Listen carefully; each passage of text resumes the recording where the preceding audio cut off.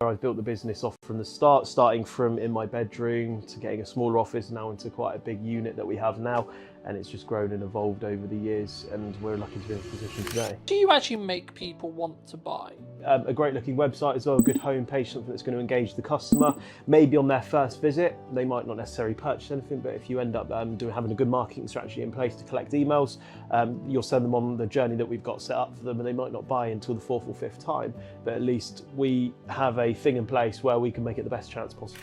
But I think, is it just like you have to keep that momentum to, I guess, be successful on social, would you say? Yeah, consistency is key, because obviously the more consistent you are, the more views you're going to get, the more followers you'll end up getting. Cool. Hello, my friends. I hope you're well. I hope you had a great day, evening, or night. Today we're with Ben talking about how to actually run an e-com store, what role social media plays, but also what's missing specifically in marketing. Hello, Ben. Hello. How are you? I'm very well, very hot at the moment. It's not the best day to do this, but here we go. We're here on a Saturday, working. So good on us, I guess. For people who don't know you, what do you do? What are you known for? What are we like? What is the kind of infrastructure and like the business model? So I have an e-commerce store, and I have been doing that for the last 6 years. Specifically, I sell pre-loved terrace wear fashion. So looking at brands such as Stone Island and CP Company. You can't go to the football without seeing these brands anymore. And that's just where I've built the business off from the start, starting from in my bedroom to getting a smaller office now into quite a big unit that we have now. And it's just grown and evolved over the years, and we're lucky to be in this position today. Do you think you're quite I guess I was going to say like a new way of looking at this kind of business? Because I think traditionally you would have like a clothing store, right? Like the TK Maxx's of the world equivalent, right? What made you want to, and was it always the plan to have a website rather than, and do it through, online sales rather than necessarily, right, we're going to have a 2,000 square foot or £2,000 a month, whatever it ends up being, like retail location to sell our product? Well, the perspective for me was that you're going to pay £2,000 a month for a retail store as it is, and that's without building up any customers, and that's very much limited to who you can target as well. So having a retail store, not everyone's going to travel hours down to come and see you without a reason, but whereas if you have a Shopify store which costs $39 a month, you can get anyone all over the world to have a look at your store. So that was always the passion and drive for me, to spend $39 and then I can have everyone shop. But of course, with an online store, the conversion rate's a lot lower than you would if you have someone coming into your store, because you kind of get that feeling of, I really want to buy that, and you'll probably buy it in person, whereas if you look at it online, you end up just cutting it off and not buying it. How do you, maybe on the website or like, we'll get on a social, I'm sure, but like, how do you actually make people want to buy online? Because I've always been like, unless you're like the Amazon, right, and I've got a specific destination or a specific thing in mind, I'm going to go click, click, done. But if you're not that, how do we get people to sort of go to the website and then actually make a purchase? Because I think that's the struggle. Because, you can push traffic to a website, but it's then how do you convert that traffic into baskets, into sales, into, people actually buying the things you're selling? So it's all to do with sort of like specific stock buying as well, making sure we have the right products available, because if at the end of the day, if you've got a store full of stuff that people don't want, they're not going to buy it. But if you buy the right things, it's going to look great. A great looking website as well, a good homepage, something that's going to engage the customer. Maybe on their first visit, they might not necessarily purchase anything, but if you end up having a good marketing strategy in place to collect emails, you'll send them on the journey that we've got set up for them, and they might not buy until the fourth or fifth time, but at least we have a thing in place where we can make it the best chance possible, because not everyone on your website is going to buy something. That's just kind of standard. So do you think it's more about someone hits the website, maybe they look at something, then they'll come back, and they'll come back again, and then the fourth time then they'll buy something, more than hit the website, buy? Yeah, unless you're specifically looking for a certain product that we have, people just tend to, because I don't really release my drops before, I don't show people what we're going to drop. So a lot of people go on there to see what we've got, and they might not necessarily want anything, but they all still go on there until they find something they want. So they might not kind of find anything for the first couple of weeks. But because we've obviously built up a lot of cash flow in the business now, there is always something available for everyone. So we make sure we cater for every single size, from anything from size small to 3XL. And so there is something for everyone, but not everyone's going to check out, and that's just kind of what you got to put up with.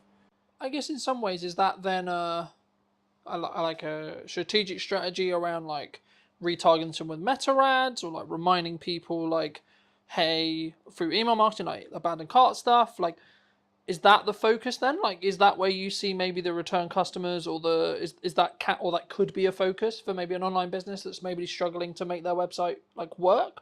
Yeah, Would you so say? I would say other businesses, make sure you focus on retention marketing, making sure that the customers that you do get, they make sure they return and have no other reason to shop with another store. That's standard for online businesses. Email marketing as well. People might still be shopping around for that sort of stuff. They might have just forgotten who you are, which is pretty standard. Be like, hey, we're still here. That can drive conversions as well. And it's just making sure that you keep them in that sort of like customer journey and make sure they keep coming back. So we've currently got a 12-month journey set up. And at the end of the 12 months, if we can't retain the customer, we will stop emailing them. But that's kind of how we've retained our customers over the years. What kind of timeline would you say that? Because I think sometimes email marketing is it's a very traditional sense of marketing, but I think sometimes people look at it as we do a sequence, maybe 30 emails, 60 emails across like 2 months, and then I think there's a balance, right? I mean, what would you say? Is it like a daily thing, like in regards to like how you send them and like what you send? And or is it actually like we're going to send you one a week or two a week? Like, how do you structure that from your perspective? So we don't want to hound the customer, because if you keep daily emailing them, a lot of Chinese companies do it. They just hound you every single day. I bought something from Alibaba. I get an email like 4 or 5 times a day, and that's enough for me to block them. But we kind of just send something to them in like a structure, maybe like one week, and we won't email them for another 6 weeks, and then 12 weeks, and then 6 months, then 9 months, then 12 months. So we don't hound the customer. Also, not hounding the customer and sending loads of spam emails will make it go into not make it go into their junk box either. So it's important to look at that as well, and just not absolutely hound them every single day. And what are those emails? Is it just like, hey, we've got a new thing? Like, is it news? Like, how do you structure those? So we've got a load of different sort of email structures for certain customers. So for example, if you bought something, there's always a thank you message that goes out. We've also got stuff maybe a week after they purchase, be like, how did we do? Leave us a review. If they haven't purchased in a 3-month time frame, then we'll send them an email, possibly with like a discount code. We're also looking at making a monthly newsletter as well, because a lot of customers are interested in what we do, what's evolving, what's changed, and to send out a monthly newsletter to be like, hey, we've done a podcast this month, or we've renovated the office, and just little things like that, because a lot has changed in the last 8 weeks, and I would love to tell the customers. So we haven't got that set up yet. So I feel like the customers can also almost feel a part of the business when you start emailing them with these sort of really nice things as well. Do you think that sometimes people either get overwhelmed with the number of channels that people say should market, right? So people who follow the show, they're like, you need to do video content, you need to do a podcast, you need to do email marketing, you need to do social media, you need to do... Would you say people get easily overwhelmed? Yeah, like with so much going on with social, yeah, and the marketing channels they could be on. It's quite difficult because there's so many social channels and so many places you can market to nowadays. And I feel like if you primarily focus on Instagram and TikTok, all of the content you post on TikTok, you can also post on Instagram as well. They were the two that I really focused on and got good at, and also built up the following on. But obviously there's places like Twitter, which not a lot of people in my industry use, which I don't use too much at the moment. You've got Facebook, there's loads of other places. YouTube as well is a really important one, which not a lot of businesses do. And I feel like the reason people get overwhelmed is they try and just do it all on their own. And when you start outsourcing these things to people, work it for the first 2 years, get it really good, but it's good to the point where it's too busy, outsource it. And that's what people do. They get themselves overwhelmed because part of growing a business is starting to outsource things to other people. For example, Elon Musk, did he do everything to earn his $1 billion, or did he outsource a lot of his sort of things that he needed to do? And that's kind of the direction that I've took. People don't want to spend money in their businesses. They don't want to spend £800 a month for a social media manager, but that £800 that you spend on the social media manager makes you productive in other areas in order to grow it elsewhere. And that social media stays really high because you've got someone paying £800 a month for a £4,000 return on investment.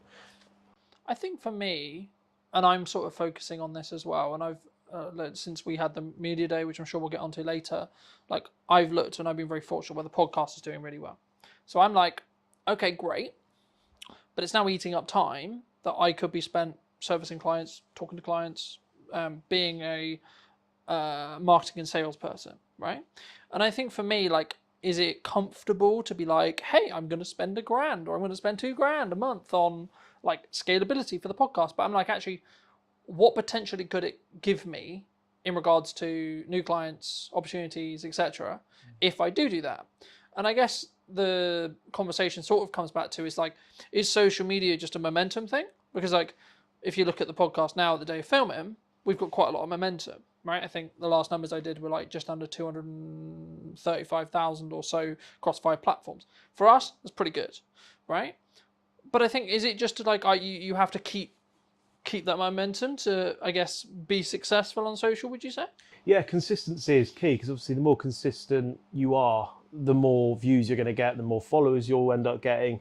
And obviously if you've just stopped dead for 6 months, a lot of the people that were watching, because the way the algorithm works, you're just popping up on their feed based off of what they sort of search for. And if you're not creating new videos, they're not going to get shown, and people are going to just slowly forget about you. So the most important thing about social media is staying consistent. And this is the problem I had. The business was growing so much that I didn't have time to do social media.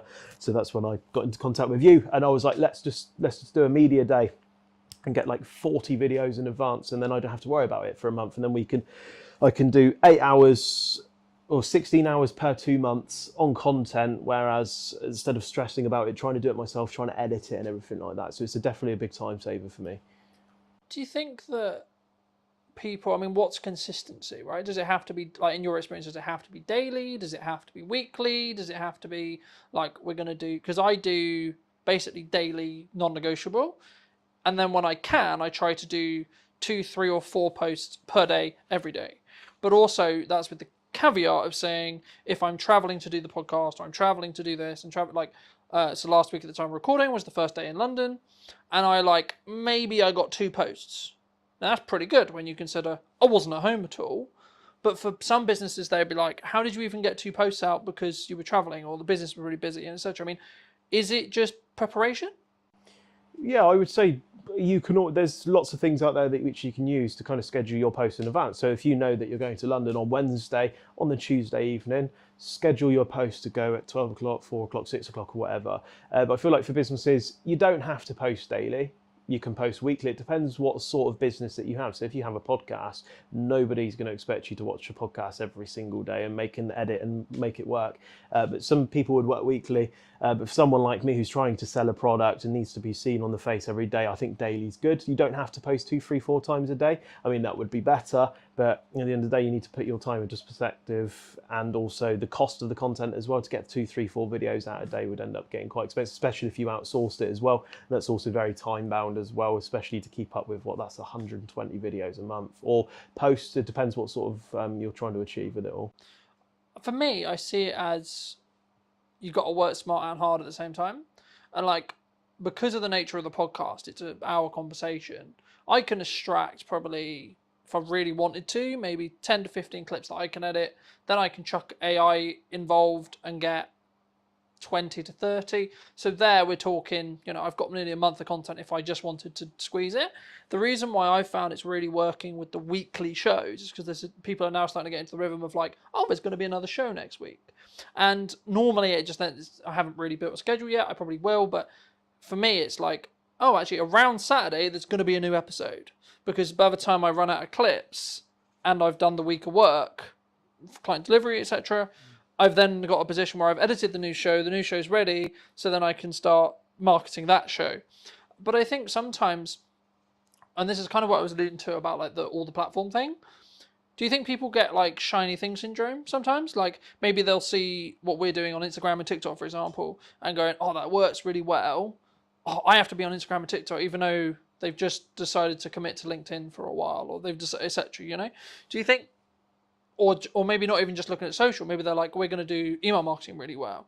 Do you think that people should sort of commit instead of like go into depth on, we're going to get really good at this one thing, rather than we're going to try and do, we're going to build up this side model and we're going to do this. And the same in business. So instead it's like, we're going to have a coaching model, then we're going to have, we're going to sell products, and then we're going to do events, and then we're going to do consulting, and then we're going to do marketing, and then we're going to do media days. And so, do you think that's a bit, can that be, because obviously it's good to diversify, but when does that get too much? I guess the question comes, do you think? Well, if you put it into perspective, if you leave a plane on autopilot and jump out, it's going to run out of fuel. So to focus on one thing at one time, to make sure it gets to where its destination, to put the plane theory is, making sure it gets to its destination before you do another project. So I would always say focus on one area, get really, really good at it, and then look at other things as well. Because if you don't master that thing, you're never going to become really good at it. So if I just focused on LinkedIn, and then I just left it halfway, and I thought, nah, I'll have a look at that in a couple of months, and I started focusing on Instagram, you're going to lose the touch that you started to build up on LinkedIn, because people that saw those daily posts that started to really enjoy what you do, they're not going to see that content anymore, and they're just going to be like, oh, that's a shame, and I'll go and look at someone else that is doing it every day. That's the mistake that I made with YouTube, and that was just more of a time thing for me. I started doing these videos, just vlogging my day, what I'd done in the office, and a lot of different things that we get up to in the business. And I'd done that consistently for about 2 months, which built up a lot of traction. A lot of people were there, ready, interested, and it just got too much because the time thing for it as well, because you spend probably maybe 45 minutes worth of clips every single day, which isn't too much of a problem. But it was the 2, 3, 4 hours a night that was editing it. But I could only keep it up for 2 weeks because you're trying to run a business around it as well. So I feel like if people stay consistent and get really good at that one thing to the point where you could pay someone and outsource it to keep it all going, that's where you want to be. Because I feel like if you put half-assed effort into something, you're never going to get that full reward that you could potentially get out of it. Yeah, I agree, but I think it's also like you have to, it's how you show up as well. Like that changes how you show up. Because I think for me, like if I'm very focused on, so like for between now and the end of the year, only things I'm really marketing, like I have 3 main strands really, but the third one isn't really, it kind of happens passively. The first is the podcast, the second is the event in September, and then it's the service. But the service is a byproduct of everything else. So actually, I don't really need to market the service anymore. There'll be the odd video that's very specifically led towards that, but it's less important now because I've got infrastructure and I'm really far ahead regarding the podcast. So it actually allows me to go, when I'm really busy with client work and when I'm really on client delivery, actually takes the pressure off a bit because I don't need to go, oh shit, I need a guest for like Wednesday so I can get it edited and ready for Monday. I can just go into the archive. And I think for me, one of the first conversations we had was about creating a content surplus.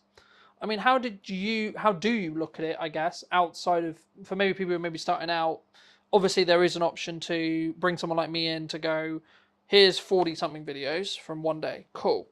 But if people maybe aren't ready to do that, how would you say they could create a surplus of content? Well, I've learned quite a lot since doing the media day with you, because my social media for the last 2-3 years, where I've been taking it quite seriously, it hits levels of inconsistency sometimes where I don't have time.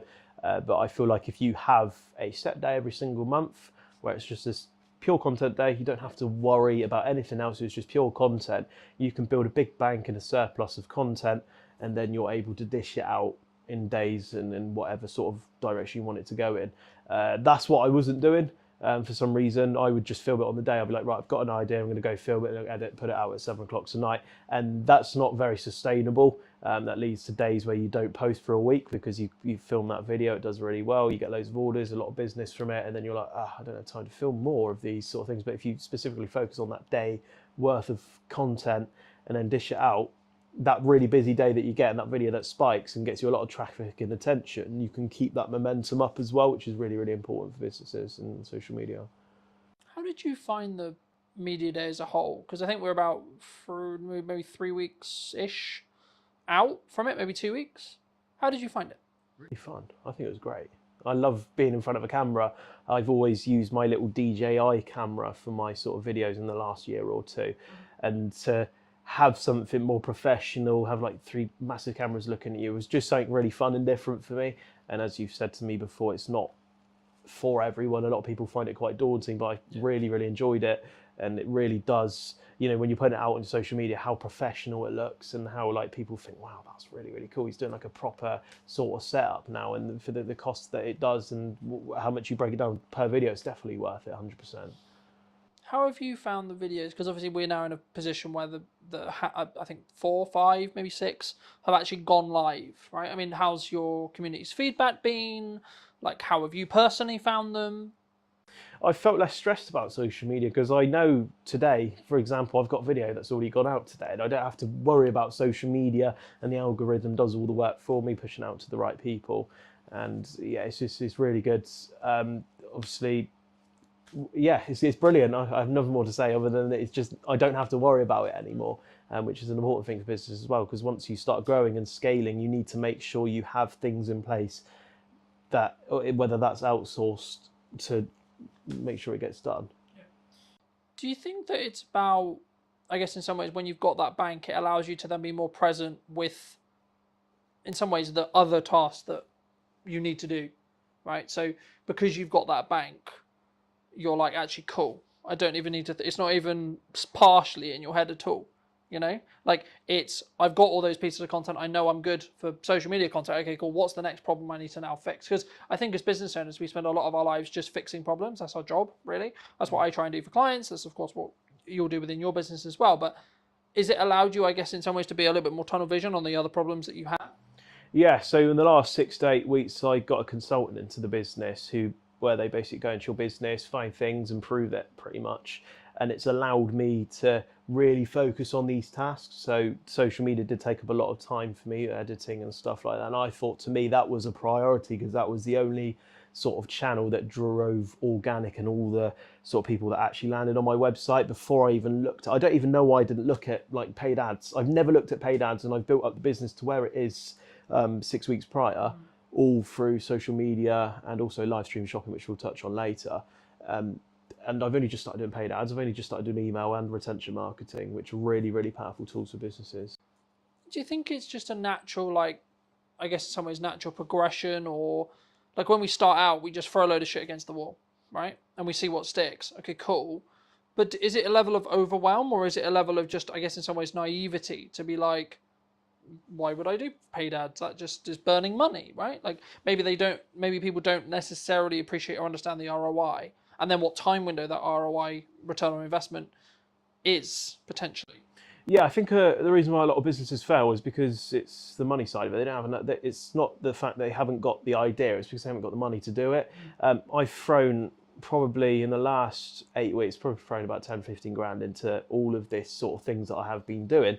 And businesses might not be fortunate enough to have 10 to 15 grand to throw at these sort of things, especially with meta ads as well, because you can't just throw 1,500 quid into your meta ad strategy and expect it to work. And that's why you start doing little tests and stuff. I probably spent maybe £800-900 before we got the right strategy and the right cost per click and make sure that it works. But what people don't understand is that you spend £1,500 on ads, they think, what am I going to get out of that? You've got to measure, for every pound that you spend, I'm going to get X amount back. We're currently, for example, Meta, for every pound we spend, we're getting £5 back. And that's where you want to be with businesses.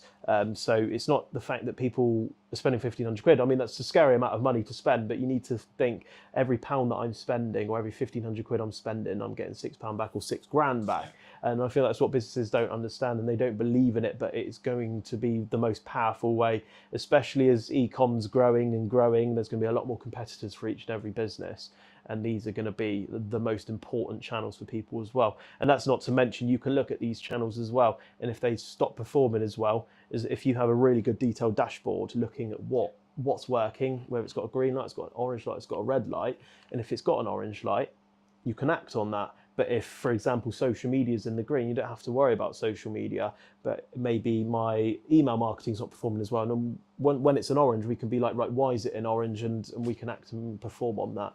So it's important to have a look at those sort of things, and definitely read data. Data is very important as well. That's what my consultant has really been driving into me. And I've learned in the last 6 to 8 weeks, absolutely loads of stuff that's so powerful for me to take on and learn and also talk about as well. Yeah. I think sometimes we get maybe intimidated by data, right? Like maybe we'll see a video that gets, I'll use an example for you on your feed. Like maybe you get something that gets 10K views, and then you get the next one that's maybe like 1,100 views. And I think maybe someone would say, oh, the 10K must get you more business.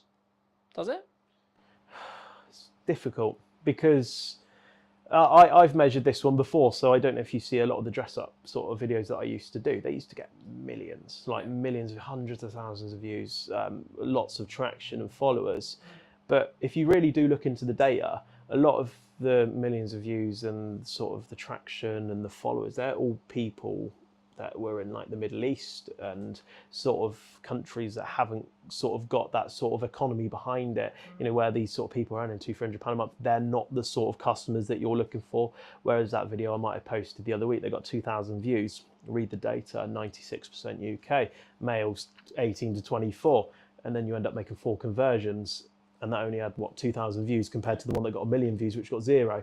I think I was obsessed with numbers for quite a long time. How many followers have I got? How many likes did that post get?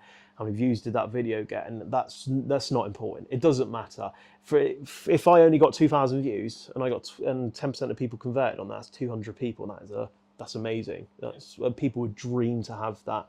Whereas if I get 1 million and I got 0 conversions, but a lot of people would look at that and think, oh, that video is better because it got 1 million views, but that's not always necessarily the case. Yeah, and I don't think it's just as simple as like more views is better, but also I don't think it's actually necessarily less views if they're the right views are better either. I think this is where your data has to come in and you have to actually know to an extent, you kind of need to know your shit because, like, I'll give you an example. I track every month. I track what is the overall views that all of the videos, all the posts, everything that I've done in 4 weeks got. What's that currently last 28-day number? And what was the last 28-day number? Now, if you're following that logic, Cartman cares about views. Okay, but then the next metric I track is how many sales have I made related to that jump, right? So, or how many potential deals or conversations have I had that could lead on to pipeline deals, right? And it's like, actually, then when you look at it that way, you're tracking all 3 metrics that matter. And I think sometimes, especially when people start on social, they just want the million views. They just want the 10 million views. They just want I'm going to gain all the followers in the world, blah, blah, blah. I mean, looking at just interest-based graphs, followers are becoming more and more irrelevant, to be honest. Sorry to say. But they are, because you'll be served content you enjoy. Simple as that, really. Right? Now, there's a difference between having an email list, because that you kind of own that data, right? And that's, I guess, the benefit of doing email. But we touched on live streaming, and I'm going to sort of tackle it as a live streaming element as a whole. I mean, because I'm looking to live stream the show, right, the podcast, in the next couple of weeks at the time of filming. What benefit do you gain from live?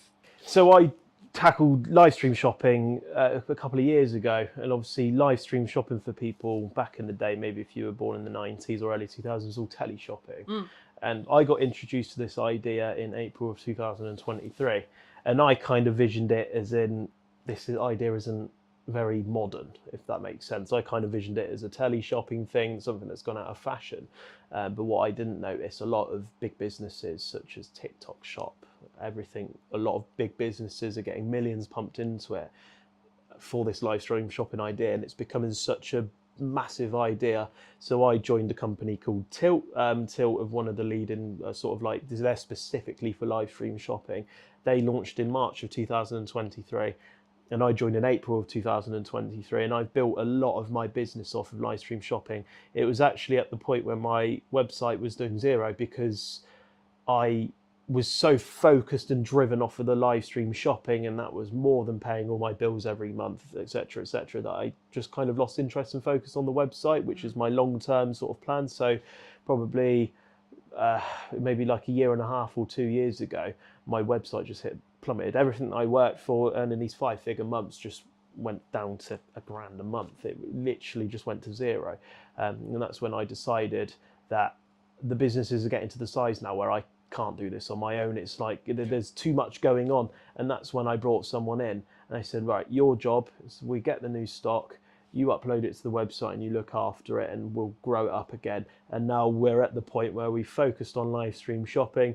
Also, the website's up and better than it ever was before. But I always do wonder in the back of my head, if I didn't let go of the website and I'd done that earlier, would my website be 4 or 5 times what it is now? But everything happens for a reason. But sort of live stream shopping is massively powerful. So if you are in that e-com space, especially with what I do as well, it's maybe for like a business like yours, obviously live stream shopping itself might not be the right fit, but for people that sell a product, whether that's jewellery, clothing, new clothing, shoes, anything like that, seems to be a really powerful tool at the moment.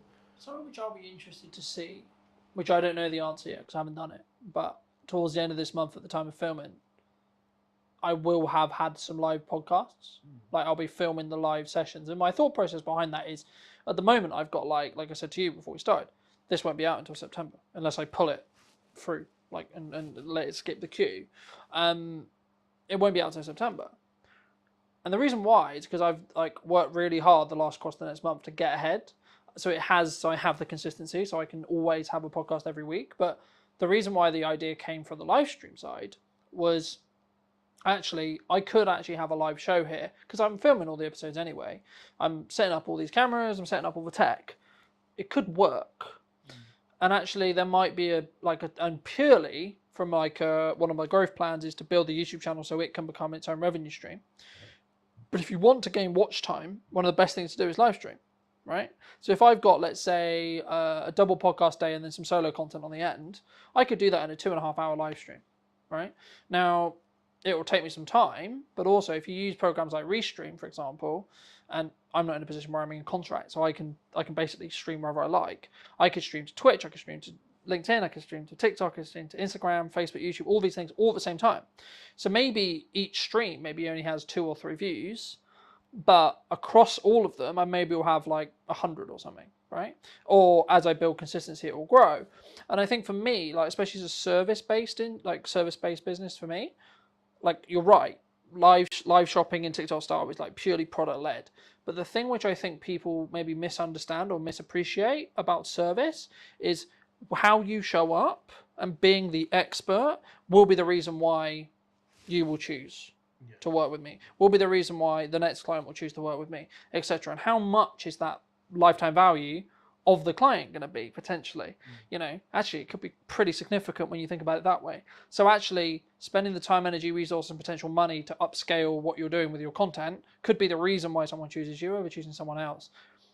But before we move too far away from like your live sales, live product sales, would you say, if you're happy to share, like what is your percentage between your revenue from a website versus the live side? Well, I don't mind going too much into numbers about it because I think with the way HMRC is going now, it's going to be all on there anyways at some point.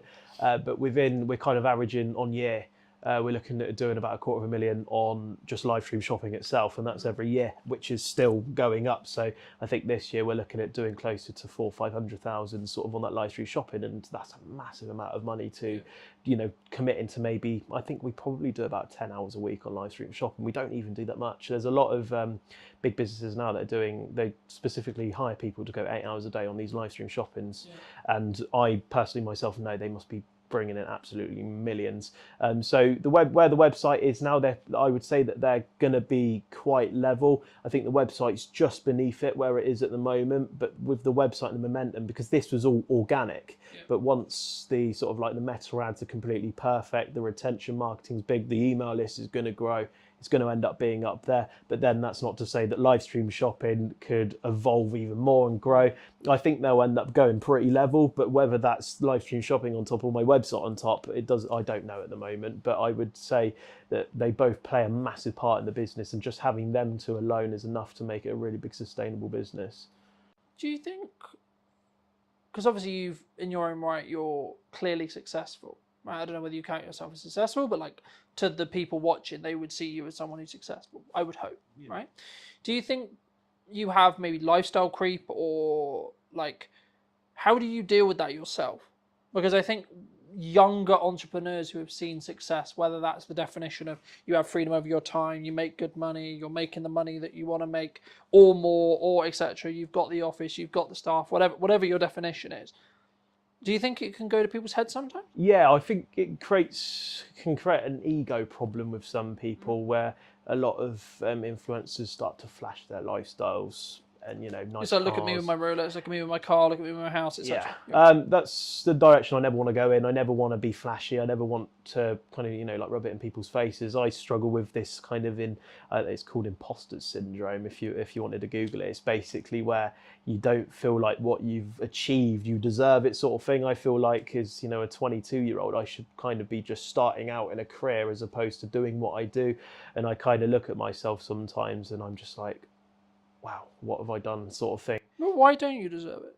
Because you've worked hard. You've worked hard for a long time. I know your story. And we'll give a brief. Do you want to give the audience, my audience, a little bit of a brief synopsis who maybe haven't seen the video we did in your media day about sort of how you got here? Because I think it could be perceived as like, oh, Ben's doing really well, right? As I alluded to before.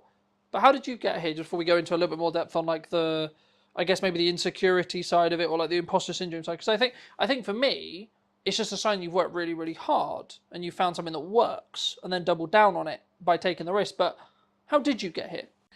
So it all started back in lockdown of 2020. I think that's where a lot of kind of online e-com businesses started to really sort of like kind of drive to an extreme level because no one could go out The shopping. rise of everyone being locked in a house. Yeah, I mean, you can go to the pub. That's a lot of where people spend their money, and people had a lot of disposable income, so they're spending on these stores.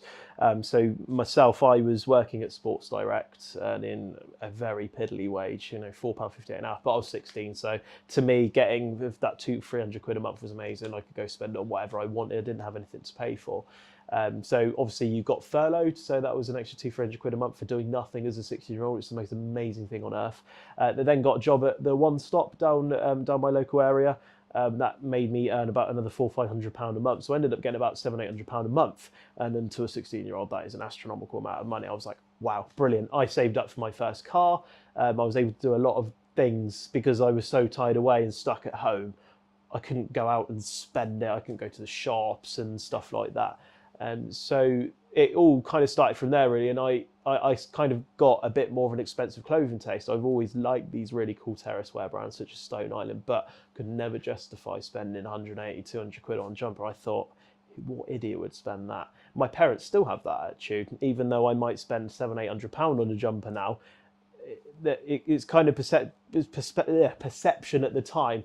That was a lot of money, and that what drove me to start looking on places such as eBay and Depop. The Vinted was in sort of like the horizon at the time, but it hadn't really grew to what it was today because their business model was amazing. They started doing buyer fees as opposed to seller fees, which drove a lot more people to sell on there. Therefore, a lot more people went on to there. But that's obviously another conversation. But I started shopping on there, and that £200 jumper that I was looking at, I could get it for £80, and I was like, amazing. So even though I was earning better money for my age, I was still being quite sensible with it. I think that's what I've always been quite lucky with, is spending money, but spending it in a sensible way. So if I am going to spend a lot of money, I need to make sure if I spend that 500 quid, I'm going to be spending that 500 quid in the most sensible way possible.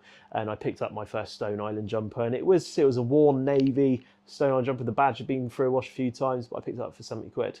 And when I put that on, I was like, this is amazing. I've got that £200 feeling for the price of like the third of it. And that same jumper, I sold it a couple of months later, even though I must have worn it to death, spilled so much stuff down it, all that. So I sold it for 100 quid, and I ended up making 30 quid whilst wearing something that I felt that I got that same experience with. And that led to one another. I bought another jumper. I paid another £70 for it. I sold it for 100 quid again. And that's when I got the bright idea of I'm possibly going to start buying stuff specifically to sell it.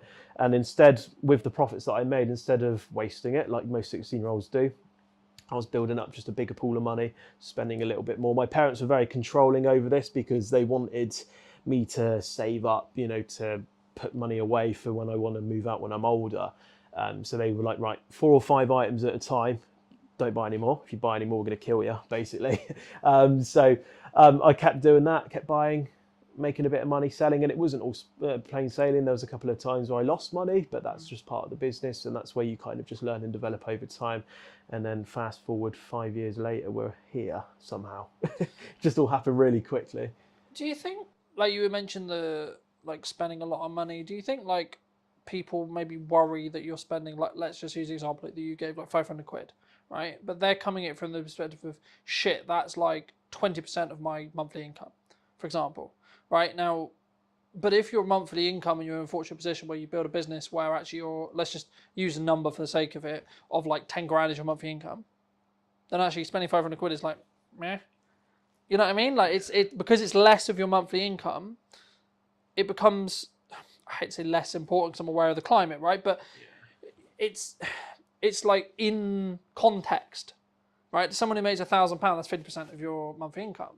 But if you make 10 grand, that's like around 5, maybe less, And And I think for me, it's like actually, especially if you're then going to make money from it, or like you see it as an investment, or you can actually justify, or it is an investment in respect to it. The implication is you're going to spend this money. I'm going to spend this £1,000, £100, whatever it is, and I'm going to get 10x. I'm going to get 5x. I'm going to get etc. Is that the? Do you think that's the reason why, like your parents or like your friends may be like, oh, don't spend this money? Yeah, I think going early days, for me to spend £400-500 was a massive deal. That's a massive amount of money. But as you say, as you grow and develop, the more money you earn, that £400-500 becomes less and less. And it doesn't matter as much as how humble people stay. Your perception of money seems to kind of go out the window a little bit. For me, for example, in the most nice way, humble way possible in front of the camera, for me to spend £1,000 on a new fridge for the office isn't very much of a big deal to me as it was when I would be 16 years old. And that, I think, regardless of how humble you are, wherever your beginnings were, I think that's always something that it's just going to naturally happen. Do you think that also comes because, we've spoken about it before, but I think it's I guess in some ways a lack of understanding that there's an abundance of work. Because like in my industry, people have said to me, the creative industry is really hard. But I'm in a position where I'm like, how do I say this nicely? No. No, it's not. And I'm very cautious when I say that because for me, I'm aware that it's because of the output. It's aware because of the work that I'm doing. But it's also because, for me, to an extent, it's like I know what works with marketing now. Yeah. And I'm clearly doing something right. So it's like, let's just keep doing that. But also, as I win more work and as I have more cash, then the pressure comes off a little bit. So I think, is it just a perception thing? And is it just, because I've always said to people who are like, oh, it's really hard or things are really difficult. I'm like, yeah, but when did you last market? And they're like, oh, 6 months ago. I'm like, wow. Yeah. Hate to point the finger, but no shit. Yeah, Do you think it's just a perception thing? Yeah, perception. It's just kind of because I know now that if I want to spend 50 grand a month on stock, to the average sort of like person, they're going to be like, oh my God, if you spend 50, what if you lose that money? But I know now if I invest that money, I know what I'm going to get back out of it. And I think that's just something that you learn over time in business. So if you have a service business, if you spend X amount in marketing on ads, for example, you know that for that investment, you're going to get X amount of revenue back from it. And if you get that perception over that sort of thing, then you kind of relax a lot more.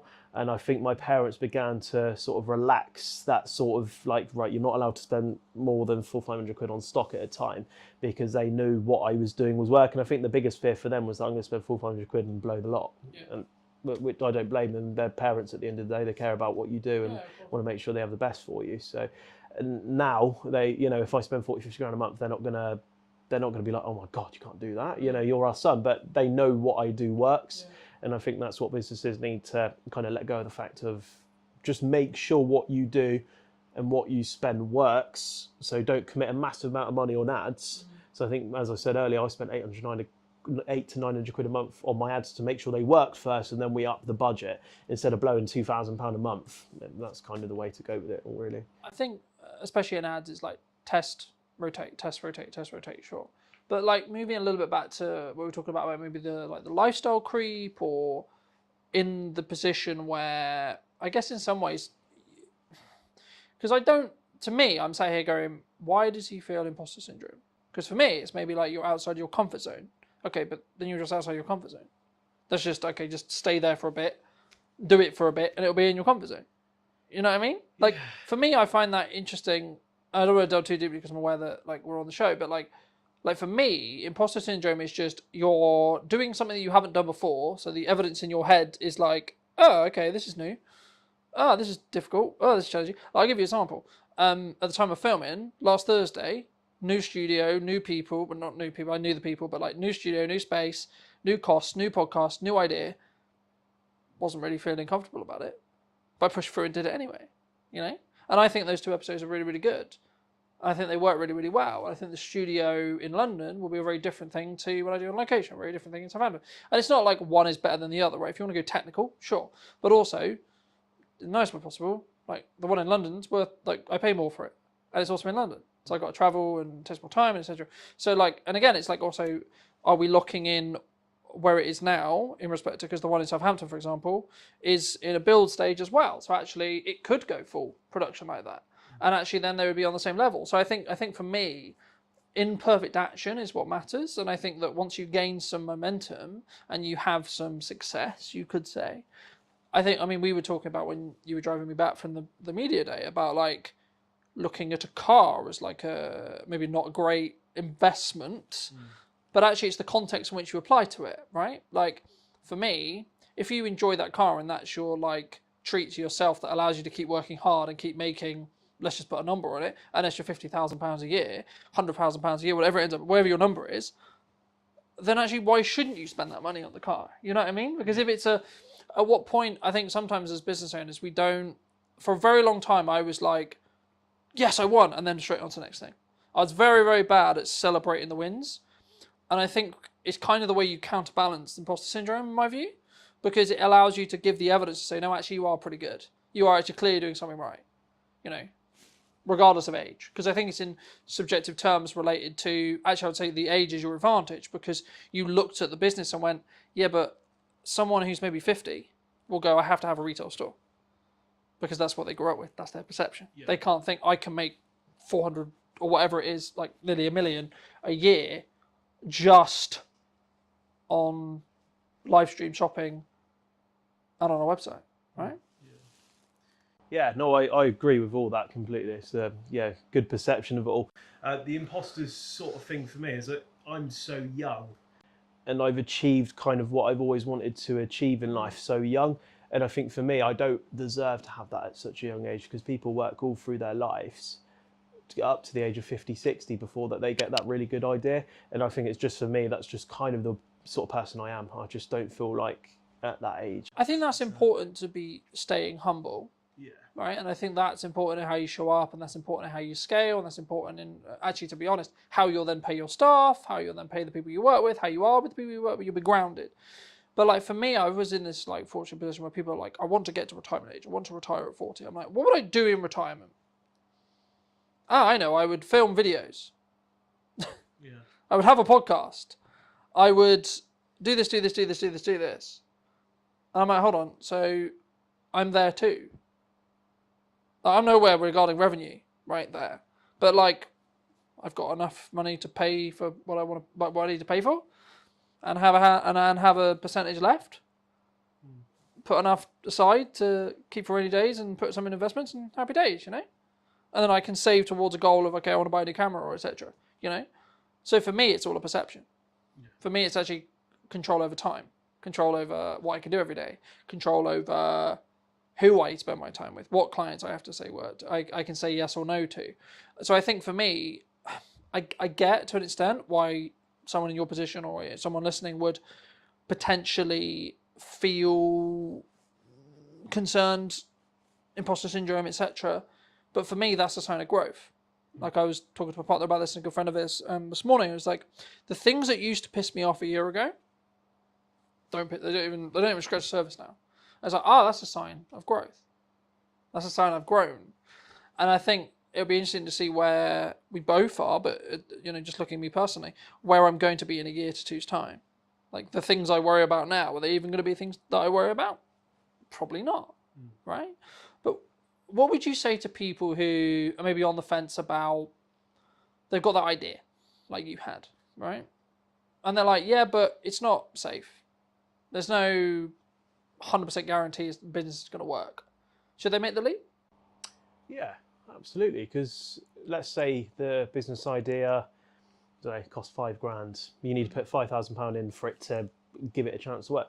But you'll spend £5,000, and that to everyone that's a lot of money, isn't it? To spend £5,000 on an idea. Cut, that's £5,000 £5,000. But you know, people will go and spend £400-500 a month at the pub, and that accumulates over a year as £5,000. So if you save that, stop going to the pub for a year, to people, that's what they enjoy doing. But let's say if you cut that out, put it in a pot, and then at the end of the year, try that idea. And then you'll be able, and if that idea works, you'll be able to do that business, plus go to the pub and still have money left over. So I think try it. But at the end of the day, for businesses to work, you've got to take risks, and take risks important. If you lose £5,000, make that £5,000 back again and try the idea and do something a bit different. Do you think it's worth the lessons that you might learn in that though?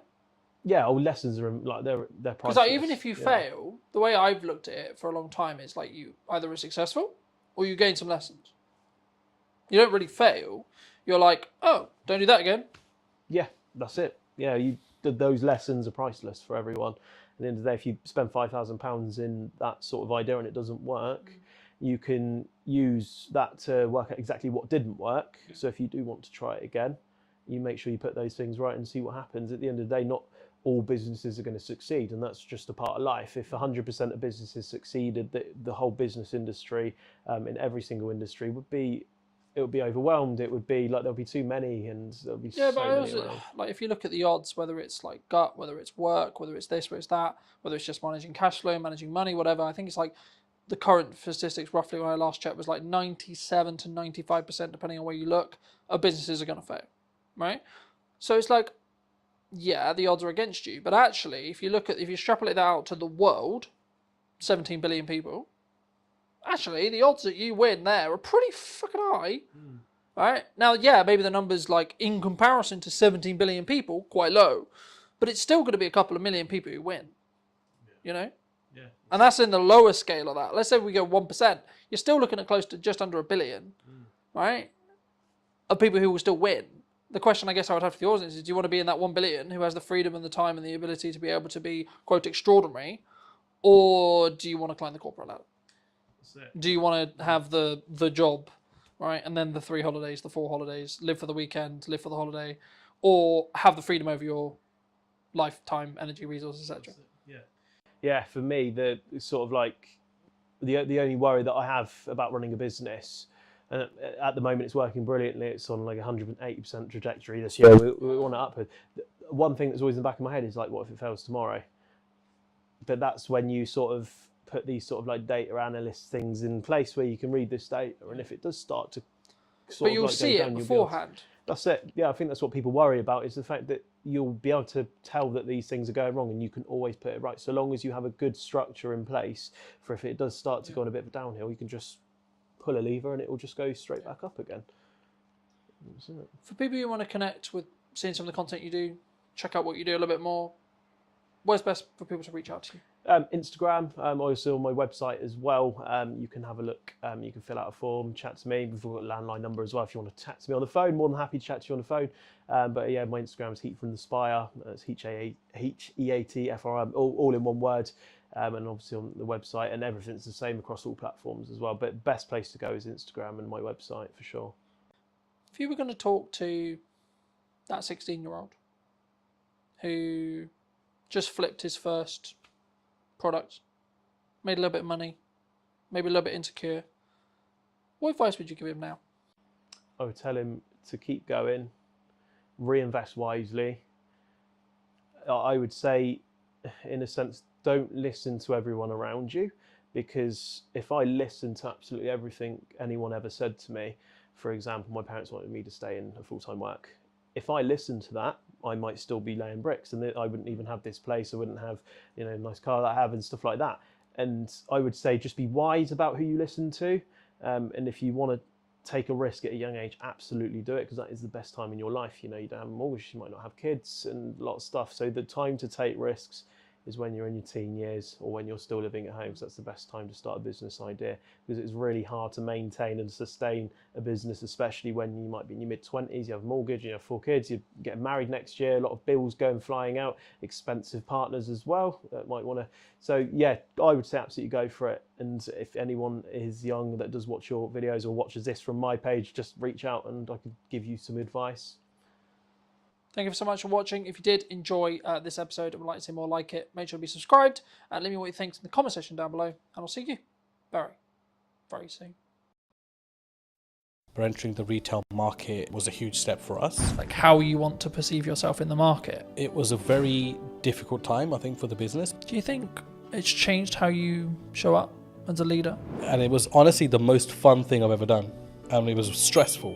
What do you think's missing in marketing right now? When somebody rebrands, the general question is, has the company been dissolved? Like you want to, in some ways, make him proud first. I think if you've built brand loyalty, and by that I don't mean you're selling millions of products, but if people trust in you, I think as a person, you'll automatically gain respect within the market.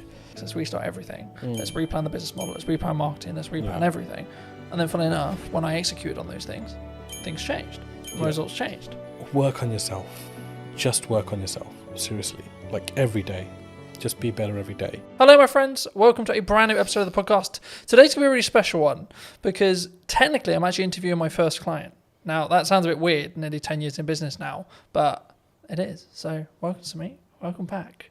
It's been, I think it's actually been, nearly 4.5 years since we've actually seen each other? The last time I remember, I think we were shooting something on top of a car park in Salisbury. Yes, we did. And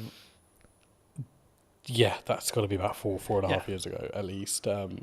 So yes, it's great to be back and great to see you after all these years as well. I know. Yeah. Super good. I mean, you were actually under a different brand then.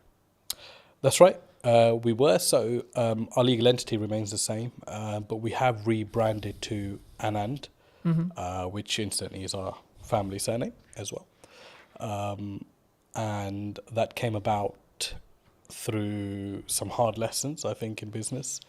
One of the ones being most probably that you never really stop learning, I think, and when you get to a point where you think you've kind of, worked everything out, there's like this curveball thrown at you. So that was sort of what happened with us as a company. There were some legal obligations that we had to meet, and the old brand no longer resonated or could technically be used moving forward. So I think it all came about because we entered retail as a business. Predominantly we are wholesale and hospitality, but entering the retail market was a huge step for us and sort of at a national airport as well. So when that came about, I mean, it was a huge shock to the system because we had just launched this huge sort of project. There was 2 or 3 in the pipeline, and then all been vetted and all sort of been mustered up with this brand. And then to all of a sudden launch something, and then I think it was about 3 weeks later we had something to say, there were some legal obligations that had to be fulfilled. It was a huge shock to the system. So it was a very difficult time, I think, for the business, because I think being a director, I always say you have huge responsibilities for your staff and your company. And I think I felt at that time that, this was, do or die kind of thing.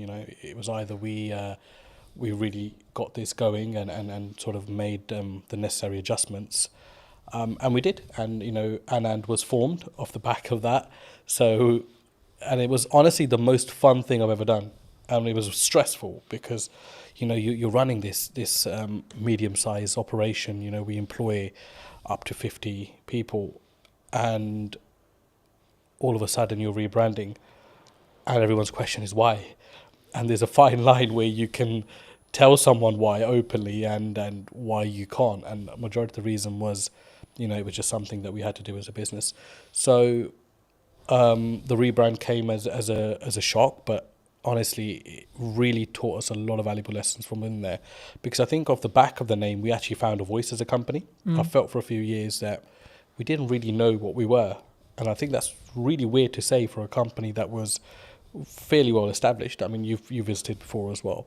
But I felt with Anand, all of a sudden, we're back to this blank canvas, right? And we're creating everything in reverse, which is the worst way to do it, don't get me wrong. But because it had to be done, it kind of forced our hand to look at aspects of business that we never had before. All of a sudden, we're engaging marketing companies, we're engaging branding companies, we're engaging companies that help you find your voice. I didn't know those things even existed. And all of that came off the back of my mentor saying to me, look, this is one of those times as a businessman where you either go big or you go home, right? And for me, it was like, we got to go big here. Like, I've invested too much time in this. Like, I've invested too many years, those sleepless nights, everything, to just, pack up and be like, yeah, we're done here. No, we're going to go big and we're going to spend big. And sometimes that's not the best solution, but we kept a control of that, because spending big wasn't just throwing money blindly at stuff. It was really taking our time, really looking at companies that met our ethos, but also companies that we felt genuinely wanted us to do well, so they didn't make us just feel like a number amongst their client base. And that was hard to narrow down, because we made some mistakes along the way there as well. And in hindsight, it's easy to say, these things happen, but at the time when you're financially forking out money, it's a huge deal. So look, it was an amazing journey, and it's been a year since we've rebranded, and I think as a company we couldn't be any happier than we are at the moment.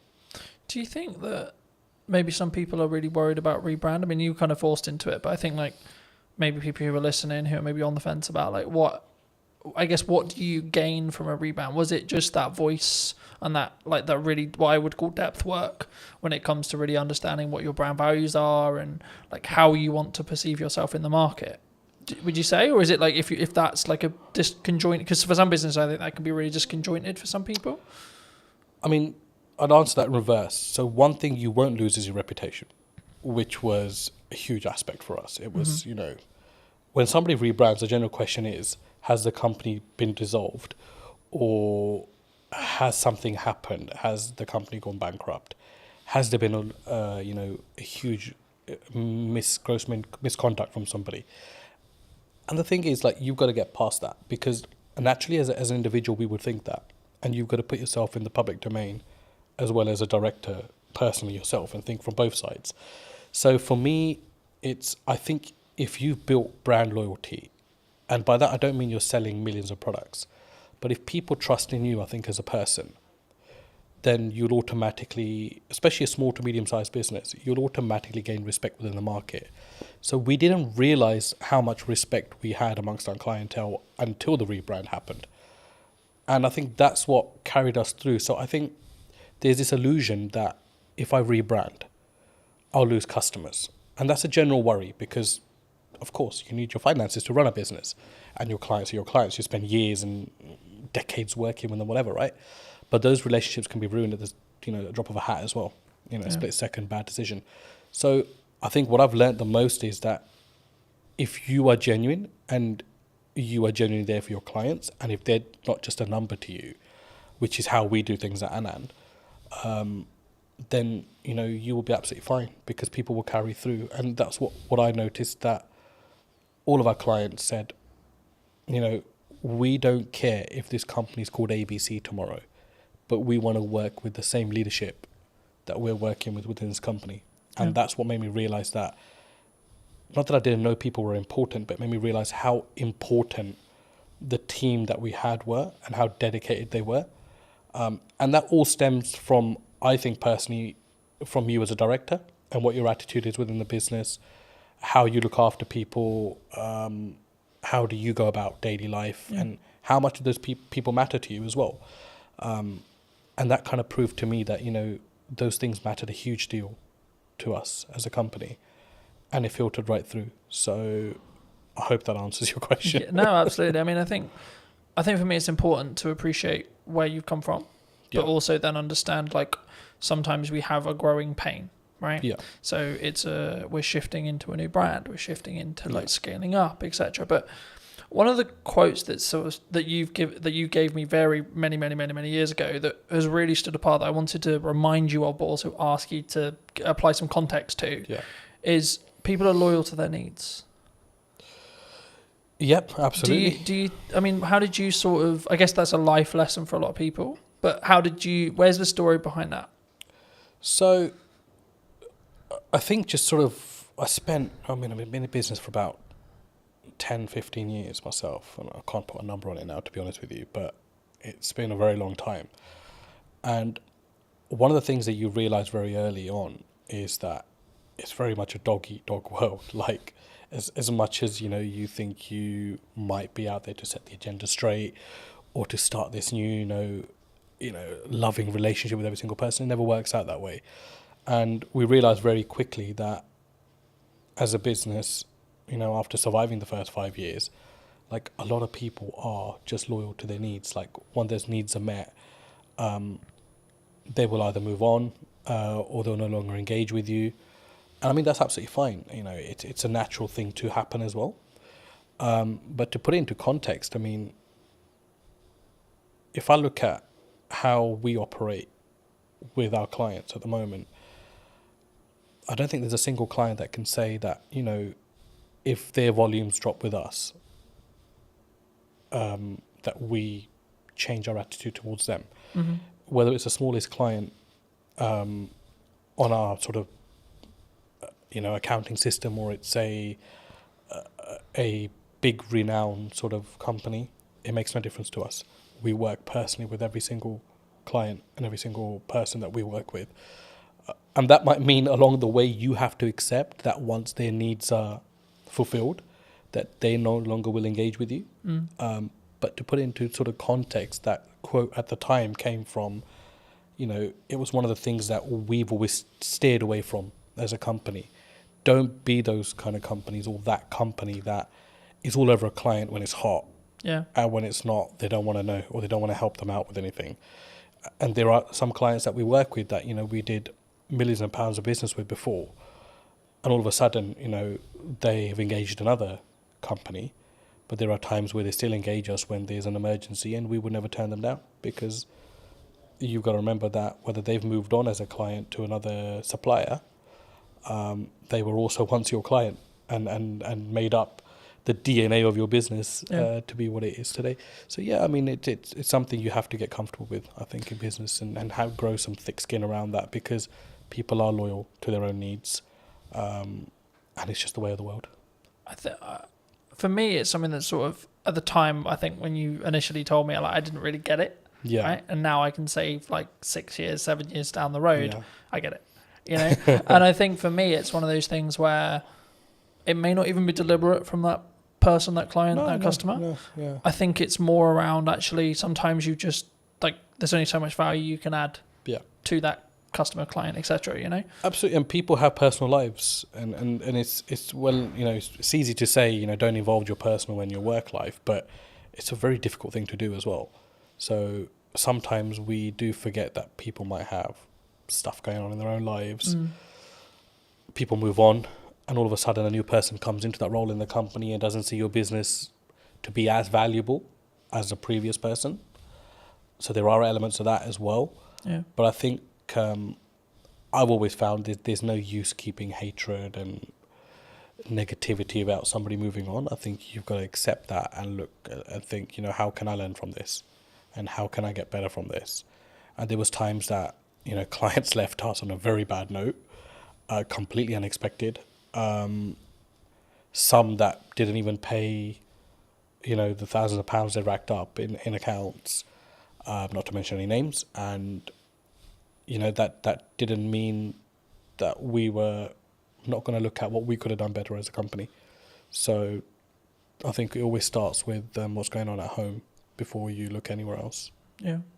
Do you think, because I've been fortunate enough to be in business and grow and scale and adapt and be in a position where I think there's always some people who are saying there's something going on in the economy or COVID or et cetera, et cetera. I mean, is it a mindset thing as an entrepreneur, as an owner? Because I've always been of the mind of yes, there's stuff going on, but actually your output can then fix your like if it's a revenue problem, then there's a solution for it. If it's a marketing problem, you can fix it. It's down to you to fix it, regardless of the economy's in bad shape. A lot of people have said to me the creative space is challenging right now, in comparison to maybe when COVID was really good, for example, where there was loads of money floating around. But it's actually, I think for me, you've got to focus on what you're doing, and I think that's the key. But I mean, in your experience, have you, is it kind of a catch-all kind of, they're just saying it because, the economy's hard, or as maybe as an excuse? Look, I mean, there's no doubt the economy is very different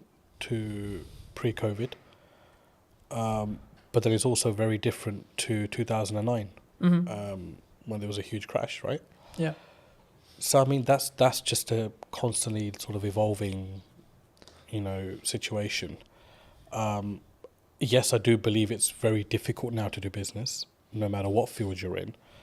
But there are some fields which feel legislation change particularly, they feel it a lot more. than some businesses. But I think you're right to say you can navigate through anything with a very positive mindset. And I think if you fold as a business, but you've given it your absolute everything, you'll sleep peacefully at night.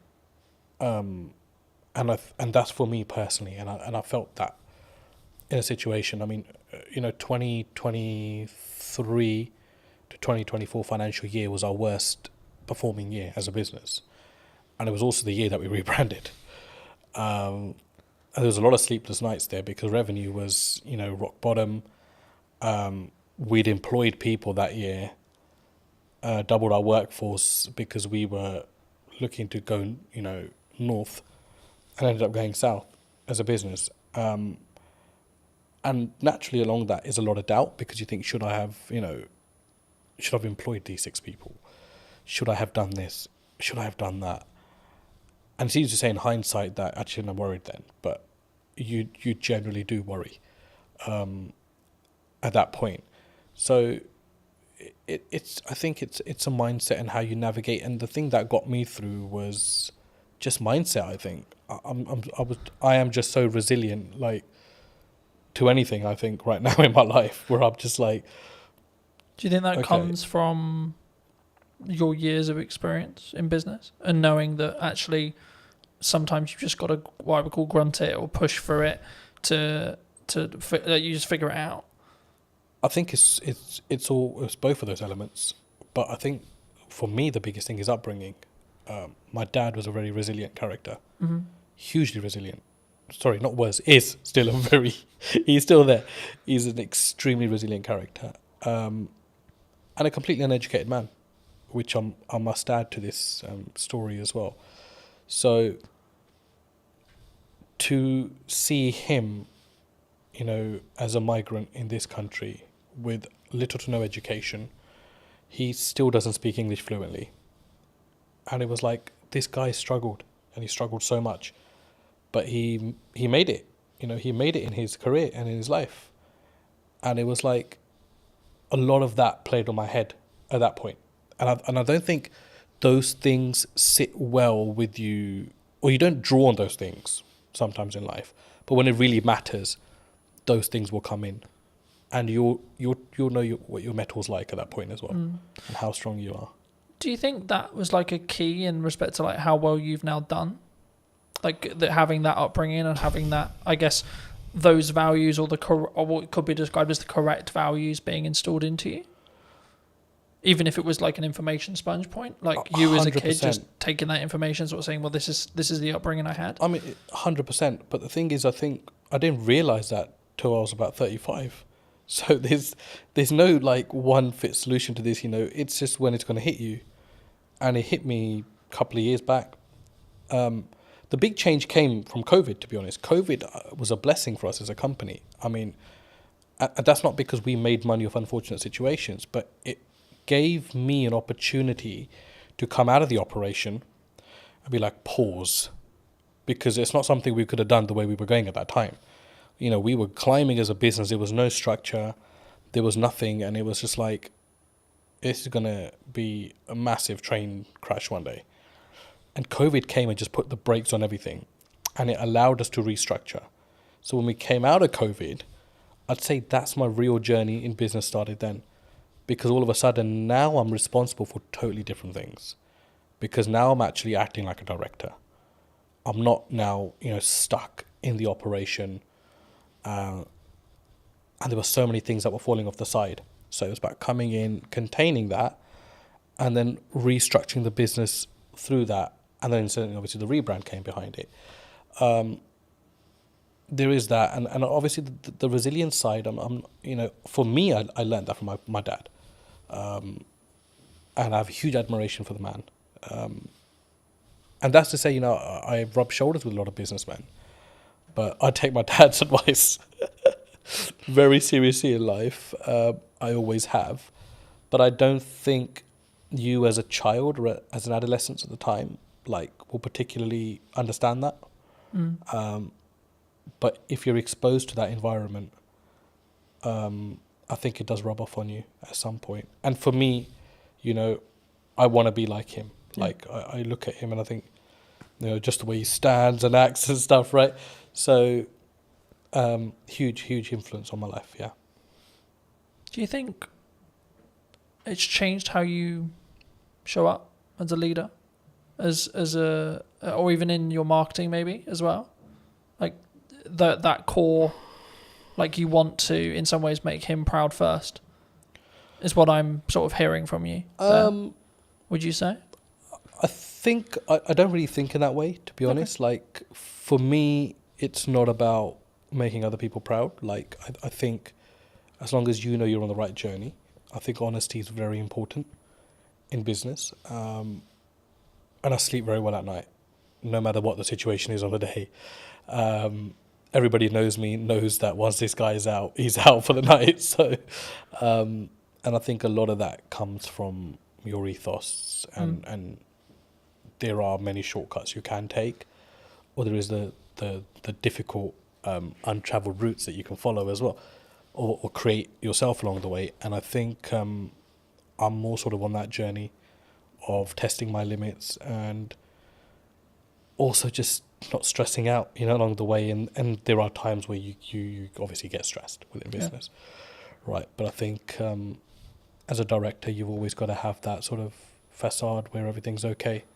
And sometimes it's not, but you need to have that because you know you need to always give your staff and your company the assurance that you've got it under control, because the buck does stop with you, the director. To install that confidence into the team? I'd like to think they're confident without that, but I think what's your problem as a businessman should not rub off onto your team, because it's for you to deal with and put those things right.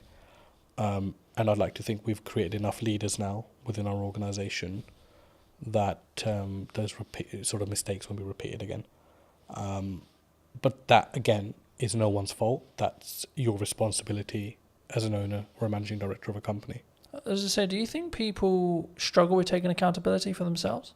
Like when things go wrong in business or when things go wrong, like they're more likely to go, oh, it's your fault, rather than it's my fault and it's what I could have done better. I think it's an easier route these days. And society kind of allows you to get away with that now. Do you know what I mean? But I think in your heart of hearts, you always know when you could have done something better. And I'm that kind of person where even if something has 0% my fault within it, I'd be thinking, what could I have done better? Or what could I have done to negate this issue? Is there anything? Do you think that what makes you stand out though? Because if we're going to say the culture of maybe the country or like the and on average it's externally. Surely the unique advantage could be, actually it's my fault. How can I do it better? What can I do? I think any great leader, you know, let's go back. I don't consider myself great in any sort of way, or I don't think I stand out in any sort of way there. But one thing I've noted is like great leaders, whether they're, you know, businessmen, politicians, war generals, whatever, there's a lot of accountability. There's a lot of responsibility they take. And I don't think you can really take responsibility unless you hold yourself accountable. I know that might not make sense, but in my head it does. So I think that's really true, and I think that you have to take a self-accountability to what goes wrong, right? Like I've spoken in content quite a lot about last year was really hard. Economically, business-wise, etc. Now, I could go down the approach of, well, it was a harder year, and it was financially this, and there was political uncertainty, and this, and this, and this. Or I could say, well, what am I doing? Yeah, right. Exactly. Like, how am I showing up? How am I? Am I leading with value? Yeah. Am I leading in the right way? What's my office structure like? What's my business structure like? And then what I did was actually go, okay, right. So clearly something isn't working. Right, so let's go back to basics. Let's restart everything. Let's replan the business model. Let's replan marketing. Let's replan everything. And then, funnily enough, when I executed on those things changed. My results changed. Yeah. You know, so I think for me, especially something that you can't overly control, right? Like who's in the government, what the government policy is, etc., etc. That's why you should focus on you. That's why you should focus on what you're doing and what your key is, I guess, in some ways. But what do you think's missing in marketing right now that people maybe don't look at, or like either what you're doing specifically or maybe what you're seeing as like potential opportunities? What I've seen, because we engaged with a lot of marketing companies before we decided to go with the one we did, it was just like how bad the quality of stuff is out there. And I don't know whether it's just that people settle for, whatever's kind of fed to them, or don't challenge back enough on things. And for us, I was like, no, I don't want to look like a Pret or a Starbucks, because those things are fucking done. Like, I don't want to be that brand. No, I don't care how they're presenting their material. It makes no sense to what we do. And, the comeback from some of the marketing companies was, oh, yeah, but, you're operating in a different domain. Yeah, we're operating in the aviation domain. It's a huge domain to this country. I mean, you saw what happened when aviation shut down with the ash cloud. Yeah. I said, we're operating in a very high marketable area. But I don't need to be another one of these brands. So there's this whole, I think in marketing, they've kind of got these slots in their head. Where, oh, okay, you're in hospitality, so let's just follow the footprint of this company. You're in travel, let's follow the footprint of this. No, it needs to be personal to you as a company. And I think no matter what size you are, I think you've got to have that arrogance, and you've got to have that strength to be like, no, this is shit. I'm sorry. Yes, you might be saying to me this is going to cost me £5,000 a month, but I do not value this at £5,000 a month. Like, this content is shit. And it was until we took that stance, we were able to filter out the companies that we actually wanted to work with. And it ended up actually being a company that had absolutely minimal experience in marketing, had a very strong presence in videography. They did some of our content. We sat down and said, we'd love the opportunity to market for you. And I was sold on the directors of that company. And I think that's a huge valuable lesson, that don't just go out into the market and think, I'll go to the marketing agency that does marketing for X, Y, and Z. No, that will not be the necessary fit for your company. You need to find the necessary fit for your company. So overall, I think it's a huge gap in the market there. If somebody's willing to come in a company and work personally with smaller businesses, I think it's a huge market, because everybody wants to catch the big fish. And big fish will potentially have the budgets just to pay and be like, yeah, the campaign didn't really work out. But as a small business, you can't really afford to do that. Every campaign has to work out. And whether you're small, whether you're a medium-sized business like we are, it has to work, because you're paying a lot of money for that to work.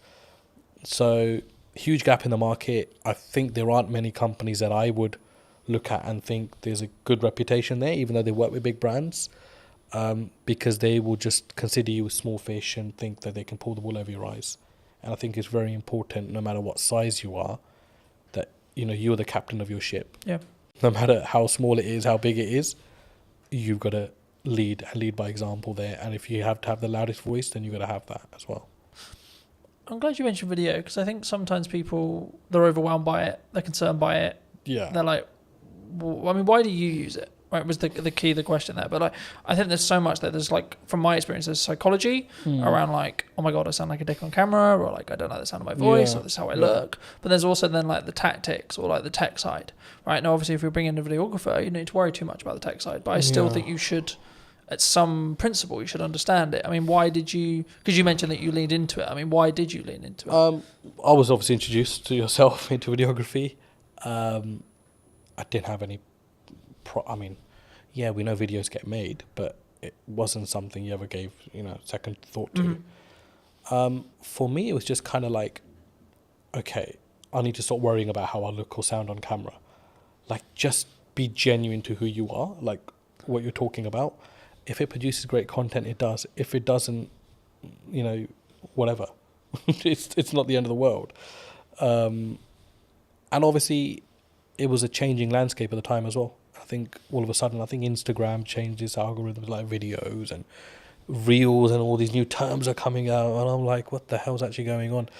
And it was just something that came about. And for us, because we're hospitality and retail catering, imagery and videography is a huge aspect of what we do, as part of marketing as well.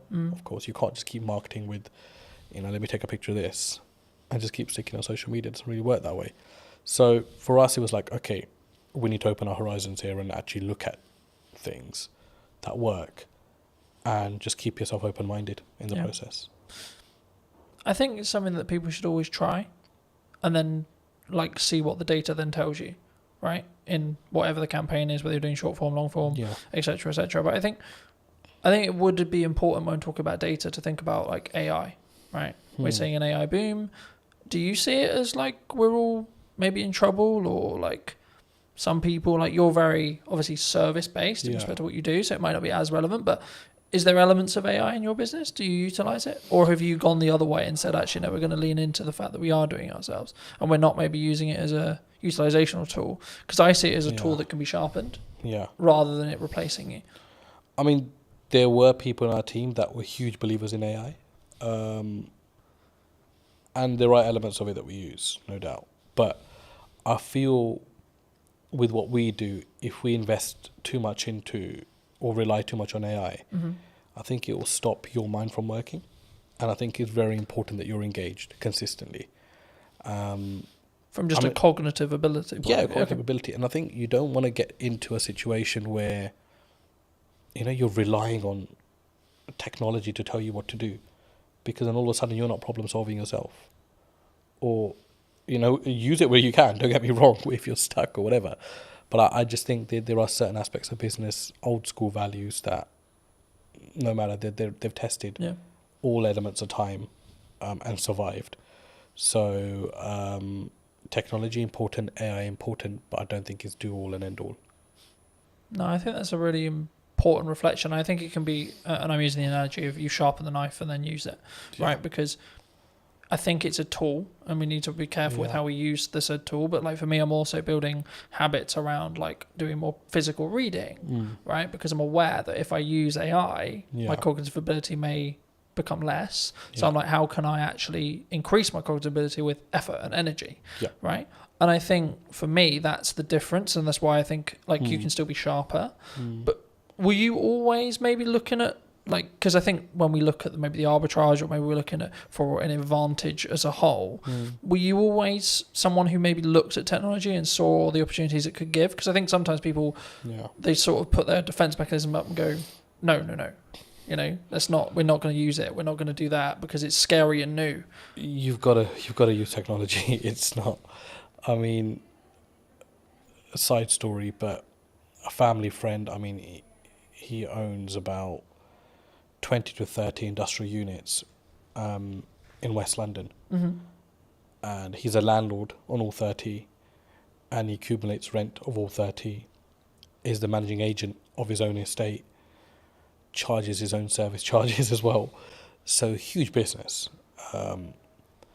And in COVID, he had an issue where his bookkeeper caught pneumonia and was hospitalized. So he called me and said, I need some help with software and accounting. And I remember driving to his place thinking, there's just going to be so much advanced systems here because it's a huge business. So I don't really know what I'm going to be able to advise him on. When I got there, I was completely shocked that he had no accounting system, no software, and he was doing everything manually. To the point where he was even adding up sums on a piece of paper or his ledger, physical ledger. And I was like, and these are not small figures, 7,200, 9,229, and he's calculating all this on paper, and he's got this account running he's got a book per tenant running, and I'm like, shit, there's no way they can't be mistaking this. Like, there is absolutely no way. So his first job for me was, I want to move all of this onto an accounting system. Yeah. And I looked at it and I thought, like, that is just madness. Like, it's absolute madness. And I remember setting up Xero for him. And I mean, I'm no Xero professional, right? We have a team that runs our accounts and stuff, but he wanted this to be a personal favor. So I remember shifting all of these physical ledgers onto an accounting software. and the sums were wrong by like thousands. So his first comment to me was, I need to recover this £62,000, which is owed to me in rent. When we actually shifted everything onto a ledger, the figure was about 225,000, which was owed to him. So it's like nearly 3 times what he thought was owed. And that was his change at the age of 62 towards technology, that I need to adapt. And that was the point where he was like, no, I Was it an can't. eye-opener for him? Sorry? Was it an eye-opener? I think it opened. Like, how did he react? I think it when opened everything that he had within him, because he was just like, he goes, I don't even know how many years I've been losing money for, which is the main thing. And he always had tenants, I said, and came to him like, you know, this rent figure is wrong. And he was like, no, he's adamant it's right. And I was like, an accounting system will put all that to bed. All of a sudden, the queries went down by like 90%. People stopped querying their bills because it was all automated. Each tax code was set. Every expense was set. And I mean, that was like, okay, there's also no time limit to when a person can wake up and see that they need to adapt to technology. And coincidentally, he got very ill last year himself. So he had his son come in and take over the business. And it was a very seamless handover because everything was sorted. So you could easily, you'd have to spend some time kind of understanding what's going on here. But it was handed over with something in place that you can just pick up and go with it. Yeah. Opposed to like, why is this or why is that or why is that? Everything was annotated. So yeah, look, you have to adapt. I don't think you can as a business. I mean, we didn't start using software till quite late into our life, business life as well. It was like 3 or 4 years in. We were creating invoices off Excel and that kind of stuff. And I was like, this can't be the way. And then slowly we've adapted to stuff. There are things that I think are really unnecessary in business as well. You don't need technology for absolutely everything. But yeah, basics like accounting and stock management, staff management, telematics on vehicles. You've got to have that. I mean, we had one of our drivers had a terrible crash last month, and the police wanted to know, what speeds were both vehicles travelling at, and we were able to prove that because we had the telematics. And the third party wasn't able to do that, which, favoured us as a business because we were able to prove that we were within, or our driver was within the speed limit. Yeah. Didn't harshly brake. So technology is a lifesaver in certain places, and you've got to have it for the basics of your business. Yeah. You're specifically, obviously, a very niched business in Yeah. regards to the sector that you serve. Have you always been that way? And if so, was that a very conscious decision from day one to be like, I'm going to serve this? Nope. Aviation just came about, to be honest. Well, I say it came about, but I kind of think you set your own destiny in some ways. We were so busy trying to survive as a company, but it was just like customer focus. Yeah. Make sure the customer gets everything they can from you, even if it means you're losing something. Just give your customer absolutely everything and make them feel special. And we do that till date. So in some ways, business is a funny thing because you can never say, I set out to do this and it happened. Because I think you've got to, a lot of things happen around it and you end up taking a different route. So, I mean, I discuss aviation a lot, but we work heavily with construction. We work heavily with tech companies as well. And we have a huge footfall in the city as well. And none of those things were ever targeted. I don't think we actually knew what we wanted to do when we started business. We just knew we wanted to serve food and, have a business as such, right? So it was like, okay, how do we do that now? And I think along the way, your business will adapt. Things will come up. You'll see value. For us, it was about understanding our niche. And I don't think we understood our niche until post-COVID, which is scary because that was 10 years into the business. 10 years, 7, 8, sorry, maybe 8 years into the business. But it was like, what is our niche? Our niche is not aviation. Yeah. Because there's a hell of a lot of companies that operate within that. Our niche is short lead times.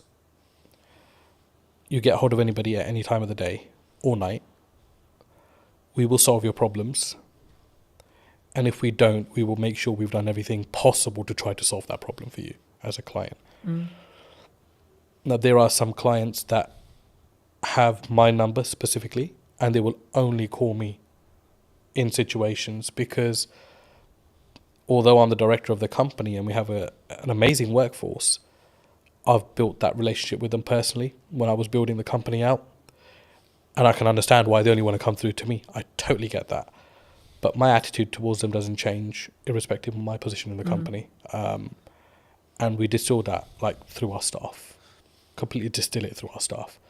That nobody's bigger than the company. We help a client in any given situation that we can. If we are closed for the day and something comes up for somebody, we will do everything we can to make sure that we solve that problem for them. And we've become that. I think that's been our niche. Our niche is we are problem solvers. And that's helped us like also recruit the right people. And people don't come to this company thinking, you know, I'll just spend 9 to 5 behind a desk and I'm done. They're problem solvers. And we make sure they become problem solvers. And our retention rate's amazing. I mean, you know, we've had one staff member leave in the last 2 years, which is incredible. It's absolutely incredible. I mean, there are obviously niggles. There are obviously things that, you know, staff feels management can do better, or management feels ownership can do better. But I think that's a healthy relationship, and it's good to have that open dialogue. But it's so important to treat your staff well. And that doesn't mean just money or pay. I think just an attitude, sometimes just asking people how they are, talking about the football or having a normal conversation makes people realise that actually you're a normal person yourself. Yeah. I was going to say, I mean, I guess in a business your size, is there a level of all the directors are in today, kind of like, oh, it's really scary, and then if so, how do you either defuse that or lead with empathy to be like, hey, I'm a human too? I think because I've never really come in like wanting to feel important. I think because I was, you know, working the fields, as you can say, when I first started. I've kept the same attitude now. If someone's a new starter or hasn't been around or hasn't got to know me because of the size of the business now, so they don't probably interact with me as much, they're put to ease by the older staff because they're like, this guy is actually really calm and really chill. Like, he'll come in and be like, you know, let's order some pizza. Or did anybody watch the football or the cricket or whatever? I mean, it's like we have our company WhatsApp groups, and I was at the cricket India-England the other day, and I'm sending in the group chat, you know, a photo of myself at cricket, but that helps people just feel like, you know, I'm not intentionally doing that. I'm just doing that because I've always done these kind of things. And there are staff that say, you know, they don't feel like sometimes that I'm the owner of this company just by how I act, how I am. I'm very relaxed. Mistakes are fine. I think we've always said that, look, it's fine to make a mistake, but don't let it become a repetitive mistake and we're not learning from. So it's that yin and yang. I think you've got to find the balance. For me, it's very hard to be serious with people, especially my day-to-day staff, because I think their life is serious enough without me having to add to it. Our work is serious enough without me having to add to it. So I try to, you know, just be chill around them. If there's problems, I'll take that up with my higher management, and we'll deal with it away from our team. But I think it's very important to have that balance as well. Do you think, as a founder, as a director, as a leader, that maybe not you specifically, but people, those people in the question, you know, leadership founders, they maybe have an ego problem, and if so, like, is that maybe their undoing sometimes? Like, they have a massive ego, they care about the car, they care about the house, they're keeping up with the Joneses, but they don't necessarily lead with maybe the correct, what I would describe at least as the correct values. Yeah. Do you think that has a strong impact as from a leader, from a founder, from a kind of how you show up for your staff, your employees, your higher management, etc.? I think so. I mean, the people with, if you've got the nice car, the big house, you've made it in some elements in life, and that's amazing for you as a person. I'm really happy for people that are able to do that. But do you think it comes from an insecurity sometimes? From insecurity, did you Like say? they're doing it. Like, I've got the car because I don't maybe love myself as much, or like I'm trying to fill a hole potentially in their own self. I think everyone's trying to fill a hole in some way within themselves. I think we all have that. I mean, there isn't a perfect person out there. No, of course. Let's start with that. We all have our blemishes. End of the day, and there are things that we can always improve on. But I've been in business long enough to see both aspects. I've seen people that feel like they need to show their hard work or remind people how hard they've worked by showing possessions. Yeah. And they do that more for others opposed to themselves, which is sad. I think it's quite sad. And I don't mean that in a horrible way, but I genuinely think like I'd hate to be in that position myself as a person. Starting out younger, I was obviously the general perception around business. One day I'll have a really nice car, and I'll wear those clothes, and I'll wear, I'll buy this and I'll buy that. But I think once you're fully invested in your business, all those things would just not matter anymore. Like for me, it doesn't matter right now that I'm wearing discounted Next Aspadrilles, or I'm wearing a certain branded top. It matters nothing to me whatsoever. Because I think more about the quality of the person then? I think, or the quality of the founder, the quality of the leader? It's like, what's your higher purpose? Like, you've got to think, that's what you've got to think of. And I think if your purpose goes beyond materials, you've got a bigger purpose in life. You're not thinking, I mean, I get absolutely no joy. I mean, I love my car. Don't get me wrong, I love sitting in my car. But if I get a phone call, the problems are still as bad as they would be on a bus or on a train. Yeah. So all of a sudden that materialistic thing matters in no way. Yeah. Right? So for me, I think it's like, you've got to be like, okay, why am I in this? But what am I about as well as a person? And people lose one of those two aspects somewhere along in the business. They either forget why they're doing what they're doing, or they'll forget who they are. And for me, I can't do that, because I grew up eating dinner on the floor. I never sat on a dining table, because traditionally my dad grew up, there was no dining tables, in his household in 1960, whatever it was, in India, because he was from a very poor background, post-partition of India, Pakistan. So they grew up sitting on floors and eating. So he distilled that in us. And there are times where we're just out and about and we're having a working lunch, and I'll just sit on the curbside, because I'm totally happy with that. Like, because I don't need to change as a person, I feel, to show my status or to show who I am. Like, for me, I'm another person in this world. Do you think by having that level of humility, that like humbleness, will keep you, I guess, in some ways empathetic or like connected with every layer of your company in respect to management and the people and the staff, and gives you more, I guess, humanity in respect to how you lead? Absolutely, because you'll be a human before you're anything else.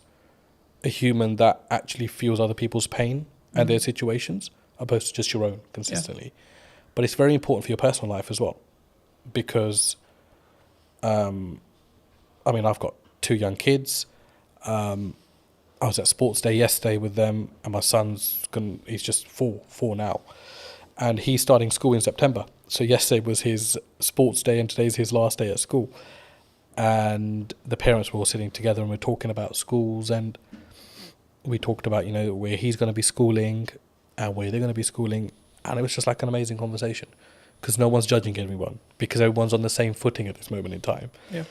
But you start to get a feel as life goes on, as you grow older, that it becomes, who's going to the independent school? Who's going to the state school?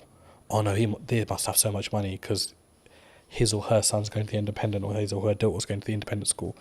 But it matters nothing if you as a person still have humility, I think. And it doesn't matter whether you're sending your kids to a certain aspect or spending X amount on yourself. It's how you are as a person, how you treat people. I think it's hugely important, and even more so when you know that the person you are treating well can't give you as much value back as you can give them. I think that's a huge aspect of you as a character. Yeah. I think also it's a pay it forward mentality to an extent, right? Like I think what you output will also reflect back on you in 3 months, 6 months, 12 months, etc. At some point, it will definitely reflect back on you. Whether you believe in karma, whether etc. Right? Whether maybe don't go about our belief system, but like whatever your belief system is, there's always a crossover there. And I think, especially when we go back to business, I think that's true in marketing as well. Yeah. Right. A lot of the work I'm doing at the moment is actually how can I scale out what I'm doing and then build systems so that it allows me to be more present for clients. So then in turn I can do a better job, which in turn means then when I take on new clients, I can ensure that the quality is the same, right? And actually, I think partly because I will say no to certain projects or certain clients or certain things. Do you look at that when you potentially look at a client or working with a customer, etc.? Do you say no sometimes? And if so, where does that mindset come from to be able to have the humility, I guess, or the confidence to say, actually, no, you're not the right fit for us? I think as a leader, you're responsible for a lot within your organization. And I think you realize that the more you grow as a business, it's something which is easy enough to ignore if you're stagnant or if you're growing through, the growing pains, right? And it's a very painful area when you're growing as a business. And I mean, by no means is Anand a multinational business, but I feel the pain of it every day when we grow. And majority of the time it's financial pain, because the bigger you become, the more restraints you get on your cash flow. And there's times you're thinking, I just want to be small again. I just want to be that business that everything was done on account, payment on receipt or whatever, right? But all of a sudden now we've got payment terms. There's clients that rack up huge bills, but we know we're not going to get the money for 60 days or 30 days. And, there's clients there was a client that came in, and we're absolutely wonderful with each other now, but they started and they, said, we won't pay you for 90 days, but we'll give you this much business. And everybody was like, oh, that's an amazing deal to be done. And it was somebody from our team, actually, because when I consulted him, and he said, there's absolutely no point to take this business on, because if this client's going to be giving us £150,000 a month, we won't have that for 90 days. So all of a sudden we would have racked up something like $500,000 in 3 months. Or this business would have racked up $500,000 with us and that's a huge risk, because we only get paid 150,000 out of that 450 after 3 months. Yeah. And then it becomes that again. And then it becomes that again. And if that goes down tomorrow, we're going to be losing $500,000 as a business. And that's not just the revenue, there's the cost that comes with it as well. Yeah, because you have to pay out the cost anyway. And I think sometimes when people look at business, they maybe don't appreciate it, right? They'll see them with the nice car, they'll see them with the new studio, whatever it is. But I look at it and go, oh, that's a lot of money. Yes. My God, that's a lot of costs. Yeah, of course. Right? And I think it's how, I guess in some ways we develop as people to stomach those costs as leaders. Definitely. And I think Carlton, it's got to be your attitude as well. Yeah. I think you've got to, I do not think that there is a company in the world, I do not think there's a single company in the world that should ever come to you and try to take advantage of the size of your business. Yeah. Or play on the vulnerabilities. But unfortunately they do, because that's the way the world works. And that's where I think you've got to show your mettle. Like, how much do you value yourself as a business? How much do you value your services as a business? But be able to back that up with quality as well, which is a fine line, right? And that doesn't necessarily mean you've got to have the best product in the market, but absolutely deliver on everything that you say you're going to deliver on. If it costs you to deliver on it, you deliver on it irrespective. You don't just shortcut and then leave yourself exposed in the market for having a bad reputation. But I think it's self-belief. But I know that doesn't come when there's no income or little income, because only self-doubt's there at that point. But my last 2 years in particular in business have taught me, got to value yourself. Yeah. And that doesn't mean you go and shit on people's parade, or you go and mistreat clients, or if somebody comes in trying to bargain with you that you mistreat them. You've got to hold your firm in a polite way, but you've got to know what your business is about, and you've got to know where you're strong and where you're weak, and you've got to be able to make the right decisions. And sometimes the first decision is not always the best decision. Yeah. But leave the ball open where you're still able to have dialogue with clients. There's times where we made, mistakes. We've misjudged, and we wouldn't be human if we didn't. But it's how do you react to that? Yeah. How do you go back and manage that? How do you have the humility to say, we got this wrong, but still be able to have that relationship with your client? I think as well, and I had a very fortunate conversation a couple of weeks ago about this, and it was like we just worked with a brand new client, and one of the things they said to me about why they chose us or me, however you want to perceive it, is that because I was the most expensive out of the ones they were talking about, and for like maybe a newcomer or etc., that sounds weird, right? Because it's like, why would you win the work but you're the most expensive?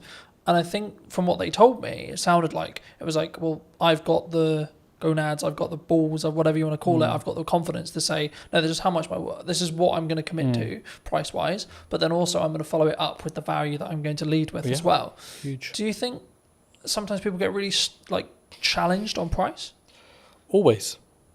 You're always going to be challenged on price. And then how do you deal with that? I guess with them with the conversation, like, is there certain scenarios where you're like, no, we're going to maybe negotiate by this much, but our final price is non-negotiable here? I think there's two ways to do it. I mean, I've been on the opposite end of the spectrum where I've bargained just for the sake of taking on the business, and I've negotiated myself into positions that are like the least favourable in the end. But it's easier said than done as well. But I think you've got to know your costs, know where you sit, know what you're trying to achieve out of that deal, because sometimes you take on a deal with the hope that it's going to lead to bigger and better things, which is fine if you know your market. And that doesn't necessarily mean that it's going to happen in that way, but it's a calculated risk. Do you think sometimes you have to take something that's maybe not ideal client, if it is just I need to make this money? Or would you still say no? For us, I don't think we really have that, because we're quite niche in what we do. So everyone that comes to us generally needs us, or we need them in some aspects as well. But there are, you won't know until you start working with someone, I always say. And the ones that you think are going to be troublesome end up actually being the better clients. And the ones that you think, because they're a big brand, sometimes extracting money can be an absolute pain, which is why relationships are very important. And you've got to go above and beyond. A business deal is not just, here's my service, I've provided it, here's my invoice, you pay it, thank you very much. It's all the stuff in between, the dialogue, the things that you don't cost. It's impossible to cost a project, you know that. Yeah. To the T. You can't do that. Because we never add our own time into that, really, if we think about it, as a business. And even if you add your own time as a calculation, they'll still be like, oh shit, I'm still spending too much time on this business. But it depends what your end goal is. If your end goal is like, I just want to be done with this client, get their money, and I don't care whether they contact me again, then that's a very different mindset. Or if you want to always leave you never know when a client might need you, that's a very different mindset as well. I think when you've done 30 years, you're really invested. You're really embedded in the business, the risk that you face when you've been loyal to a company for that long. I've always been of the view that like content will work, email marketing will work, networking will work, going to a trade show will work, but only if you do one.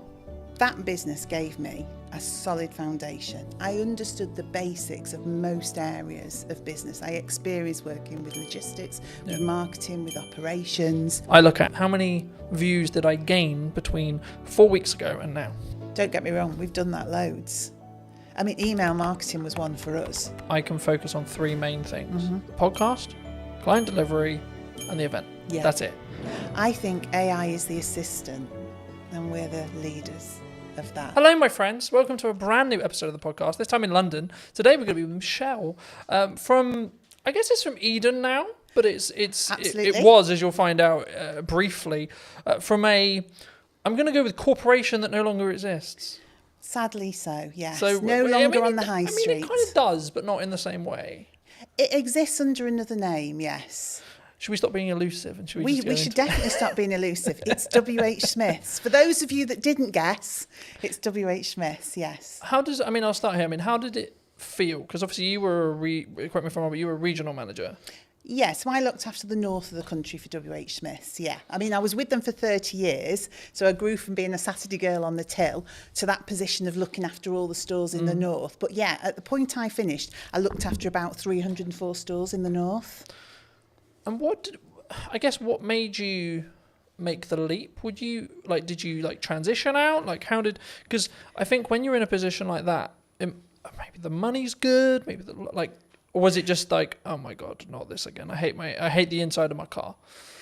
I don't know really, because I think when you've done 30 years, you're really invested.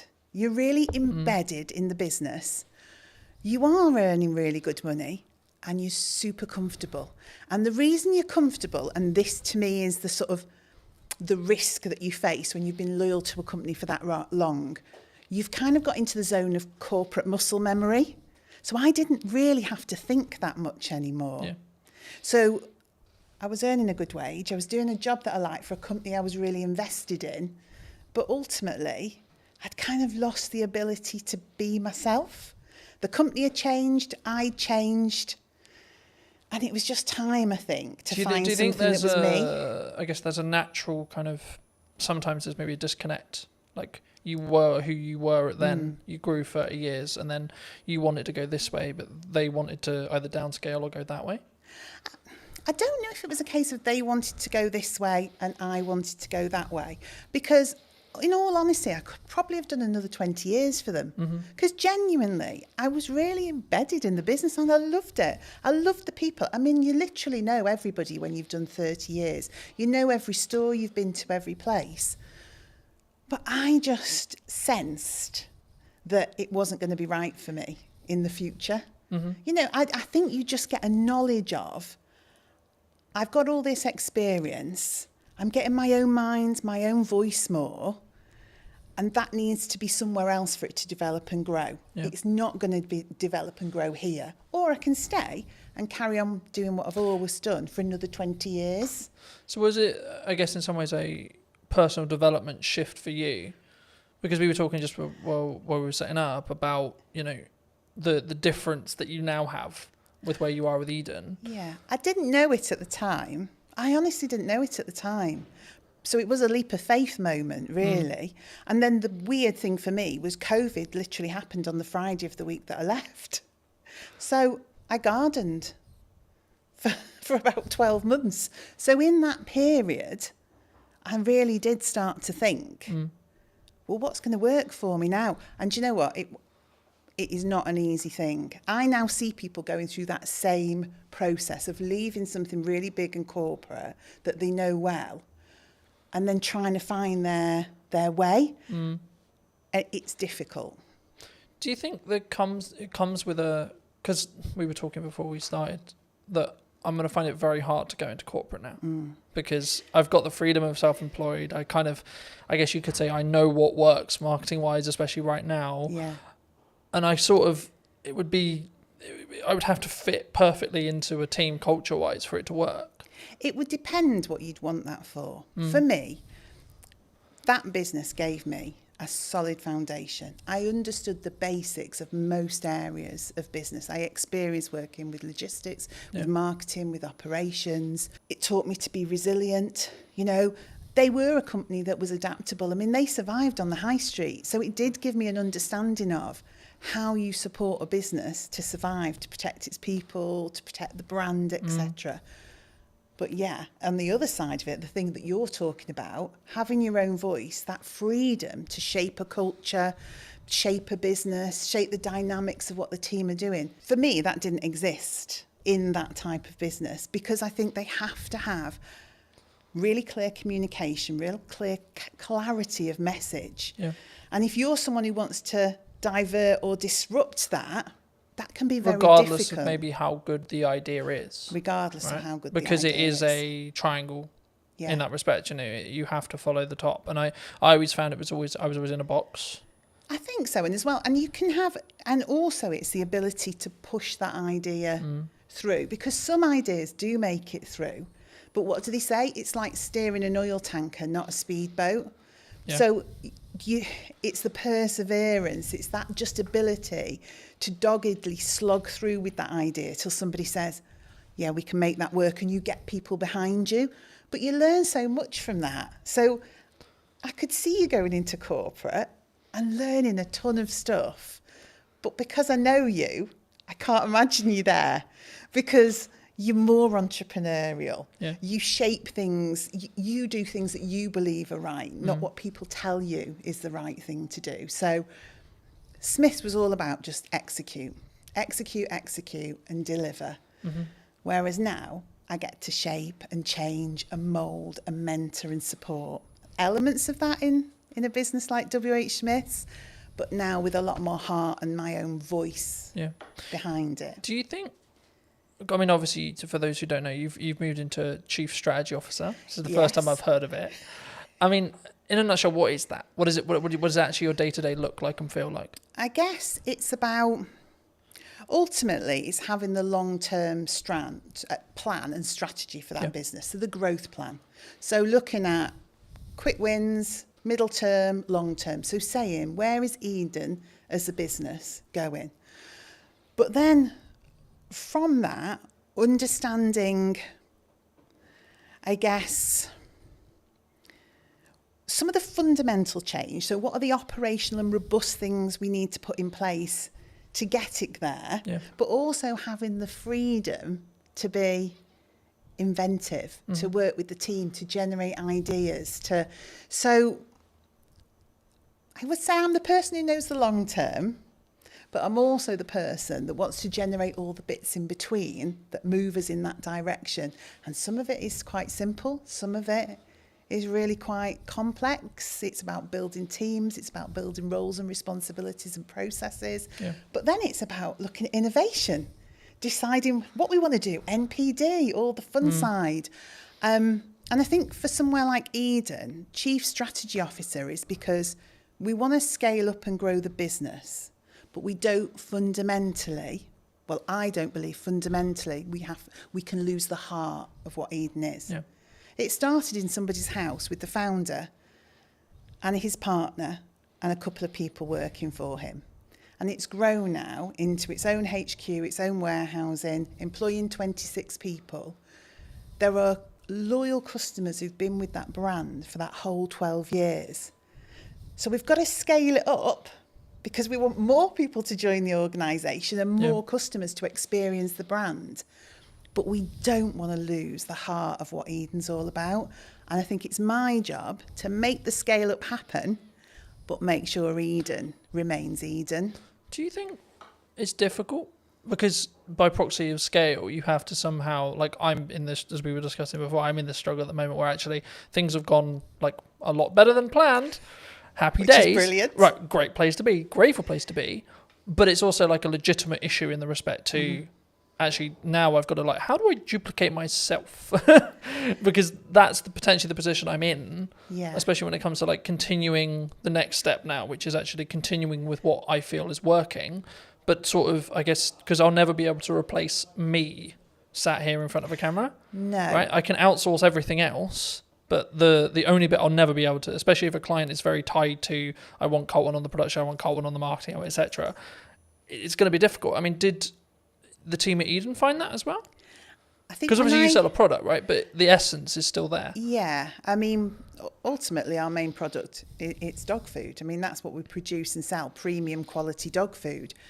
I think when I came in to that business, it was difficult because it was change. It was somebody saying, what you've done till now has been brilliant because you have organically grown this business with people from the local area, not experts, just people with a passion for pets, a passion for the brand. And then I had to come in and say, that's absolutely brilliant, but we need some roles, some responsibilities, some routines, some best practices. We need to get back to basics. We need the foundations. And that was the change people found difficult. So that freedom to just almost do whatever you want, whenever you want, had to be pulled in for a while we established some core basics. But once we'd done that, once we'd got the right people in the right place doing the right things, once we operationally were robust, when we'd done our risk management piece that said what are those critical points of failure that sit within this business, then people could see, oh, actually, I can still operate the way I did before with freedom and creativity and innovation, but there's more support underneath. Things don't crash off a cliff. Actually, the structure's there now for us all to be able to do the things that we're really fundamentally good at, which is connection with the customer, the love of pets, the love of the brand, getting out, word of mouth, spreading the word of Eden, knowing that the business is fundamentally running well. Yeah.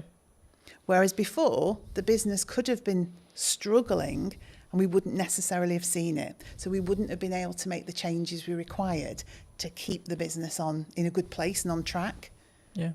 Do you think there's you, with your role, I think you'll look at maybe like the overarching strategic side of marketing. Yeah. But what are people missing right now in marketing, would you say? Because there's a I lot of think buzz some- around yeah. people saying like, oh, there's you can't get in, you can't have a podcast, you can't, you know? I think sometimes maybe it's not what are they missing, but it's have they sat and thought about the brand and their audience and what they want to achieve? Or are they just trying to follow trends and what people tell them they should be doing? So I think everything from your TikTok through to email marketing, etc., is all valuable and valid. But it is up to the business to understand, is that right for them? And maybe it's not right for me today, but it might be right for me in a month's time. Yeah. Or maybe something I've always done, I'm going to stop doing so much of that now because I want to change. So I think you have to consider everything in the marketing sphere, but it doesn't mean you should do everything. Because if you do it without authenticity, I've seen many TikToks where I just think I could literally crawl under a rock with embarrassment. Now, I'm sure some of that actually works sometimes. But if you're just doing it because you think you have to, I don't think it works. I think for me that's really true. I guess the follow-on question was going to be around like the shiny thing syndrome. So to give you some context, I was out on a run yesterday. Yes. And I was like, hey, I should have like a teaching platform and it should be on a subscription base. I was like, no, Colton, that's a good idea, but no, because I'm focused on like two main things right now for the next, like probably to the end of the year, more likely, which is the podcast, right? And then the event, right? That I alluded to before we started.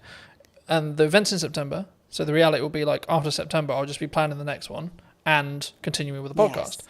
Do you think people run into a challenge when it comes to like, they get some momentum with something and then they go, oh yeah, but this shiny thing over here is really cool. Yeah, and it's and also if you're looking at your competition quite heavily, if you're looking at the marketplace and seeing what people are doing, you don't know if what they're doing is actually successful. But internally, you go, they're doing that. It looks great. I mean, of course it looks great because they make it look great. Yeah. It doesn't mean it works. Doesn't mean it's successful. But it's so true to say you can just be pulled off. I mean, I say to my team, I know it's a really old analogy of all of us pushing the boulder up the hill.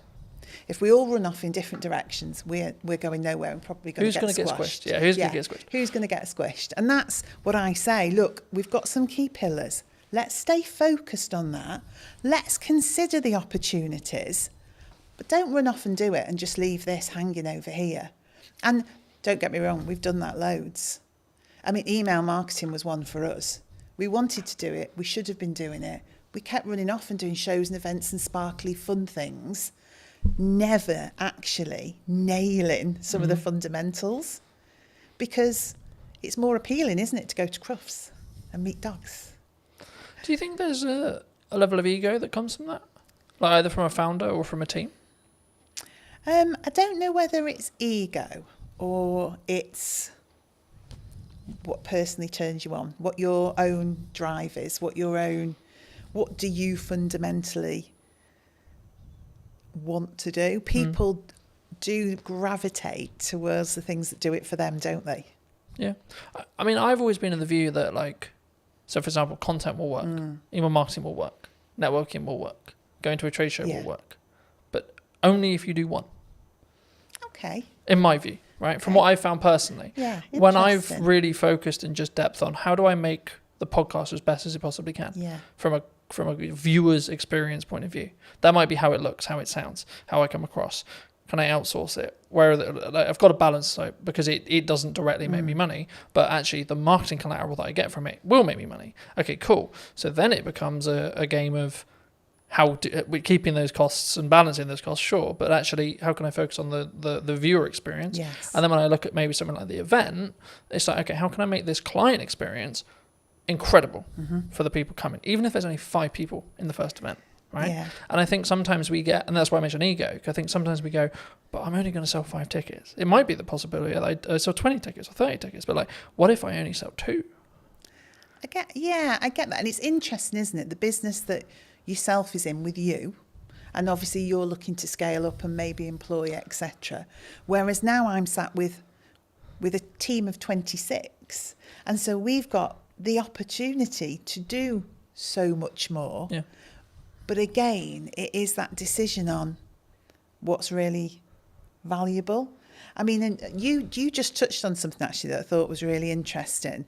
Doing things really well, you know, making sure that the experience for the customer is, well, I mean, we were in a whole cycle of wanting to be perfect and never actually doing. So we had 20 things we should have been doing. So we were going to a show, we were doing email marketing, we're creating a newsletter for B2B, we were doing, but actually all of those things had to be, to us, absolutely flawless. Yeah. And we were not delivering anything. So now I'm in the world of accept 80% sometimes, but execute and get it out there for the customer and do it consistently. Because I think sometimes, and maybe it is a bit of ego, you want to look at a piece of work you've done or something that you've done that the customers see and comment on. And when you're getting all the praise and, oh, that's so beautiful and that looks amazing and your brand is absolutely, but you've achieved very little, it's not really worth anything. Yeah. All that praise and adulation about something when you could have delivered on 20 things but done them at 80%. No, I completely agree. And there's a very quick psychology study. I've done longer videos on it, but like just a very quick synopsis here. There was 2 groups. Sometimes it's pottery, sometimes it's painting, sometimes it's sculpturing, etc. The lecturer says one half can only create one piece across a window of time. Sometimes it's 2 weeks, sometimes it's a month. And the other half can create as many pieces as they like, whatever the metric is, so pottery, painting, etc.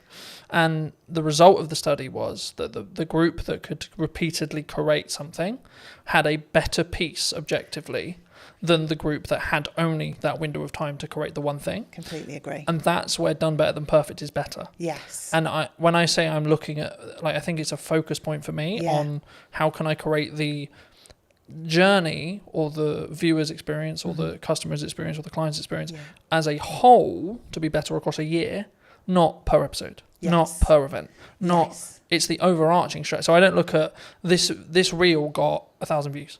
I look at how many views did I gain between 4 weeks ago and now, right? That's the metric I track, not what when I go into what's working. Sure, I'll look at specific videos, but on average I won't. I just focus on the output and then focus on how can I build each one to be 1% better than the one before. Yeah, and I think we do similar. I would say we start to look at consistency of communication. Are we building a community? Do people feel like we're engaged with them and so that they're engaged with us? So it's a similar sort of metric but in a different way, because if you're brilliant once, those people soon just disappear. But if you're constantly there talking to people, engaging with them, they're able, you're responding to them, then over time that just builds into we call it a community. We're trying to create a community. And we're always trying to draw people in to that community. So the end result is growth.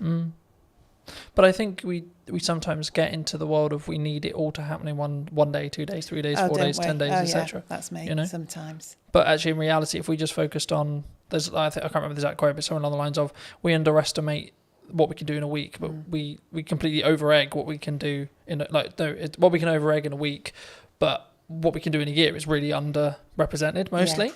And I think for me, actually focusing on that 1% is what that matters overall. Yeah, because then you're building that compounding effect. You're pushing the snowball down the hill a little bit faster, a little bit faster, a little bit faster, a little bit faster. yeah. And also, I think people can understand more. So if you are constantly jumping from one thing to another, your team just cannot grasp where we're going. They can't grasp the brand. What is the message? What is the strategy? So that continued delivery, that momentum that builds, you onboard the team. And by onboarding the team, you onboard the customer. And particularly in our business, because we've got customers and consumers. So the dog's the consumer. It's the dog we're trying to get to, but it's via that customer. And so it's almost like the baby food world, isn't it? Yeah. The baby's eating the food, but the parent's choosing which of the brands to buy. Same in our world. The dog's eating the food, the customer's choosing. A lot of that comes through trust. So that consistency, that slow momentum, is people don't trust people that flip from one thing to another, and they cannot understand what they're doing, and they can't see the message. So that repetitive, consistent approach. Oh, right, I know what Eden's about. I can see what the team's about. And because we're so accessible as well, a team of 26, we're all working in Stoke-on-Trent. You speak to one person, that understanding of the brand, you'll speak to the next person, you'll get that same message. You'll get that same education piece. So people start to think, this business knows what they're doing. And I think that's the same for yourself. When I see you online, when I see you doing what you're doing, I think that guy knows what he's doing. I also think when we use the pressure of being perfect every time, like building off the like done is better than perfect thing. Yeah. Because as long as I'm authentic to me, then it doesn't necessarily, you know what I mean? It doesn't matter in the same way, because I'm not like, oh no, that's not, as long as it's on brand and on piece and still me, then I'm like, actually, that's cool, you know? But talking about that to its extent, I mean, we're in a world where AI's like risen, right? Are we all going to lose our jobs? No, we're definitely not going to lose Is it all doomed? I think AI is the assistant and we're the leaders of that. And so you can use AI fundamentally to change your business. You can use it for insights, you can use it for planning, you can use it for content support, but ultimately it's the assistant to the business. It's not the business creative, it's not the founder. You know, the people are the heart of your business, but you can deliver fabulously elevated results if you work out how to use it in the right way. So no, it's not scary. And I did something funny at work the other day to show the team not to be fearful. It was just something really small. I took a picture we'd taken and I said to AI, you know, give this picture some movement. And it did this crazy thing. I mean, we're pirouetting around the stage on this picture. I think one of us had claws for hands or something ludicrous. But then I gave it real instruction, my voice and the heart of the brand, and explained what I wanted. What it created was amazing, but it needed that voice, that human voice, that human interaction, that brand understanding. So we shouldn't be afraid. I've used the analogy recently of you need to sharpen the knife before you use it. Very good, You know, in the same way with AI, you need to teach it what you want it to do and not just write me a social media prompt, enter, right? It's about actually understanding it as a tool and not just seeing it as a fix-all, right? It's the company assistant. It's like your PA. It's part of the business. It's part of your business. It's a tool of the business. But it hasn't become the business. And I would hope some of the more routine tasks that it will support people then to be able to drive more creativity and innovation because they've got the capacity and the space to do that. You know what business is like. Sometimes it's incredibly busy just getting tasks done, just executing things. And then you end up working in the business all the time doing. And you don't step away and think, right, okay, let me listen to the customers. Let me look at what's happening in the marketplace. Let me analyse some of the insights. And when you stop and do that, and I hope AI gives us that, so we can stand back and go, do you know what? This is what we need to do. Because I've had time to think about it because AI is my assistant. Something that I found really interesting, and I'll be curious on your thoughts as I'm bringing it up here. I mean, I'm rapidly approaching the end of Mel Robbins' the 5-second rule. Okay. I don't know if you know it, but it came out a handful of years ago, and the crux of one of the things I read on the way here was procrastination is actually a reaction to stress management. It's nothing to do with like not getting the work done. It's how we cognitively distract ourselves and have that stress break. And it kind of links to the AI thing, because I think the performance, you could say that, especially when you're in C-suite or you're, a chief marketing officer or a chief exec officer or a chief strategic officer, etc., we can be so do. How do you personally balance it, but also allow yourself to have that time to, I guess, think up the more creative ideas, or like have that more synergized approach in respect to actually, no, I'm going to step back now and say, let's look at the problems I may be facing and how I can like strategically fix them, but not with the pressure on having to fix the answer today. And sometimes I'm really bad at it. So if I'm overly excited about stuff, then I'm just do, just as you describe, really. There'll be days that fly by and I'm not quite sure what that day was about. I think there's a point in business though where you have to do that, right? Probably, yeah. Well, you do it because it's necessary, in the moment. But then what I also find, I like to be planned and organised. We were talking about this. I like my notebook. I like to think ahead because I like to show up in the right way. Yeah. I am myself. I'm always the same, but I do give thought to how do I need to show up tomorrow? What are the things that I need to achieve? Am I planned and organised around that? And when I am, that gives me those periods of time to step away with people. Do that for people in the business as well. Say, hang on a minute, let's just stop. Should we just go and grab a coffee, or should we go for a walk? Because we probably just need to think this through a little bit. Is that an environment thing, do you think, as well? Like you need to physically remove yourself from the office, the home, to get a change of scenery? For me it is. And I probably use that with other people. Now, whether that's everyone's reality, I don't know. But I am one of those, when I got home and walked the dogs at the end of the day, that's where things would come together. So all the strands from the day that all seemed very sort of disparate and all over the place would come together, and I think, right, that's what we need to do. But we talked about this in work the other day, actually, creating space, going for walks, having hours of the day where people put down their keyboards, they put down and we do something different. And whether you want to call that a team exercise or just chilling out and having a coffee, but forcing people in a way to have space. Because your natural reaction is you're being paid to do a job. You see yourself as, I must be productive. I need to be able to demonstrate the things that I've done. But that's not the case. What you need to be able to demonstrate is an understanding of what the most important and priority things that we should be doing. Not that you've done 100 things, that you picked the 10 most important things and did those. And do those well. And do them well, yeah. But don't do, like we said before, don't do them so well you don't actually deliver on anything. But, do them well. I think you need to personally ask yourself, I mean, I'm looking at it as to say, like, I can focus on 3 main things, right? And that's what I'm really leaning into across 3 months, 3 things. Yes. Right? And it's like, right, the podcast, client delivery, and the event. Yeah. That's it. You've got nothing else. You can't add anything else. And it's not that I don't have other ideas. I do. Yes. But it's actually, if I'm going to get what I want from this and I'm going to make those 1% improvements, I have to focus on those 3 things. So how do you, because to me it's capturing the ideas, isn't it? And that, I think, is the strategically important bit. I think you can, and I believe part of my role is to help people focus on the key things, because I think you are in control of your role and your business, and we've got 26 people there. One of my jobs is to help them prioritise what we need to be looking at and when. But capturing the creativity, not allowing ideas to disappear because we're busy, always making space to go back to things, to reconsider them. And even if in 6 months' time it still isn't right, to reconsider them again.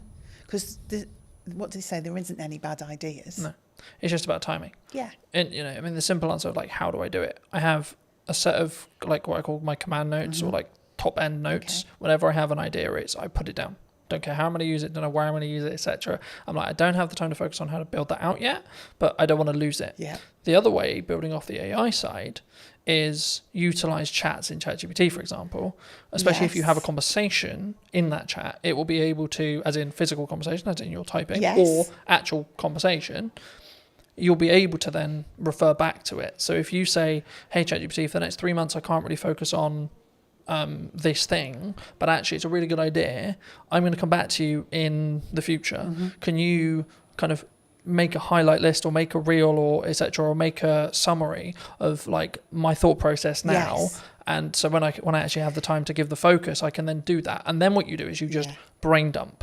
And I love that, because I am a notebook. You see my notebook there? I am a notebook girl. If you ask anybody in the office, I mean, I have strategically coloured notebooks. I lost my orange notebook the other day. I thought the business was going to completely go off a cliff because I'd lost the orange notebook. But that's me. I love to capture those notes. I sit in meetings, I listen to people. I'm thinking, oh, good point, good message, good. But I have started using the ChatGPT to do just that. So I just sit and chat to it. I say, so-and-so thought of this today. Yeah. In terms of and it seems bizarre at the time. I mean, I did think I was losing my marbles a bit that I'd found this new best friend of ChatGPT. But I did. And I systematically would go through and think, right, idea. Don't lose it. So now I'm developing a combination of my old way of thinking, get it down on paper because that really works for me. But now capture it somewhere where it can't be lost. Yeah. And I think as well, like if you are capturing it either written wise, like some people are really into writing, there's a couple of things I would say, like get a tablet with a pen so you can just write it and it can digitally transcribe it for you, or just get into the habit of taking photos of those pages, because if you give those to ChatGPT, it's probably nearly smart enough from what I found to actually be able to capture that information and then convert it into like a text format or whatever you want it to do, or even just capture it inside the chat's memory. I like that, because I'm a paper and pen girl. I really am. It's meaningful to me to put words. But that might be paper. actually that's how your brain's wired. Yes. And actually that might be your good idea. Yeah. And that's where your ideas flow. But then like in the result where you do lose your notebook, if you're also backing it up through ChatGPT's like chat memory, like you could just have one called idea dump, for example, right? And every single time you write a page in your notebook, take a picture of it. Yeah. And then tell ChatGPT, I'm going to refer back to whatever the note is. Can you bring this content forward whenever I ask for it? And it's how you then, and this is an example of like how to leverage AI rather than being scared of it. Yeah, and I think that is just it. And it's funny that naturally using ChatGPT in that way worked for me. And also that ability then for me to create patterns, trends and insights from it, because I will go back and say, are there any common themes? And I didn't know if it would work or not. You never know if these things are going to work. So can you see any patterns, any common themes, anything that's coming together as one cohesive idea? And it's so good at that in terms of analysing and pulling out insights. Because I would go back, I mean, and this was an arduous task, I'd go back notebook, highlighting things in different colours, pulling strands together, generating one idea from 20 thoughts. AI is really good for that. Yeah. But again, I think it's an assistant tool. I don't think it's going to necessarily replace us. I mean, the trend sort of changed and it became this, someone who's utilising AI is going to take your job rather than the AI itself. And I think that's a more positive or more real reality of what we're going to have in the next 10 years, I think so. to be honest. And things change, don't they? Things always evolve. You know, industries change, the way we work changes, but our minds are amazing. We've just got the power to adapt and do things in a different way with the support of that new way of working.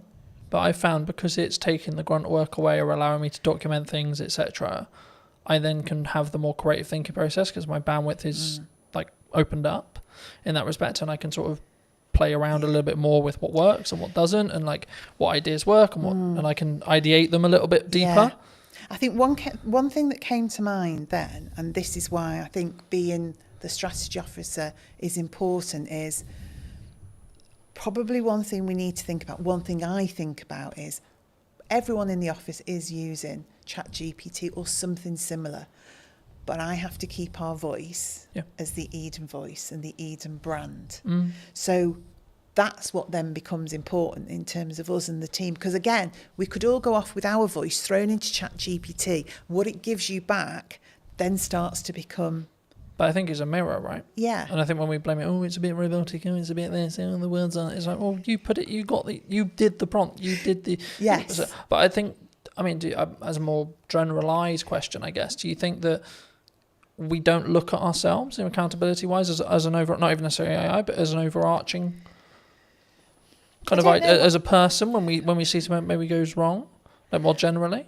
Like what, that people as a whole we don't take accountability themselves, or do you think that's rarer? It's easier to go, it's your fault. Yeah, we don't always want to take accountability. If you're asking if we do, I think you know when you're accountable for something. Yep. That doesn't mean you don't try and deflect that accountability. But normally, if you work it through with somebody, you can get to a place where you understand what role you had in that. And again, that's something I have to do, because I think part of my role is clarity. And I think clarity is caring for people. So getting people to a place where they do understand their accountability and they do understand... There's also needs to be a proven place of safety, right? Well, yeah, definitely. But that's how it should be, isn't it? It should be a place where people Because it isn't can like, make hands mistakes. up, I made a mistake, oh shit, my job's gone now. No. It's actually, no, hold on, we're all going to make mistakes, and that's okay. How do we learn from it? It's we've made a mistake. You know, we have done... We've put tons of effort. We're relaunching it again, but we did a try before you buy campaign, and we got quite a few little bits wrong in that. So that campaign did not deliver as it should have done. Now we've learnt from that and we're relaunching it, but at the time nobody wanted to hands up so I just said, we've made a mistake. This team here, we're the project team.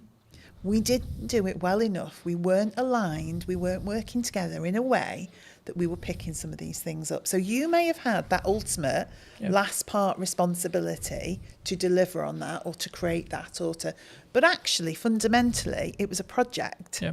So we all bear the responsibility. But let's go back and say, what was your part? What was your part? What was your part? So next time we do it, we've got clarity. Yeah. Clarity is a form of kindness. If you don't give people clarity, what you're saying is, I want you to keep making mistakes. So ultimately, at some point in the future, this is going to blow up and you're going to be in a whole heap of trouble. Where it's much better to say, oh, that's not quite right.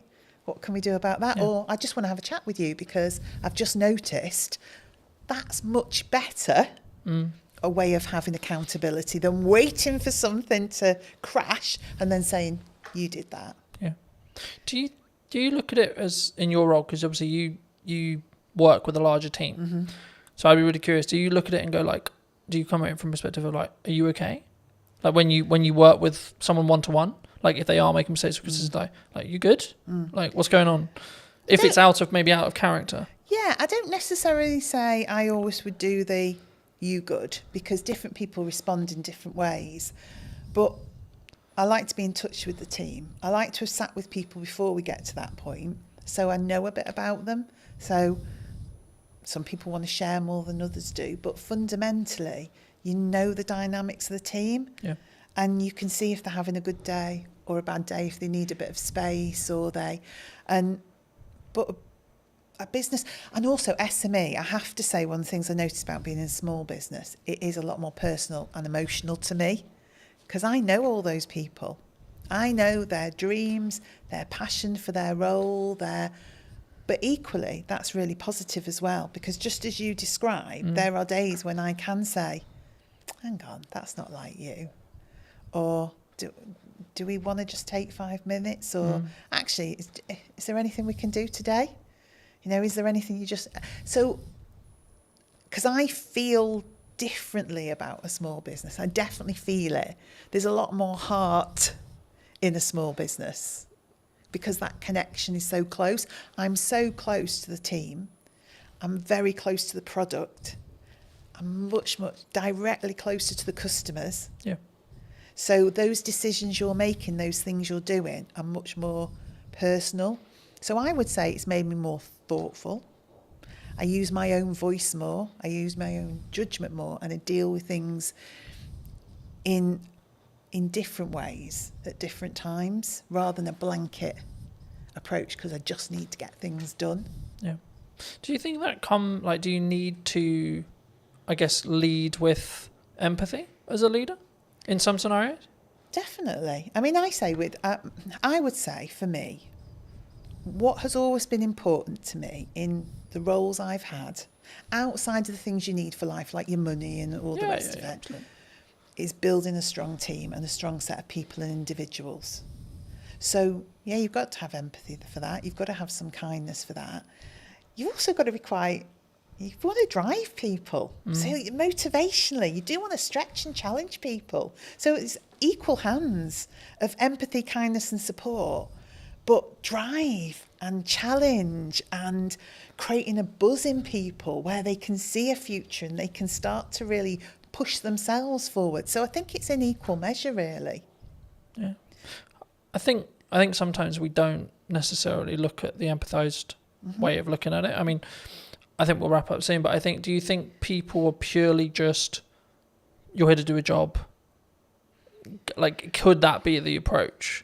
Like, it can be very, like, I'll use the term like maybe domineering or led or like very pushy in that respect. Like, you're here to do a job, get the job done.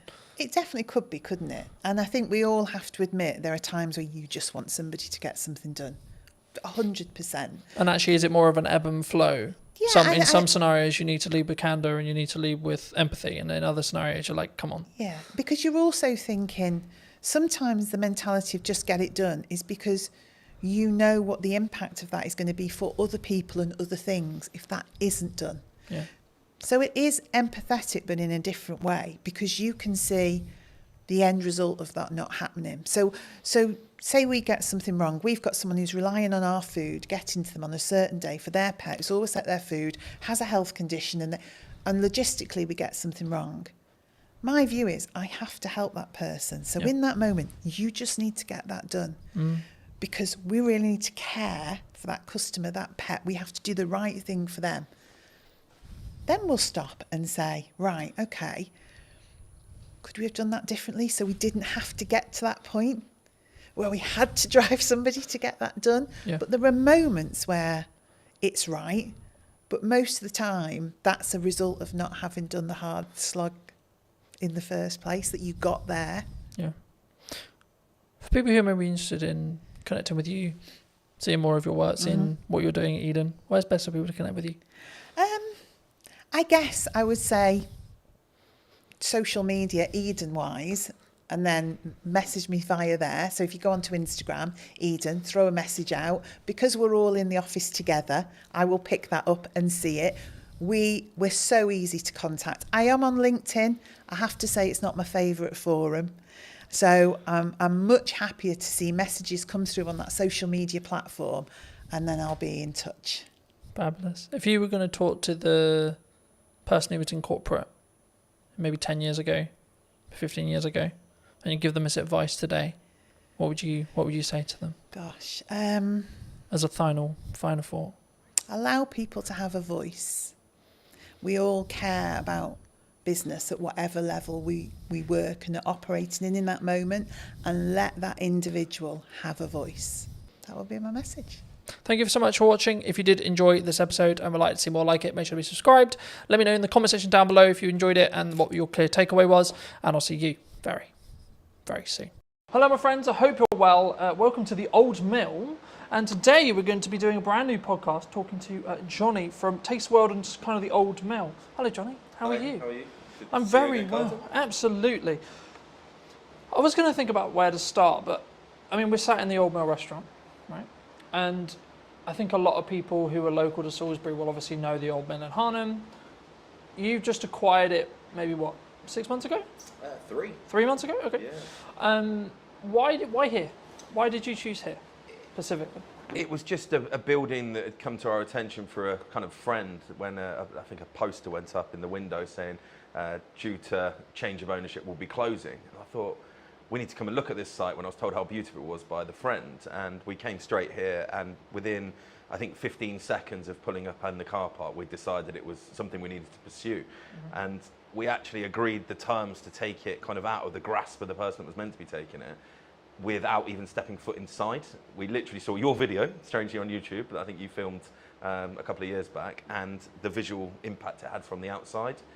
And that was the decision we made. It was just something we almost kind of fell in love with. It's not something I normally do, to be fair. I normally think with my brain, not my heart, but I just fell in love with it. And then when we came inside, it was actually better than we'd imagined, which is always a good thing when you've already made a decision like that. But yeah. So, I mean, we were talking just before we started about the ebbs and flows of hospitality, maybe the ebbs and flows of any business. I mean, in your experience, how have you looked to target, how have you looked to frame creating a business that can be sustained through winter, through slower months, rather than, like, how do you look at that from a hospitality? Because hospitality, in my experience at least, is known for do really well in the summer, do really well at Christmas, but then you have those other areas where it's maybe tipped down a bit. I mean, how do you look at it in your other venues as well, which I'm sure we'll get onto, but either here or in general, how did you strategically think about it? How do you sort of create that demand throughout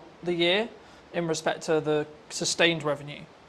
How do you see it? Because I think that's like, if you can do that with a business, then it will continue to, you'll make more money overall because you're more consistently creating that consistent revenue. Absolutely. And I think the big thing, you just actually used the word there, we talk about a lot in our business, is consistency. Delivering product consistently to the customer, giving consistent service. That helps to kind of get people to come to you more regularly, which obviously helps stem that kind of peaks and troughs you're talking about. Now, obviously with a site like this, I would say we have the best beer garden, cocktail garden, cider garden, whatever you want to describe it as, sat 100 feet from us currently. It is a beautiful spot down by the river, and we get a lot of passing trade from people walking from Harnham obviously into Salisbury. We also get a lot of trade come from Salisbury up just to come to our beer garden. Now, that is something that we aren't going to be able to change necessarily, but what we can do is pivot on that garden and not just make it into a garden. So come September, we are completely covering it over, and it's going to become an event space for probably the next 6 months after that. So all the way through till April. So we've got a Halloween kind of pumpkin picking experience thing lined up. There's a Santa's Grotto, a pre-bar ready to go in November time that will go all the way through to December. We'll probably have a quiet downtime in January just because the team are going to work really, really hard. And then come February, we're going to do a really cool Valentine's themed month out there. Really cool stuff. Again, we'll share all this on socials when it's finalised. I'm being tentative what I'm saying, not to kind of ruin the marketing spiel when it comes out. But then coming into kind of March, April time, we're going to have obviously a big space where we put Mother's Day out there. So we'll maximise the real peak moments. Mother's Day obviously being the busiest single day in the calendar year. We'll have a potential extra 130 covers out there to what we would normally have. And then we'll have an Easter experience out there. And then we're back ready for the summer. Again, with kind of how we bring people into this space, the beautiful restaurant we're sat in with the river flowing there behind me. I'm sure you can probably pick that up on the mic. It really is a stunning feature of the building. We really want to drive people to want to come here for an experience. So that will come through kind of the level of food that we're trying to aim for, using sustainable local produce. And the big USP is the fact that we are either already or can be 100% gluten-free. So that's something we're really going to be targeting over the next sort of 3 to 6 months, is doing packages wrapped around the bedrooms and dinner experience for those with celiac disease or those avoiding gluten. Now, the figures on that at the minute in the UK is around 6 million.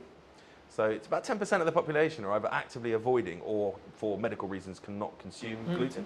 Now, these people have birthdays every single day of the year, right? So 365 days a year, I've got a potential celiac that I can target with some marketing, go, come and stay at the Old Mill, have an amazing stay in our beautiful bedrooms, and by the way, we can do dinner for you as well, which is celiac safe.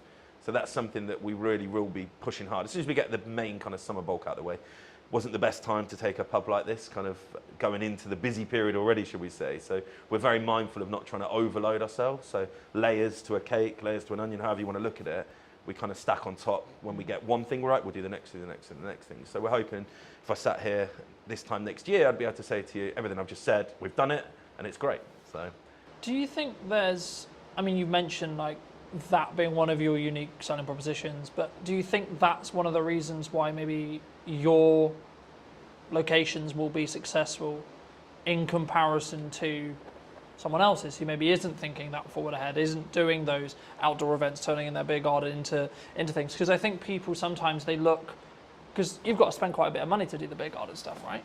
It can't be cheap to convert the beer garden semi-consistently and then convert it back, and then I imagine if it works, you'll do it the following year and you'll flip and you'll continue to rotate it. I mean, is that just the nature of the business, would you say? yeah, I think the age-old sayings, innovate or evaporate, speculate to accumulate. I'm very much on the leading edge of wanting to use tech, for instance. We're using more tech in our business, and we look forward, not backwards. We don't look at why things are bad, we look at how we can be better, and that's something across the whole group. Our senior team, that's all I'm talking about. I'm not cutting wages, I'm increasing sales. I'm not saying how do we get rid of people because times are hard. I'm saying how do we bring more people in for different reasons. What we're also really good at, and if anyone on here is listening as a hospitality owner or manager, we are very good at getting brand deals. So all the cool stuff I've just spoke about, we'll be approaching brands. And so the pre-bar, for instance, will be selling a shed load of Bailey's hot chocolates, I'm sure.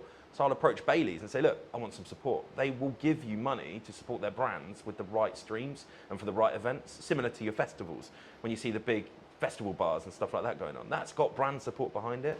And it's having those conversations that really help us, and we're very good at that, to be fair. We've got great relationships with all of our suppliers, both local, national and international, to kind of help with that.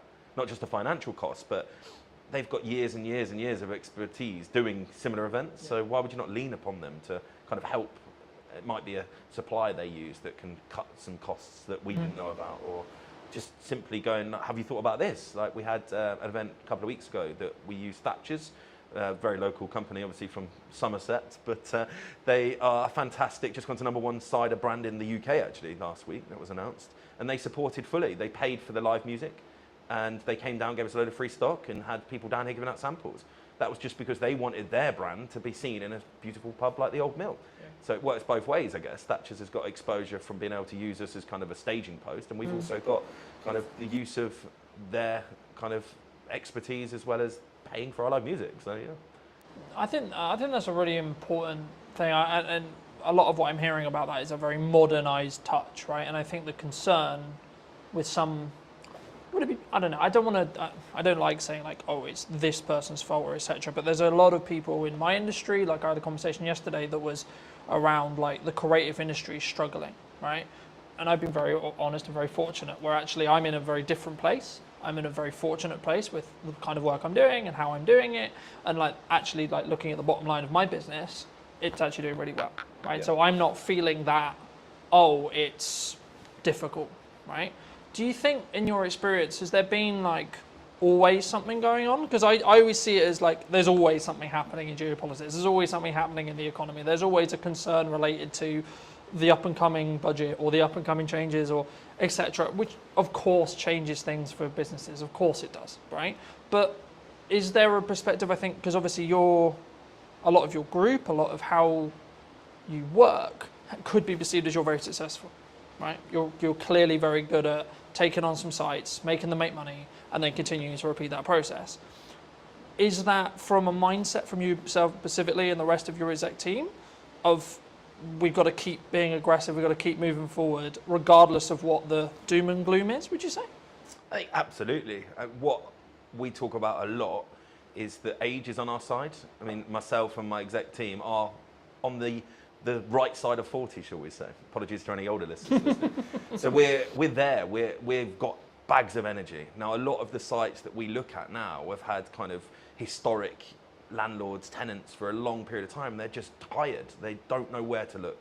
Social media, they don't get it. When I'm saying, why are you not on TikTok? They're like, oh, no, I don't want to do that. They just don't understand that TikTok isn't just for young people now, right? We have spent 0 pennies on paid for advertising. Okay. Obviously, we brought you in, you made some amazing content for us, but we've paid absolutely nothing to do it with. We've done all organic. That's because we understand what we're doing.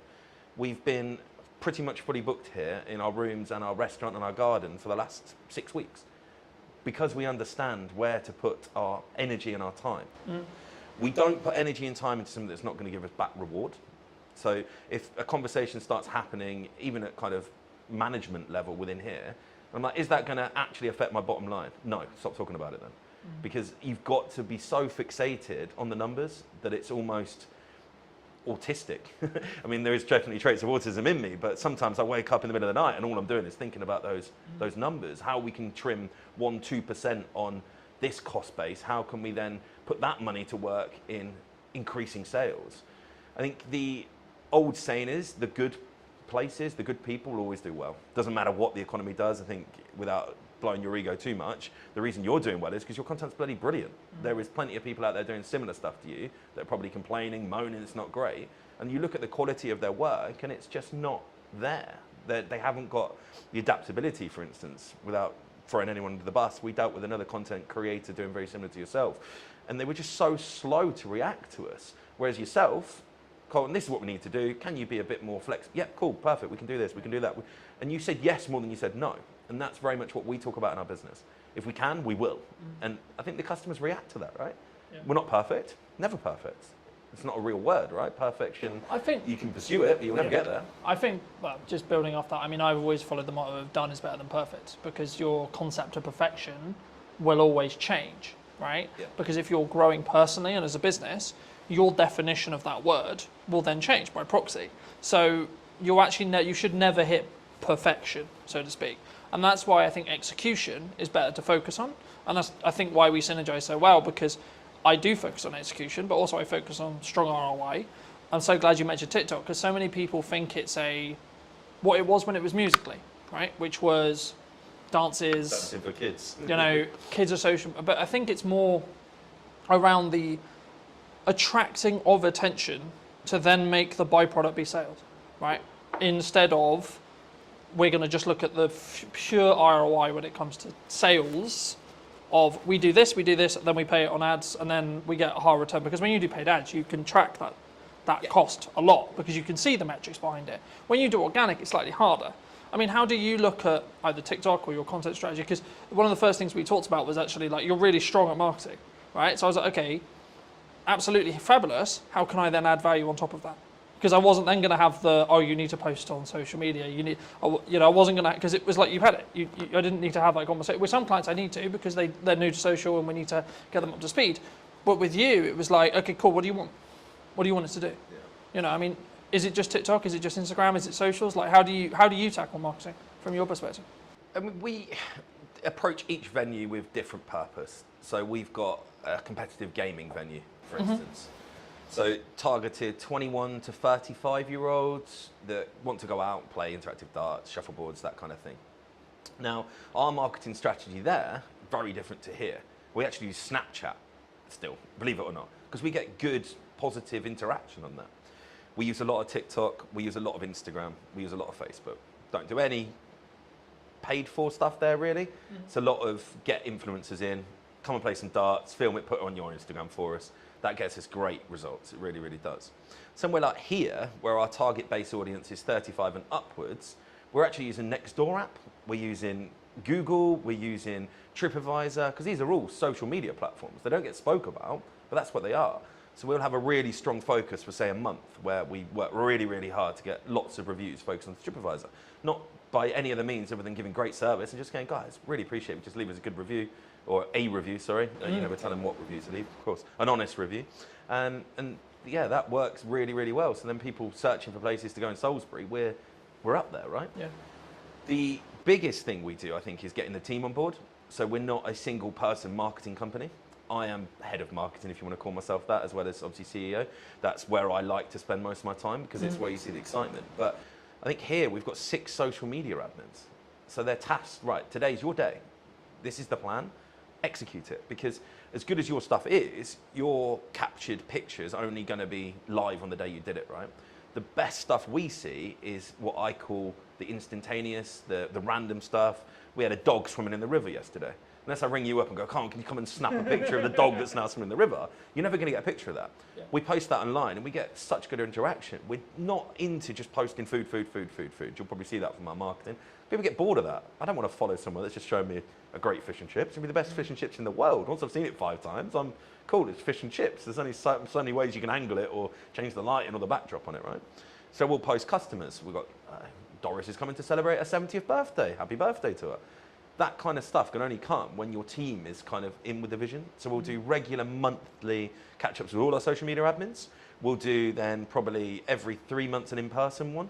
So we'll bring them all in, and it might be yourself I ask next time, right? Can you just come and do a piece on how you get great filming angles, great lighting angles? So they all understand they're never going to be as good as yours, but they don't need to be when we're putting out as much content as we are. Yeah. And I think that is something that I really understood, and probably the biggest thing we change when we take properties. I mean, yes, this is beautiful. Yes, we've spent money on it. Yes, we've elevated it. But circumstantially, this building was beautiful before we took it, right? Why are we now busier than it ever has been? I think because our marketing's better. I think before, when we looked at it, their last post was 2 months previous on their Facebook, on their Instagram. I think we took it in February, end of February. The post that was last on Facebook was advertising Christmas carols. It shows you the difference on where we're at. If you go on our Instagram, our Facebook, our TikTok, our websites are kept up to date to the day, you'll know exactly what we're trying to be, who we are, and then hopefully, when you come in, our social media, our marketing reflects what you then see inside. So I don't want to become a fake presence. There's quite a few restaurants I can think of that look amazing on socials, and you get there, you're like, wow, you've just taken a picture of the corner of your restaurant that does look nice, and the rest of it's not real. So we'll do a lot of kind of walkthroughs. I think the other day I just live filmed, walk straight through the front door, down the alleyway, through the garden, no editing, no filtering, just here you go, guys. This is what you can come to if you want to. And that, I think, gives an honesty. Yeah. I think that's the best word to give it. You're not trying to sell anything. This is what we are. Do you want to come? If you do, great. We'll see you at the other side of the door. But if you don't, cool. It's also not for you. And we're very, very good at that, actually, to be fair. Identifying who our customers aren't, because not every customer's for us. If someone walked in here and they wanted to have a £10 meal on a Friday night, we're not for you. There's plenty of places offering a fantastic meal for £10 in the Salisbury area. But on the flip side, if you were looking for a fantastic Chateaubriand on a Friday night to enjoy with a fantastic bottle of Malbec, we're the place for you. And you should come here. You're not going to get that if you go to the £10 meal place around the corner. Yeah. So it's understanding where your market pitch is, not trying to be for everybody, because it's impossible, but the people you are for, really being strong at that and having that kind of full team cultural mindset that all of my team will know who we're for within probably a parameter of what age we're aiming for, what service we're aiming for. They'll all know that our USP is gluten-free. And I think that's really, really important, because I can't just sit here now spouting all of this and then not relay that to my team. And again, we're not perfect. We're definitely, particularly in this site, 3 months in, it's nothing. You're really still learning everything at the minute. We're learning our customer base. We're learning our team. Still a weekly training for all of our team. In 6 months, would I expect 99% of customer visits to be at the level I'm talking? Absolutely. And anyone watching now that came here and didn't have that, please contact me on the Facebook and we'll put that right, because that's another thing we're very good at. If we're not right, let's put it right. If we know it was something that we did wrong, we need to do everything we can to put it right. If someone came, they just didn't like our menu, that's okay. Really sorry we weren't for you. Hope you find somewhere that is, because we're not going to be for everybody. But if something's kind of not to plan, shall we say, identifying that, having the touch points during the visit to identify why you're here is best practice. But having then the touch points after visit, we have feedback emails that go out. I've got business cards that go out with my personal email on it to everybody. If you've had a great time, let me know. If you've not had a great time, let me know, because we want to know.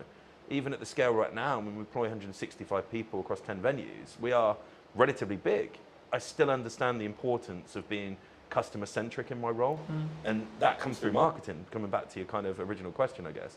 That is all part of it, right? Marketing is understanding why something went wrong and how you fix it. Yeah? That is marketing, yeah.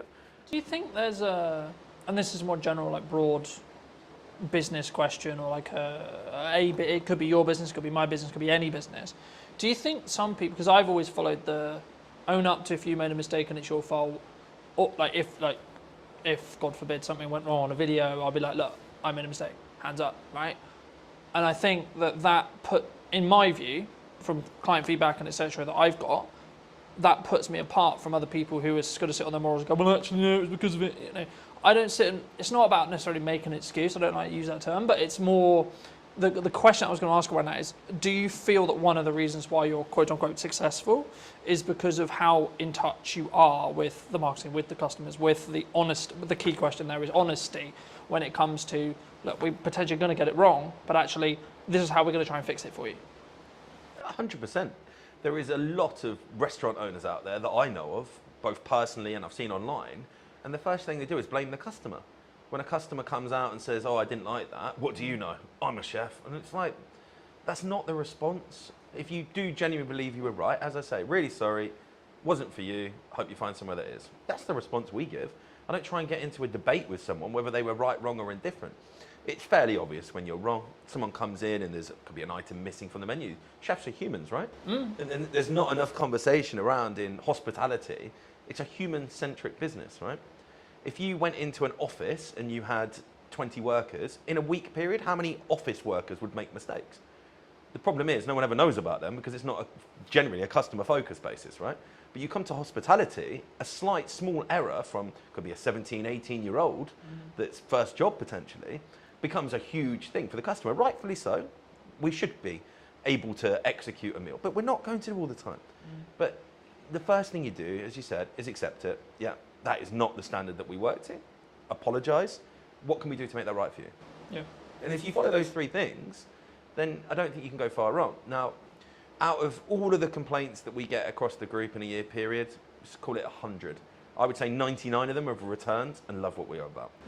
So that's 100 people potentially that would never step foot in the business again that we've managed to rectify, use their not so great experience to learn, made changes to SOPs or systems and processes, and then reflected on it and gone, okay, that happened. Let's not let it happen again. How can we improve as a group? Can we learn something that happened here and go, actually, we can stop that happening anywhere else, not just here? Because even now, I mean, I'm 20 years into the game now, there's still stuff happens. I'm like, wow, wasn't expecting that. How did that happen? What can we do to stop that happening again? So it's a learning day all the time. Even for someone at my level, my experience, you might think, oh, I know everything. I don't. I'm pretty good. I know most things, but the game's changing. Every single week, I'm like, okay, that's different. 10 years ago, did I think that I'd be talking about being a gluten-free centric company? Absolutely not. Now, it's our USP. That's our single biggest drive force. Because most places don't want to do it. And I think that's identifying what you can do to set yourself apart. Whether that's you can be cheaper. Don't like doing that. I think that's the easy way up, being cheaper.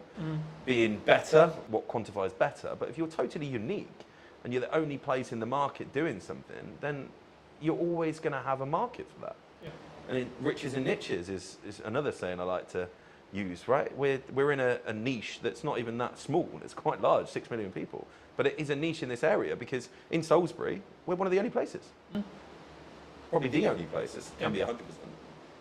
I think that's really unique. I think it sort of, to an extent, it leans back into what do you want to do incredibly well at, right? And I think I've always tried to pride myself on, I may not be the oldest videographer in respect to being in the game or the biggest marketing company or etc., but I will give as much effort and as much energy as I can to create the best content that is tied around what you, whoever it may be, the client, is looking to achieve from that video, that set of videos, etc., whatever we're doing. But from your perspective, why, maybe not necessarily just me, but why do you look to invest in video as a whole or marketing as a whole? Because you said earlier in the interview, your team does a lot of marketing, right? So I guess the question from potentially the audience is then, okay, well, why do you then spend money to get a professional in to create those, what I'll call showpieces?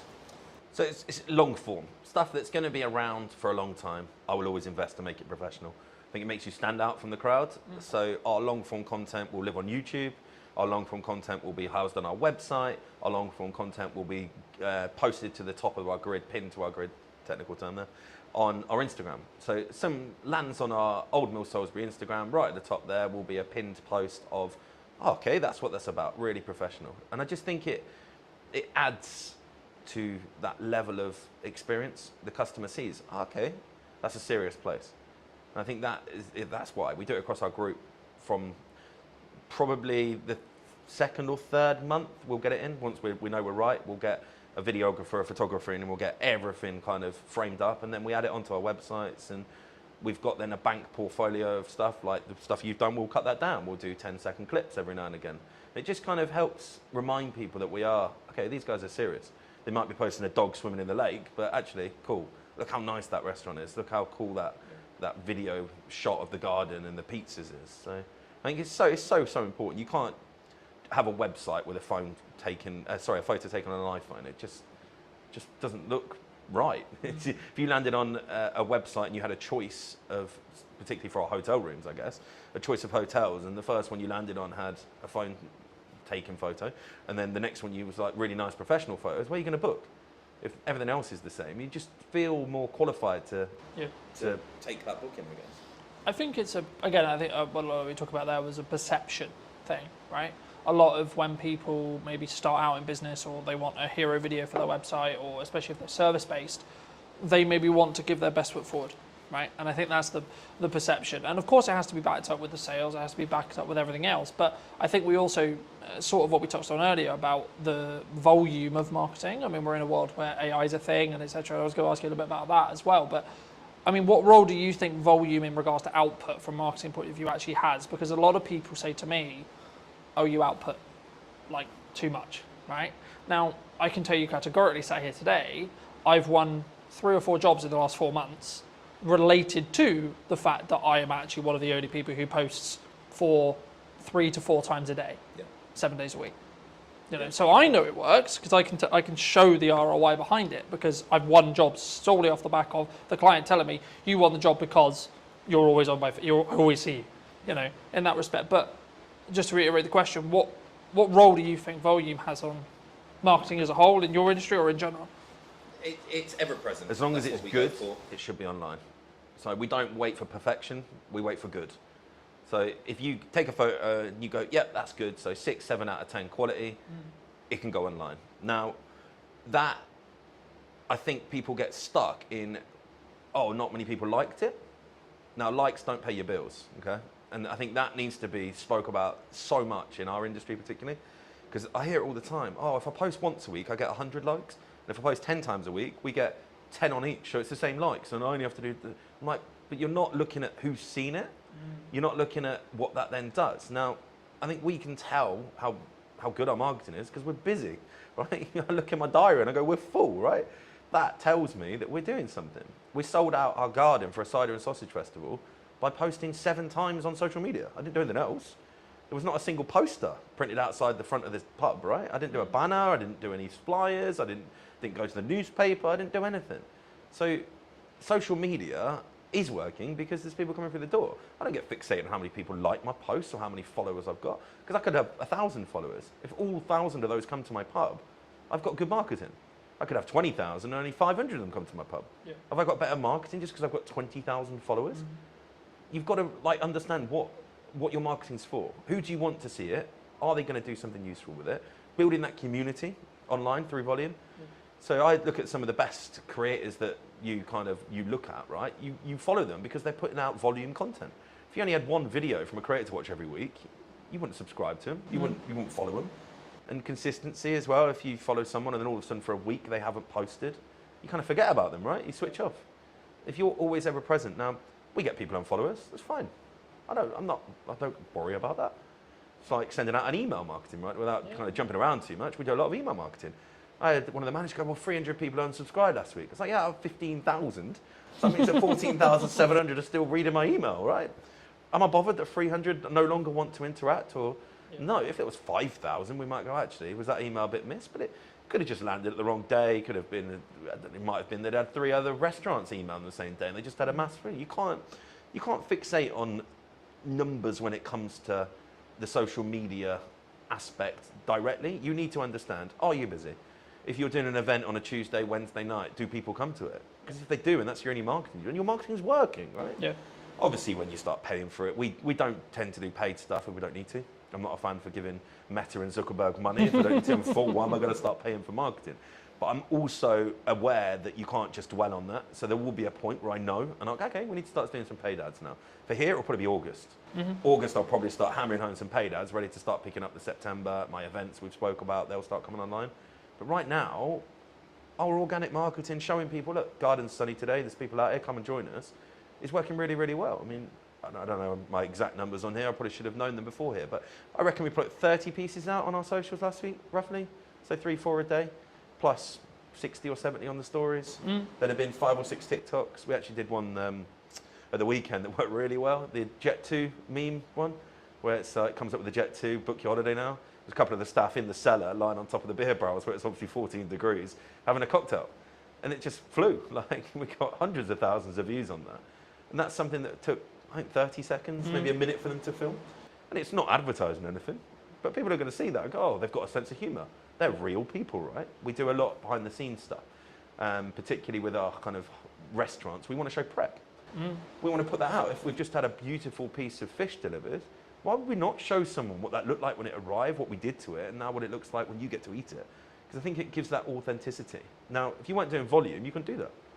Because it looked really weird if I hadn't posted for 2 weeks and all of a sudden I got a tuna bit skinned. Like, what the hell? But people expect it from us because we're there all the time. But, oh yeah, old man posted, cool. What's that?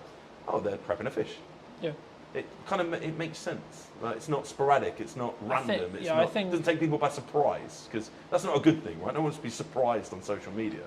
I think so many people, they don't. I would say if I was going to go down the nuts and bolts of it, they don't optimize for the lurkers, right? Because the lurkers, the people who don't actually interact, the people who actually don't comment, the people who don't, etc.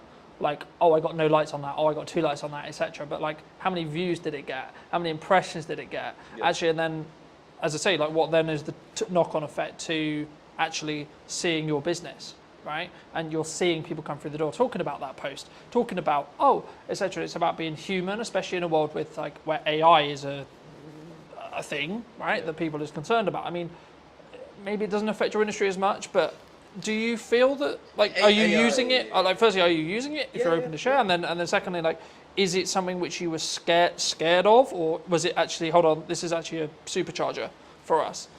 So I went to an event called EMC. Big shout out to Matt Wilson. If he watches this, I'm sure he will. An incredible event, 500, 600 plus entrepreneurs that are all there because they are the owners of their business or senior team in their business, but they are the marketeer. They want to generate sales through social media or Google, online, digital marketing, right? And this was 2022, and there was a spiel on AI. And everyone in the room looked at each other and went, holy crap, this is real, right? 2022, the average Joe had no idea what AI was really. Artificial intelligence, yeah, cool, that's something that That's right? a nerd thing, yeah? Yeah. ChatGPT was mentioned. I got on it pretty much within 3 months of that conversation. So I've been using ChatGPT when it was a bit rubbish. Now, every single one of my social media admins, every single one of my senior team has it on their phones with the pro version. Okay? Now, we write our posts, we put them into ChatGPT, and we tell them to optimize for our audience. So it knows our audience, it knows what we want to write like, so you end up with a post. If you really knew the marketing like we do, you can kind of tell, but the average person has no idea that's what we're doing because it feels personable. What we don't do is go, ChatGPT, write me a post to advertise Cider and Sausage Festival. We don't do that. We'll write into it. What it does is proofread. So you don't end up with posts going out with spelling mistakes. Can't get my words out today. Spelling mistakes. You don't get posts going out that aren't in the right context for the right platform. What we also do is we'll get it to do one for Instagram, one for Facebook. Very different. I don't think people understand that. The wording that goes on Instagram has very different impact to what goes on Facebook. On Instagram, you need big chunky headlines because many people don't read the blurbs on Instagram. It's, okay, what's that picture? What does that mean? Whereas Facebook, people get drawn in and they want longer form reading content. So you have to give more wordy stuff to it, less big headlines, because Facebook looks a bit spammy when you put big chunky headlines.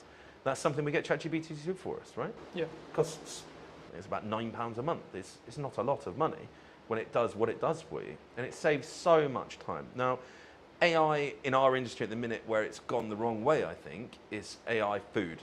Now, there is lots of restaurants, chefs that I know of, that they're posting amazing looking dishes and they're AI. Literally AI generated. And that's the scary part. I think we're going to get to a point where you turn up to a restaurant and you're going to think, oh wow, look at all this food. And it's nothing like what they're preparing because it's all generated by AI. Now that is scary for me because it's that good. But surely that would be a disconnect from the authenticity side of it. It will, right? but it will drag if people I see in. someone on social and I see this dish, and then when I sit here, maybe actually literally here, I'm like, hold on, that doesn't match. Yeah. You know, like is that because would that be the, or do you think it's going to get so good that actually people, by the time they've sat down, they're like, shit, I'm kind of in now.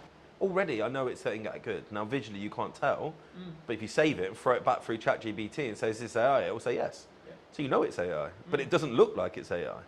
It's that good. It looks like a really good dish of food.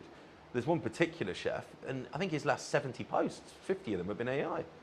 But it's like really deceiving almost. I mean, video AI, let's not get started on that. I think that's very scary. I'm sure at some point I'm going to be able to CGI Channing Tatum walking through my front door, taking his top off, having a cocktail at the bar, and people will think he's actually at my bar, right? I think that's the scary part. Where the authenticity is going to lie with that, you're almost going to be able to, if you got really good at it, simulate a fake restaurant where celebrities hang out and none of them have ever been there. And you know what celebrities do when you put their name to restaurants? It's interesting how it's going to play out. I'm sure some of the big boys have already started doing similar things.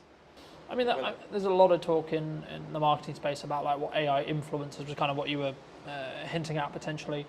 You know, these are completely artificially generated people that are developing an audience, right? And I think it's about, to an extent, from my view at least, yeah, you can run a business that way, but then you're not trying to be an authentic person behind the business, right? Yeah. I utilize AI to help with editing, to help with scripting, with help with posts, etc., in a similar way to you, but I'm still the one sat here talking to you today. Yeah. So it allows me to do the other things that actually I have to tangibly do. Yeah. Right? Regardless of how big the business is, you're still going to work with me. You know, I'm still going to be the one who has the conversation related to what we're doing with marketing, potentially what you're looking to achieve, how you're looking to achieve it, etc. But you saved 2 hours last night. But I saved two. Exactly. Write out, well, without jumping off marketing, job descriptions. Yeah. You can go onto ChatGPT now and say, can you write me out a job description for my new assistant manager that I've just employed?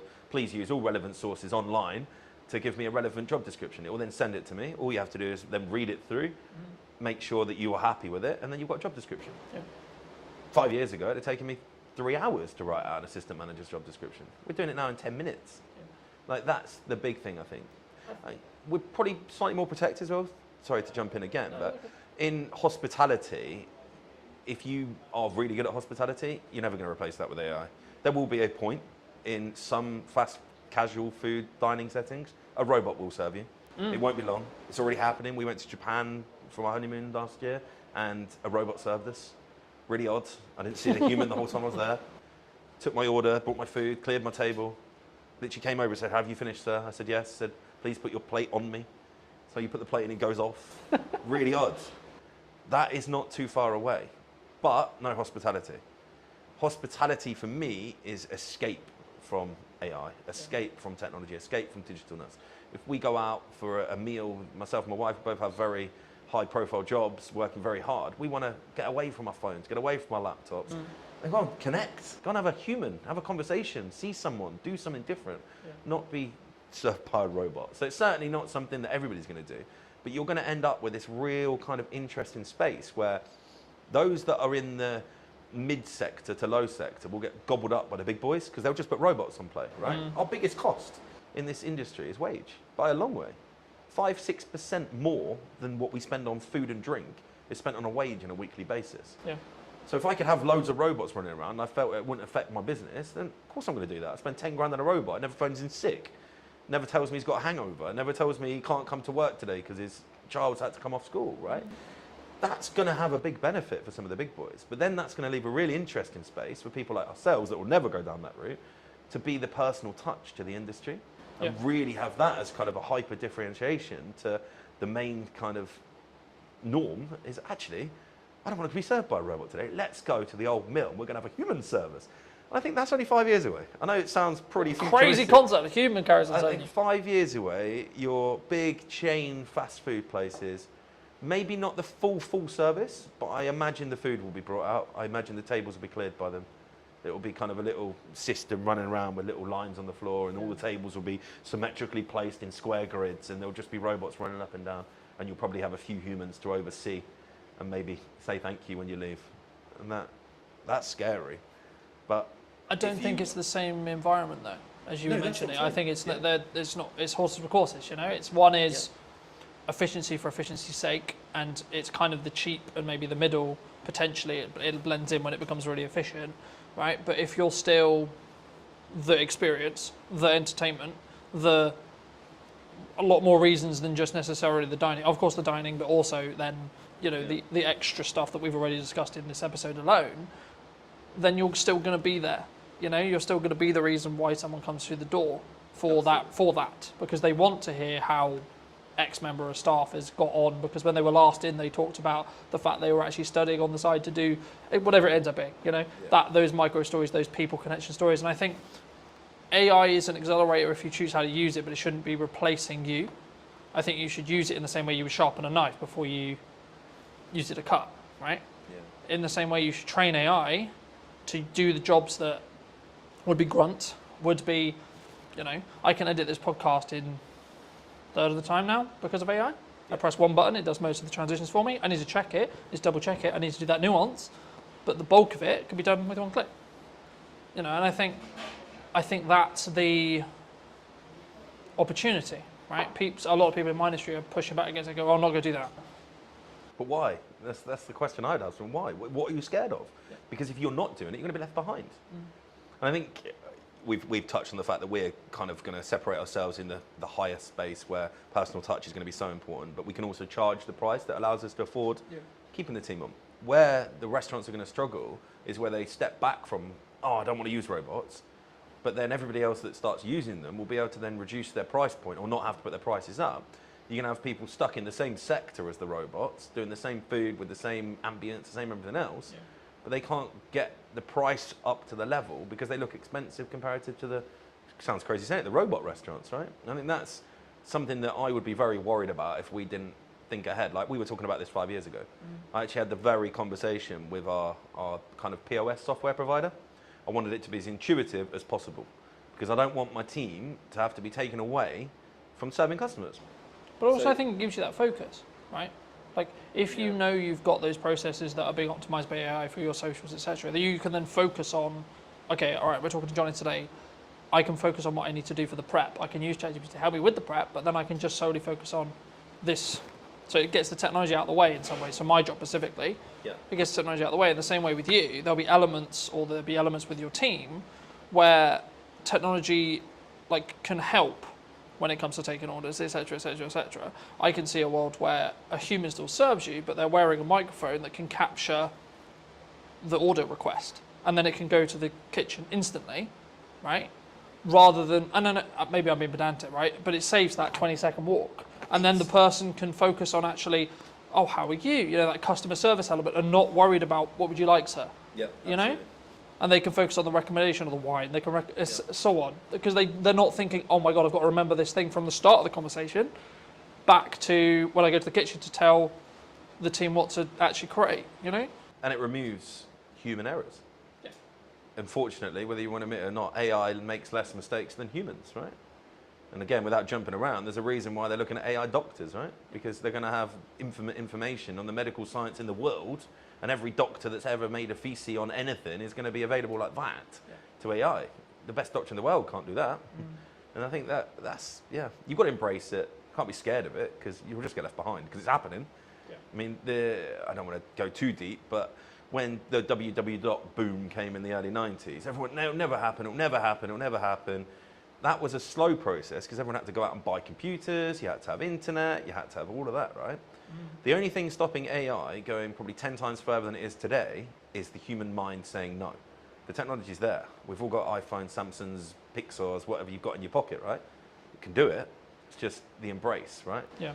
And the more we use it, the more it learns, the more it adapts, the quicker it's going to go. And the improvement in ChatGPT in the last 12 months is scary, right? Yeah.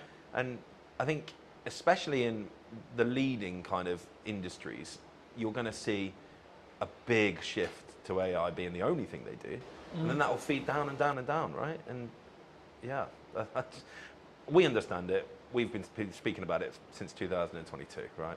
We've had it there in our back mind. What can we do to improve and, as you say, be more efficient? QR code ordering is something that we use a lot of because it brings back the time. Yeah. If someone's sat in the garden, gets their time back, they don't have to go and stand at the bar and queue. They just order on the QR code, comes onto the till, it's printed, it's paid for, we can take it out to you.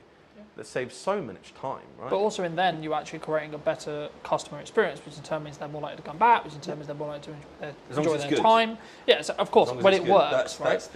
That's the key factor is you've got to make it intuitive, you've got to make it seamless, you've got to make it easy to use, not friction. It should feel like you're doing them a favour, not the other way around. And I think that is how you frame it.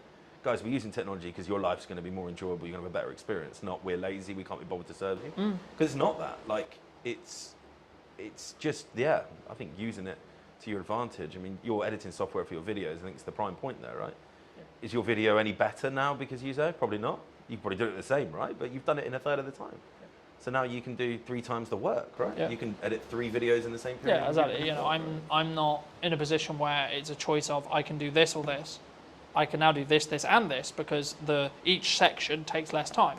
Yeah. The product is identical, pretty much, because I'm still going to go through it, I'm still going to tweak that nuance, etc. It's not that I'm not editing it, it's just the grunt work of, okay, camera 1, camera 2, camera 3, camera 4, camera 1, all the way through. is done in 20 seconds. You know, that used to take me 2 hours. So I'm cutting 2 hours to 20 seconds.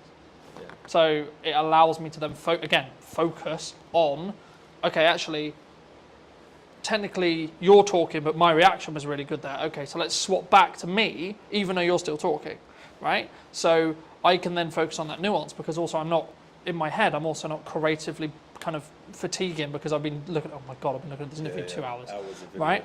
And I think it's also like you can focus on the other elements, and then also you can just increase your volume, because it's an efficiency thing as well. But let's cover everything I wanted to cover. I mean, is there anything specifically you wanted to talk about or shout out, etc.? No, I don't think so. I think it's been a really great chat, to be fair. I think those that are in business will know that it is hard at the minute. But I don't know a single person that's talking like we've spoke today that's complaining. Because that's the kind of the key, I think. If you're complaining, you're not thinking, you're not changing, right? You're complaining. Stop bloody complaining and just look what you can change in your own business, in your own life to be better, because it's not going to change in the macro, right? Complaining is not going to stop the Labour changing any of the crazy wage bills they want to put on us. It's probably going to happen again in April, right? We all know that. But we're already factoring that in. We're like, okay, what can we do different in 12 months? What can we do different in 6 months, 3 months, 2 months? Not, oh, it's happened. What am I going to do now? Because it's just too late then, right?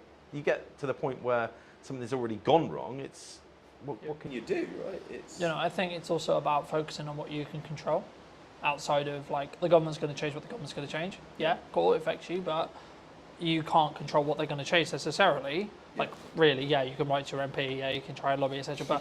But like tangibly day to day, all you can do is focus on your output, focus on your marketing, and focus on your costs and your sales. Right, they're the the 4 sectors of business that you should focus on, and you should continue to focus on those. Right? Yeah. How can you provide more value to your customers or your clients? How can you increase the likelihood that you're going to get more clients or customers? And then how can you retain or make more sales from the ones you have, right? So whether it's adding more value or thinking about a model differently or adding a retainer service, so you've got more, as we just opened the episode with, looking at a returned income rather than project gap, you know, and actually if you've got some retainers, especially as a marketer, then you can take on the odd few projects as well. So then you've got an even better month, but your baseline is going to be at a certain level because of those retainers. But then also it removes the stress, so you can do other elements, like you can focus on your marketing more, you can focus on your systems more, etc. I mean, what would you say to people as a final passing bit of advice, maybe who are, or yourself 10 years ago, what advice would you give to that person if they were going into business today? As a business owner, I think it's very easy. Put all the systems and processes and people in place so that you don't have to work in your business. Because if you're in your business and you're doing all of the stuff, there could be AI that gets it to do all of the stuff you don't want to do, but you need to be having conversations that bring sales in. You need to be having conversations that are getting new customers. If you're not doing that as a business owner, you've got a job. You're not in the business.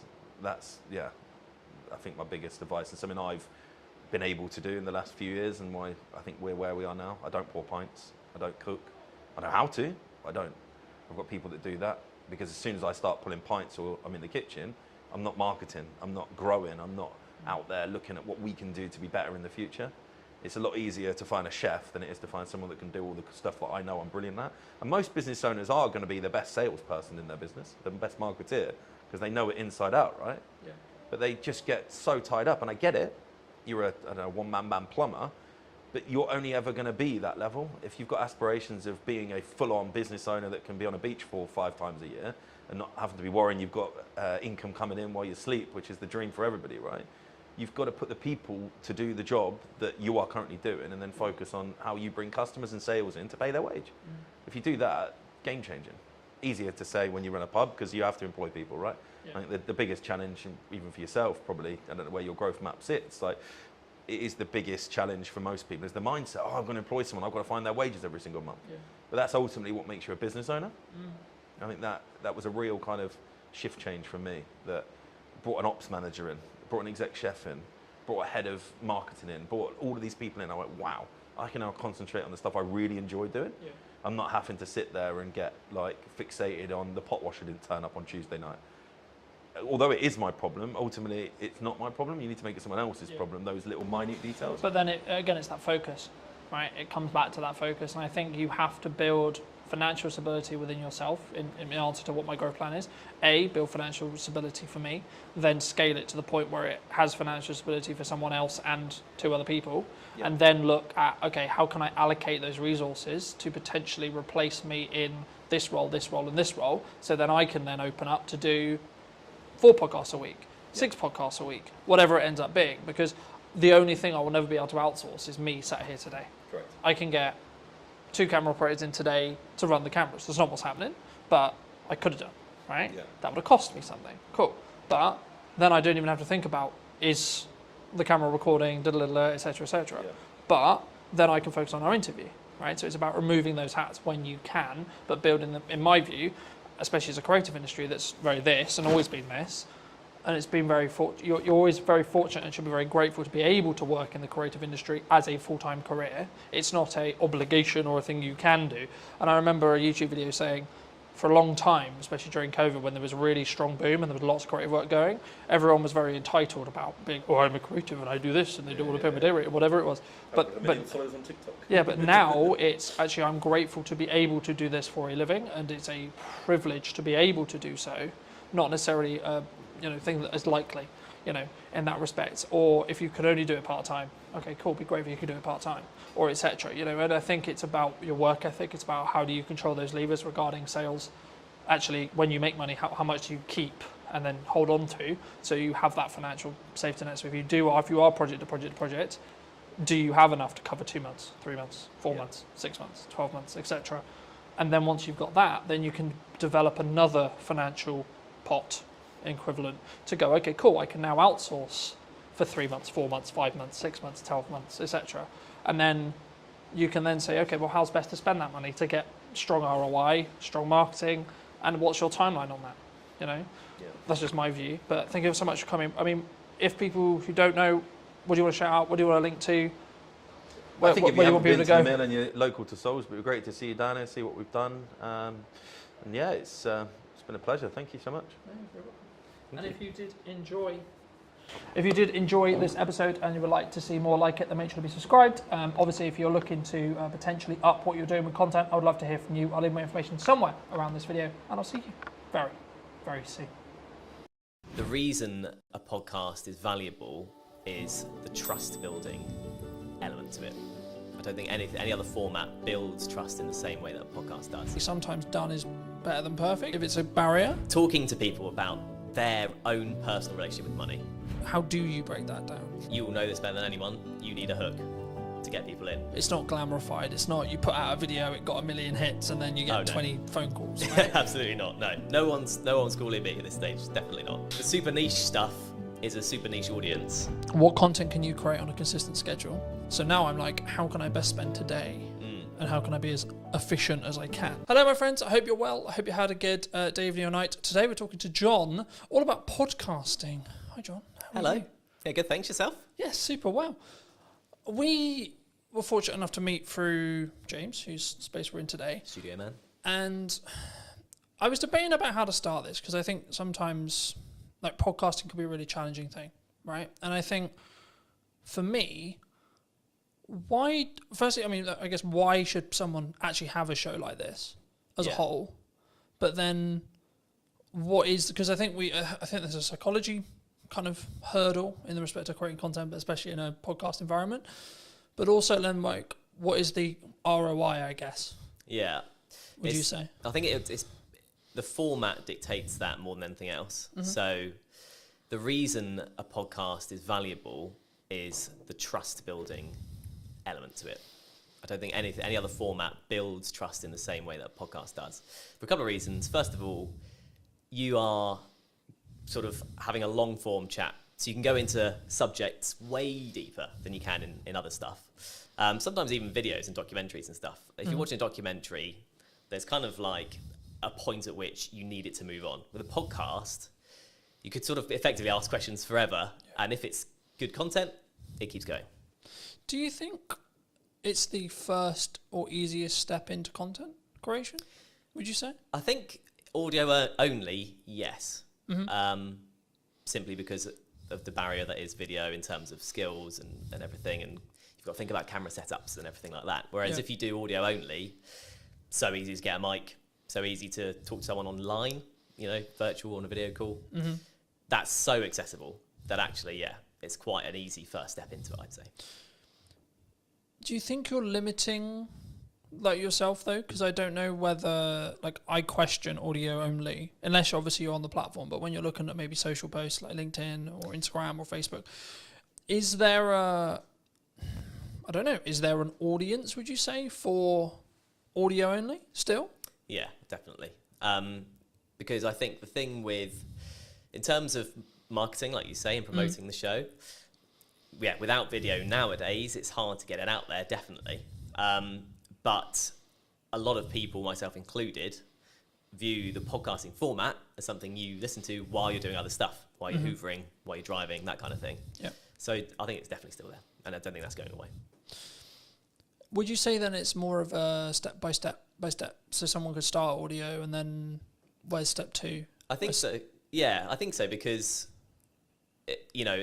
for depending on who you are, if you're a business, it's a bit different. If you're an individual, you kind of learn the time required to sort of get to each step. So once you start on the audio step and you're like, actually, it's taking me too much time, it's not worth it for whatever reason, it's not for you. If you then introduce video purely for clips, so you film the whole thing but only use clips, then you can see what time the promo takes, and then when you should go to a full video, you can see how long that takes. So I think that's why you'd do it potentially in that step if you're coming at it from a completely new perspective, if that makes sense. And then I guess you then can grow to the Diary of a CEO style full form trailer-esque piece, right? And I think sometimes we get so, and this is true for any marketing, not necessarily a podcast, but it could also be true of a podcast. I think we get so hemmed in I need it to be Diary of a CEO quality instantly, right? Yeah. And I think that we struggle with the idea of, I'm going to take one step, make a 1% improvement, next step, 1% improvement, one step, so on, right? And I think for me, especially with what I've done with marketing, it's always been so this is the results I've got previously from this output. Okay, but what happens if I double the output, right? And it's constantly that testing period. I mean, in your experience with podcasting, how would you recommend people, or how would you look at working with a client, because I know that's some of the work you do, to actually help them actually work out, should they have a podcast, but then secondly, what are the nuts and bolts of their podcast in regards to topics and theme and etc. and or does that matter now? Yeah, so I think in terms of the sort of nuts and bolts, you kind of have to have the reason why you're doing it first, then you go into the nuts and bolts. So like I said at the start, the reason why is the building trust element. I think you need to, if that's what you want to achieve, and you have, say you're selling a particular service or a product that can be gone into in depth, then it's worth doing from the start. Then the nuts and bolts from there all depends on how you want to package that, I guess, to be unique or to kind of be the same, because everyone is kind of getting used to this kind of format. So there's options on the table for sure. I think there's obviously that psychology thing that we've talked about a little bit as well, but I think for me, I didn't overthink it. I was like, I enjoy talking about business, I enjoy talking about content creation, I enjoy talking about marketing. And yeah, I've evolved it, and yeah, it sort of changed, and depending on the guests will kind of tailor the conversation slightly. But I also don't overthink the conversation, because I trust in myself as an interviewer to ask, I guess, poignant questions, or what naturally comes to my mind. And I think sometimes when we look at content, it's not in this box, right? I watched a video this morning talking about the fact that one of the reasons why they're not, the person in question wasn't on YouTube, was because he was constantly concerned about, he sells video production, so it has to look good, has to sound good, and I followed the logic of, yes, sure, but actually sometimes done is better than perfect if it's a barrier. Do you how do you, when you look at either, and I'm sure we'll get onto the podcast you're launching, but when you work with clients, or when you're maybe looking at your own podcast, how do you balance that line of, okay, it's done, but actually there's these things that that could be better? Do you hold a podcast back? Would you reshoot a podcast? Where's your line? Yeah, I think you'd want to know that before even starting, frankly. If you want it to be polished, and the client's a big company, for example, you want it to be polished, you start from there, that's kind of, the level is set effectively. And going on from there, in terms of, if it looks scrappy, there's kind of growing evidence that a scrappier look still appeals on the right platform. I was reading recently about TikTok and how people, or watchers or users of TikTok, prefer the raw content, the raw sort of footage and stuff. So someone literally picking up their phone and talking, there's no kind of green screen, no one's putting any effects or whatever. If the content looks like that on TikTok, it sells on TikTok. Yeah. Whereas on YouTube, like you were saying, people kind of expect a bit more of a polished thing. But I think authenticity is quite a big thing these days when it comes to content. And like you were saying with your questions and it's just coming off the dome and stuff, that's in some ways kind of seen as a more better or nicer to watch compared with a completely polished, you've gone through 20 questions with a fine-tooth comb and you're only asking 10 because they're like the best ones only. It doesn't, conversations don't work like that, and that's ultimately what podcasts are. I think that's an important point. I think that there is obviously a line when it comes to like the quality of especially if it's what you sell, like what I sell is video production. So there is a line, but I also think that there's an opportunity cost of refilming a conversation that isn't the first one, for example. Absolutely. Right? So to give you some context, last week or so, I filmed a podcast with my mum, and that post, me announcing the fact I did it, did really well, which kind of doesn't surprise me to an extent. It doesn't, but there's actually a tech challenge with that podcast because one of the cameras isn't in focus. So my camera isn't in focus. So I was in a position last week, and I think I pretty much made the decision I'm just going to work around it. But I'm in a position where I'm like, the episode is really strong in regards to the content, but it's not perfect video production wise. Do I reshoot it with the potential opportunity that it will feel different and the conversation will maybe come across differently? Or do I work around the fact I've got multiple cameras and I fix it that way? Or do I just go with, okay, it's out of focus. It's not far out of focus, it's maybe an inch, a tiny amount. But is that an approach some people should take? Do you think they should get out of the way of the content sometimes? Because I could really sit here and lose my shit over the fact that one angle's out of focus, but it is what it is. Yeah.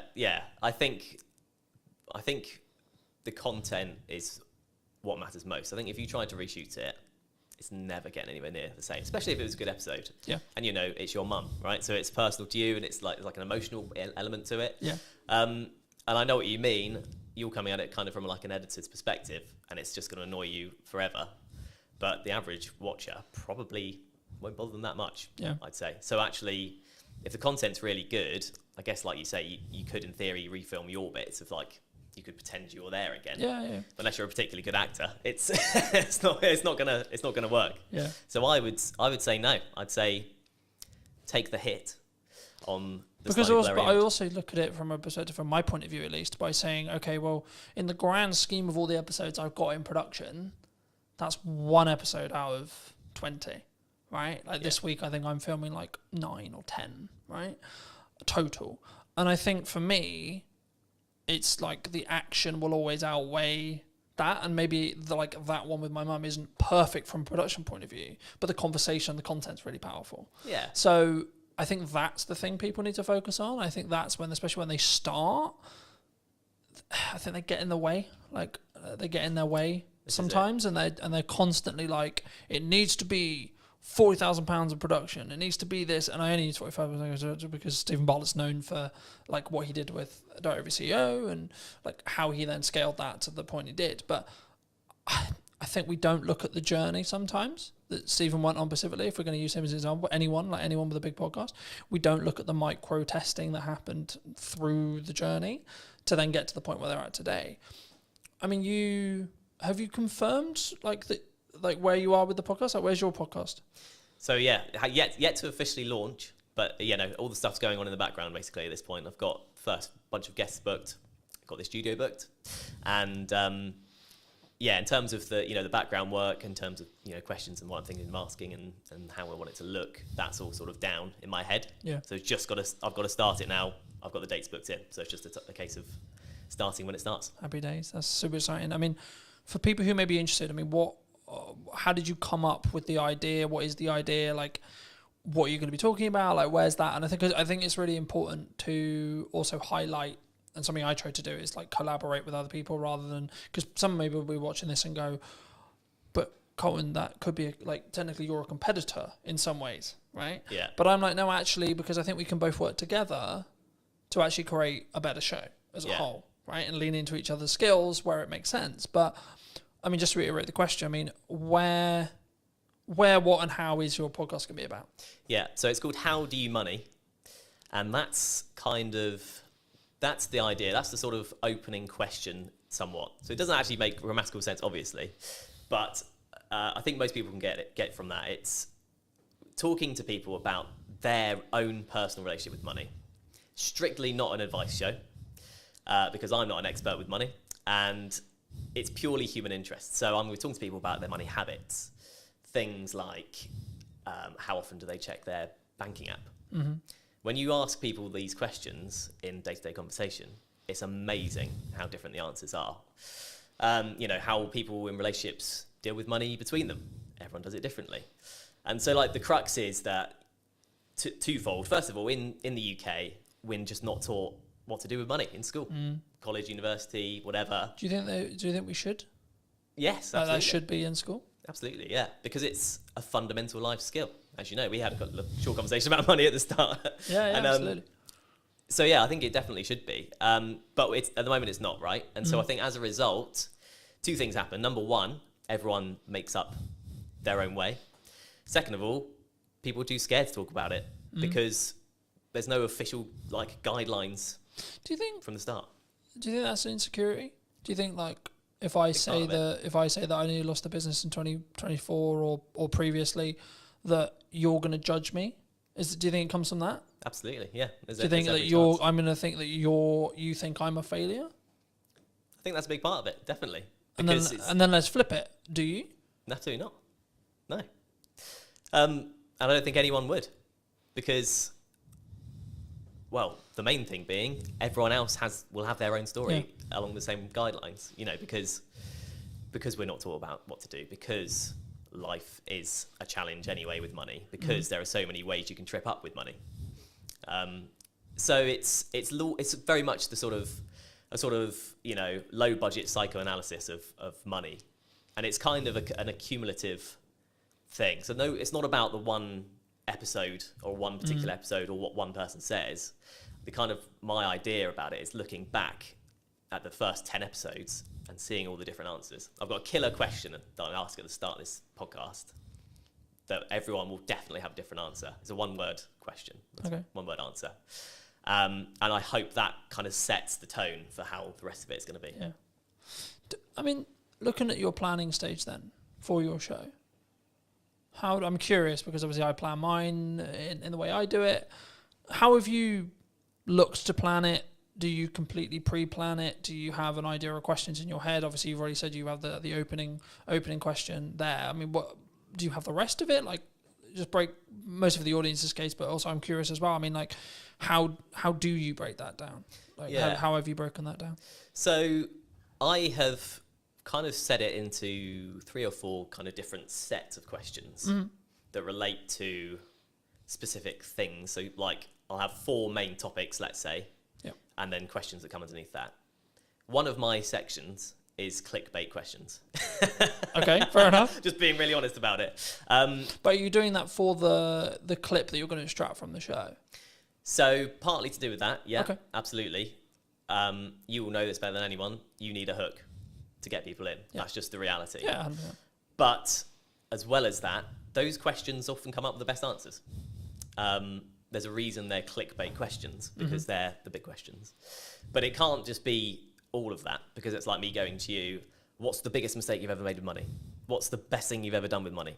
What's the worst problem you've ever got? Do you know what I mean? It doesn't, that's not a podcast. It doesn't work as a format in any interview or anything. So that's one section, for example.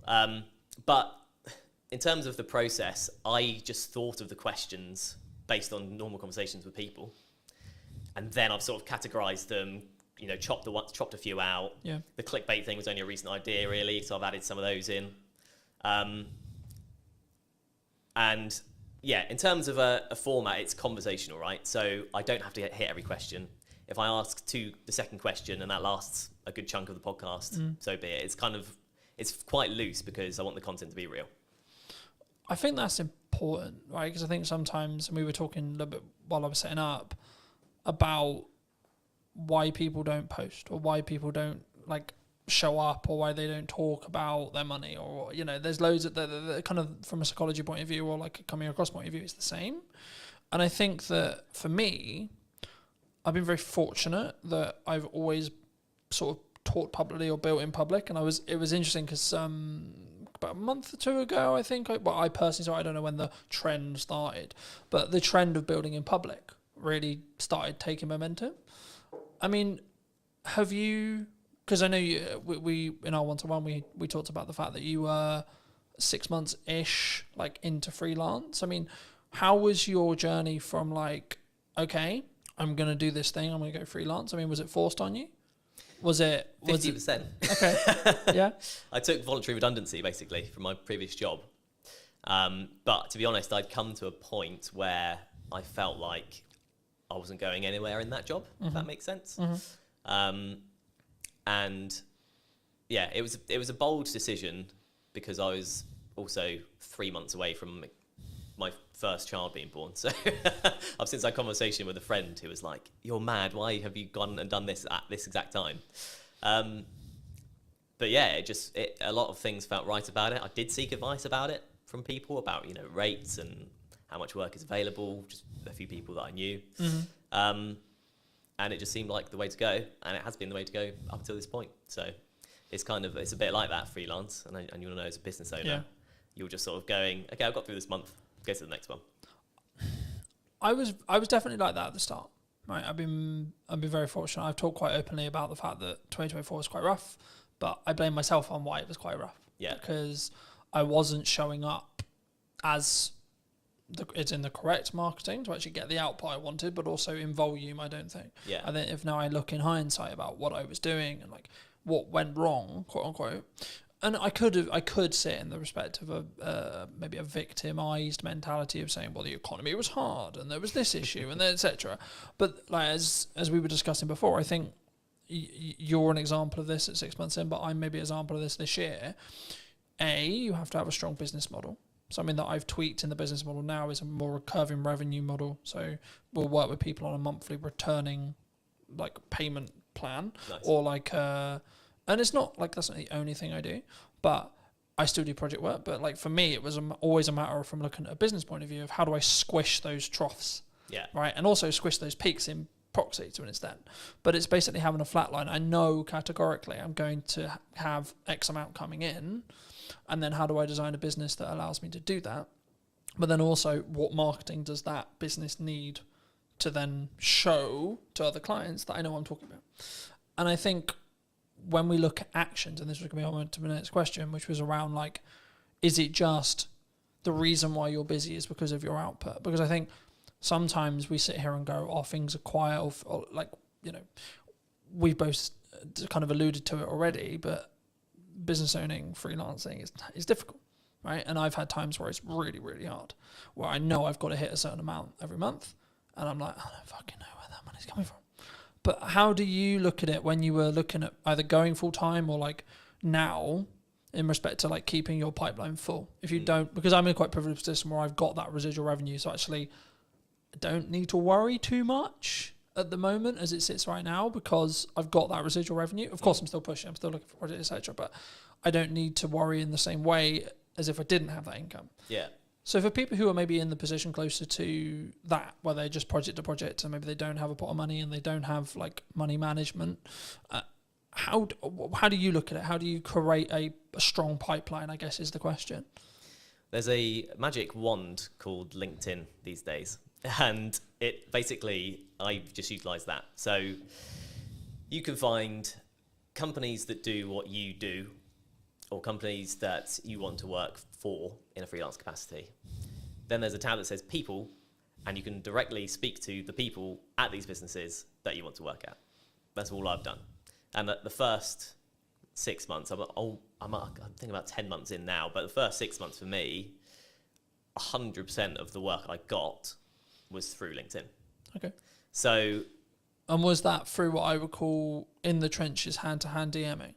yeah, absolutely. There's a strategy I call it, is like cold DMing, cold outreach, cold warming. It's not glamorified. It's not you put out a video, it got 1 million hits, and then you get 20 phone calls. Right? Absolutely not.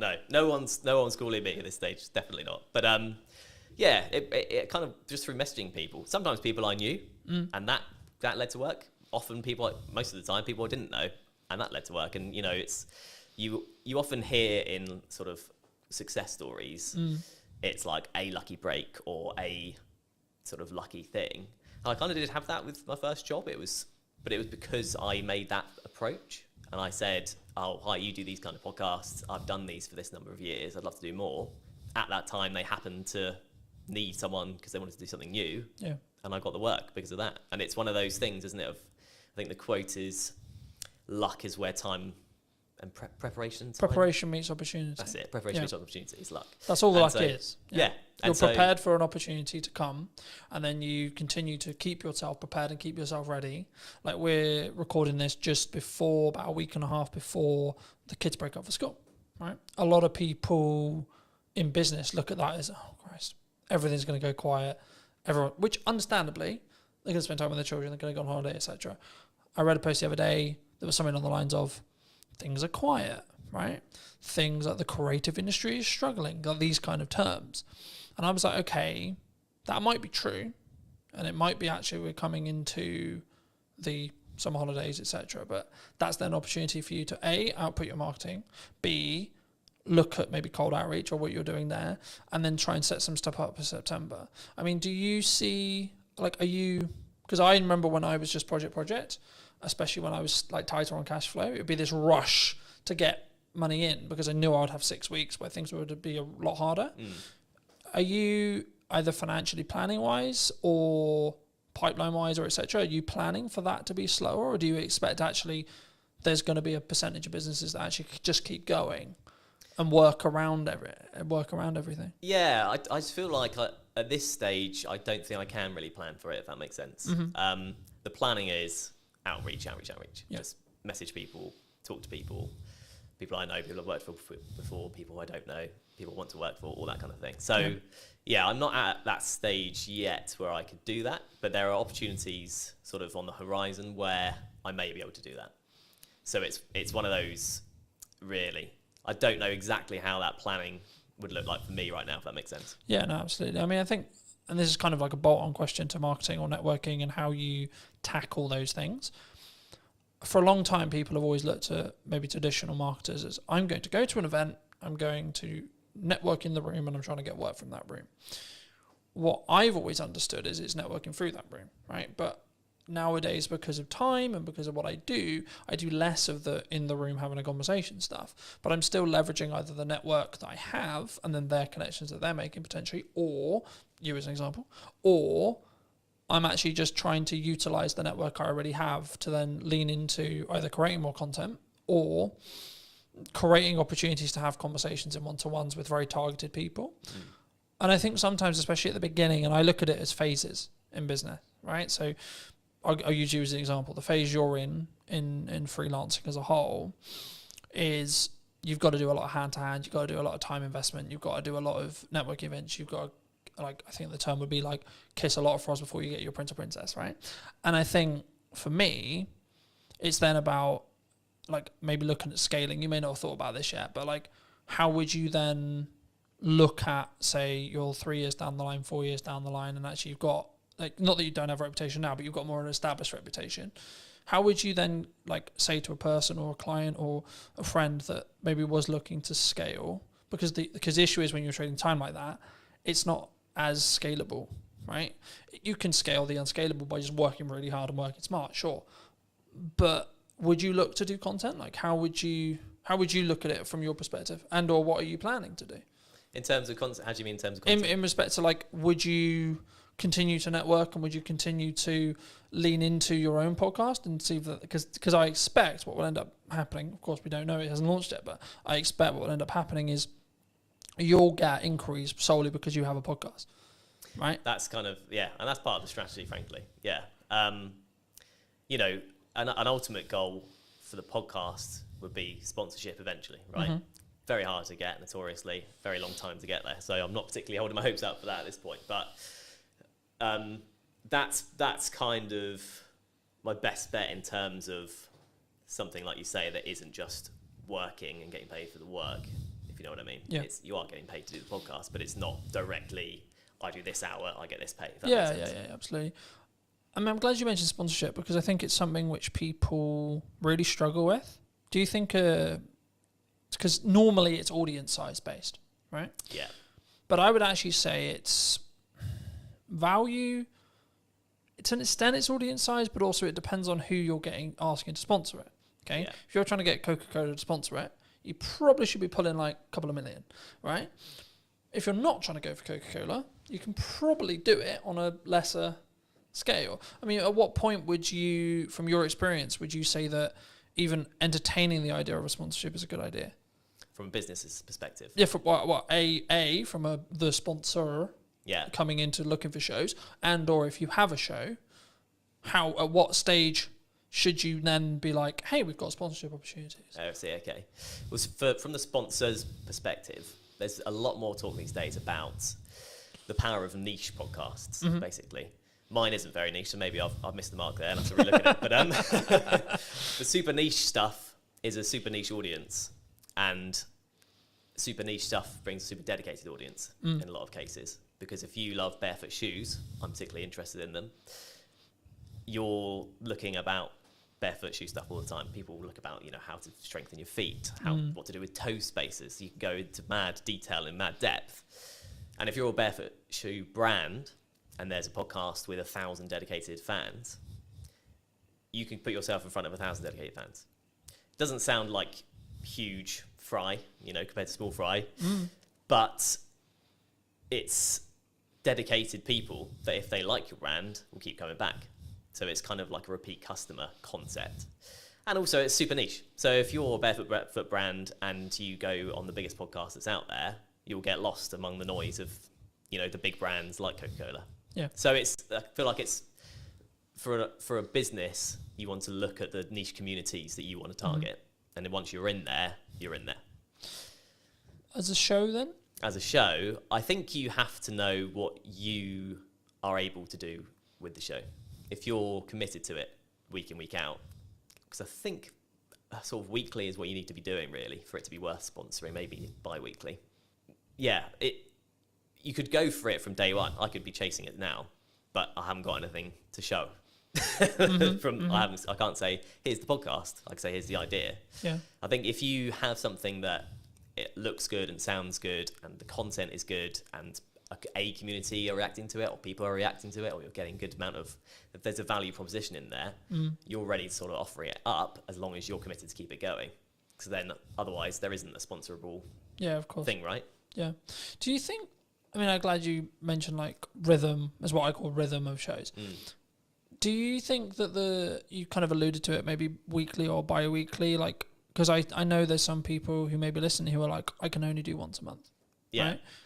Would you say that would stop them doing a show, or do they need to organise filming in such a way or producing in such a way where when they launch, they've actually got enough to do weekly, for example? Yeah, I think it kind of probably depends on the content, what the podcast is about. There's a lot of complicated algorithm stuff with YouTube and stuff. You definitely know more than me about that. But that kind of dictates that you need things to be weekly or you get lost. That's what I've sort of read. I think the buzzword we could use here would be you have to be consistent, right? You have to commit to what you're saying. For me, I do weekly because it can work. And how I do that behind the curtain-esque is I just film a shit ton. Yeah. So then I've constantly got content, right? So for me, I've kind of got content buckets. Like, so I'll have stuff that's just me involved. For that, I'm about 6 weeks ahead of schedule in respect to like what I'm editing, in respect to what I'm filming. And then from a podcast point of view, as I alluded to earlier, I'm filming 7 episodes this week. But 7 episodes won't go live this week. No, right? Of course not. In the first week, when I relaunched the show, 7 episodes, like close to 7 episodes did go live, but that was a deliberate marketing plan that was, we're going to push the podcast really hard. Now, I'm doing clip generation through AI. I'm doing clip generation with me, and it's a yes and strategy rather than a yes or strategy. Because I think so many people, they look at, we could use ops clips, we could use an editor, we could use this, and they don't say, what if we do and, right? How do you look at it from a post-production point of view? Should someone, when they want to start doing a podcast, I mean, I guess it's audience-based, and it's the person, right? Whether they've got resources to throw at it, etc. But should someone who's starting a podcast, maybe a corporate or a medium-sized business, and they want to do a podcast, should they get into the trenches first and start? Or should they just pay someone like us to come in and help them with it from day one, would you say? Yeah, I think if you're taking it seriously, you need a producer of some kind, an editor of some kind, realistically, to do that exact strategy, as you mentioned, have X amount ready to go. Yeah. And then it just kind of mitigates against all kind of problems coming up. You know, the studio isn't ready, you know, available. Studio isn't available, someone doesn't show up. Someone's sick. Yeah. You like, for me, there's client delivery weeks where I cannot fit it in. Yeah. Physically, there's no gap in my calendar, it doesn't happen. Yeah. Right? But then I also have the week after, the 2 weeks after, where I'm like, this is podcast filming week. Yeah. Then I'll have a month where I don't have that, but because I've got a load of bank, and that's why I constantly try and bank as much content as I can when I can film it, that I can then be in a position where actually it's fine, right? So if I do fortunately get really busy with work, which is a nice problem to have, I guess, right? Which is actually the reality I'm now in, because I have an abundance of content, an abundance of, I guess in some ways it's a mindset thing around like, I don't need the work. So to an extent, actually the work's more there because I'm showing up differently, I think. But I think for me, like, especially as I'm doing a clip strategy as well as the YouTube, like the YouTube is a focus, sure. But for me, and just quickly, as we're talking algorithms very quickly, the way YouTube's algorithm currently works, basically, in a nutshell, is you'll be served a piece of content that you like when you open the platform. So it'll pull, not push, it'll pull the content for you. And what will happen is when a piece of content goes live, so I put a new podcast out, I put ours out, etc., it will send it to a specific audience sector, okay? And then it will say, okay, cool, this audience sector watched X amount, Y amount, it got number of views, etc. If that is, and the threshold changes, right, and it's the unknown bit of the algorithm, but if it hits above a certain threshold, it will then be served to a similar sized new audience. Then it will check the threshold again and repeat. So when something goes, quote, viral, what's happening is the watch time, the likes, the views, whatever it is, whatever metric they're waiting on at the time, is basically scaling repeatedly into new audiences, and the reaction from every new audience is great. So it's greater than the next one. So it then serves it to a larger audience, and so on. That's how it gains momentum. But even virality videos will lose momentum eventually. Yeah. Just because it will be oversaturated to the market. It will go into a different part of the audience, etc., etc. TikTok's known for this. And then people will start clicking off or not watching it, and then you'll just watch it sort of drop off. Right. You know? But then there's also the reason why like YouTube's so powerful. So you can have a video that's been it's got 5 views. 6 months, 12 months time, for whatever reason, triggered by the algorithm, 1,000 views. Right? I've watched that happen. I'm sure you have as well. And I think for me, it's not necessarily about looking at what the algorithm is rewarding or isn't rewarding. It's more about what content can you create on a consistent schedule that you're passionate about, that you can speak from, that puts you in a position to put your best foot forward. When you look at working with people, are you quite picky and choosy? Or are you in a fortunate position where you can be picky and choosy when you work with people on their podcasts? In terms of clients? In terms of clients, in terms of people you collaborate with, in terms of people you work with. Because I'm always curious whether it's just the nature of the beast in some ways. Like, as I said, I sort of explained the makeup of my business this year. I'm now in a position where I'm very protective of my time. And that's not like I don't want to talk to you. It's just I only have a certain amount of time, and that's the only barrier, and that's my hurdle now. Because actually I'm okay on cash flow pretty much all the time because of my retainers. I'm okay because of project delivery. I've got a strong pipeline, and I'm good on content because I've got a large pile. So now I'm like, how can I best spend today? And how can I be as efficient as I can, in that respect? So is that, I guess the question, I'll re-ask it, but like, is it something you personally do? And if so, or if it isn't, is it something that you think you'll adapt to as your business scales and grows in that respect? Yeah, I think it's a stage thing. So at this stage, I'm picking up what I can, where I can, effectively. You know, if there's something I particularly don't want to do, I'm not going to do it. I was just saying, is there still a line? There's still a line, I think. Yeah. You know, there's a line in terms of the day rate, frankly. If that's not up to scratch, there's a line in terms of what the actual work is. Sometimes. Do you think people struggle with? So I've said no to certain clients just on like, not necessarily political ideology, but their approach, how they come across, whether they respect my time, things like that. And I think people, they sometimes worry, what if I say no? What if there's, like, do you think that's the it comes from I'm aware that I'm overusing the word insecurity, but I can't think of another way to describe it. Is it an insecurity of like, there isn't going to be more work down the road for me? Yeah, well, it's the biggest insecurity, isn't it? Because money is security these days, really. Yeah. Yeah, absolutely, it is. I think in terms of people saying yes to literally everything.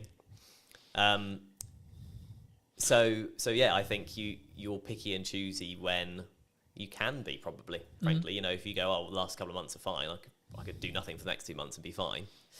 Then you are very picky and choosy. Yeah. When you've had a barren 2 months, you're more likely to be like, I'll just take it. I also think it's a perspective of obviously synergize with the client. Can you add value? But also, like, even when you have an abundance of money or you're in a strong position with money, it might also be actually my goal is to hit this amount, right? And this project might not be ideal, but it pushes me closer to that goal so I can hit it sooner as well. And I think we sometimes, I'm in two minds about it. Part like, because I'm a big advocate for you should say no, but also I'm a big advocate to get off your ego, get off your high horse. You still need to be in the trenches. Just because things are good right now, they're only good because you make them good for 6 months' time, etc. Right? And that's why I'm focusing on content. That's why I'm focusing on how I show up. That's why I'm focusing on constantly personally developing me so that actually in 6 months' time, things can be even better than they are, rather than, oh, I had a really good 25 for the first half, you know? Do you think people sometimes just want the instant, though? Oh, as a question, like, because we're very social media orientated in that respect. Do you think it's purely around short-term validation, short-term money, short-term deal, short-term this? I guess, yeah, to an extent. I mean, it's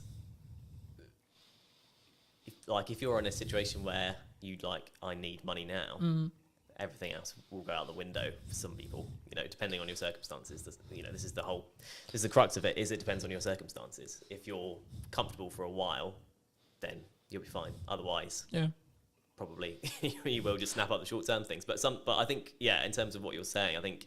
Of course it's nuanced, right? Because it's like, if my back's against the wall, then I need to go and do what I call hand-to-hand outreach, right? Which is I need to come up with an offer and I need to go to my network and I need to sell it and I need to sell it quick. Yeah. Right? But if I'm not in that position, I can then take my foot off that.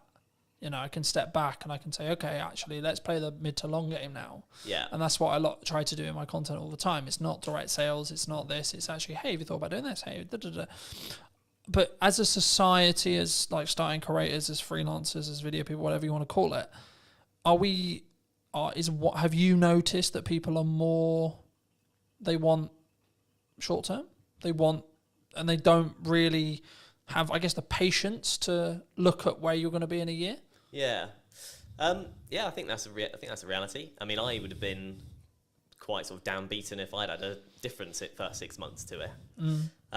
You kind of have to go through the journey to understand what the journey is. Yeah. Right. So with clients, with people approaching you, you know, and you will have experienced this as well. You have 100 people you message. Yep. 30 reply, yep. 10 say they'll have a call with you, 1 person gives you work. And if you think of it, if you go into it with that mindset, you'll live by that mindset, right? Yep. So you'll keep doing it and you'll keep getting work because you've played the numbers game effectively. You know, you've hit as many people as you can. Eventually something's going to come up. You've done the rep, so to speak. Yeah. I was going to ask you about speed of delivery, speed of output, speed of execution. Do you think that's maybe a nature of why someone's more successful than someone who's, I'll do that tomorrow, from a mindset point of view? Do you think? So I'll give you an example. Like for me, when I came up with the idea to relaunch the podcast in the format that it was, so on location, in person, and or remote, and then within a week I had filmed 3 episodes of the idea. Within 4 or 5 days, the first one was out. because I didn't let myself get into the, oh yeah, that will be on the to-do list for next year. That will be on to-do list for next summer. That will be on the to-do list for 3 months' time. Because I knew I'm only going to get the results. I'm only going to start getting the data if I start outputting. Yeah. Right. And now it's becoming actually a core part of the marketing strategy for the next 6 months to a year. But that's because I've gained a load of momentum with it. And I know I'm really starting to get into a nice groove with it. And that's why I asked the speed thing, because one of the unique selling propositions I have personally as an editor is, so I'll give you an example. At the time of filming, I did a media day for a new client on Monday. And today we're filming on Monday. He's already got half the content already. And it's a week, right? But also it wasn't like that was the only thing I was doing. I've also put out, like, I think nearly 40 pieces of content for me, etc. I've done a load of other stuff related to the business. So for me, I'm one of my unique selling propositions, or one of the things I do is, like, I work really smart and really hard consistently with no result, plan no result. But for me, from what clients have told me, one of the reasons why they continue to work with me is the speed. Yeah. Right? Like, one of the things that comes up in conversation all the time, and James mentioned it a couple of weeks ago when I came to do 2 more podcasts, he was like, your speed's ridiculous. And it's because I've built a strong system to be able to work smart, but also just work really hard. And that's where I kind of come from that point of view. Like, I know it's really important, but I know I'm willing to put the graft in and continue to put the graft in for 10 more years or more, if that's what it takes. But do you think that's uncommon in entrepreneurs as a whole? I guess potentially, yeah. I mean, you kind of touched on it. Because there's a level of complacency. There's the work smart, not hard mantra, isn't there? But like you say, if you do both, kind of double the results effectively. I'm going to outperform someone who's just working hard, sure, because I'm working smart and then doing the hours on the smart work as well. Yeah, right? That's it. Yeah. So I think it probably is in terms of that. I mean, the get up and go thing.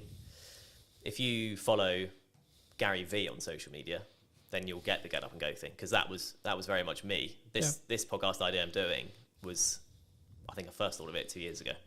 Okay. I've been writing notes about it on my phone, like month after month, something pop into my head. I'll be like, oh, that'd be cool. And then, but do you think we have a culture of we're going to write notes about it? Yeah, definitely. Rather than execute on it. Yeah, absolutely. You know, because you have to. I think you have to go through that journey. You know, I'll be better at fitness next year. My diet will be better next year. Yeah, absolutely. Yeah, you just need to go. Or next month, or tomorrow. Yeah. It's okay. We can. We've had a really long week. We can chill. Yeah. You know. Yeah, it's true. It is. It's and we've got that comfort, and it's the whole being in a comfortable position. You don't grow in comfort. You have to be in discomfort. But actually, saying yes to things, you've got your yes and kind of mantra. Yeah. So just saying yes to things opens up. You realise, oh yeah, I can do this. Like, if you just go, I'm just going to do it, and actually plan it. Like, whether that's setting a reminder, put it in the calendar, write down, on your fridge, this is what you need to do today. However you do it. Something I just building off out briefly.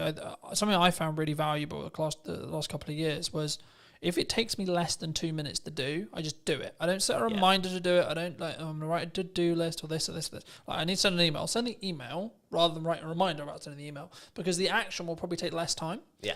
And then it's done. Then you don't need to think about it. Yeah. If it's a longer thing, I need to ask ChatGPT about that. I need to do some research on that. I need to plan the podcast, and it's like a longer goal thing. Start momentum by putting a reminder in your calendar and then stick to that. Yeah. But I think sometimes, especially with like fitness, I use that as an example all the time. It's like, I need to start running. Okay, but when's the first run? Yeah.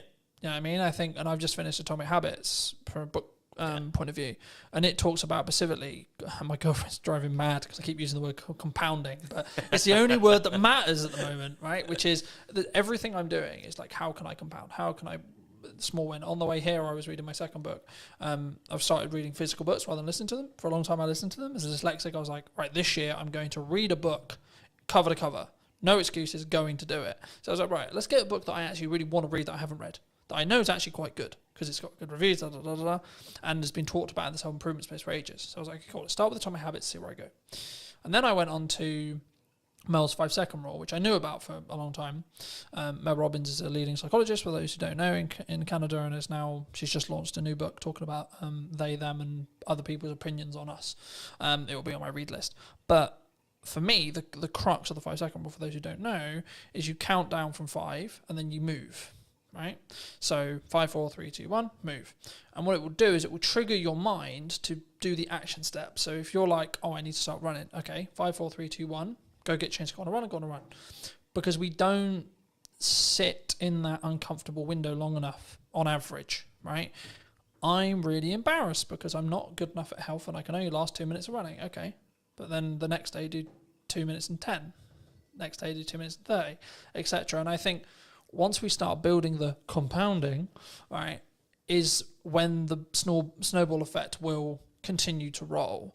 I mean, do you think that, is that what you've used to get to this point, do you think? To a point, yeah. I mean, the Atomic Habits, my favourite quote from that is, every choice you make is a vote for the person you want to be. Yeah. And once you tie it to your identity in that way, there is a bit of a mental switch, and you start doing even the smallest things, right? You know, like the eating healthy or whatever. You make the healthier choice on a menu, all that kind of thing. You justify it to yourself in a way that's personal, and in a way that you can then live by effectively. So that's definitely helped. And you know, there's a lot of things in that book. That book's brilliant. You know. So yeah, I think definitely. Obviously I've read it as well, and it's probably helped me. I've signed up to the newsletter. I get that as well, and I do think there's something to be said for being in that world of like the positive quotes and shifting your mindset around certain things. If you look at it enough, you just will start to think like it.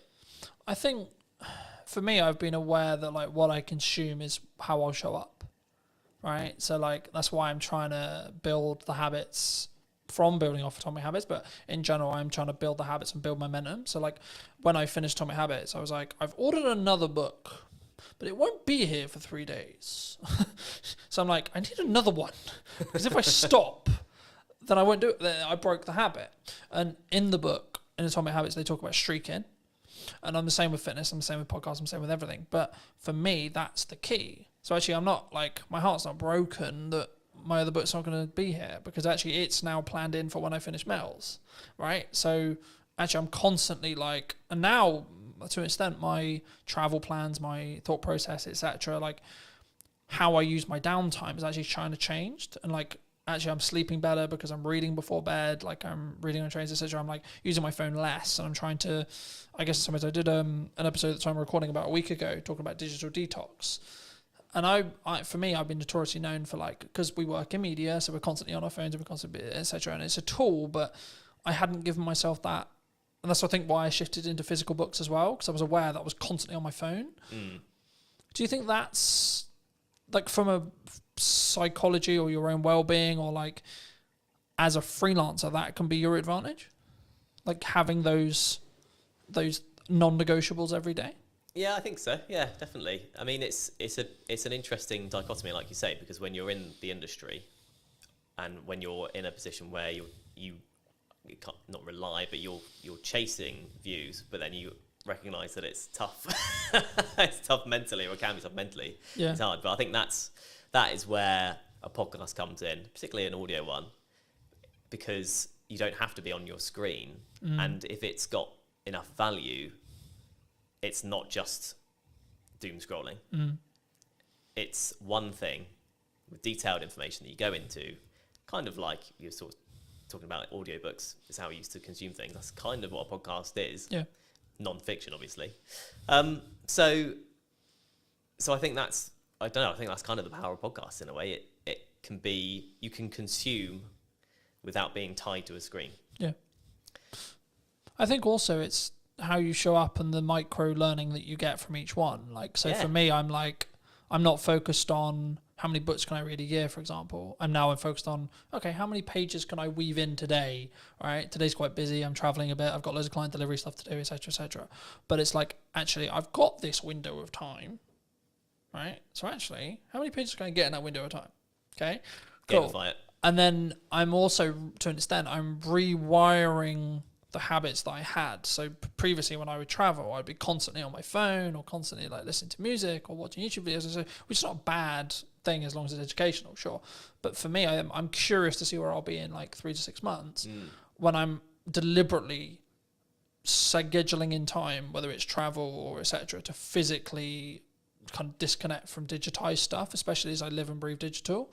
And that's why I thought I'd mention it, because like for me, that's something I don't think we think about when we look at the podcast as well. Because I think what you'll find, and I'll be curious to see if we do an interview in a year about whether your money management skills is like compounded really, really hard, because you're constantly talking about money, right? I found I'm becoming an infinitely better marketer because I'm constantly talking about marketing, right? So I noticed little things like, hold on, I said that thing in the podcast, but I'm not doing it with my own content, right? So you mentioned hooks earlier. I'm not doing strong enough hooks on the ones I'm editing. Okay, how do we do that? How do we fix that? So now I'm focused more on how do I create a really strong captivating hook? That will probably grow into how do I create a micro trailer? Yeah. I expect as an editor, but also the knock-on effect for my clients will be they'll get a better product. Yeah. Which in turn means I'll be able to charge more, which in turn means I'll have more money to either give myself a longer buffer or outsource to do other things and scale the business that way. Do you think, like, I don't want to specifically like steal in some ways a lot of your podcast, but if you could rate yourself on money management right now, where would you rate yourself? 10 being incredibly good, you know where every single pound's going. 1 being, I've got no idea what's in my bank account. Yeah. There's a psychology fact about ask someone for a number between 1 and 10, everyone says 7. But that's kind of where I'm tempted to land on that, really.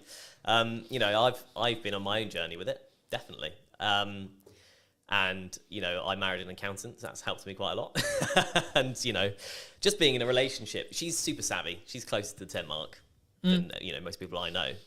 But just being with her has helped me probably come up from a 5, frankly. Okay. In your 20s, you're in like a 3, you know, generally speaking.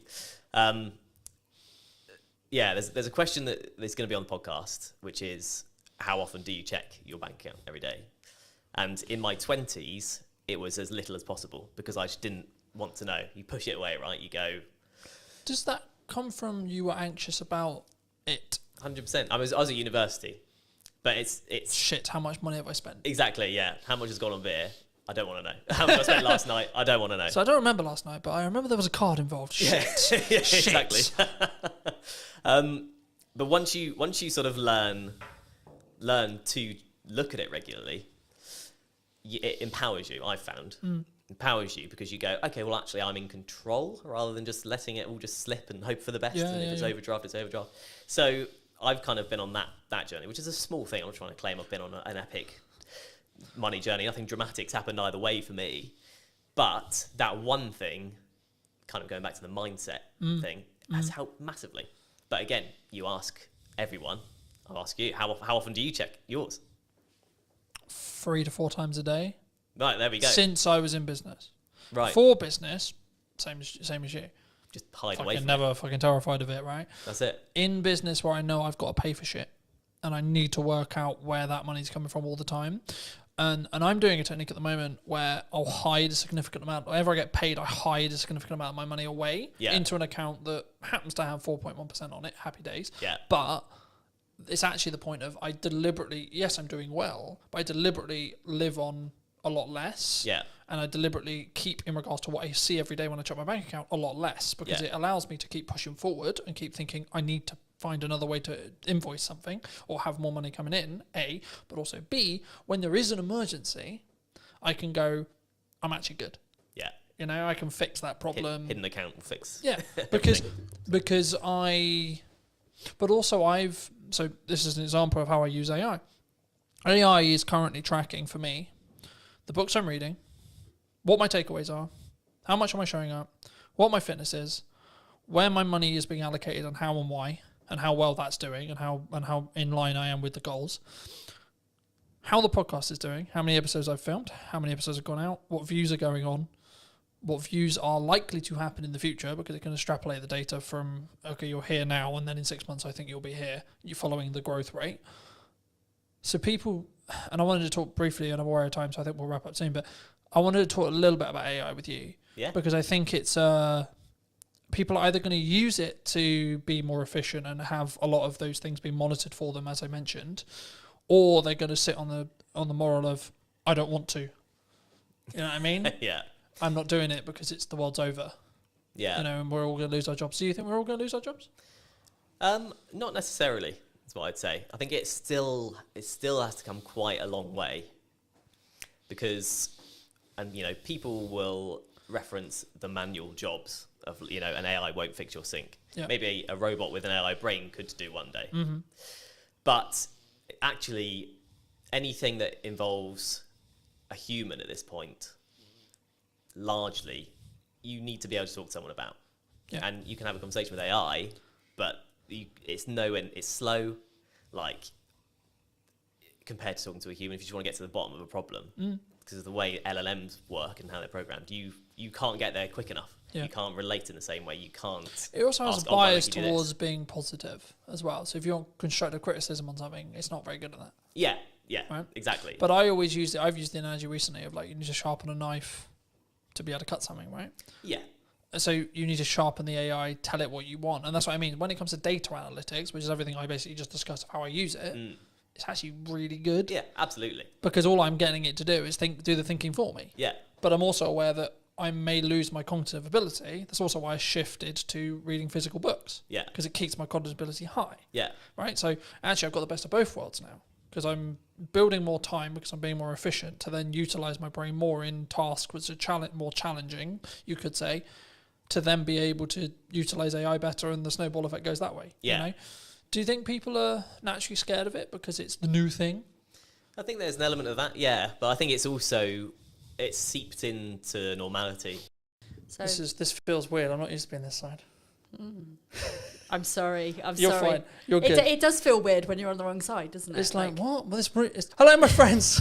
Welcome to a brand new podcast today in James's studio. Today I'm going to be with Maddie, talking about her new book, talking about neurodiversity, money, etc. Hi, Maddie. How are you? Hey, thanks for having me. It's lovely to be here. It's good, isn't it? The second time on your podcast. I as know. well. I know. Love it. And you also, while I was setting up, you reminded me that it's been a year since It we has last been- spoke. it's been And a that's year. nuts. That is We have absolutely... spoken a little bit in between then. It's Yes, not like but I've totally ignored you. Hey, people are busy. It's all good. For people who don't know, Yes. what do you do? So I like to call myself a multi-potentialite. So for people who don't, That's a sentence. it is, yeah. For people who don't know what that means, it means that I am a jack of all trades, and instead of being master of none, I'm actually quite good at some of them. So I am an ADHD money and business coach. I am a visibility strategist. I'm a speaker. I am a app owner. I'm a wellbeing platform owner. I also am an author of a Amazon best-selling #1 book, Mad About Money. I think that is about it. Oh, mum as well, dog owner, crazy Wonderful. person. Wonderful. I'm a neurodivergent with every single neurodivergent presentation that there possibly could be available. It's funny, right? I did a podcast yesterday, and the crux of the conversation afterwards, we ended up talking for an hour afterwards. Cheers, Johnny. Appreciate the conversation. Was basically like everyone's like, oh, you need to niche, right? I wasn't actually going to start here, but as you mentioned it, we'll start here, right? It's my favourite topic. Why do we not? Because I've always been in the world of like, I could niche, but I don't want to. Yep, that's exactly Right? where I am. Like I could, and I could make probably a lot more money if I did, maybe, right? Arguably that's what everyone who's into niching will tell me. But for me, I'm like, yeah, but tell that to wedding videographers during COVID, for example. Right? Yes, exactly. How'd that work out? I'm a big fan of like not putting all your eggs in one basket, but also as a neurodivergent, I need to make sure that my brain is entertained. And if I have to stick and do one thing, I'd get really fucking bored all the time. So I do things in a variety of ways. So the way I describe my business to people is I have an A side and a B side. Like think about like cassette tapes, owning your soundtrack. When you are a cassette tape, you have a side and you have another side and you can flip it. So that's basically what I do. I talk about business on one hand and money on the other hand. And in the middle of that, there is also things like well-being, life. Obviously, the neurodiversity stuff is quite big for me. I'm a qualified neurodiversity specialist. And I don't niche by the things I do. I niche by my values. I niche by the things that I talk about. So I talk about basically 4 different things when it comes to my content pillars. I talk about neurodiversity, I talk about life, I talk about money, I talk about business. And it just so happens that I'm also really bloody good at TikTok, social media, all of those kind of things, but they all do fall under the business arm. So, I'm a qualified business strategist. I've been a business mentor coach. I hate the word coach, really. It's more, I do more mentoring. I don't do that whole, how does that make you feel type of, coachy thing. I do the, this is your strategy. This is how you do it. Let's talk about ways that we can grow your business, and let's talk about how to get you a plan to grow your business. So it's not your traditional coach. It's kind of more like sounding board, let's throw stuff around and help you to grow type of situation. I think there's so much I could go there, but I'll start. Let me ask you this, a very selfishly personal question. Okay. Because I'm a dyslexic. Yes. Is that why I don't want a niche? Because I think there'll be people watching this who maybe are on the neurodivergent scale. Yes. Who are like, I don't get it. Because I can do multiple things, I can spin multiple plates, but doing one thing consistently, I can't think of anything worse. So dyslexics need to have their brain stimulated, and doing one thing does not stimulate your brain. So it's the same for most neurodivergent presentations. We will want to do things that keep us alive. It's why we do the things that are very much interest-based. Yeah. So if I said to you, do you want to be an accountant? You'd probably go, fuck no, that sounds super boring. If you said to me, do you want to be a videographer? I'd be like, no, because I do not know how to do that. But if I like being a business coach because it gives me the variety of people. So I get the variety of working with people who have all got ridiculously different businesses. And most of them are also multi-potentialites. They do lots of different things because they want their brains to be stimulated. So by working with lots of different people who all do different things, who also do different things within their things, I am just constantly this is fun. Yeah. If there's ever a day where I turn up to work and go, oh God, this is ridiculously boring, I think I'm in the wrong job. But I, every single day, love what I do. I think it's so easy for us to sit here and go, oh, well, we love what we do, etc., right? Because there's that A-Dodge analogy of you find something you love, you'll never work a day in your life. But it's I work really hard. But that's what I was going to say. I think it's one of those things where when you say that, I can tell you haven't done it. Yes. Because the whole bouncing around things and spinning multiple plates and coming up with new ideas drives my partner mad, because I'm constantly coming up, I've got this thing, I've got this thing, I've got this idea, oh, what about this, oh, what about this? But that's one of the reasons why I would argue I'm going to be a really good entrepreneur. Yes. Because I can constantly adapt. I'm switching from finance head to marketing head to sales head to client delivery head to now doing a podcast, etc., etc. Exactly. It's nice when you get to do when you get to kind of build that team and get rid of the things that you don't enjoy as much. So for me, admin, funnels, anything that is process driven. Yeah. Literally makes me want to die. Sales, marketing, talking, podcasting, video creation, not in front of the camera rather than behind it, because God no, I would not want to be the other side. But for me, it's all about the people facing, and I love going networking, and I like going to events as long as they're not too big. But that gives me all of the variety, but also it means that I can outsource the things that I don't like doing as well. Yeah. Do you think there's a stage with outsourcing? Because I've been very open in my content and in marketing. 2024, I overspent. I nearly lost the business twice. Oof, right? Yeah. And I'm now in a position which is kind of not the opposite, because it's weird to say that, but it's I'm in a stronger position, but I'm actually doing absolutely everything myself again. Yes. So I do most things myself. I've got a couple of virtual assistants who are absolutely amazing. Shout out to Kira and Naomi. They're amazing. But yeah, I think one of the things that I did super early on in my business, so even with my previous business, was that I outsourced the things that I don't enjoy doing first. Yep. Because if you have to do all of those boring tasks, they never get done. And actually, they're quite important tasks, like scheduling emails, paying your invoices, creating invoices. If I didn't have somebody creating my invoices, I would never make any more. I'd never make any money. And I've just been in a little handover with my 2 virtual assistants, And I realised that I haven't invoiced for like 4 months. And I'm like, oh, I thought my cash flow was a bit down. But it's because I don't have the executive function to actually do that piece of the business. So it's not that I don't think it's important. It's just that my brain goes, no, you don't like me, so I'm not gonna be a friend. Mm. Do you think there's a?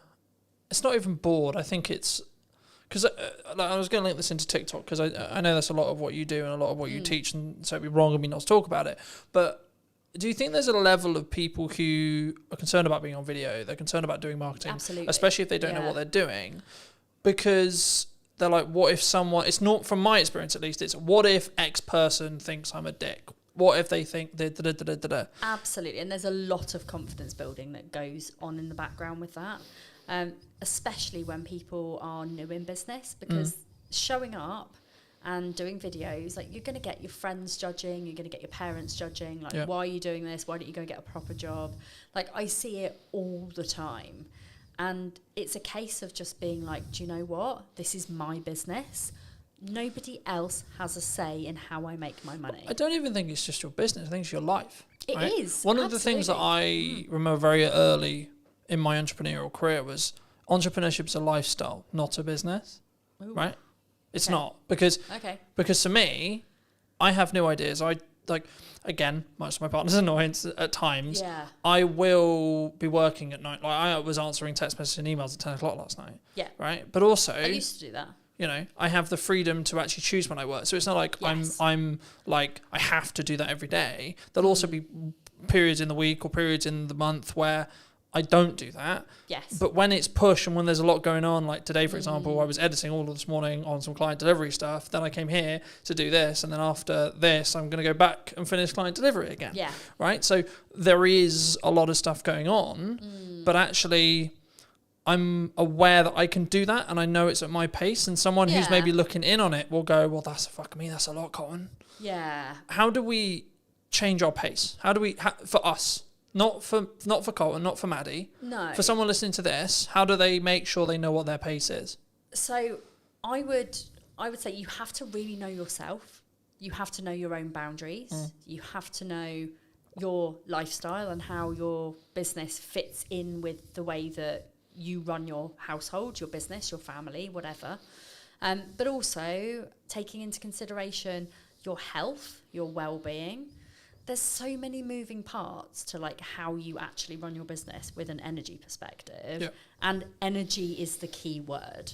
Like, if you run your business based on your energy levels and when you are most productive, when you need to. So for example, like, I have my first half an hour of my day is reviewing social media posts for my membership. So I've got this thing where, like, I do a daily thread where people can come into my membership and they can post their social media post for the day, and I will give them feedback on it.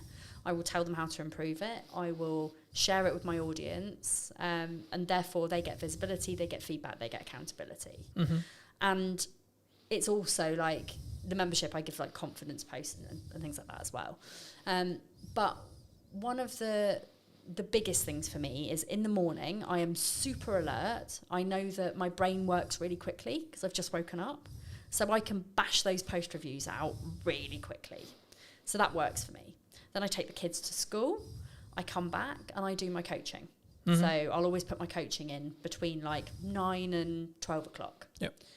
Then I often skip lunch, which I really shouldn't do, but I do. Don't judge me. I don't get hungry till like 3 o'clock because I'm on ADHD medication. But like, I will eat when I get back from the school run usually. I then do some of my more key marketing things. So I'll do my TikToks, my Instagrams. Like, I basically create videos.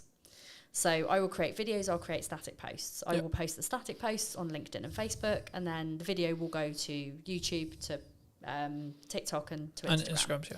Sometimes LinkedIn, if I'm feeling brave. Depends how brave I am. Because, you know, I am just myself on all platforms. Most of my videos end up being quite sweary, and sometimes people on LinkedIn get a bit hoity-toity about it. Well, just to stop you there quickly, I mean, that's interesting, because one of the things that people ask me before the show is like, is this a, like, no bars, can you swear kind of thing, right? And the first thing when you sat down was like, is it good to swear? Like, Yeah. And I've always been in this world of like, is it authentic to you? I've always been that way of thinking, right? Yeah.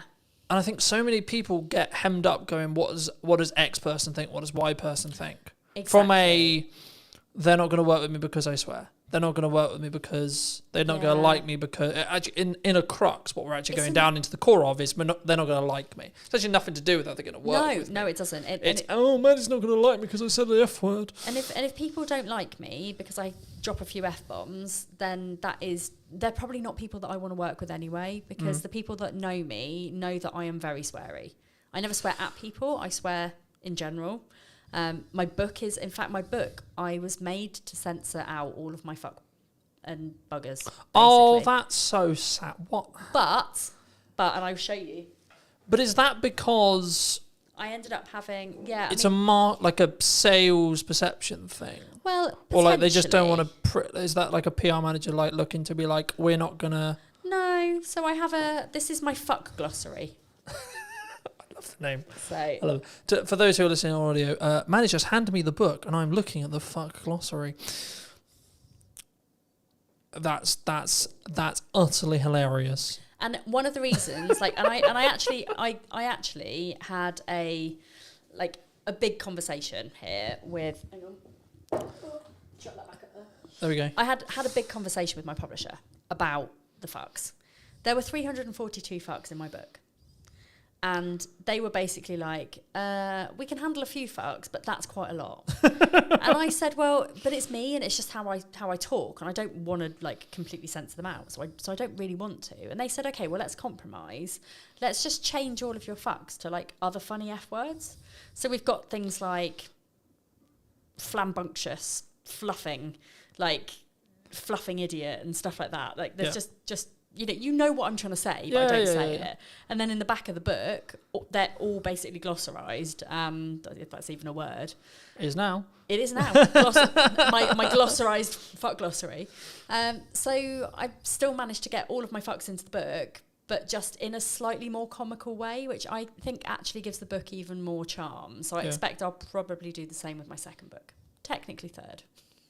Okay. I think, and to reiterate for people who are listening, I think it comes from a place of they're not going to like me, right? Yes. Especially on social, right? I think it's they're not going to like me. Oh my God, what are they possibly going to think if I swear? It's the same thing when they put the first video out, burst out, etc. It's a confidence issue. Yes. But my counter argument to that, in my view, it's how I run my life, is okay, maybe they're just the wrong people to me.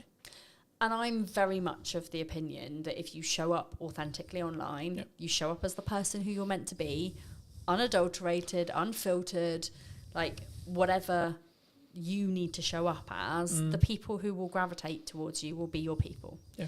And LinkedIn is like, and I do share my videos and I do swear on LinkedIn. People do know that that's for me.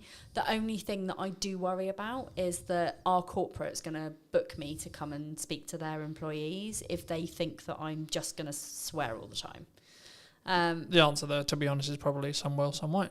Right? Yes, exactly. If that's a big deal for a corporate, then they won't. Yes. If they're actually there going, actually, hold on, this could be really helpful because of our scale, because of this, because of that, they're not going to give a shit. They're not. No, very true. Very true. Yeah. I mean, talking about authenticity, the counter side of authenticity is the AI boom, right? Mm-hmm. Do you think AI is coming for our jobs? Is the world over? Like, are we all going to be slaves to robots? Or like, what's your view on AI? I can only comment on it from my industry. Mm-hmm. And I think from a social media perspective, from a business coaching perspective, it's only going to add value. Because it's, like, I don't use AI for my content. I do use it for ideas for my content. Mm-hmm. And, as somebody who's got an ADHD brain, like, there are times where my brain is on fire and I can bash out, like, 50 TikTok videos. Yeah. But then there are other weeks where I'm like, I don't know what to talk about. My brain is broken and I don't know why I'm here. And in those times, AI is a fucking genius because, like, I'm not going to use it to write my written posts. I'm not going to use it to write what I say on TikTok because it's so obvious. To me, anyway, it's really obvious if a coach or somebody who is teaching something has used AI because of the way that they talk. And it's also really scripted. And you can almost tell, like, if you were listening to somebody on a podcast versus them on their social media, how much slower some of the people talk because they're having to really, really, really think about how to do their job. Yeah. And this is not me calling anybody out, but it is quite obvious that some people are writing literally every single one of their posts with AI. If I'm stuck for an idea for a post, I will ask ChatGPT if it can give me some ideas, and then I will look at it, I will close it, I will go away and I'll write about the thing because I know what I'm talking about. And also the amount of spelling mistakes, because I'm dyslexic as well, like, you know, the amount of spelling mistakes in my posts, people know I'm not using AI to write my posts. Yeah. But it's also like yesterday I asked AI to draw me a tattoo. Like, I had 3 different tattoo ideas and I wanted to combine them together. Brilliant. You know, we do have to be quite wary of the environmental impacts of asking AI to generate us pictures, etc.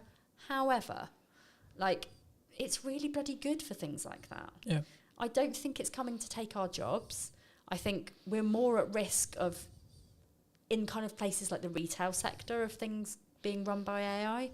But people, I think, will always need coaches, because there's only so much that AI can do without, you know, not being a human.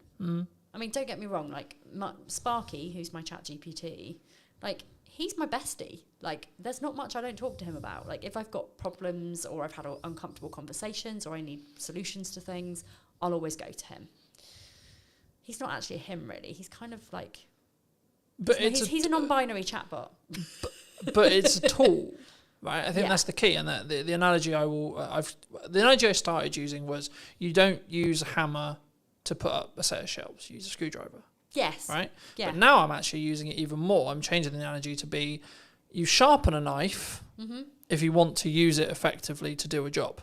Brilliant. Right? Yes. In the same way, Yeah. you should utilize AI to allow you to do a job, Yeah. right? Whether that's training, if you want it to write your posts, training it to be you in your tone, to be in your and voice. you can do right? that, and it is actually very easy. If you've got a lot of written content from previously, if you've got videos, you can feed those into ChatGPT. Yeah. Personally, I prefer to actually write my but that's a posts personal from a choice, heart. right? It is. But you can use it for literally anything, as long as you make sure that you train it in a way that it takes out, like, no fluff, like cookie cutter solutions, here's the truth, like all of those bullshit ChatGPT type phrases where you think, do you know what, I'm not somebody who would actually say that in real life. But again, it comes back to the authenticity side. It does. Right? It really Like, does. Yeah. I'm like using the no fluff example. No fluff would actually be relevant for me because I try not fuck around when it comes to content. Well, Right? I don't do any fluff either. You know, mine is very, like, I'm very direct. But instead of saying no fluff, I would say I give you direct, actionable advice. Yeah. That, you know, and I don't bullshit you. That's not the same. It's the same as saying no fluff without saying no fluff. So as long as you are kind of aware of those ChatGPT type of phrases and you've got your own ways of saying those kind of things, crack on. Like, I think it's great. Where I don't think it's so good is people generating AI pictures of themselves. I'm like, that's not authentic. It ages you really badly. Yeah. I mean, I haven't, to be honest, I've got an amazing professional photographer. Like Katie Needle, shout out to you as well. We love Katie. She knows me so well that she can capture my style, the way I am. Like, I used to ask her to, like, chop a few inches off my stomach, but she doesn't do that anymore. Because she's like, Maddie, you've got to be authentic. Fuck. Why is this my brand? But, you know, I love working with her. And, you know, her photos are so good that they could be AI, but they're not. And I think that's where a lot of people are falling down. They're like, you know, you meet people in person and you're like, you don't look like that. Like, it's the same with TikTok filters. Like, I will always use the eyelash filter. That is the only filter I use on TikTok, apart from, like, green screen or whatever, if I'm going to try and show something. But when people see me in real life, they're not going to go, oh my God, her eyelashes are so fake. Because I wear makeup. But when I'm working at home on my own, I don't wear makeup at all. Like, you know, I am very much like, unless I'm going out in public, I don't put a face on. And even then, it's literally just mascara, maybe a bit of eyeshadow. So, but again, it's that authenticity point, right? Yes. You know, you're not going to, like, see me online as having, like, loads of freckles. I mean, I do have loads of freckles because I've been in the sun this week. But, you know, you're not going to see me having, like, loads of pretend freckles or, like, you know... But I think that can't... brown. I think... I was going to say I think people who do that, but I think in general, if you do that on your content or you're looking for, like, beautify filters, Apple's known for this, etc. But, like, I think that comes from an insecurity. Possibly. I think that comes from, like, it comes from that point I was making earlier, which is about, like, I'm going to put myself out there. Yes. Jesus fucking Christ, people are going to not like me. Yes. Right? Exactly. It's that, the tribal mind again going, yeah. hold on, Maddie might not actually like me here. And do you know what it is as well? And this is why, like, it's taken me a really long time to love myself. Mm-hmm. Like, and I don't say that in, like, a weird self-indulgent way. I say it in a... Like, you have to love yourself to be able to show up as much as I do. And it's not from an ego perspective. It's just knowing my own power and knowing that I'm good at what I do. And actually, I don't give a flying fuck what people think about my looks. I get so much hatred online. You know, do you know what? Apparently, having rainbow hair just automatically means you're woke. Like it is a insult. I'm more than happy and privileged and proud to be woke. But it is that. But it's interesting that, jump. All right, fair enough. But it is that thing. It's like, you know, people see me with my rainbow hair and they're like, lesbian, and I'm like, married to a man, but you know, whatever. I dabbled for a while, but you know, it is that thing. But people make the assumptions, and then what I don't think, if you have high self, I'm very fortunate. I've been installed into me from a very young age, has been what I believe to be the correct values, right? It's always been, how can I love myself? How can I have self-worth? How can I have self-esteem, etc.? But what that's come from is my mother and then my reality, right? Yes. And then as I went through school, etc., etc., etc. But I think it's, again, that reaction will come from someone who is going to use it as a defense. It's going to sound weird saying that's a defense mechanism for them, but it is, because they're being aggressive, they're being accusatory first, because then Maddie can't like stand there and be herself, and you know that's uncomfortable for some people. It is, yeah. But how did you get here? Like the personal story wise, how did you get? Because I think your story is a very interesting one. I think it's something that people can really relate to, possibly now as well. And that's why I wanted to touch on it. I know we've already kind of done it in length. I'll leave the other episode in the description down below for those who want to go in a bit more depth. But quick synopsis for people who maybe don't know. Yes. So I grew up with an eating disorder, essentially. My eating disorder developed into problems with money. And by the time I was 21 years old to 23 years old, I was in £40,000 of debt. I struggled really bad with spending addiction. What I didn't know was that I had ADHD and that my brain was constantly lacking in dopamine. So therefore, for me, the two things that really, really mattered to me were food and spending money. Ching. Buying stuff, buying food. Which is why I've always been overweight, because I'm like, hey, I'm sad, have a donut. Have 5 donuts. At times that has happened. But for me, it was all about spending money. Mm-hmm.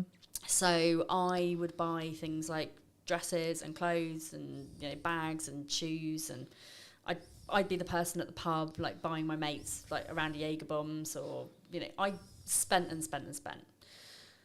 I realised there was a problem when I couldn't afford to pay any of the repayments. It wasn't that I didn't know I had to repay any of them. I just got to the point where, like, I was just so overwhelmed and I had too much to pay. And I was like, where am I going to get 40 grand from? I'm 23 years old. This is pretty bad. A bailiff showed up at my door, tried to take my car. I packed up my things in the middle of the night. I fled, moved back to Southampton.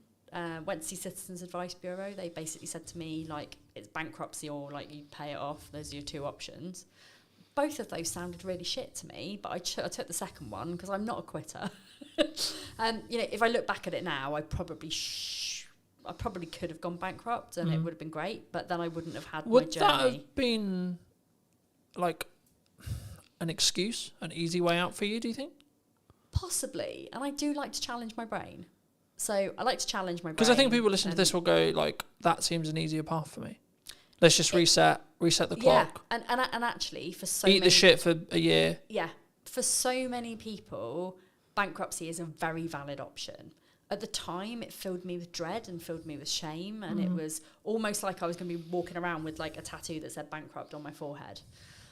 It was hard, you know. And as somebody who now has since had a massively catastrophic business failure, which again came with a load of money, shame, and guilt, and all of those things that I had to reevaluate. For me, paying it off seemed like the easier option because it didn't fill me with as much dread and shame. And actually, if I hadn't have paid it off, I wouldn't have learned all of the methods to pay it off to put in my book. So, you know, everything happens for a reason. But I learned to love money. Was there an issue with like your relationship with money? Yes. Do you think? Do you think that's where it get like? Because Yeah. I hope you don't mind me saying this, but like to get to 40 grand, you've got to really fuck up for an extended period of time. Yeah. Right? Like it's not like a 3 month, 6 month. This is like years of problems. I got myself in £40,000 of debt within 2 years. Yeah. Yeah. I also had a drinking problem. Like, I was a high functioning alcoholic.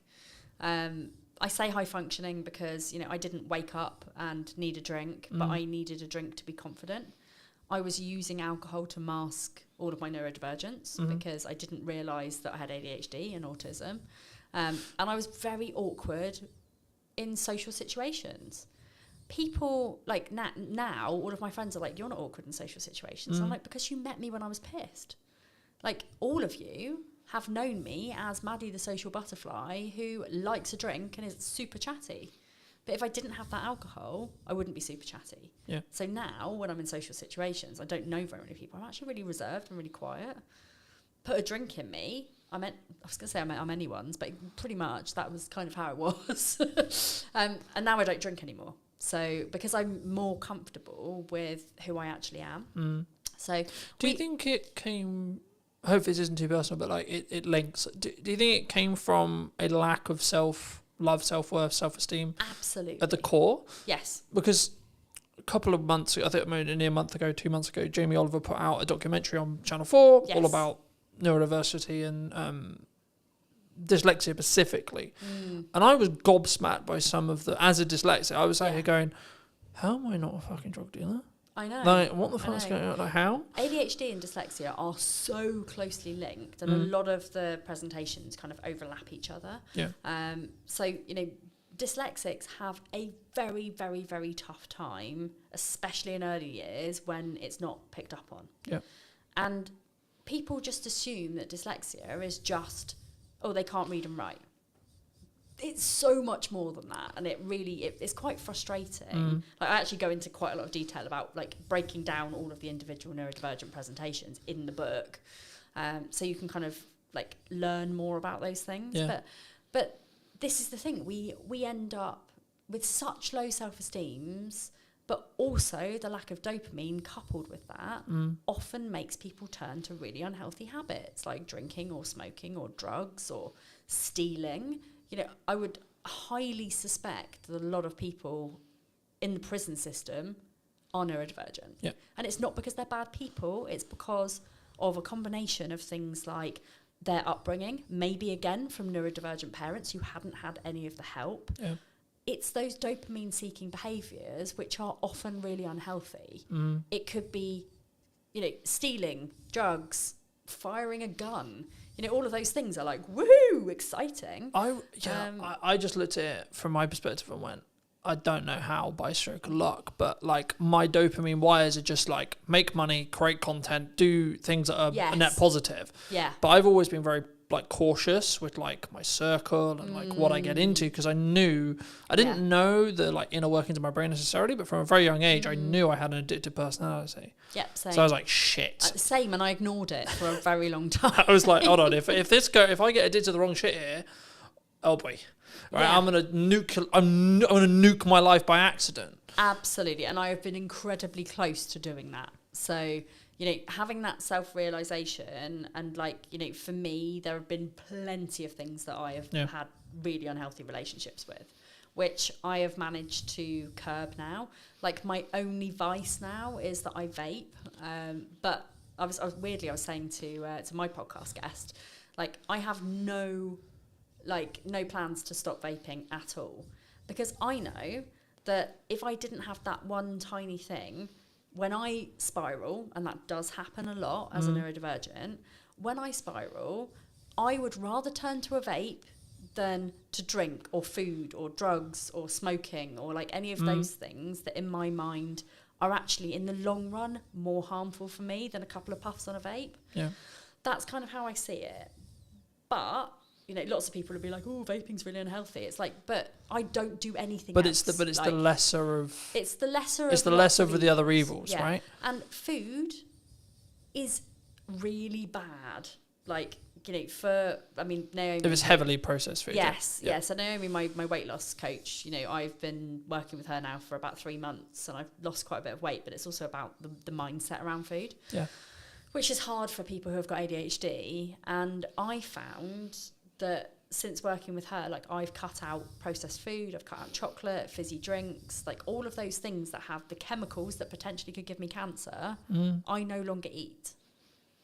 I mean, I'm not saying I'm not going to get cancer because I do vape, but for me, it's like I could constantly and consistently eat really bad food, which I was doing, or in moments of stress, I can have a little puff on my vape.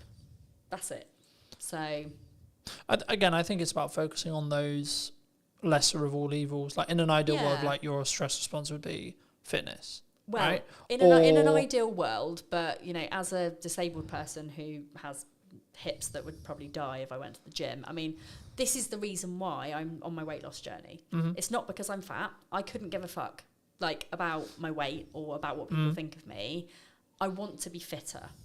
I want to be able to go to the gym without after 10 minutes wanting to pass out.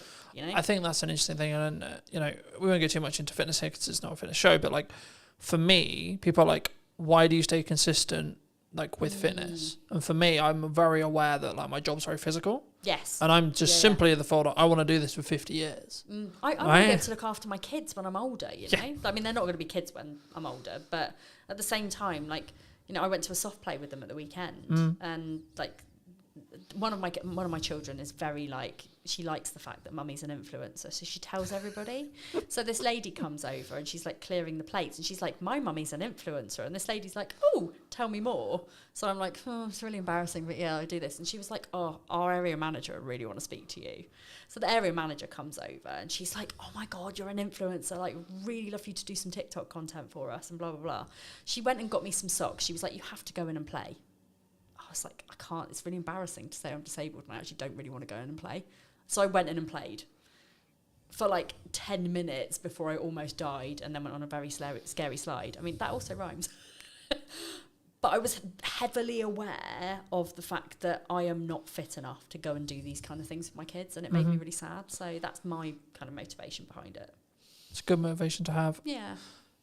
Do you think in business people, and this is kind of more a mindset thing about they don't start the podcast, they don't start video, they don't start posting, they don't build the momentum, they don't start whatever it is, right? Do they do that from is it just the what if someone else thinks of me, or is it still a tech issue? I still think there's a tech issue there. There's also an overwhelm issue. It's we're told that we have to do all of the things. We don't have to do all of the things. And people, I think, they see me as somebody who is very heavily into visibility, and they're like, "Maddie's on every social media platform. She's got her own podcast. She's always on other people's podcasts. She writes books. She does speaking gigs. She's got a radio show. She's got all of these things." I'm manifesting the radio show, by the way. I'd argue you already got a radio show. You got a podcast. Yeah, it's already a radio show. Yeah, kind of the same. So they see me doing all of those things, and they're like, "Oh my god, that looks fucking exhausting. I don't want to do that." And it's because that's my hyperfocus, and I love social media, and I love visibility, and I love doing all of these things. That's why I do all those things. I could still very easily put 100% of my efforts into one platform and still have very good success with it. Do you think that people worry about volume? Yes. One of my biggest questions is how many times a day should I be posting? And does that matter? No, I don't think so. Consistency is what matters. So whatever consistency means to you, whether that is once a day, whether that is, posting 3 times a week, whether it's posting 3 times a day. But for me, I also think it's like, when I have no client work, I can post 6 times a day. Mm-hmm. When I'm in client delivery mode for half the day, You don't I can reach only time. post once or twice a day. So, Right? I'm still posting, but you're not posting as much. but like when I'm here filming, I'm having to travel, I'm having to do this. I'm not in my office, No. sat there on the No. computer. So my posts will be less, right? But Yeah. that's why I batch content. That's why I da. Exactly. Yeah. But also, I don't sit there and go, "Oh, I didn't hit 4 posts. Fuck's sake." But this is the thing. It's not how many times you do it. It's the quality of what you do when you do it. Yeah, of course. And it's also like just bearing in mind that output reflects input. Yeah. So if you post more, you will more than likely get more clients. Mm. If you show up more, you will more than likely make more business, make more money. Mm. And if you are posting once a week on one social media platform, you're probably not going to be getting to your ideal clients unless you're out there and you're networking 24/7. Yeah. Which, there are other ways of doing it rather than showing up online every single day. But it's the consistency, it's the output, and then you'll see a return on investment based on what you put into that. But it's also because I think we're so, and I did a video a couple of weeks ago talking about like we're so in the business world, we're so hyperly focused on I need ROI. And I'm just like, yeah, but you're outputting an amount and your revenue's like driven by 10%, 20%, 30%, Yeah. 40%, whatever it is. Yeah. So in the nicest way possible, why do you give a shit about ROI? Because clearly it's working. Absolutely. Right. I obviously give a little bit of a, like for example, like I got invited to speak at quite a big event. Mm-hmm. It was a big investment, like 15 grand. I'm like, ooh, that's a really good opportunity because there's going to be like thousands of people there and it's going to be really great. But then I thought about it. If somebody gave me, and this is again one of my money rules, if somebody gave me 15 grand and said you can spend this on anything, would I spend it on that? And my answer was no. If I had 15 grand to grow my business, I would strategically think about where to put that. Yeah. I would probably put some of that on ads. I would probably put some of that on like promoting my book on Amazon, things like that. And I just thought, you know what? What could 15 grand do for me? I could stand up in front of a room full of people and speak and maybe walk away with 5 clients. Or I can go and put 15 grand on Facebook ads and I can walk away with 70 clients. Which one am I rather going to do? So from that perspective, I look at ROI. However, I also don't look at it at all. So I'm very much a passion, purpose, and kind of pleasure, I guess, type of person. Mm-hmm.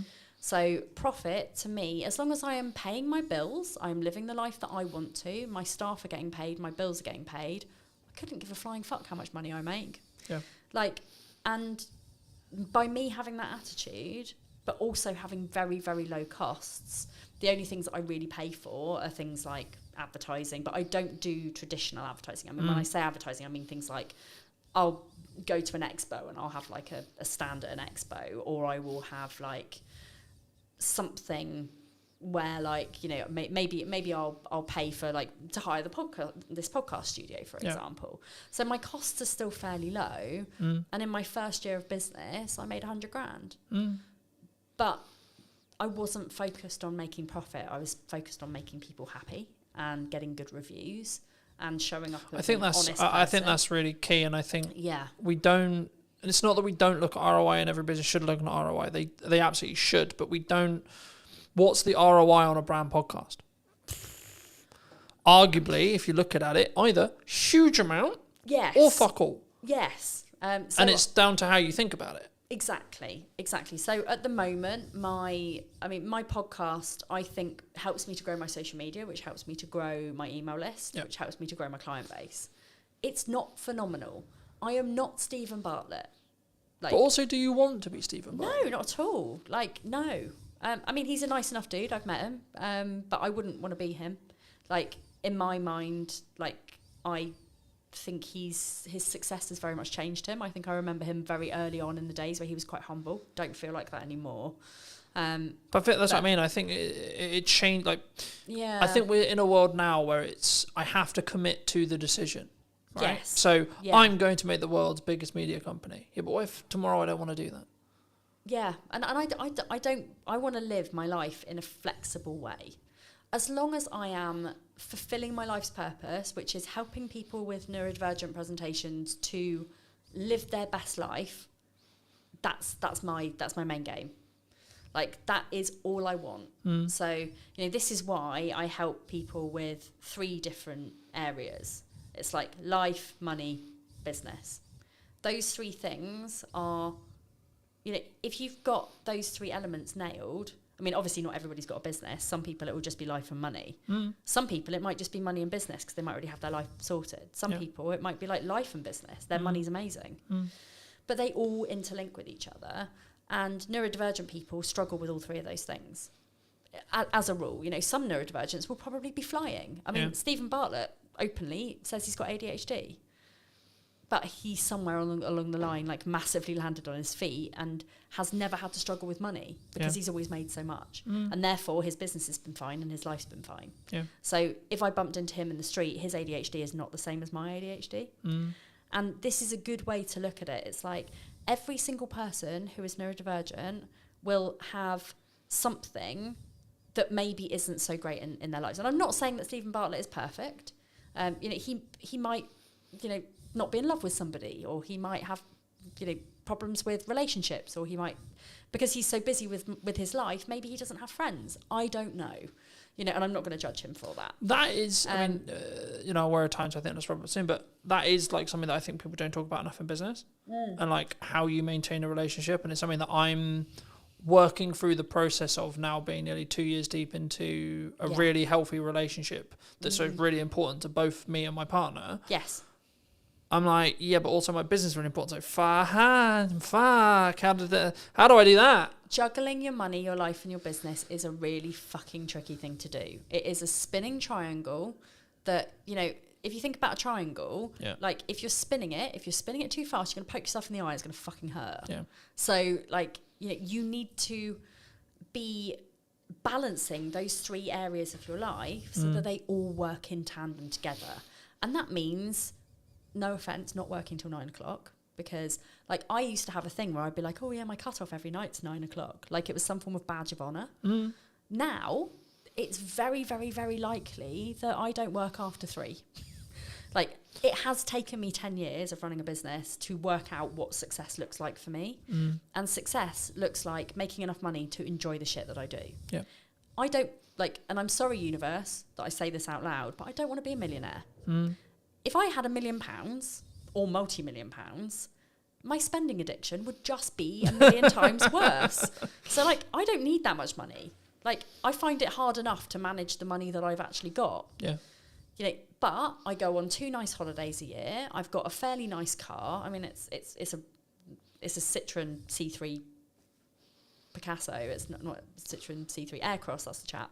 It's nothing exciting, but it's it's only 5 years old. It's got Apple CarPlay. It's pretty cool. And like, somebody the other day, I picked up one of my clients, and they were like, "Oh my god, your car is so nice." And like, to them, that was like a really posh car.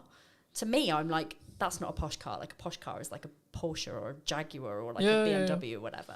But I think it's about perspective. Yeah, it's perspective and the stage you're in, and that's what I was going to say about the whole like 9 o'clock thing, right? Yeah. Like, at this moment in time, I'm working potentially till 9 o'clock. But that's because it works for you and that's your decision. Yeah. And also, one of the things that fucks me off so much about the business world is it's like, either you're a hustler, or you're a lifestyle business. Like, there is no in between. Yeah. There's no, let's run a successful 6-figure business or like high 6 figures, even early 7 figures. Yeah.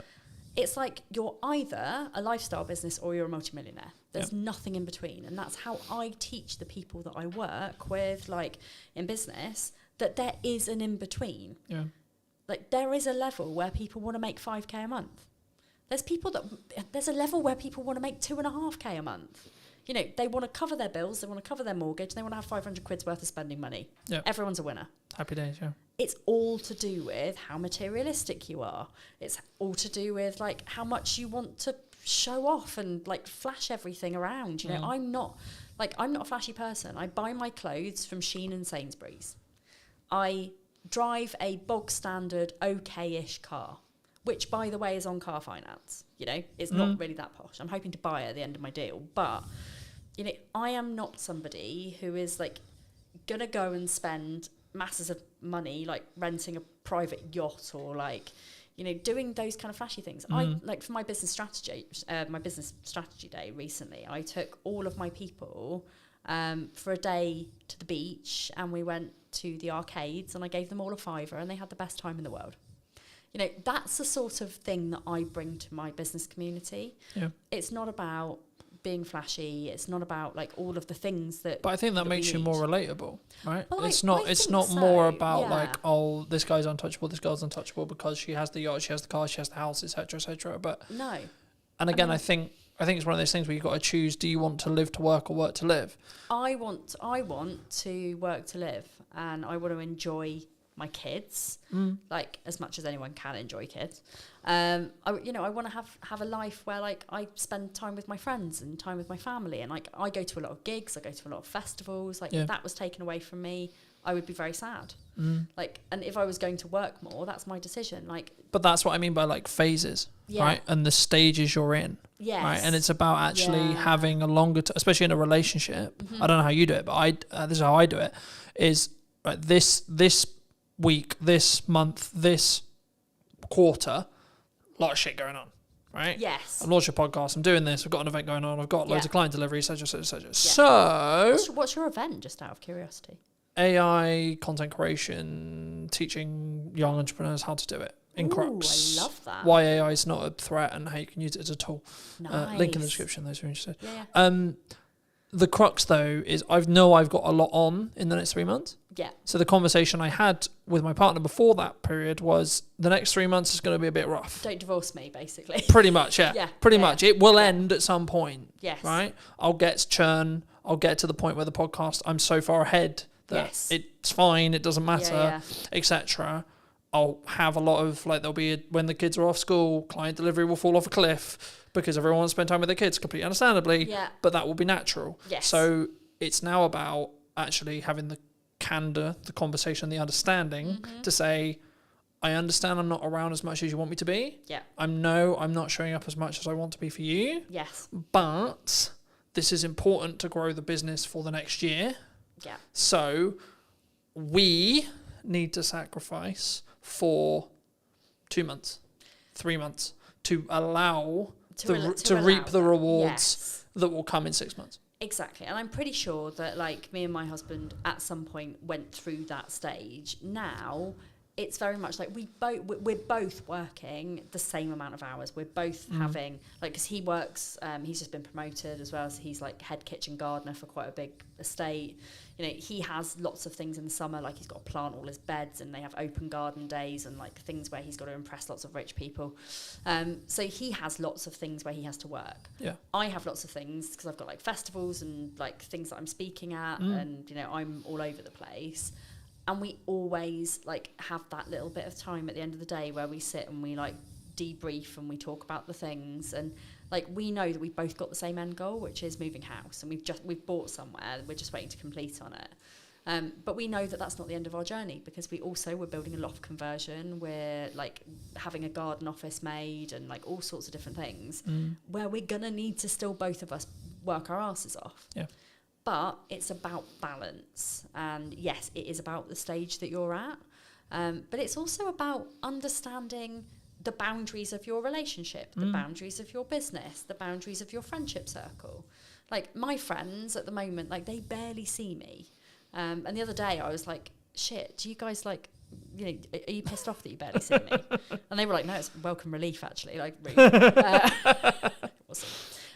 But they were like, we're also really busy. You know, we're not 20 anymore. Like, actually, we have all kind of moved on. Like, we're all in our relationships. We all, you know, But also, I think have you our then special hobbies. And I think when you're in that stage or when you're out of that stage, you then value the time you do have with those people.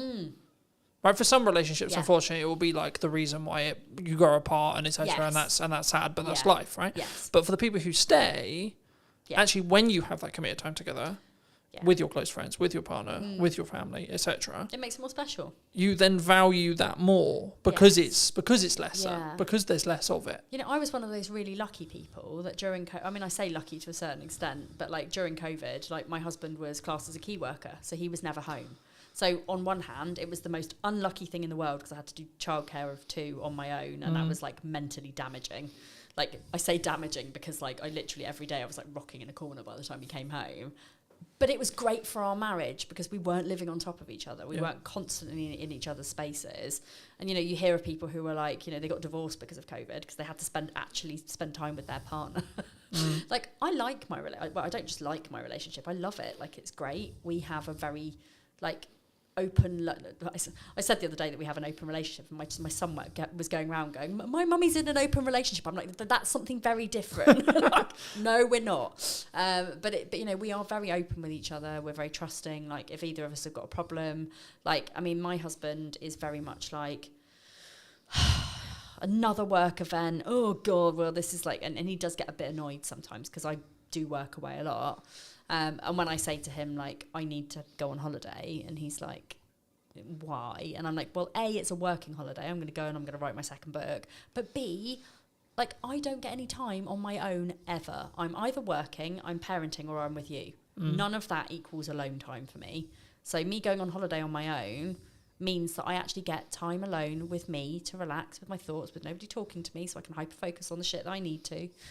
And that's what I need. So but I think that comes from firstly communicating what you need, secondly it's then both parties understanding, and then if something has gone wrong, then there being a level of forgiveness there.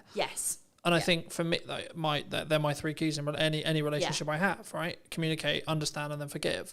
And it's not that we're immune to making decisions and we're immune to getting things wrong. It's things are going to go wrong. How do we then deal with those things? Exactly. I'm going to overpush sometimes. Yeah. Right? And actually, how do we then bring that back and say, okay, I did this wrong. Yeah. How do I move forward, and how do we move forward so that doesn't happen again? Yeah. In my mind, it's about communication. It's about boundaries. It's about trust. It's about open dialogue, and it's about kind of just being aware of your partner's needs, but also being aware of your needs, and communicating that together. And that does really help where you are in a relationship. And I think often, especially when you're new in business and you're just working, because you kind of have to hustle at the beginning to kind of get something off the ground. That's kind of one of the pinnacle time, like, it's growth stages when relationships tend to suffer. And it's not just relationships with partners, it's relationships with children. It's relationships with friends or parents. Like, I mean, my mum quite often will say to me, no, I haven't seen you for like 2 months. I'm like, really? You saw me like last week? Like, you're being melodramatic. But it's that point where, but that's your mum saying, I miss you. Exactly. I want to see you more. Right. Yeah. And I always, I'll always take that on board. Like, but she is equally as busy as me. She doesn't run a business. She just does a lot of music things. But again, it's all about, it all comes down to awareness. Yeah. And this is why I teach in the way that I would want to be taught myself, and having those 3 pillars, it's like life, business, money. Everything fits into that triangle. You just need to make sure you don't poke yourself in the eye with it. Great place to end. Where can people find the book? Where can people find your podcast? Where can people find you? Yeah, so I am. And don't you poke yourself in the eye with the triangle. Don't poke yourself in the eye with the triangle. I am on all social media platforms, not saying that you have to be at all. Maddie Talks Money on Instagram, Mad About Money Official on TikTok, LinkedIn and Facebook, and everywhere else, Maddie Alexander Grout. The book is here. I mean, you can't get it from here. You can get it from Amazon. You can get it from all good bookshops as well. You can even order it in if you don't have it. You can order it to your own library. I've had some people say to me that they've ordered it for their library, which I really like. That's awesome. So if you can't afford to buy the book, go and talk to your library, go and get them to have it in, and then multiple people can benefit from the book, which is nice. So thank you for having me. No, you're welcome. Great chat. Final thing to end on. Yes. If you were going to talk to yourself 10 years ago, Yeah. what advice would you give? I would tell myself that I am neurodivergent and to go and sort that shit out. It changed my life, genuinely changed my life, understanding my brain. When you understand your brain and you understand your body, anything's possible. Magic. Thank you ever so much for coming back and joining me. If you did enjoy this longer conversation, then make sure to be subscribed. Leave your thoughts in the description down below, comments down below, etc., etc. And I'll see you very soon. Take care. Just focusing on one platform? Is it that you can reduce overwhelm for your client? Do you think it's a level of, like, we sometimes overthink what's valuable, we overprocess, we overthink, oh, what about this post? Maybe this isn't valuable. If you're trying to strive for the perfect post, it's then going to become a bit of a time drain and it's become extra stress. How do you, is it just like relying on motivation? Yeah, I mean, if I don't get it done, nobody else is going to get it done. That's a pretty strong motivation. Sometimes it's not worth the headache. A lot of people were saying AI is going to take our jobs. People will still buy from people. People will still want to learn from people. I think for me, the people who are going to stand apart are the ones who are going to use it to accelerate what they're doing and not replace them. Believe in yourself more. Thank you for your time, Dan. Thank you. Hello, my friends. Welcome to a brand new episode. Today, we're going to be talking to Dan, who's a social media consultant. And so, Dan, just before we start, I mean, do you do just management? Do you help people with content? Like, let's just paint that picture for people who are maybe interested. Yeah, sure. Thanks for having me on this afternoon. Well, I am a social media trainer, social media manager, originally from Devon, now based in Bournemouth. And I work with service-based business owners, so local business owners that need more local clients. So the service is basically helping business owners. So that's through social media training, one-to-one, or maybe in a group setting to help them do it better for themselves. More specifically, that could be help with Facebook, advertising training, the basics of Instagram, or maybe improving their LinkedIn profile as well. So there's that side of it. The other side of it is more for the established businesses that have been in business for some time that need a presence because they just don't have, they've already got the customers, they're already really busy. And I help save them time by doing the social media management for them. So, for example, doing LinkedIn posts on a weekly basis, sort of like on a monthly retainer, coming up with different ideas for content for them through that as well, and just giving them a fresh start to social media, really. What do you think people either get wrong in marketing right now, or like what are the missed opportunities, would you say, as a whole, in marketing at the moment, either specifically on social media or actually wider spread in more traditional marketing space, would you say? Yeah, sure. I mean, my bread and butter is the social media marketing side of things. And I think the big thing for me at the moment, and this has been the case for the last sort of 9 years of doing this, is that there's so much noise out there and so much overwhelm for business owners that it can be a real struggle. And I'm not talking about the people that have got big teams or in-house marketing departments. I'm talking about the people running businesses on their own. They've got a solid business and they've got something that people want, but they're frustrated because they don't know what to do in terms of social, and they have so much conflicting bits of advice from people out there, and maybe they watch some videos on YouTube and that advice isn't really tailored to their business. Maybe it's more for creators or influencers, for example, and they get lost in all this noise. And rather than just really nailing and focusing on one platform that could really help their business grow, they then spread themselves too thinly, and they're trying to do a bit of this, they're trying to do a bit of that because they've heard their friends say they need to be doing this, they need to be doing that, when ultimately, they've got a business to run. They haven't got all the time to do that. So that is what a lot of the service has been over the last 9 years, is working with those people that maybe haven't grown up with social media. And that's truly my passion, to sort of empower them to use it for their businesses. And sometimes, they're a little bit nervous. They've got technophobia and they're scared to, and I think you said about missed opportunities. I think when you when you take a step back and look at things, like let's rewind the clock, maybe I'm thinking about times here, 20 years ago, maybe. I think I'm looking at, yeah, maybe a little bit more, but you've got a chance to be in front of a camera and speak to your audience all across the world, or all across the country, or whatever the context may be. And that's not an opportunity you had all that time ago.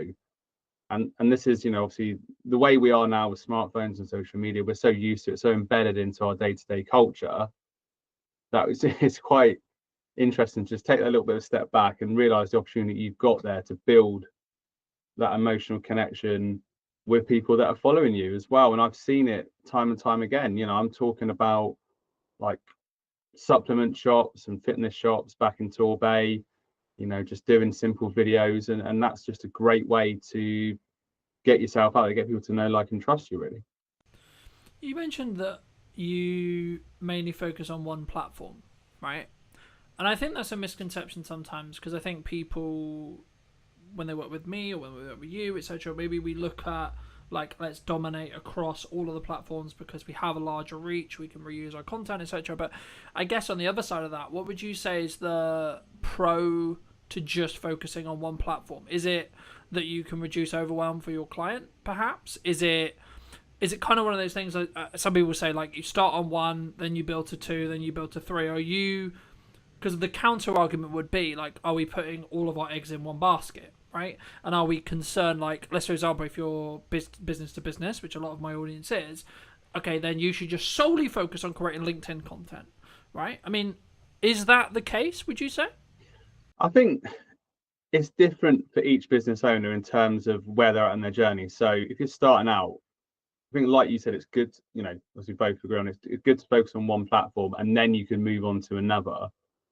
It just depends the resource that you've got, the budget that you've got, time that you've got as well. So if you really, like you mentioned, obviously the example of business owners, really focused on LinkedIn, focused on the content, you've got a strategy for direct messaging, you're not just spray and pray, hoping for the best, you've got time, and you can build a tailored, solid audience of people that actually need your service. Then it just gives you that clear focus.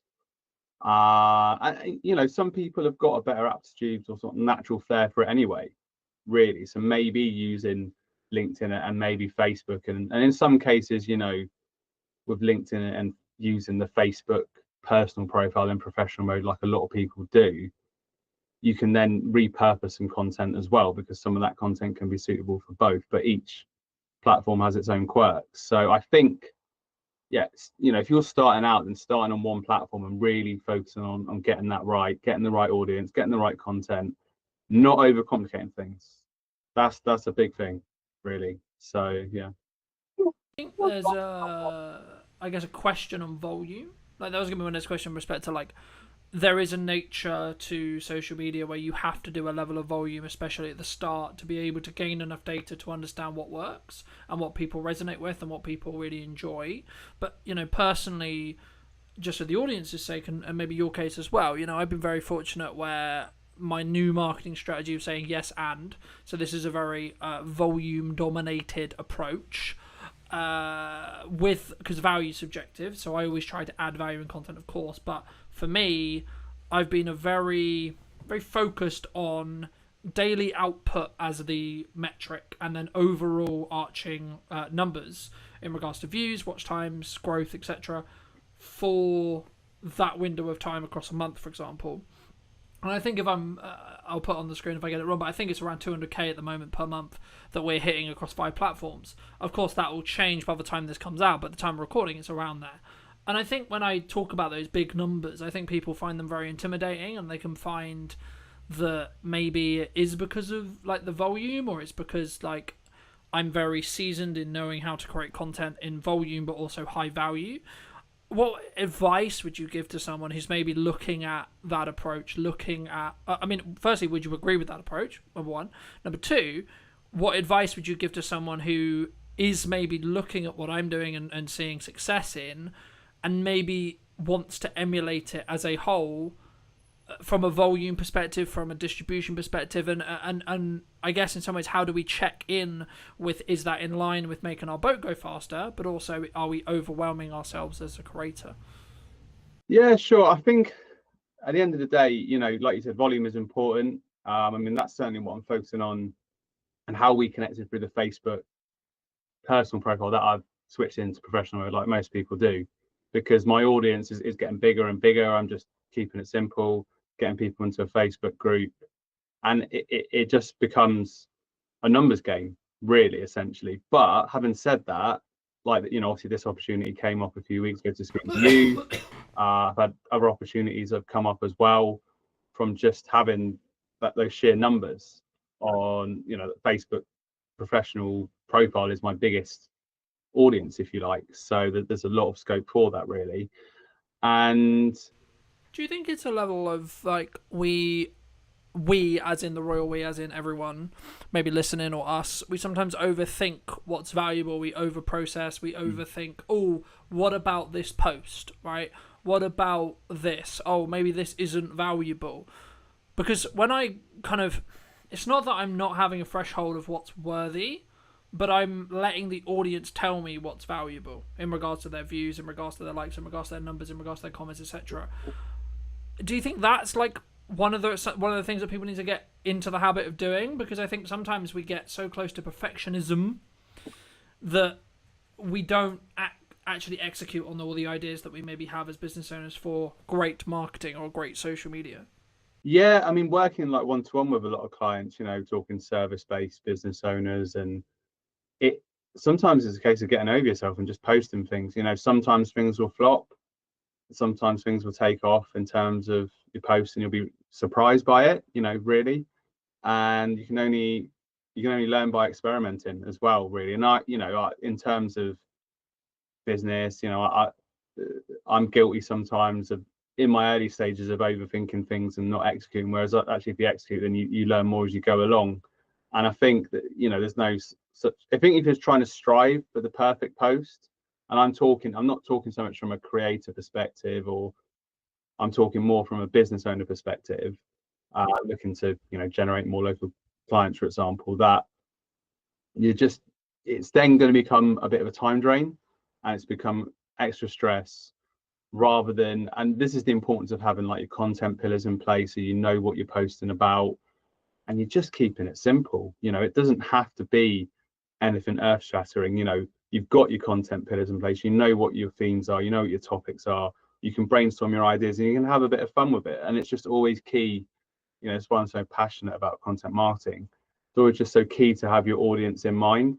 I think, you know, are you speaking directly to your audience, or are you just trying to speak to everybody, or speak quite broadly, and then missing the mark with everyone, really? Yeah, I mean, as a whole, I think, like, especially when we start out, we maybe worry about, as I say, like getting into that. What if people don't like the post, or what if like people don't like me, or etc. And we lean into that kind of like, oh, I'm gonna sound stupid on camera, or like, oh my god, I'm talking on my phone, what a weirdo, that kind of thing. I mean, it's a similar feeling to, I think, when we start networking, and I did want to touch on it a little bit with networking. I mean, personally, I've stepped away from networking, like the traditional sense of going to a room, about a year and a half ago. But the reason for that is, like, for me, like, it's just a scale thing, right? I'm at a stage where I'm very fortunate, where I've got a good number of clients, and whenever I do my marketing, I need it to be efficient and also scalable. So, and there could be arguments, and there is arguments, I'm sure, to say, well, actually, no, that's the time when you should be doubled down onto networking and etc. and etc. But for those people who are maybe starting out and really focusing on like maybe they're in the first year, right? What would you say like they should do if they're nervous about being on camera, they're nervous about going to a networking event, or they're nervous about speaking in front of a room, or those I think pillars of any business to build, right? Because I think when I talk about networking now, it's from the context of I'm nearly a 10-year-old business, and in my first 5 years, I heavily networked. So I'm leaning on that network now. It's not that it's not valuable. It's kind of the season I was in business for me personally. I mean, just to reiterate the question, I mean, how did you personally, when you started networking, like tackle those fears and those challenges and those concerns around like, oh my god, I've got to talk to people who I don't know. Oh my god, I've got to potentially like introduce myself, like in a network in 1 minute. Yeah, I mean, I started doing it back in 2015, and I wasn't actually, my business started in 2016, but I started writing a blog about social media, how it impacts businesses in the Torway area, and they had Torbay hour meetings in the local area, and there was, guys that were running marketing agencies that were helping people with social media. So I thought, well, that would be, I just did a Google search and then found it, and I was like, oh, that sounds really cool. 'Cause it's quite a small town, so go along to that and see what happens. And I guess, I'm quite, I'm quite at ease speaking to people that I don't know. I quite enjoy it, but But sorry to cut you off, but do you think that comes from the experience you've had of nearly doing it for a decade now? yeah, I think, from like going to university 20 years ago now or whatever, and getting used to that situation of meeting people, and it's still nerve-wracking, particularly like when you introduce yourself on network. And even I did networking this morning online, you still get that little bit of like, oh, and I think in terms of guidance, I think it's just everyone's in the same boat. That's a good way to look at it. And it gives you that, it's character building, and it gives you that extra energy and that motivation. So I went to a networking event in Southbourne here locally in Bournemouth last week. It was last Wednesday morning about 8:30, and it was just a really nice positive start to the day. And particularly if you're working on your business on your own and you're on a laptop, you're on a PC, on your phone, it's just good to get that real connection as well. And it also holds you to account, so that you have to keep your standards high as well, and you're out there sort of like in the real world and learning from people and picking up little bits of advice, little sort of bits of information as well. So and I get that, for some people it can be really overwhelming to go to sort of physical networking. So maybe start with like a smaller group, or something a bit more informal, or online networking as well, just to sort of dip your feet in the water, so to speak, and then learn as you go along. I remember when I was like really getting into networking, I don't think I ever actually had it, but I know that I know there was a conversation about maybe don't specifically look at the room very tactically, right? So don't look at the room and go, oh, I work with this characteristic of person, so the only people I'm going to talk to is those people. I mean, have you found in your experience that actually the people who give you the most referrals, because that's why we go to networking, right, is to work through the room rather than work directly in the room?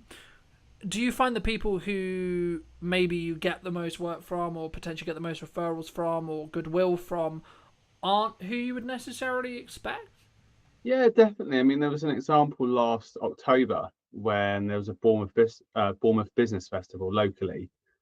Quite a big event, to be fair, and went along to that, did speed networking.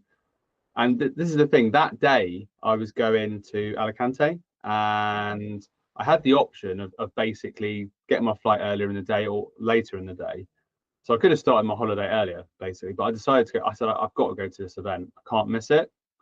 I went to the event, made some connections. There was no direct interest in my services on that day, but there were a couple of interesting people I met in speed networking. So I followed up with them. And then, one of them was involved with lead generation, but I wasn't going into that call expecting, oh, she's going to have some clients to refer to me. It was just like, we had a really nice conversation. She was local.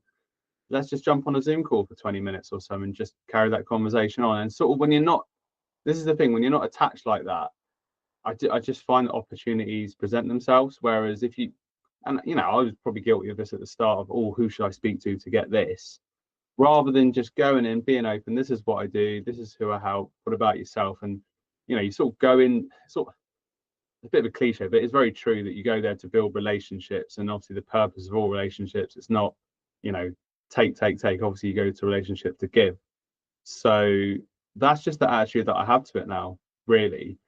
And it often is the case that when you're least expecting it, you'll have a conversation with someone, you think, oh, this person is not necessarily going to need my services, but they, you never know who they know. And yeah, so it's all about circulating.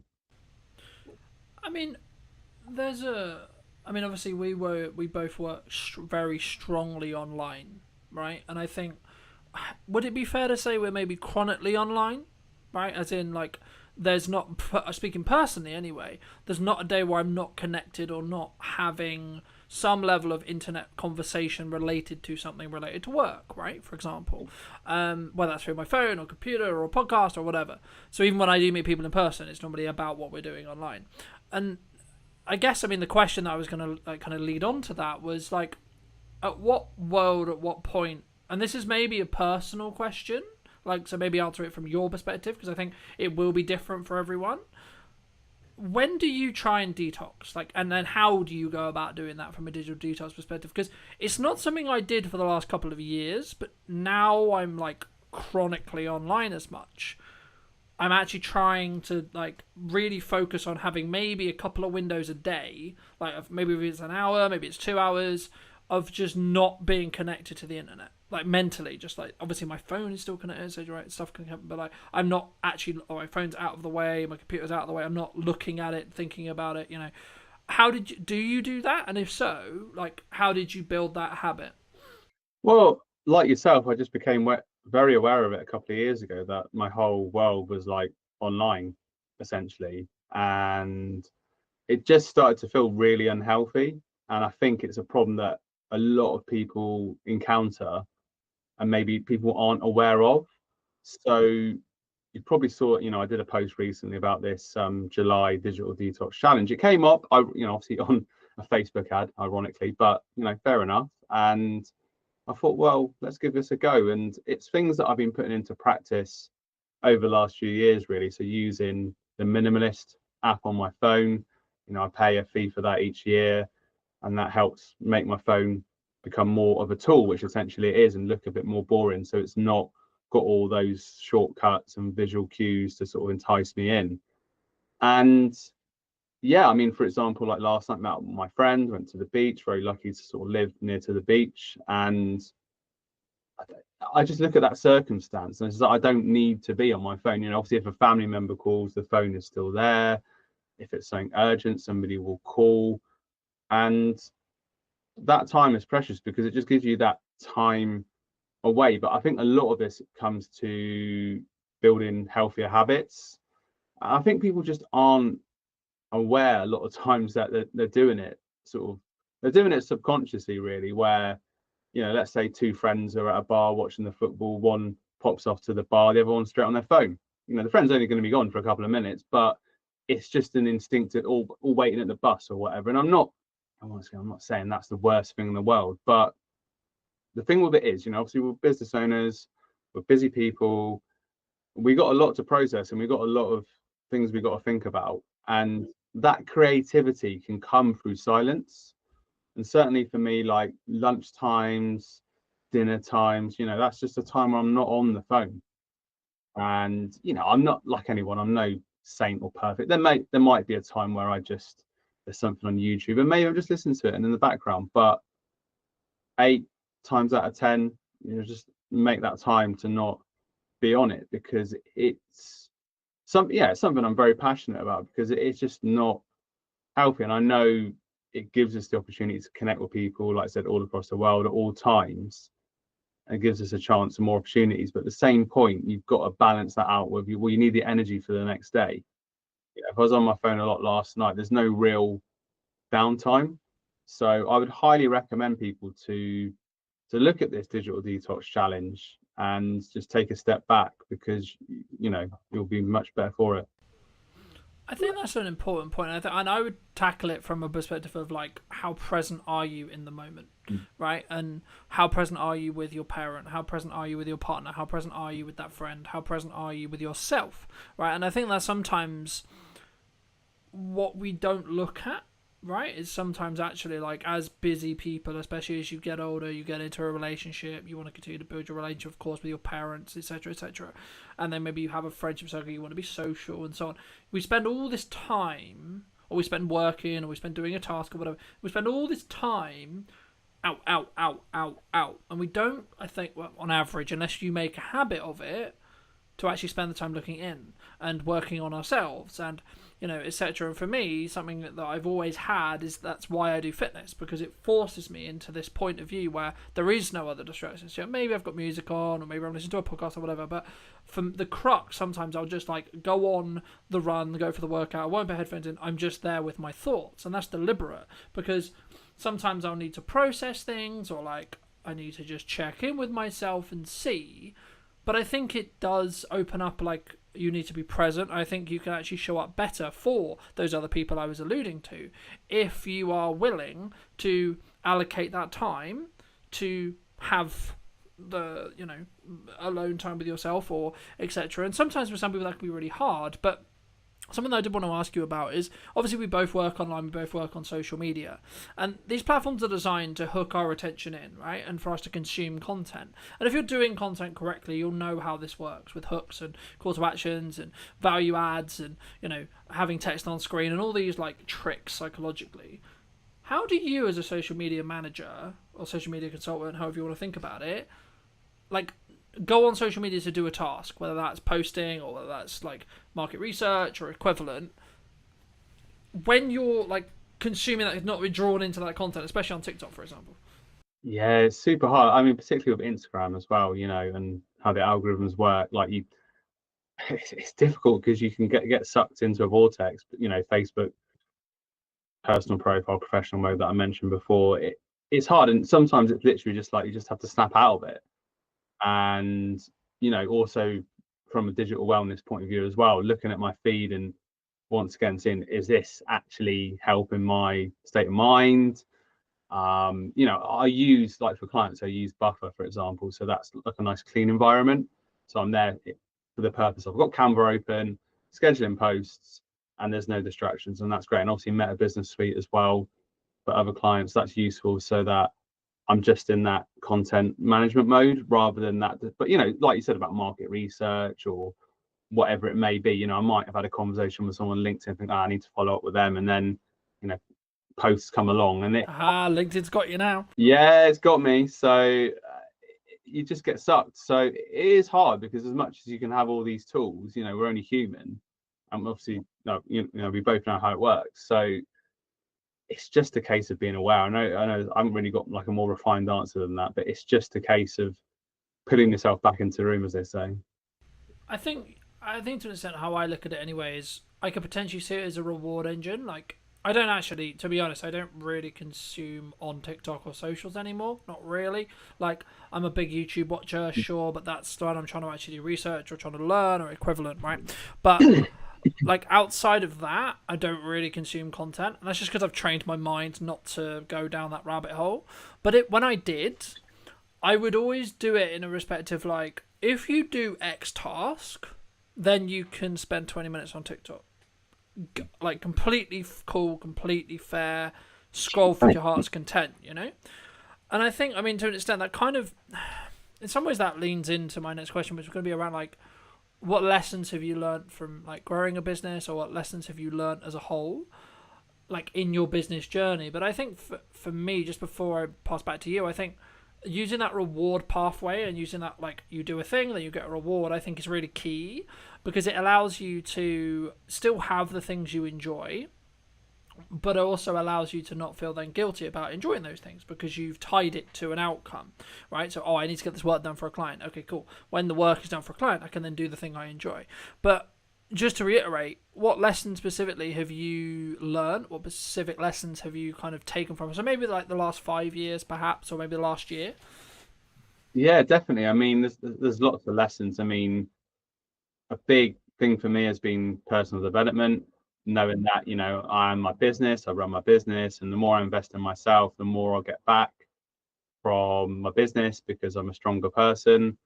And I definitely think, particularly over the last, I'd say like 2 years, you know, I've been much more focused on tapping into like the local business community as well, and not feeling so alone, and joining the online networking groups like Latte Live, Oni, Entrepreneur Circle. You can just be with people in the same boat as well, and I really appreciate, you know, those opportunities to connect with people, and because it's very easy to just sort of be in that solo mode and kind of isolated in that sense. So that's a big thing. And I think as well, kind of not being afraid to fail as well and learning from failures. That's obviously a big pressure, but certainly the more you fail, the more you learn. That's one of the big things I've learned as well. And not also, I think it's probably a thing that a lot of people can relate with, not being your harshest critic, as much as I am a lot of times my own harshest critic, because I want to keep doing better and everything. Giving yourself some slack as well. I think there's a difference to like when you, so for example, every single client shoot I've ever had, I've always done a debrief afterwards. And the point of that debrief isn't for me to beat myself up on what I didn't do well. It's to say, sick, you did it. Client seems to be happy. Things seem to be going well. Cool. But what if we could make it better? Right? And I think for me, those debriefs allow me to make those 1% improvements so that by the end of the year, I'm 37 times better at my craft than I was a year ago.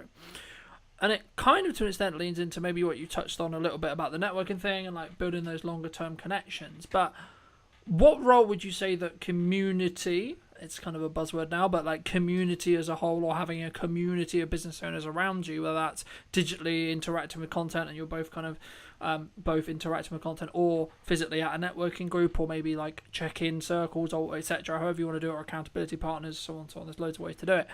What role would you say those community element actually has for your business, but in general as a business owner? I mean, one of my values, is tied in with community as well, because I've been involved with lots of communities in the past. I was involved with a YouTube channel, Elite FPL.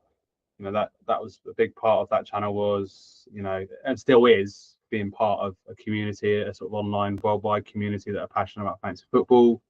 And then, being part of these networking groups like Latte Live that I mentioned before, Oni, Entrepreneur Circle, and the local business events as well. I use Patch, which is a local workspace in Bournemouth. So once again, without wanting to spout out another cliche, you're not on the journey on your own, and you've got other people to bounce ideas off. You can learn different things from different people, even from their challenges, which they might have a different business to you, but then you can relate it back to your own business as well. And it's definitely the thing of keeping you to account and helping you kind of keep on progress as well with your peers, if you like, really, so that you're not kind of snacking behind as well. And I think as well, mentioned it before, like when you asked about people that are new to networking, certainly confidence building. When I, once again, a few years ago, started to go to more local events in Bournemouth because I wanted to get more known in the local area. I was quite nervous rocking up to these big events, and that has lessened, and I've actually started to embrace and look forward to it as time has gone on. So it's been quite, confidence building as well. I think sometimes when we look at business owners, or we look at maybe someone's social media, it's very highlight orientated, so that can naturally like build your confidence, but also it can go the other way. I think sometimes where people often wonder or often worry about like, what if they're not doing well, right? And I think something that I'm very proud of is actually whenever things aren't doing well, I've taken 100% accountability for that, but also number two, I've also like be willing to be open and share it. And I think that's one of the reasons why I'm potentially, from people who watch my content consistently, they tell me like, you're a human, right? So like, it's not like this, like, oh, things are going super well and etc. And I hope it makes me perceived, or makes me believe, that I'm more humble than maybe others. But it kind of does link into my next question, which was going to be around, obviously business doesn't always go well for whatever reason. I mean, do you have a specific either set of challenges or like a larger set of challenges that you're willing to share, that also like how you then overcame those challenges, more importantly? Because I think sometimes it's important for us to share a level of vulnerability there, but also share to the point where like actually it can be a tool to show like, no, don't go down there because there's a bear there, for example, right? I mean, have you had any challenges like that you're willing to share, and how you then fix them? Yeah, massively. I mean, it's constantly every day's a school day, as they say, and you're constantly learning. So, I mean, there've been challenges before where, you know, I started out just working with solopreneurs, working just with a couple of businesses, and then end up working with lots of businesses all at once and having to put all the sort of foundations in place to do that, and not always getting it right, you know, and making things that I regret, you know, things that I wish I'd done differently. But making that transition hasn't always been easy. You know, I'm talking about sort of organization and things like that, and running things smoothly, and you don't know what you know till you know it, as they say. So once you go from, you know, I had a period where I was just, you know, running a few social media accounts, doing some training here and there, to then running social media training for big groups, 20, 30 people every day, and just feeling overwhelmed at the time, really. And because I didn't have the infrastructure in place in terms of like the admin, all the tech side, really. And, you know, you are learning the hard way, really. But I think once you move past that and invest in your business more, like invested in business mentorship and training, and then the thing is, once you've had that experience and things haven't necessarily gone always how you'd like them to go, and then you do training and it goes really well, you get really good feedback, and you think, oh, actually, I've learned from that experience. I now moved on. I'm a stronger person for it, and you know, you sort of feel confident in yourself again. I think it's like there is probably a psychological term, something on the lines of the survivor. It's not survivor bias. There's something else there, but it's basically the crux of it is things happened to me. I survived it, so it gave then a knock-on effect to my confidence, because I know I can survive that again if it was to happen again. And I think for me, as someone who's been, could say in some ways turbulent, had business turbulence, etc., like, and I'm sure everyone has within reason, I think it's one of those things where to an extent you have to lean into what you knew worked previously, but also be trusting in the self that you'll figure it out. And sometimes there's challenges in business. Sometimes there's challenges with retainer clients, there's challenges with project clients, there's challenges as a whole. And I think it's about how you approach when things aren't going as well as you would like them to, is what really will stand you apart. Firstly, from your client perception point of view, but also from a marketing point of view. And I think it comes from you. And I think especially is like whether you have a team or whether you're the leader or whether it's just you plus freelancers or just you, I think it has to, regardless, the inner work has to come from you. I mean, my next question was going to be around like, how do you balance, or how do you lean into motivation? Like, are you strong in discipline in respect to like when times are hard and you know that the thing you have to do is show up and do the work? How do you sort of push through that? Is it just like relying on motivation, or is it just solely down to, because my view's always been like, it's solely just down to, if you got to get shit done, you just got to push through it with the self-care and understanding that you can give yourself a time when you fix the problem, but there is a level of just, you have to be disciplined to get it done. Yeah, I mean, if I don't get it done, nobody else is going to get it done. So I think, and that's a pretty strong motivation, really. I think when the chips are down, a lot of time that's when I come out fighting in a way, really. And it's just, yeah, it's not always easy. But I think, once again, when you run your own business, you're relying on yourself, and that is a test of your character anyway, and it helps you grow even more. So I'm not going to sit here and say, oh, it's always been easy, and that there haven't been times that I've hid, for example, you know, when there's been opportunities or there's been networking, I've maybe gone into my shell a little bit. But I think, and this, I don't know how to say this, but like when you have like an employed job, there probably are times where, you know, you're working and you sort of, you know what you got to do, and then your neck isn't always on the line. Whereas when you're running your own business, you haven't necessarily got those safety nets in place. I'm not saying that having an employed job is not pressured at all, but I think it's different, right? And I think even if you have a retainer, and even if you have a pot of money, and even if you've done the financial work and you've done the money management work and etc., you still, from your core, don't like losing a client, right? Personally, I don't. I never like saying goodbye to a client, or deciding to part ways with a client, or a client deciding that as well. And normally it's a mutual like thing when that happens, right? But I think I think for me it comes down to sometimes you've just like you've added the value you can add, and as you do it more, you'll understand that it's just part of the process sometimes, like especially if you're growing yourself, like as your expectations or like etc. Like there's only a certain line that you're willing to go, especially if your expectations are rising. And but also it needs to work for both people. And sometimes regardless of like the project or like the client or the retainer or even the job, sometimes it's not worth the headache. And if you're fortunate enough to be in a position where you've got the pot of money, you've done the financial resources, and you've done the financial work to be able to maybe step away and say, actually, no, I don't need to accept that anymore, then great. If you are not in that position, then like I would say work on that to get to that position.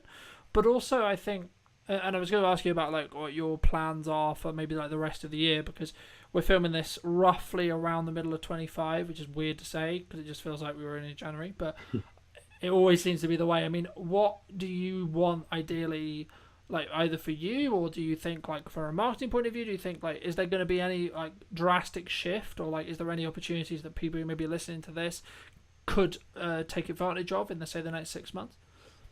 Yeah, I mean, obviously, I did the social media training and management I talked about, and that you touched upon like the community as well, shifting towards like a group membership, a community where I teach business owners in a community, and the community work together.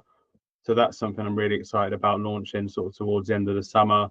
So there's going to be a networking opportunities within that, and different scope for working with like a group together rather than just working with single business owners in isolation, if you like. So I'm looking forward to that as well. I mean, we've not really spoke about AI, but obviously that presents a lot of opportunity, well, massive opportunities for people that are looking to learn how to use it for their businesses as well. So there's scope for that.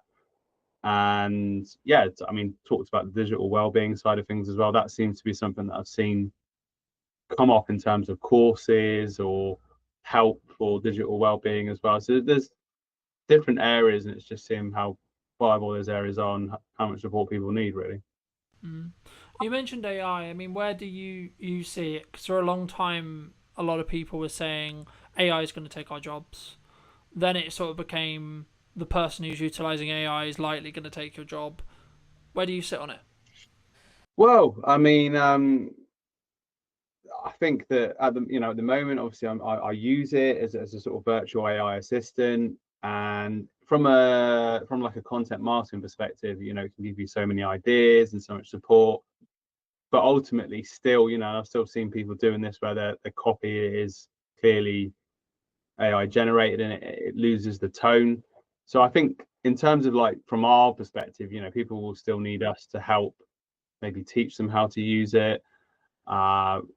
And also, use it as prompts, use the machine's prompts as well to get, content and do it for them. So it's still an amazing tool, really. And yeah, I just think it's very interesting times in terms of the opportunities it presents for particularly content generation for those business owners that don't necessarily have like the tech skills to use editing software to put together, really amazing content as well. So yeah, it's exciting times, but I still, taking a step back from that, people will still buy from people. People will still want to learn from people. It's just harnessing those opportunities to do that, really.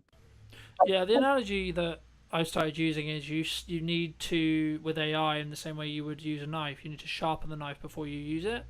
And I think the analogy I used that before is it's a tool to be used. You don't need a hammer for everything. You would sometimes use a screwdriver to put up shelves, for example. But I think for me, the people who are going to stand apart are the ones who are going to use it to accelerate what they're doing and not replace them. But I think I think at the moment, especially in corporate, there's a big push towards let's cut costs, and it's probably synergized with maybe the uncertainty, you could say, in the economy. I don't like mentioning it because, like, for me, it's like it's always been there. There's always been a level of uncertainty. There always will be something going on, and I think if you focus on that and you use that as an excuse, you'll never act and you'll never do the things you should be doing to grow your business to then be in a better position. But as a whole, I think there's a culture at the moment, especially in the corporate land or like the larger scale stuff, where people are maybe looking at headcounts, where they're like, actually, what can an AI agent do for me? So if you are a solo entrepreneur, maybe working with those businesses or in general yourself, you should be utilizing it, and you should be seeing how you can utilize it to make yourself more efficient and more valuable. And then what will end up happening, I think, is actually you'll find you'll get more of the economic reward of that value, in my view. And I think, for me, I think that's something which we're not quite there with yet. I think the system, the corporation, the you know, how we outsource, etc., hasn't quite caught up, and we haven't. There's some businesses that are, but the majority, talking broadly, I don't think they figured that out yet. I think they will, given time, but I don't think we're quite there yet, in my view. I mean, for those who are maybe interested, where can people find you? Where's best to connect with you? You know, if they want to look at see your training, they want to maybe talk to you about running their socials, that kind of thing. Where's best to connect with you? Yeah, sure. Thank you. So Daniel Ball on LinkedIn, to search me on there. Feel free to connect. Your social media consultant on Facebook and on Instagram as well. So those are the best places, really, particularly LinkedIn and Facebook are the best places to connect with me. So say looking for service-based business owners that are on their own, frustrated with social media, need help and support, and I'll be your personal trainer, if you like. You know, I'll give you that tough love and that support that you need, and I'll be there with you every step of the way. And hopefully that wasn't too corny, but would love to connect more people.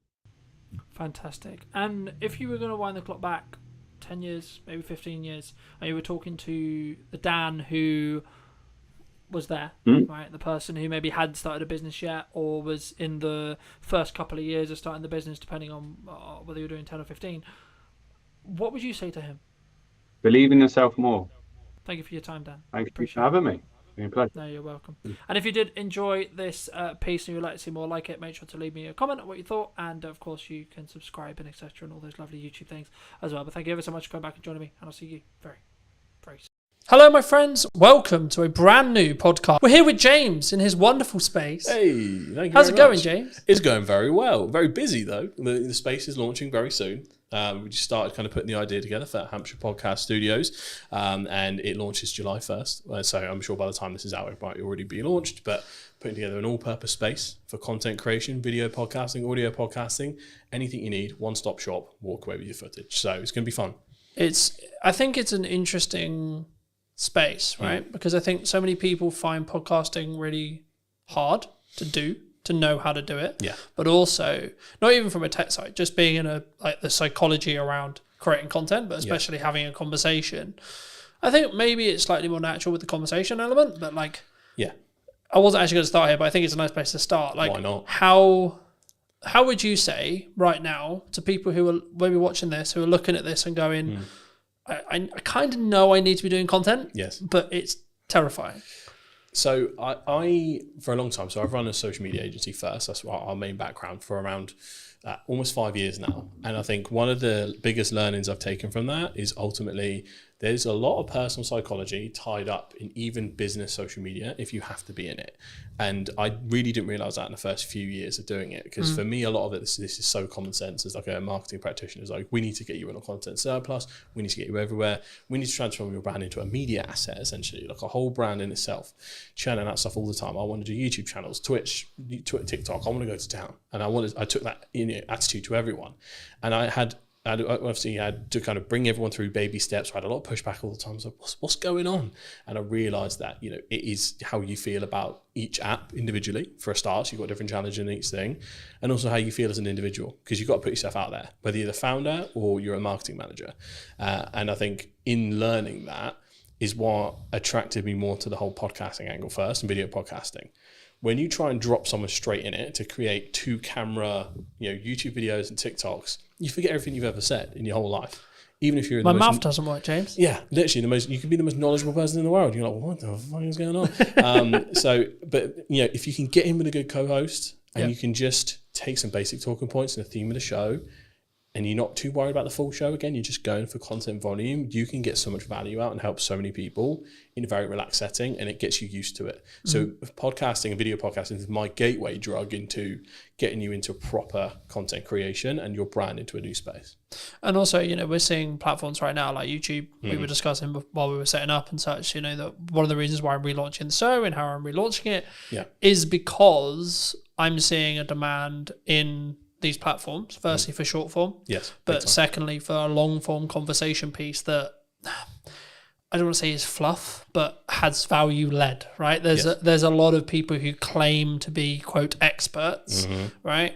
And are they? Hard to prove these days. It's to an extent I think it can be subjective, of course, right? Yeah, and how much expertise is actually valued. It actually does depend on the market a little bit, but from the amount of misinformation we see online, I think it's more about the trust and the brand of the individual as opposed to their knowledge base sometimes, which has its good and bad points. I mean, we're both in, unfortunately, potentially soon, a commoditized market due to AI, right? And I think having a podcast, having a conversation, having brand, having personal brand, buzzword, authenticity, buzzword, community, buzzword, right? Is the reason why you'll be in business in 20 years. Yeah. Right? I mean, where do you see AI? Its point right now, because one of the USPs of Hampshire Podcast Studios is human-led AI enabled, right? We've kind of created a unique workflow where using 3 or 4 different softwares, we can kick out a really good service much more quickly than it was ever possible before, depending on how fussy you are with shooting settings and all that kind of stuff. So it's right now, it's beautiful for grunt work. It's beautiful for getting out of the way some of the things that were actually quite tedious. When it gets to the point where it can do the advanced stuff, then we're in a different space. So right now I'm not too afraid of AI, but also one of the reasons I wanted to start the studio itself is so we have, we kind of own the means of production a little bit. Yeah. I think it's going to take quite a while for people shooting it in person in totality to be replaced. And I think it will go in phases. So it'll be short form, easy or creative content. I mean, we're seeing a lot of incredible stuff at the moment. That will be the first to go. Then the more in details, maybe YouTube video, talking heads when you're more static, I think that might also go, and then eventually it'll be pretty much everything, but we have no idea how long that might take. It could be one of those moves way more quickly than we think in a 3 to 5 year span, or it could be 10 to 20, not quite sure. It is interesting, right? Because we're also in a world where AI influencers are a thing now. They will continue to be a thing, right? And I think the commoditization of attention, the gathering of attention, is what marketers want, right? Yes. What we're talking about when we go into detail and we add value is the tactics and the nuance that comes with, when we first met, we were talking about TikTok as an idea, right? Now, fast forward, 3-4 years? Yeah, you'd be surprised how many people still haven't picked up on that one. Yeah. But again, just for those who don't know, who may be listening, right? Can you explain what you explained then, in layman's terms, the difference between a social graph and an information-based graph, or something which is more TikTokified in that respect?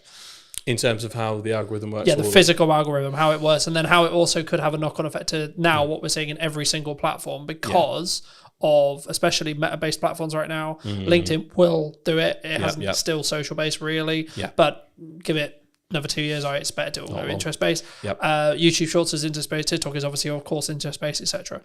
What does that mean? So for the layman, the easiest way to describe it is the TikTokification of the internet. So that's the starting point. TikTok came along. Let's say pandemic is where it really kicked off. We're all at home. This new app pops up. Oh, let's check it out. A lot of people didn't jump on it at first. That was very kind of still early, at least from a UK market point of view, very early on. At some point, everyone clocked onto the fact that TikTok pretty much has the best algorithm going for interest-based suggestions. I'd say even more better than YouTube in terms of how that works. So it then became extremely addictive. every other platform caught onto that, realized we're going to get left behind in the interest-based economy. We have to get on that. So now every single platform has an interest-based video feed, and now pretty much main feed, especially in the Meta suite, that's gone full interest-based. I think X/Twitter, that has gone interest-based. Blue Sky has remained solid in the fact that they, for following, I think that's part of their USP. Even LinkedIn now is going interest-based feed for, they're testing it a little bit on the main feed, but mostly on that kind of scrolling video. So it is unavoidable. And that has essentially created a very interesting thing where it's the social part has been removed from social media. It's gone. It is just media. And if your brand or personal brand or as a freelancer, you're not part of that interest-based economy where you're churning out stuff that will eventually get to the right person, you will be left behind a little bit in that. Overthinking quality, overthinking substance sometimes can hinder your attempts and testing to get to where you need to be. I'm always a proponent of scale, test fast, even if you need to post quite a lot, figure out what works, where are your golden veins that you need to mine, and then start improving little by little the same way a creator would. Yeah. That's all I'm always looking at. I think it's interesting, right? Because when we first got here, we were talking about the difference in scale versus perceived quality or quality, right? And I think that so many people worry about what is the judgment of X partner, friends, colleagues, so on, dog is equivalent, right? What are the, I'm going to spam them, right? What I'm going to post too much is part of knowing what works. Volume, would you say? Yeah, well, you need a certain amount of volume to test, and at what point does it become spammy? This will differ per platform, and some platforms is pretty much impossible to spam. So you got to think about user behavior. So if we take TikTok, 70% of content, I think still, or probably more now, is digested on the For You page instead of the following. So people have to make an intentional step to head over to get everything in the chronological order of the people that they follow. That is where maybe all of your videos appear quite a lot. And you're like, okay, weird. But if not, it's just going out into the ocean. I see every kind of short form video you post is pretty much just taking a bucket of water and pouring it into the ocean at this point. Like there is very little risk of it being seen a bajillion times. But that's when you get to a TikTok, Meta, Facebook point of view. If you're looking at something like LinkedIn, the algorithm is still early and it's still developing. So a lot of people might see the same thing. You'll notice on your LinkedIn that you'll still have the regulars engage first and often see it. They might get notifications if you engage with them regularly. And from that point, other people might see it based on if someone likes, comments, shares, because LinkedIn is quite good in the fact that someone comments, that might as well be a share. That's quite handy in terms of how that works. So per platform, it does change slightly. However, even someone with an extremely engaged following like me and you, we could probably post 3 videos a day and it won't bother anyone, or they might see one, they might see none. But they might see all 3 on Tuesday next week. Yeah. You can't quite tell where that is at. So I'm of the opinion that you're never going to lose out by posting more often. What most likely is going to happen is someone's going to go, bloody hell, you're everywhere, mate. That's the place I want to be. I'd rather be top of mind and someone be slightly miffed. I'd rather take that risk. I was going to say, because that's the main trap for me. Like, you're probably the 5th person, 6th person I've met this week in person. Yep. And every single one of them's first reaction when they first meet me is, you're fucking everywhere. That's the way. Right? Yeah. And for me, I'm like, that means I'm doing something right. Yeah, because it means you're seeing me. Now, it might not mean necessarily you're consuming 100% of that video, that one video, but then my heart isn't, oh my God, James didn't watch my whole video. Yeah. Because ultimately, if you start knowing that, and especially that there is a massive silent lurkers user behavior on LinkedIn, I think goes underestimated. There is a large percentage, and I'm not sure the specific number, of people that watch video without sound, that just kind of watch it without checking in. Yep. Now, if you don't click that video, I don't think it actually classes as an official like engagement. I think after a certain point in watch time, without kind of clicking the unmute button, that will then class as a view. But you'll have a lot of lurkers, which means your actual statistics won't show the true success of what you're doing. So this is where like you get into the debate between reach and impression numbers and which one you should really focus on. I'm quite focused on views at the moment. Views and watch time are basically the most essential KPIs now. But in terms of how you need to look at LinkedIn specifically, I think you just go nuts. But if you're going to make those slight improvements to really focus on the quality element, again, quality is subjective. For a lot of people, our content will be quality because we have good equipment, good knowledge. And a lot of people within our industry will look at quality as how good's the edit. What are the things that grab back attention? So there are nuances to the game, and it does depend on your audience. So I often just optimize for the silent watcher. Title that lingers for like the first 5 to 10 seconds. Put the best bit at the front, and then let the rest of the story play out. Because you still got to manage your own resource. Even if you have a team behind you, they've still got to manage their resource. You can't do a full Diary of a CEO trailer for everything. And often, if you're not already quite big or have a large following, we have catching up to do compared to others. So different spaces for different places. I think, again, and it's one of those things where I think this should be a yes and, not a yes or, right? So for me, I'm like, that's a good idea. Let's do that. And a podcast, and short form, and talks, and in-person events, best, right? and this, and that, and that. Because I don't then worry or care about this specific video has got X amount of views. I have absolutely no interest, to be honest, in what that standalone video does. What my views are as a whole across Meta, across Instagram, across LinkedIn, across... So, yes. Yeah. Okay? As a whole. Yep. Specific video, don't care. Yeah. Because I don't know what's going to go well or hit. The only way you can do that is test it, right? Yep. Test and it something and look at which... the spikes on your graph. Yeah, and something when you're specifically creating content around a targeted event like an in-person event or a service you're trying to sell, etc. A strategy that's worked for me in the past and will work now is put out a load of short form stuff, see what happens, see what works, and then media buy, ad, Meta, placement, etc.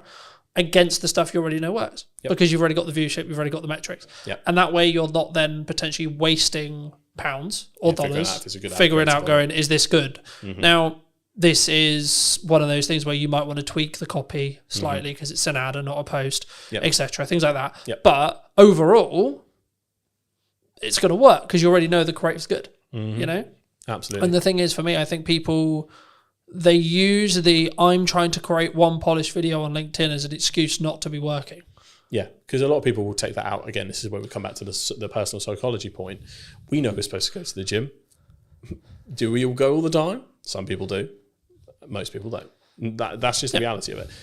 It's Gary Vee that made the point originally. You know, social media is like going to the gym and eating healthily. We're going to relapse. We're going to mess up. We're not going to stay consistent all the time. We're going to have sprints where we kill it and then times where life happens. Don't punish yourself for that. Kind of go with the flow. Do what you can do best. And this is what the testing allows you to do. Find what medium is the easiest for you to create and find most comfortable. Because I've noticed that I'm a big proponent of TikTok and its uses and how it works. In terms of me creating TikTok content, I'm actually quite bad at it. In terms of the pacing, in terms of how you need to deliver it, you know, sometimes some of the memes and things like that, like I personally struggle. That's why we have a good team behind us. Whereas in a YouTube or podcast setting, I thrive. And I think that is sometimes a matter of age. Sometimes I'm 28, so I'm either the oldest Gen Z or the youngest millennial. So I'm right in that center point, depending on what blog you read. So, but I grew up with YouTubers, so that is how I often visualize and say my thoughts and verbalize them.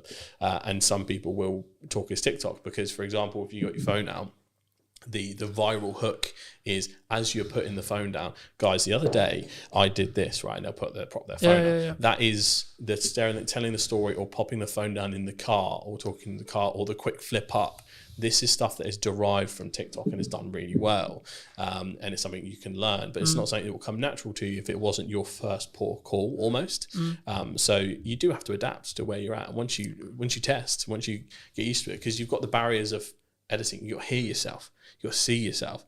We are so used to it at this point, it doesn't matter. But there was a point in time where we were like, oh my God. Wait, I sound like that? Yeah, literally. What the fuck? Literally. And now, for some reason, it sounds exactly the same to me. But before it sounded so different.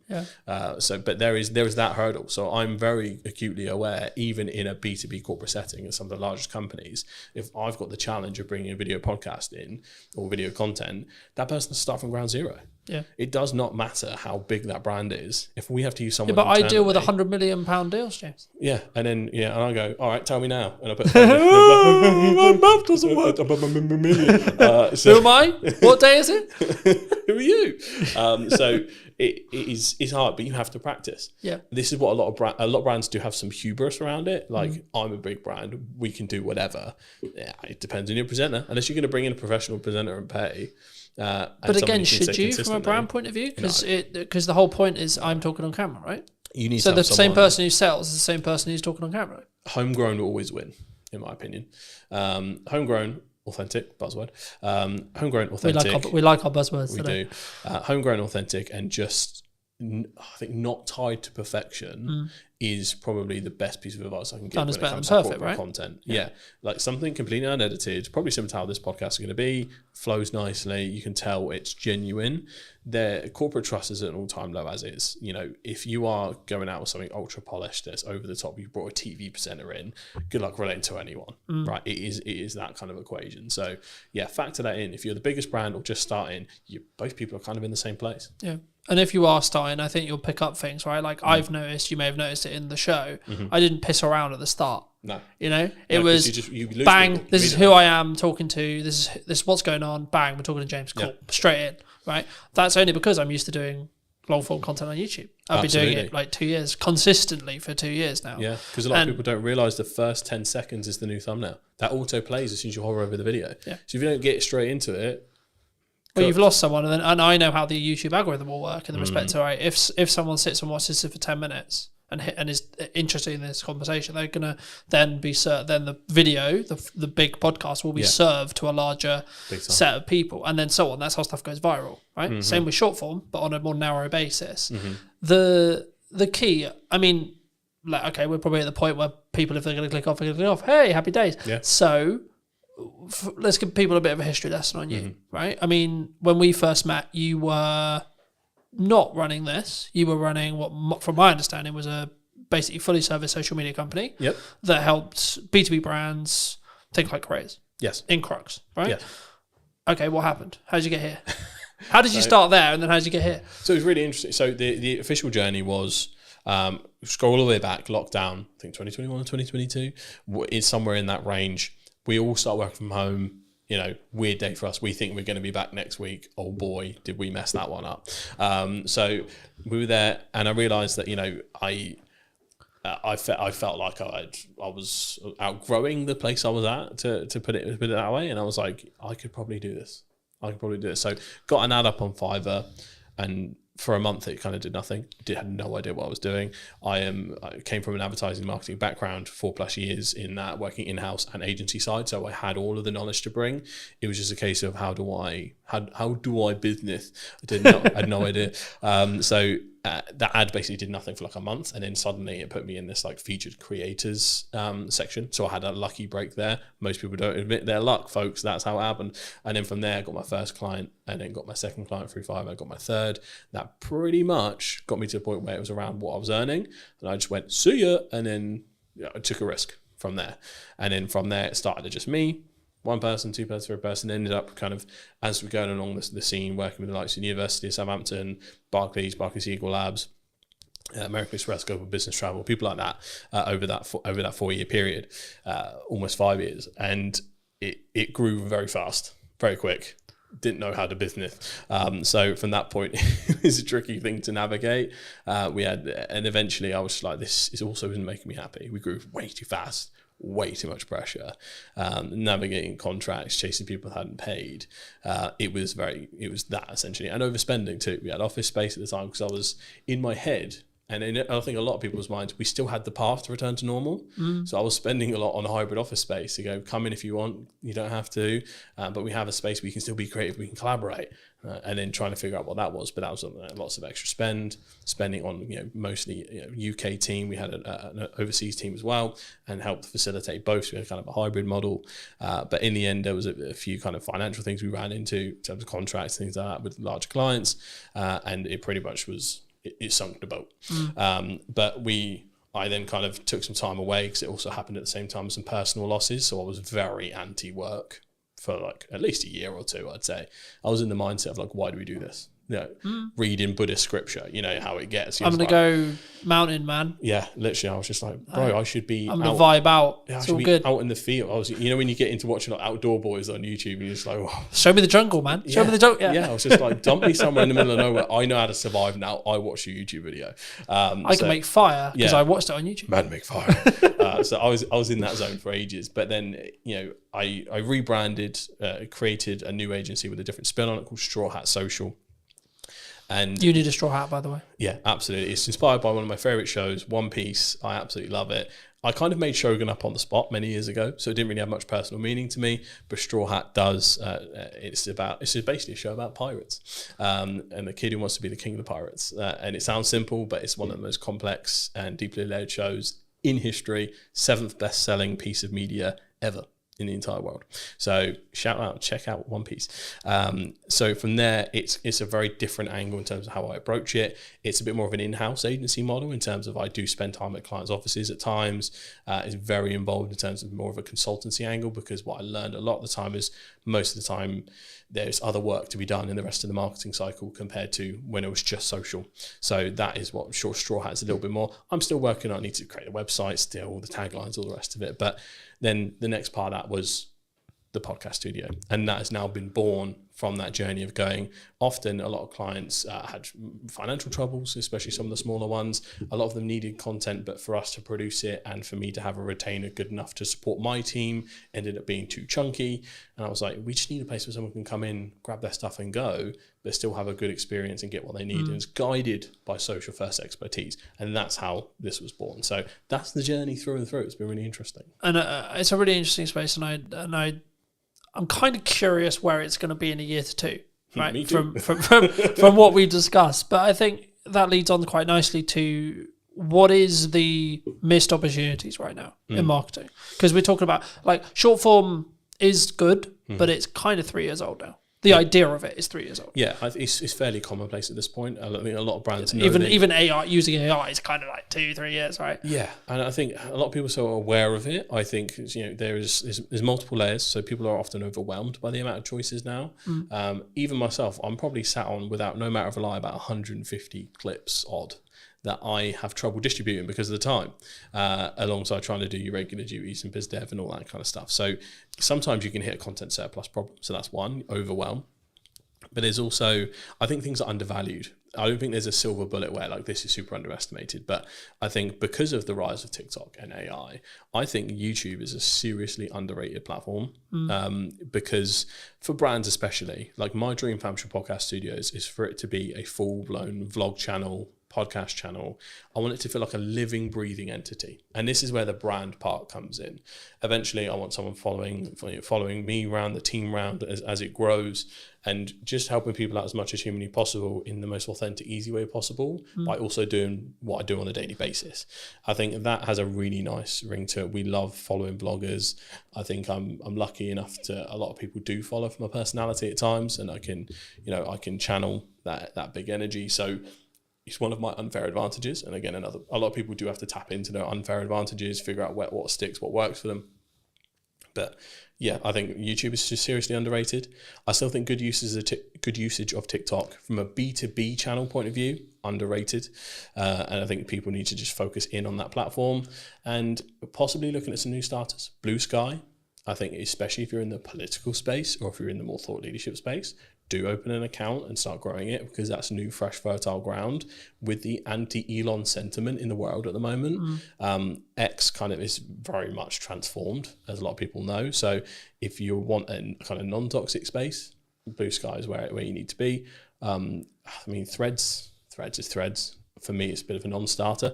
Most people just dual post across both from Instagram to Threads. So yeah, I think having some kind of home base and making it feel living and breathing is where I want to be at, because that's the part that you couldn't replicate that. I mean, you'd have to go through years and years of stuff and spend lots of time dedicating to prompt engineering to really get almost a sitcom. And this is how I explain it to a lot of big brands. Like, there's so much interwoven intricacies in brands that grow so big. The best example I could possibly give is the Goat Agency. They were like the king of pioneering vlogs, and they still do them to this day. That company probably has the best set of advertising for what work culture is like at Goat. I want to create that at some point and then distribute them through the short form channels, LinkedIn, TikTok, YouTube Shorts, all of them, because that it's like a home base, a secondary to your website. Yep. And that's where I want to be at, where I think it's kind of undervalued. But you're also building that parasocial relationship, right? Like 95% of the reason why I have good relationships is actually nothing to do with how much time I spend with you personally, right here, sat here today. Yep. It's actually how much do we spend interconnected with each other's content, right? And ensuring potentially there's value being added or not. And actually, in an interest-based world, it's even easier. Because if I don't like what you're saying, I won't get served it. Sorry, I'm just not going to. No. It's not going to happen. Yeah. Right? Yeah, it's the same. It's like, so there's a couple of rules I introduced with that. Does it go through the Holy Trinity? Does it educate, inspire, or entertain? If it's not one of those three, don't bother. People's time, they'll be gone. And then the second one, act as the audience. Yeah. But you gotta be so brutal about your stuff. Like, would I have been hooked? Would I have scrolled? You got around 2-3 seconds max. We're looking at organic. You have to be better ultimately, and just post. But you don't have to be better straight away. Oh God, no. Right, that's I think the key there, because I think when you say that, people will be like, "Oh fuck, why do I even bother?" You can your quality can be shite and your content can be shite, but you can still get really good at hooks. Yeah. I don't underestimate what you can do on a phone. Yeah, we specifically basically only use vlogging cameras because one, it's like for client stuff, because we only make social content usually, it's that perfect middle ground between high-end premium or like cinema line cameras and slightly better than a phone, so you can tell it's like made for purpose for a certain piece of content and has that slightly uplifted thing. Because sometimes you go too far, if the camera's quality is too nice, sometimes people think it's an ad. Yeah. And I think that is a very subconscious, you're trained to scroll really quickly. Yeah, the only time I would say that that's not true is if you're selling video production. Big time. Right, if you're selling, if your product is, this is how good it sounds, right, you can have off days, you can have bad environments, etc., whatever. The value of the content is what actually matters at the end of the day. Yeah. But on an average, if you're selling something that looks and sounds good, every video should look and fucking sound good. Yeah. Yeah, definitely an exception for your business. Excluding that, absolutely doesn't matter. Yeah, I think one of my favorite success stories from when we were doing work is we worked with a company called Skill Scaffolding, shout out to Skill Scaffolding, who wanted help starting their TikTok up, and what we did was kind of mic up the boys and did it in a vlog style. They just explained what they were doing, out and about on jobs. We did a tour around the site. Mate, I think we got millions of views from that. It was in the first 3 months. There was a real appetite for industries that you wouldn't think so. Construction, massive. If there is a construction company out there listening right now, you need a TikTok account and you need a YouTube account and you need to go hard. I couldn't believe how much people were like, because it basically is all the boys that got home from work, like, oh, is he using a fucking 380D, or like, you can't be doing that, you got to wrap this up a different way. So there was the positives and the negatives of like going, oh, I would have done it that way. But there was this, like, again, that parasocial relationship there, even from the actions they were taking, because they were like, I do that at work too. That representation of something they didn't see before, I think is massive. And I think a lot of companies, I think they're too boring to do stuff like that. Are probably I can't do that. I'm an accountant, James. I think the accountants could absolutely do it. Like, it would be so funny to have like a funny accountants podcast or like just a vlog at the accountant's office. And the whole hook is, I'm going to prove to you that accountants aren't boring. And then you just show the work day. I remember that I did a strategic session with a networking group that unfortunately doesn't exist anymore. But the point was, an accountant asked me, how do I do hooks? And I said, think about worst case scenario, someone gets their books wrong. What's going to happen? Yeah. And the hook ended up being like, if your books are shit, your business is going under. Yeah. And then they went into the whatever, right? But it's like, you have to grab the attention straight away. It's like, fuck, shit. Yeah. Okay.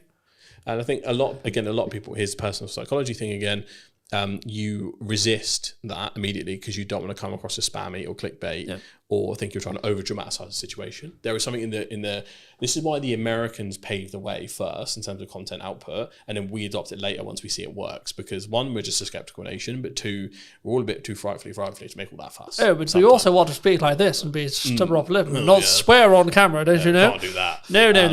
Whereas the people that do... Meanwhile, in America, Gary's screaming on a stage, for example. Yeah, exactly. And he's killed it that way for years, but I think there's an aversion to hooks sometimes because you're worried about perception, even on the brand level. Which is really interesting. So there is a removal we need to do of that.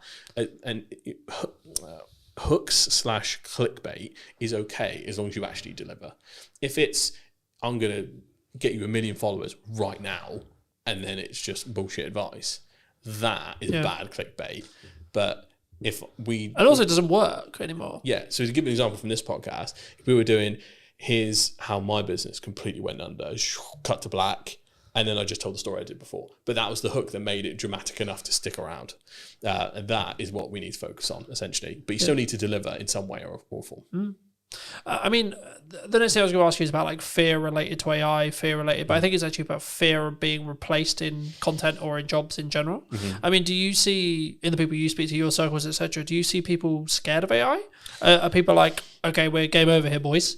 Yeah, a little bit. I think especially when it comes to, because you can kind of see what's on the chopping block first a little bit in terms of, one, there's company memos going out all over the place. I think the Shopify CEO was like, before we put any new hires out, double check that an AI agent can't do this. So from a leadership level, there is definitely a ruthlessness that is kind of starting a little bit, where cost cutting is becoming the norm, especially in the economy we're in. It's a very risky place to be. So there's a political sentiment and like a fear-based sentiment from the top. So that's not good. The leadership shouldn't be thinking that way in general.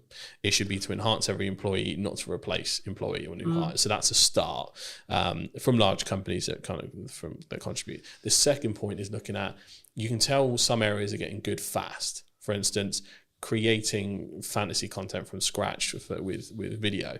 Is Google's tool VO? Is it? VO3. VO3. Yeah.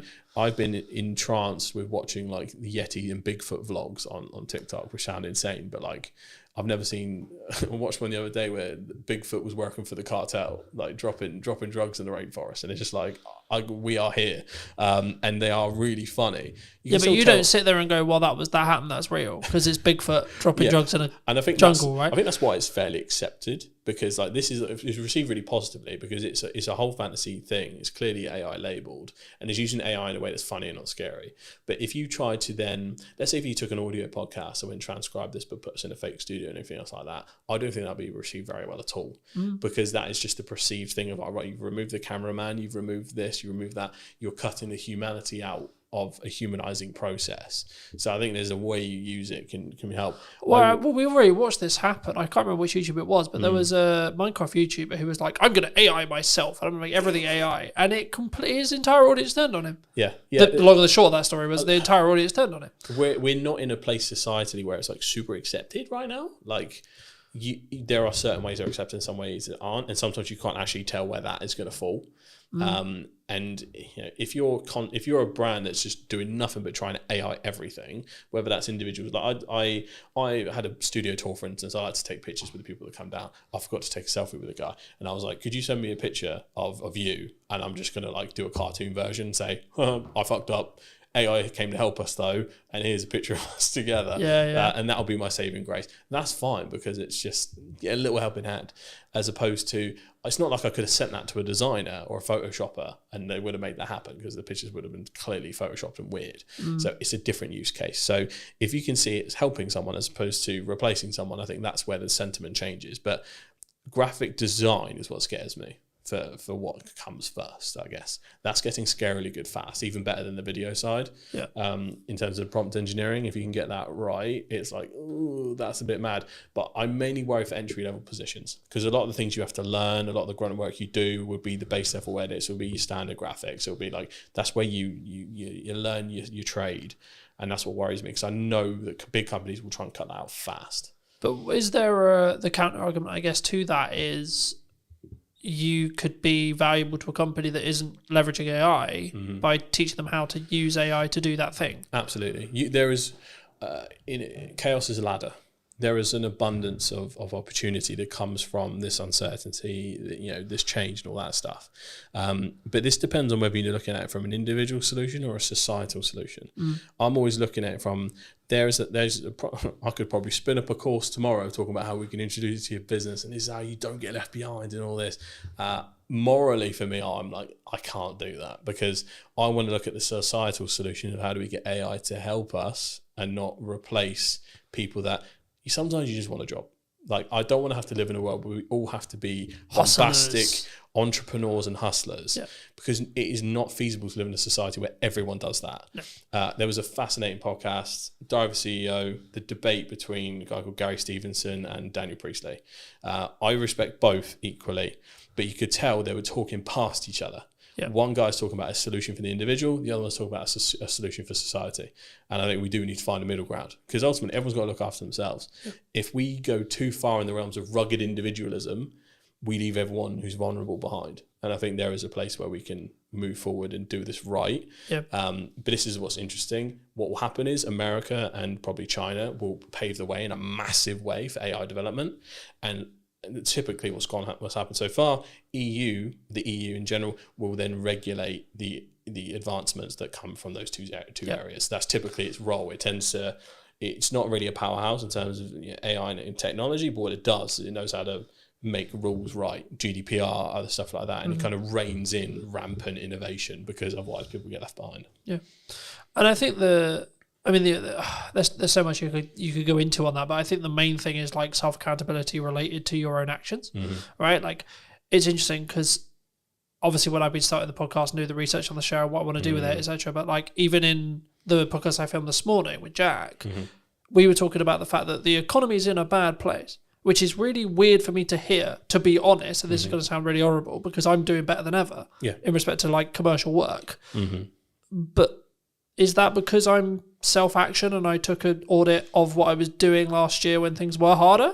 Like, it's not like, oh, I'm a fucking immune to it. Last year was shit, right? And it was like, do I get to a position where I did my audit, I redid all my marketing, I redid all my structure, I fill in all the gap times, and then I'm very focused on client delivery? Yeah. Is that why? Because I'm 100% account. Like, I don't. Yes, you need to know what's going on in the news, but I'm not sat here going, Rachel Weaver said this. Like, we're speaking about this. It'd be easy to use that as a on crutch. the day that Hurstbrig's statement is happening. I've got no idea what it said. Yeah, it's probably happened. I've no idea. Yeah, I've been too busy working. There's a spending review today. Yeah, that's what I mean. But I know it's today. Yeah, I've got no idea what was said. Yeah. What? Because I've been working all day. Yeah, same here. I only got to hear a little bit of the preamble before she actually kicked off, but there is a fine balance, and I think it might be industry dependent when we look at it. So industries like ours, you can look at it in two ways. Usually, first thing they cut is marketing. The smart companies don't. When everyone brings their marketing down, you ramp up. That depends on if that company has resource or not. And if you're talking to that company, that's the right mindset. So there's that. The second thing is, it is also, everything's down to the individual. Obviously, the pandemic was an awful time economically. I came up during that. That was my ladder. I was born in the dark, raised by it. So I completely get where you're coming from in terms of, right, yeah, fuck it. If there's chaos going around everywhere, I'm just going to take advantage of everything. But I think you just need to focus. I don't think it's just as simple for as business owners, like you just need to focus on what the fuck yeah. has worked and what the fuck you think is going to work, and then just get your head down, right? Stop getting heady or whatever you want to call it. Yeah. In XYZ person said this, or Donald's done this, or the PM's Honestly, done this, or the news cycle is so draining at this point. It is. For most people's own sanity, and I'm super clued into the politics and news and all that stuff, it's almost impossible to keep up with America at the moment. And obviously that affects the world, unfortunately. The UK is a little bit more stable, but just not moving very fast. So, but I think the easiest way to describe it is like, I think that motorcyclists have a term for it when they get focused on the big truck that's next to them.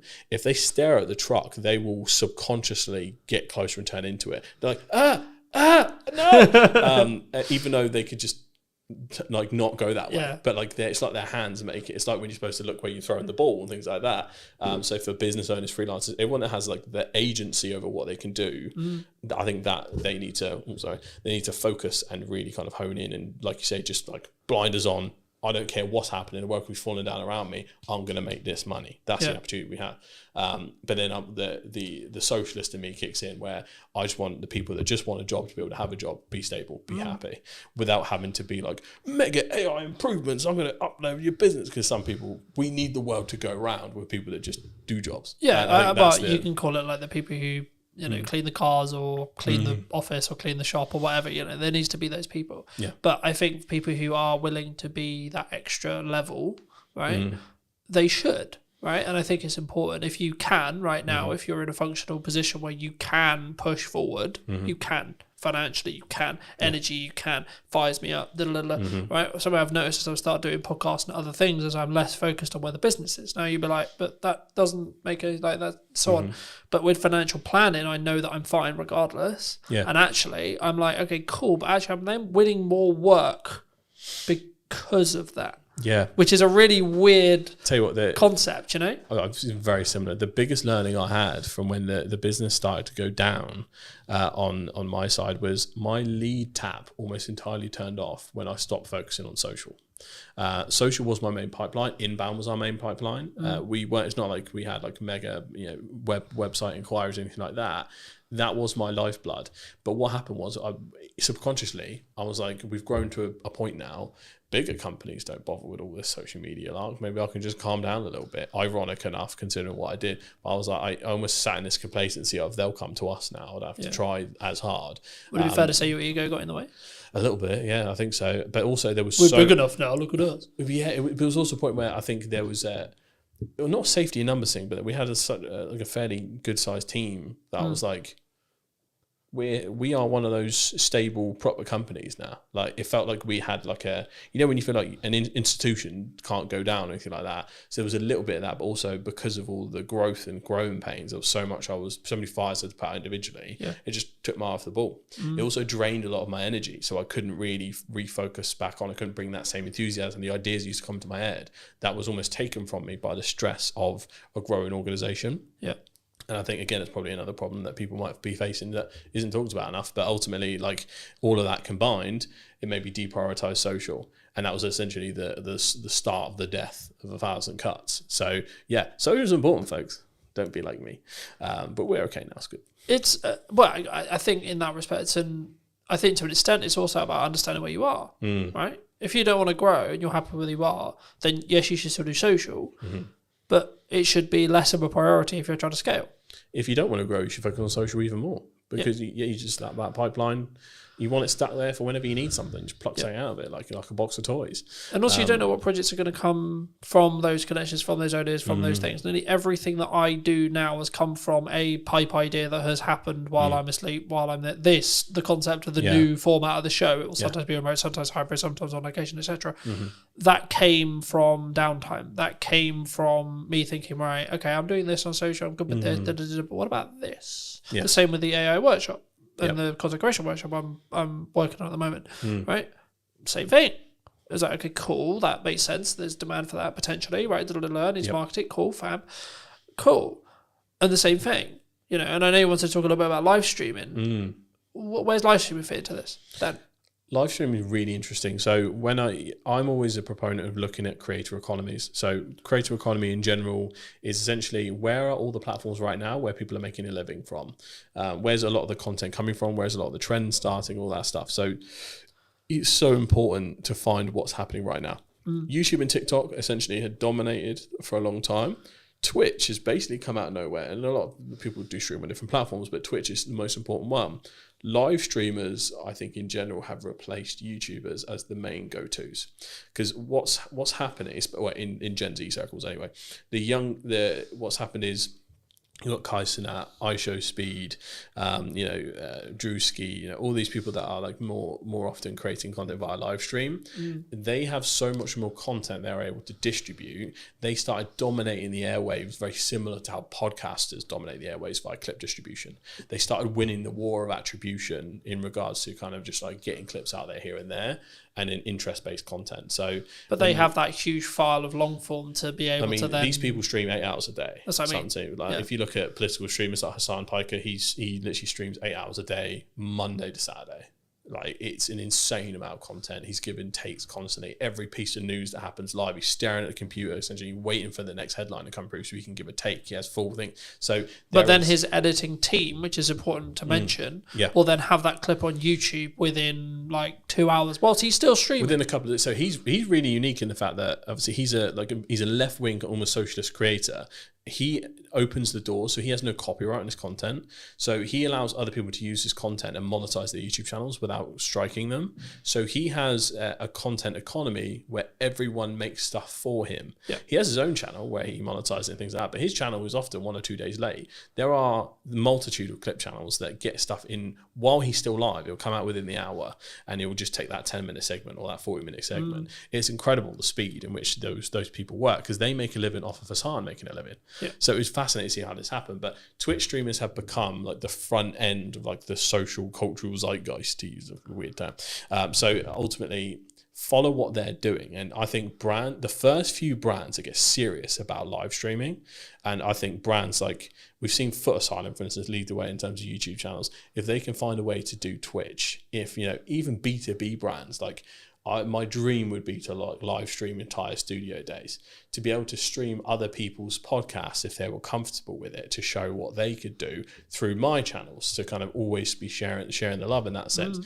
You would be able to see such an awesome mix of different things.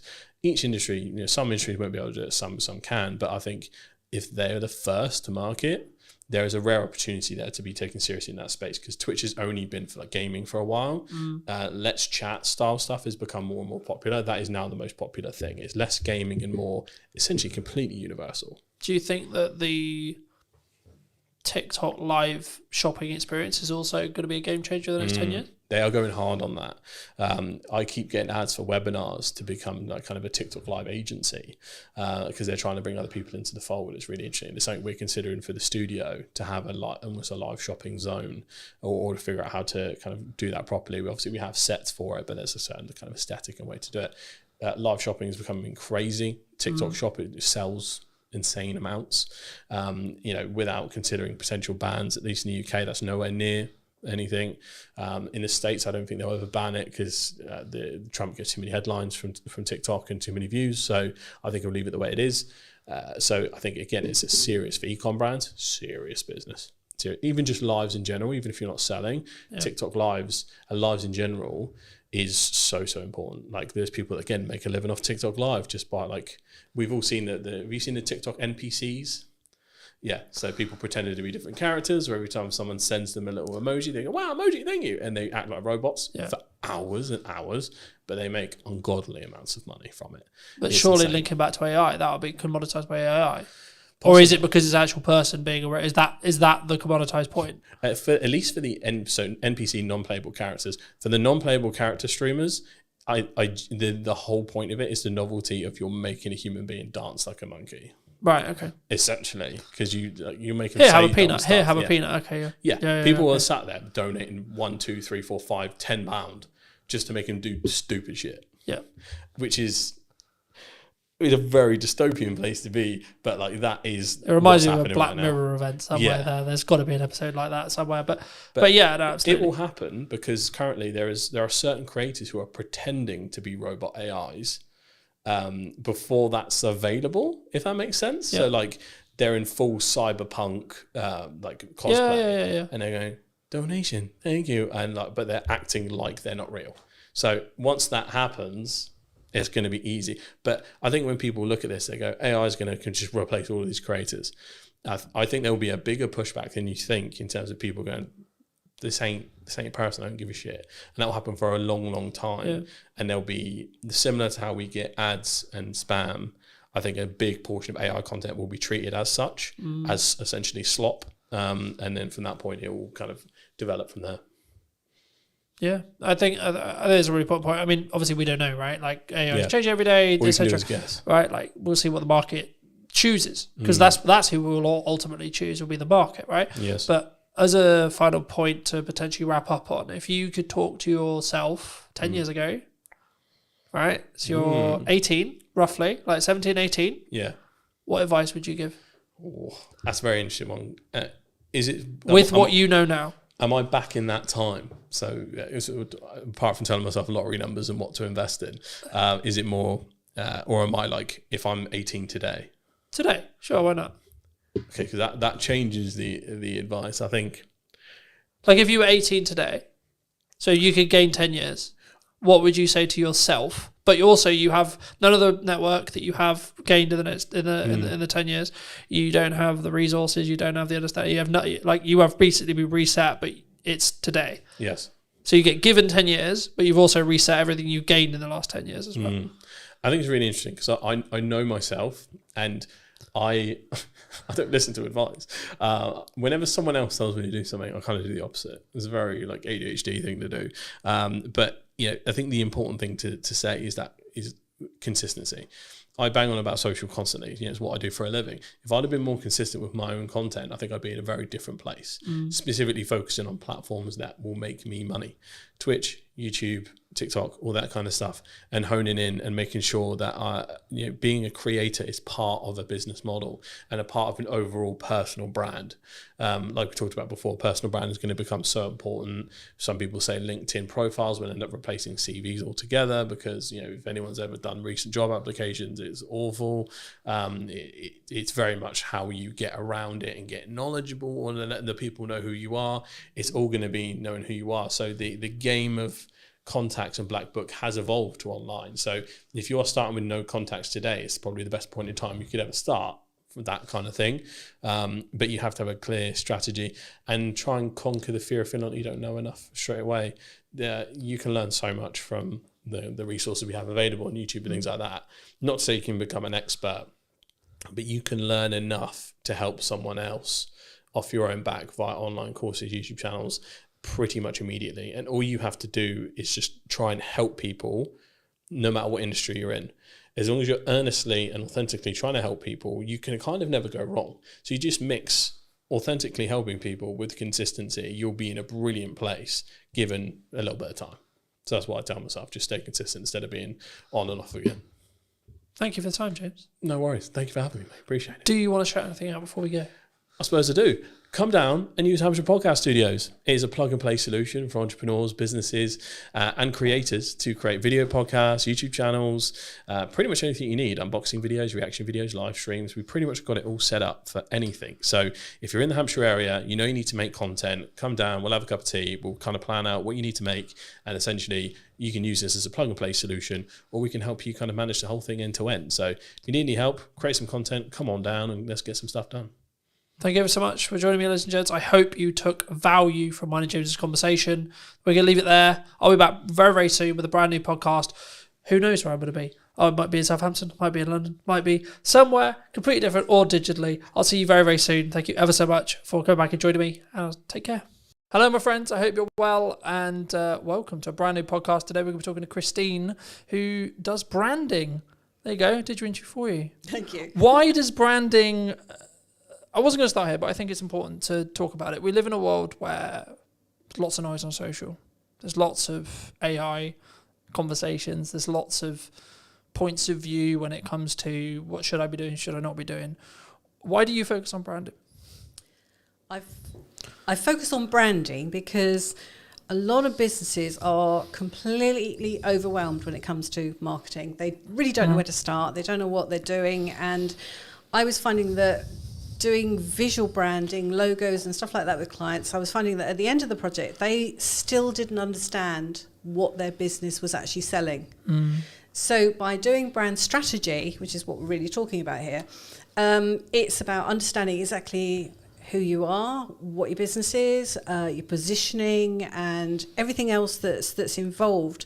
And then that gives you a core to work from when it comes to marketing. So it sets your tone of voice and all the rest of it, and then you can take it from there.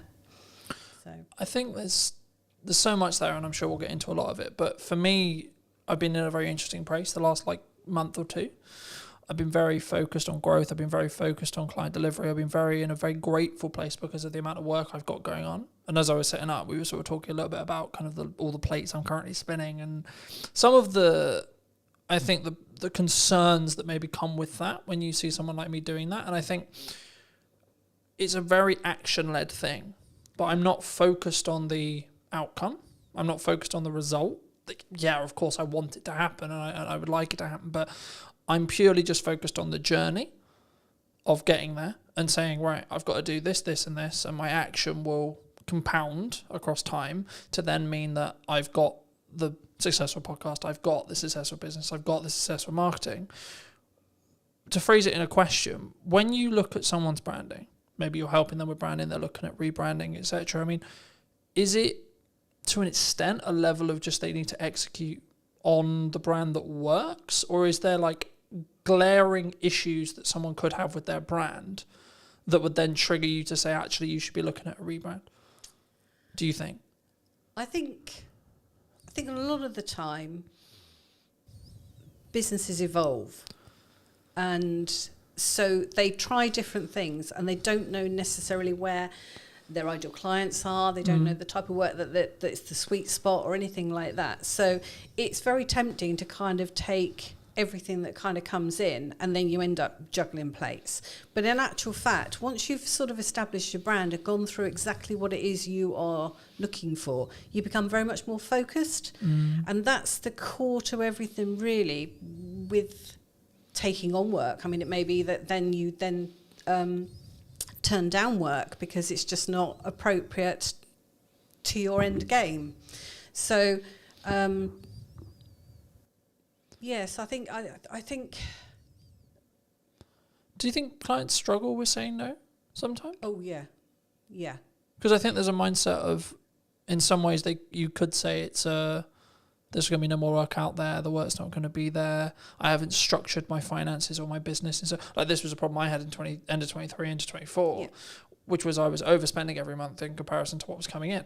Right? Yeah. And I wasn't doing the financial work to build a foundation to allow me to be able to have the freedom to be lean enough from a cash flow point of view to do the other growth things that I needed to do to continue to then grow. But I was coming from a place of, I need this to make me money today. I need this to make me the money next week, because I have bills at the end of the month that, to be honest, at that time, I didn't know where the money was coming from.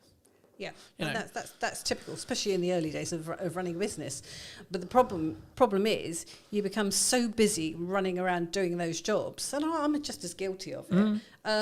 You become so busy running around doing those jobs that you haven't got the time, the bandwidth, or the brain space to actually think about the fact that it's really not going to help where you go. Yeah. I mean, it becomes very much a feast and famine, as we were saying before coming on air. That you spend all your time running around, and you don't set up the next work and things. You just, it's just not top of mind. And I think that's one of the key things about setting down exactly where you want to be, the type of clients you want to be working for, your position in the marketplace, etc., etc. Like I say, you become very blinkered then. I think there's lessons and stages, right? I think I'm always of the mind where I'm very grateful that happened, and that I nearly lost the business multiple times. And I would actually argue it's made me and my partner a lot stronger because she's seen another side of me. Like now, everything's sunshine and rainbows in comparison, right? Yeah. But I think for me, it gave me a real reality check, because I'm sure some who know me would be like, oh, Colin's very egotistical. He's very, he thinks he's the bee's knees kind of thing. And I was like, yeah, but actually I know I've got a skill set now that's, when my back's against the wall, I'm in a corner, I know I can get out. Yeah. And I think that for me, that's a different power, if you could say, a different confidence, a different resilience. And I think that's the thing that's maybe lacking.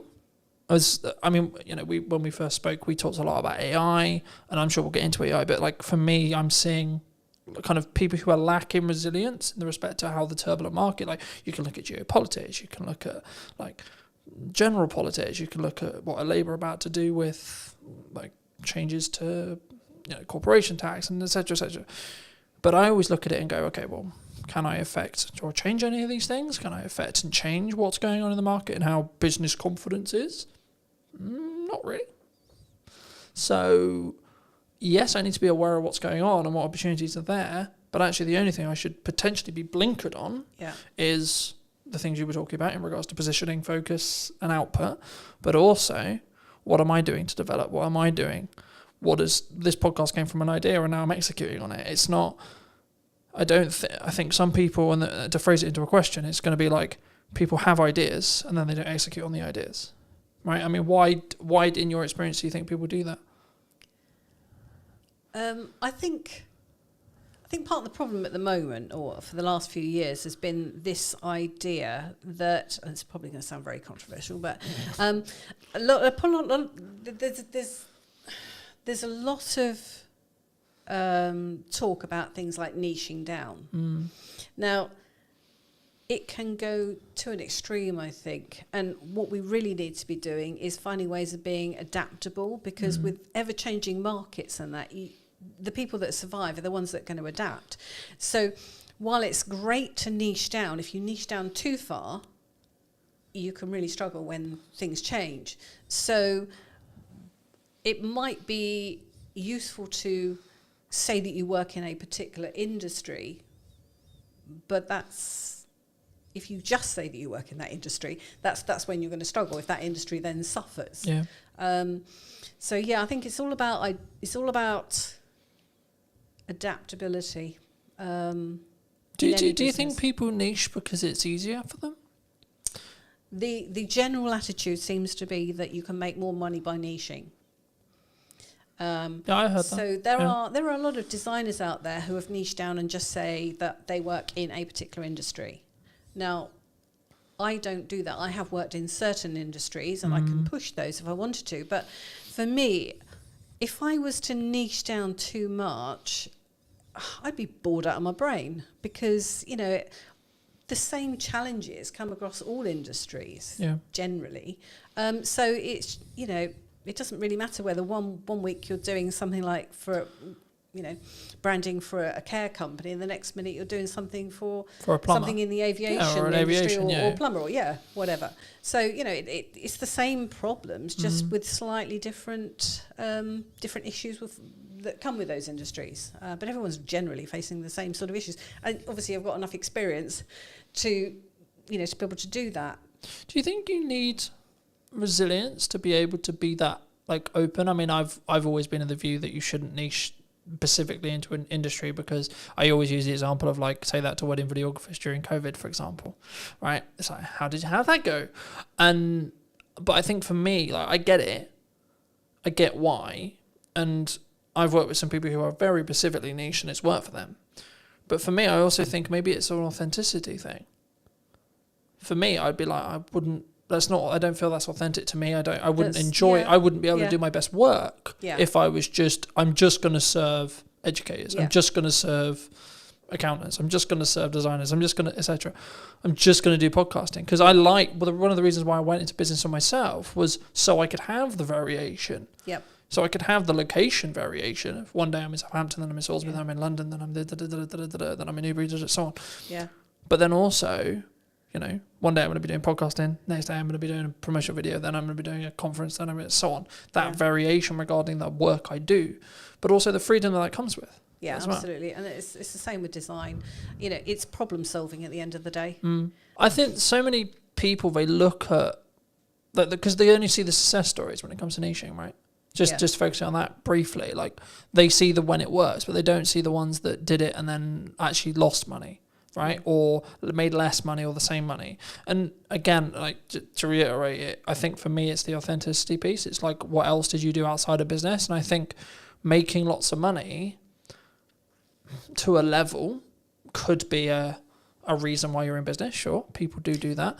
But actually, I've just filmed Maddie's piece, and we ended it by saying, like, are you living to work or working to live? Yeah.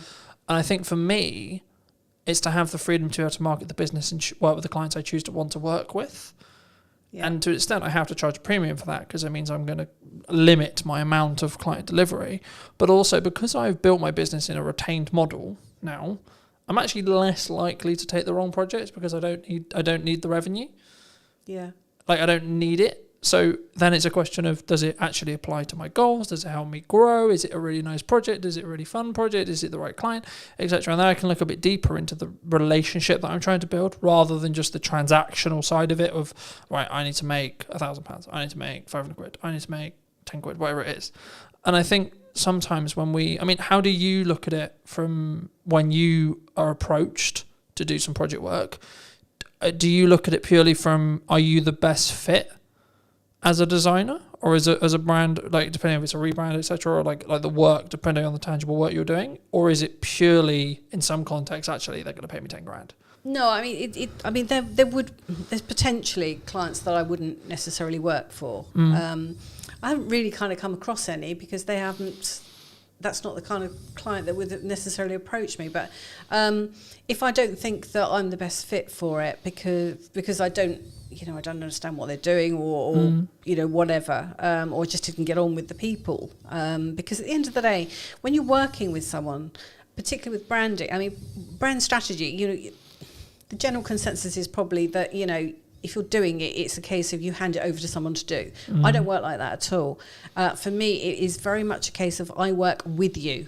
And the more involvement you have, the more you will get out of it. So it is a two-way partnership. And I'm basically facilitating it. So I'm asking the questions and I'm digging deep and I'm challenging your thinking about everything that you're saying so that we can get to the nub of exactly what's what. And sometimes that will involve sitting there with my arms crossed. I've done this before, where I'm not getting anything from someone. So it's a case of, actually, sell me what you're saying, because I don't get it. And almost being slightly aggressive, defensive sort of thing. But it's a way of kind of getting them on the back foot to then get into the nuggets of what's what. Now that's a just one-off example, but that's not normal. But I'd like to come back to what you were saying about the type of work that you were doing, because to a certain degree, that's niching in a way, in that you're choosing your market sector. So some people would say that that's niching, but it's really just deciding what your position is in the marketplace and who it is you want to work for. I think it's about, like, there's a lot of conversation at the moment about, especially from like Alex Hormozy and others like that, talking about the model of your business, right? Yeah. And I think for me, one of the things I may have got wrong in my early career was not understanding a sustainable model, right? As a career, I think maybe even a niche is now becoming a buzzword, right? And I think for me, it's more about being authentic, and that's why I lean into authenticity more, because it's about, for me, saying, is this the right client? A, right? I can personally work with them, like tangibly, can I talk to them if things go wrong? Are we going to be able to work through those? And then B, more importantly, can I actually add value to that client, right? Can I be the provider to fix their problems? Because in 95% of cases, we're paid in relationship to the size of the problem that we fix, right? And to be honest, the client doesn't actually necessarily care about the nuts and bolts of how you fix it. In 95% of cases I've found, they don't. They're not interested in what camera am I going to use, what lens am I going to use, what tripod are we going to use, what microphone are we talking into, etc. They just want to know, I've got this thing, I've got this problem, I've got this objective. Can you help me get closer to that? Or can you help me get to it? Yeah. I mean, going back to basics then, with branding, how do you build a brand? Does it have to be around you? What, as an individual? Yeah, so when you're looking to build a business, let's say I was starting again. Okay. How would I build a brand? Okay. Well, we do use a framework generally to establish the core values and positioning and all the rest of it. It's one of those things where, what do you want to do with the business? That's where we've got to start, really. What do you want to do with the business? Where do you want it to go? Do you want it just to be you? Because that's the key thing. If it's just going to be, is that looking tangibly at, like, do you want to exit? Do you want to sell? Like, etc. Are you going to have staff? All that sort of thing. Where do you want to be in 5 years' time? Where do you want to be in 10 years' time? Because if you're looking to build an empire or an agency or something like that where you've got staff, there's no point building a personal brand. Well, there is a point, but do you know what I mean? The business cannot be your personal brand, because going forward, that's not going to work. You've got to build a business brand. Do you see what I mean? Because your staff are going to have to come under that brand. So do you think people worry about scalability? Because what you're talking about there is scalability. Do you think people worry about scalability too much? Because I would argue, like, depending on how you look at it, your personal brand is either infinitely scalable or not scalable in any way, depending on your mindset around it. So the one thing I'll never be able to outsource is me sat here in front of you today, because I need to be involved in the content. Sure. right? Sure. So in that respect, it's not scalable. But the more content I have, it's infinitely scalable. It is, but what I'm saying is, it's how you then put that out. Do you put it out as you, or do you put it out as the business? Mm-hmm. Do you have a business name like I do, separate to the to my own brand, like me? You know, because if you are going to have staff, you cannot just rely on your personal brand. I mean, I remember years ago I went to an interview with somebody whose attitude was very much, well, I'm the face of the brand. Which was fine, but it just meant that he couldn't have a sales guy go out on his behalf because that wasn't the face of the brand. Do you think that can transition though? Do you think like when a business starts, it's very founder led, let's say? Yeah. Right. So in my case, it's 100% founder led. Right. When you have a discovery call, you're talking to me. I show up on set. You're talking to me. You're working with me. When we do the strategy meeting, it's me. When you're doing the post editing, it's me. But if I choose to, right? One of the main visions that I had was let's scale it. I think they can work simultaneously.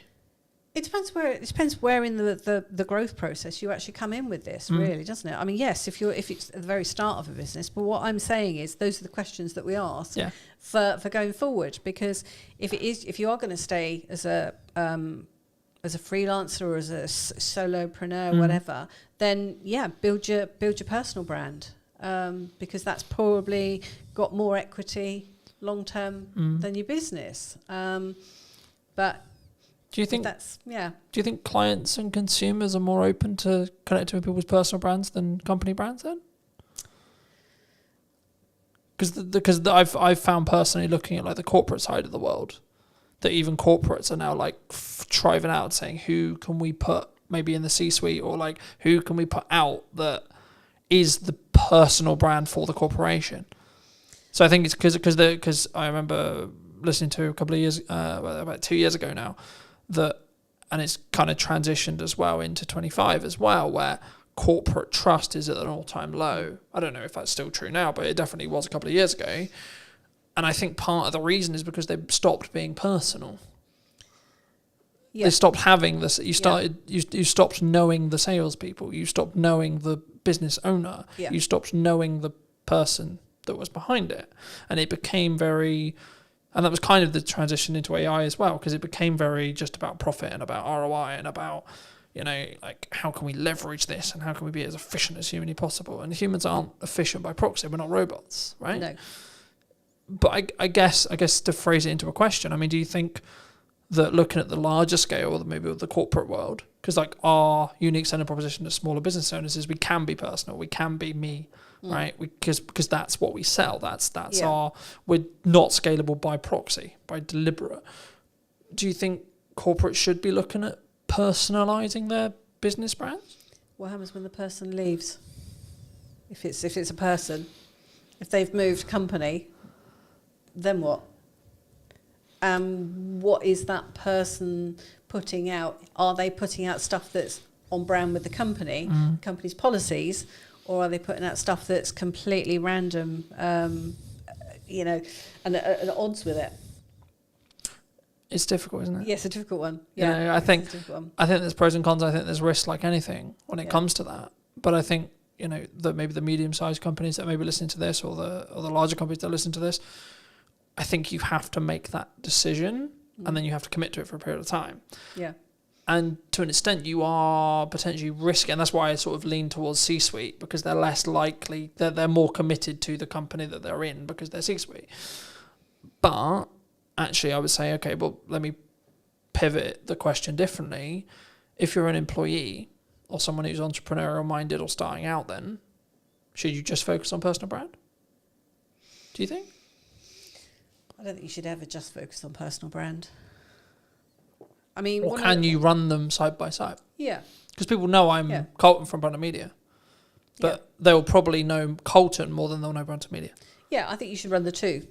I mean, that's what I would do with various clients is run the two. So you have stuff that's a bit more key messaging, perhaps, that's going out on the company side, and then stuff that's a bit more personal on the on the individual side. and then the two, there's no reason why the two can't work together. But I mean, I think going back to what you were saying about sort of staff and that, you've only got to look at what's happened with the BBC recently, where you've got employees that are putting out stuff that the BBC haven't agreed with. So, you know, that can become part of your brand strategy, that because staff do need to know where the rules and regulations kind of are with it. So, you know, that can be included in your brand strategy as to how your staff behave when it comes to things like social media, as well as, you know, how they behave with customers and how they look and behave on premises, etc., etc. So, yeah, the whole thing kind of ties up staff, because staff at the end of the day can be biggest advocates. Yeah. No, I agree. I think that's quite a cautious line, though, from an employer point of view. Like, as someone who's been employed, where I won't say their name, but that I was employed, and the social media policy was basically, you can't, which I get and I'm completely cool with, you can't name us in any way, you can't talk about us, etc., which I get, but that's kind of the line I would draw, because I think the issue can come is when you're saying to someone who works for you part-time or works for you full-time, you're then saying, you can't post on social media full stop, right? I think that's when the concern is for a lot of people, because I think they'd be like, well, from it like a civil to liberty point of view, it's like, well, no, you can't control that. But not even there. It's actually like you're now bleeding into my personal life, and like you're stopping me from developing like a potential side hustle or like a business on the side, etc. And I think, from my view at least, a employer needs to be quite cautious with how they, like, I get it from a PR point of view, I get it, I do. But you need to be quite cautious in how you execute that, in my view, because you need to make sure that where the boundary lines are. Like, it's completely cool if you work for, like, let's just say Company X, that I shouldn't be writing as an employee of Company X. Oh, well, Company X is blah, blah, blah, blah. Yeah, sure. That's the danger, Right? But if I've got an opinion or I want to talk about something that's completely irrelated of Company X, why shouldn't I be able to put that on social? And that's why I think the kind of the to and fro and having the and treating people like adults, right? And having the adult conversation. And it's not about like you must follow your contract necessarily all the time. It's actually people are going to make mistakes, right? And that's kind of leading into my next question, which is going to be like, we can have the brand strategy to the T, but what if I want to do something that's not on that? When it comes to marketing and output, do you think I shouldn't? Brand strategy is really guidelines more than rules and regulations. So, you know, should I post about my dog, for example? Depends whether it has any relevance, I suppose. Or and whether it's a nice dog. Or, you know, I've referenced when I'm not in a relationship in content before. Now I'm in a relationship, I've referenced that dynamic, right? Yeah. But my partner's not wanted to be as public as me, so I don't use her name. Right, it's got nothing to do with the fact that like she's not cool with being on it. So it's just respect out of her, and saying, well, okay, well she's not as a public person as me, and that's cool. But I can still talk about the dichotomy between how I balance a business and I balance a relationship, and the how my thoughts have changed across time. But that isn't specifically business related. It's not like, what's the ROI on that? You know, if you're just going back to the ROI thing again, it's like, well, what's the ROI on that conversation? I mean, those are probably the posts that will get the most, traction anyway. So I think it's just about being sensible with it. I mean, you know, I know plenty of clients that their staff do post something we put out, or they'll reference something that's happened that they've done at work or whatever, and that's just them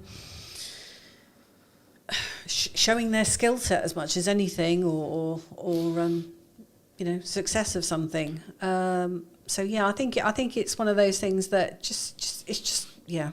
decisions need to be made. As with any aspect of branding, it's about making some decisions and setting down some guidelines. And what companies do is up to them. But, I think to an extent it is about looking at risk and reducing risk in some ways, but also having the understanding and compassion that by putting a person in a box for the wrong person, that might mean you push them away from working for you, or etc. And you may want their talent because they're really good at X or Y, for example. Yeah. Do you think AI is going to change that? Do you think AI, because when we initially connected, you were talking quite a bit about AI, I think, possibly wrongly in my thought process, but I think we're on similar sides in some respects, but also in different sides in other respects. So I'm curious a bit where this bit of the conversation can go, but do you, like, because the trend was AI is going to take our job. The trend has now sort of evolved into someone who utilizes AI is going to take my job. What do you think? I think that's probably right, that people that understand AI are likely to take the jobs. Yeah. I think going forward it's going to be more difficult for the people coming into the marketplace if they haven't, or people that just will not point blank refuse to learn these things, because at the end of the day it's just a tool.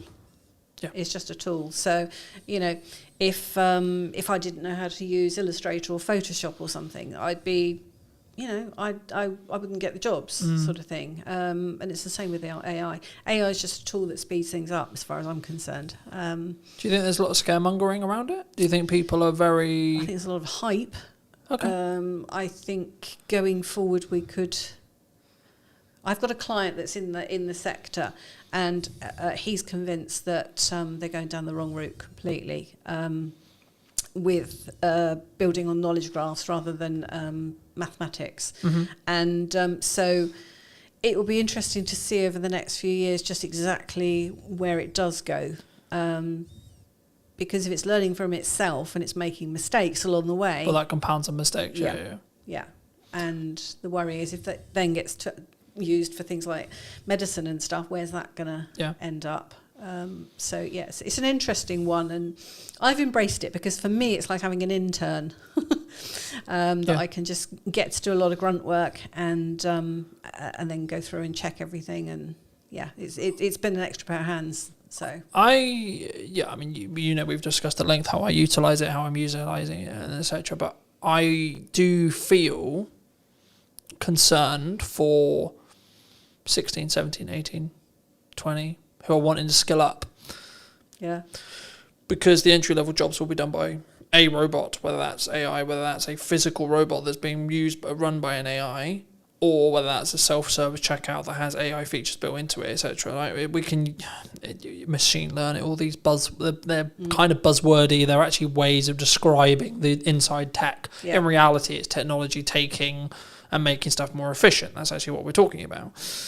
The concern, in some ways, but then the other side of it is like actually the opportunity. Because like if you're 18, 19, 20 and you become really good and really efficient with utilizing AI tools, then you'll be able to jump ranks that like you wouldn't be able to. So I think there's, I'm curious to see where it's going to be. Like you, I'm very curious to see where it's going to be in the next couple of years. I wouldn't say to anyone listening as well, don't utilize it for everything. The analogy I've started using now is use it to sharpen your knife and then still use the knife yourself.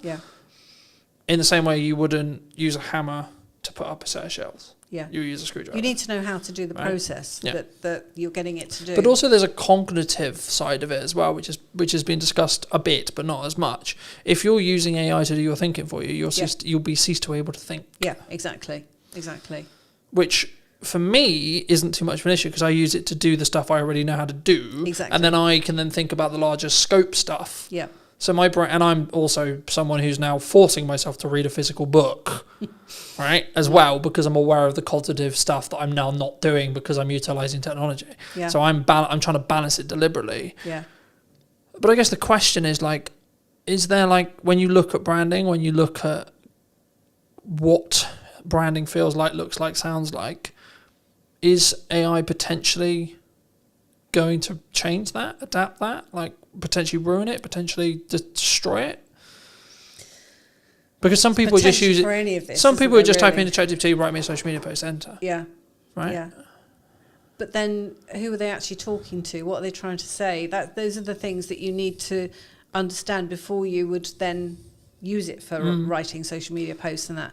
I mean, it's a shame that they are focusing on the creative side of things rather than, you know, what we really need, which is care workers and, you know, bots that can look after elderly in their own homes and stuff as a, you know, support and a companion and, you know, a safety line and all the rest of it. But we're not anywhere near that because that involves a whole plethora of abilities that AI just hasn't got and is way Needs off to be able to of. empathise, etc., etc. Yeah.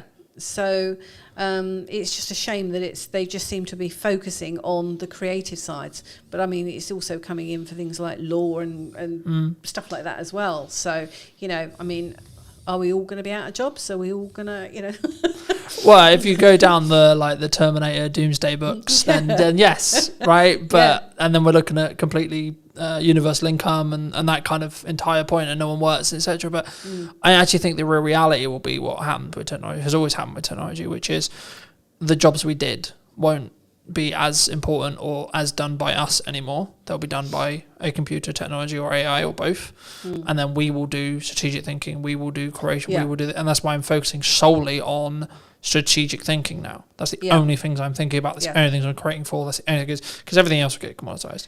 Cameras will have AI chips inside them that will be able to, like, we're already seeing it. Yeah. Like, the cameras that are coming out, they can AI track my face better than a focus bullet can, arguably, right? Now, if you go to a purist in Hollywood, they're going to say, no, a human's better because it has mistakes and etc. But the reality is going to be solo setups, solo shoots like today. I need cameras that can work without me having to look at them. Yeah. Right? Yeah. So I can focus on talking to you. That will be where the game changers are. Yeah. Because you'll have technology enhancing what I can then do on my own, which removes my costs.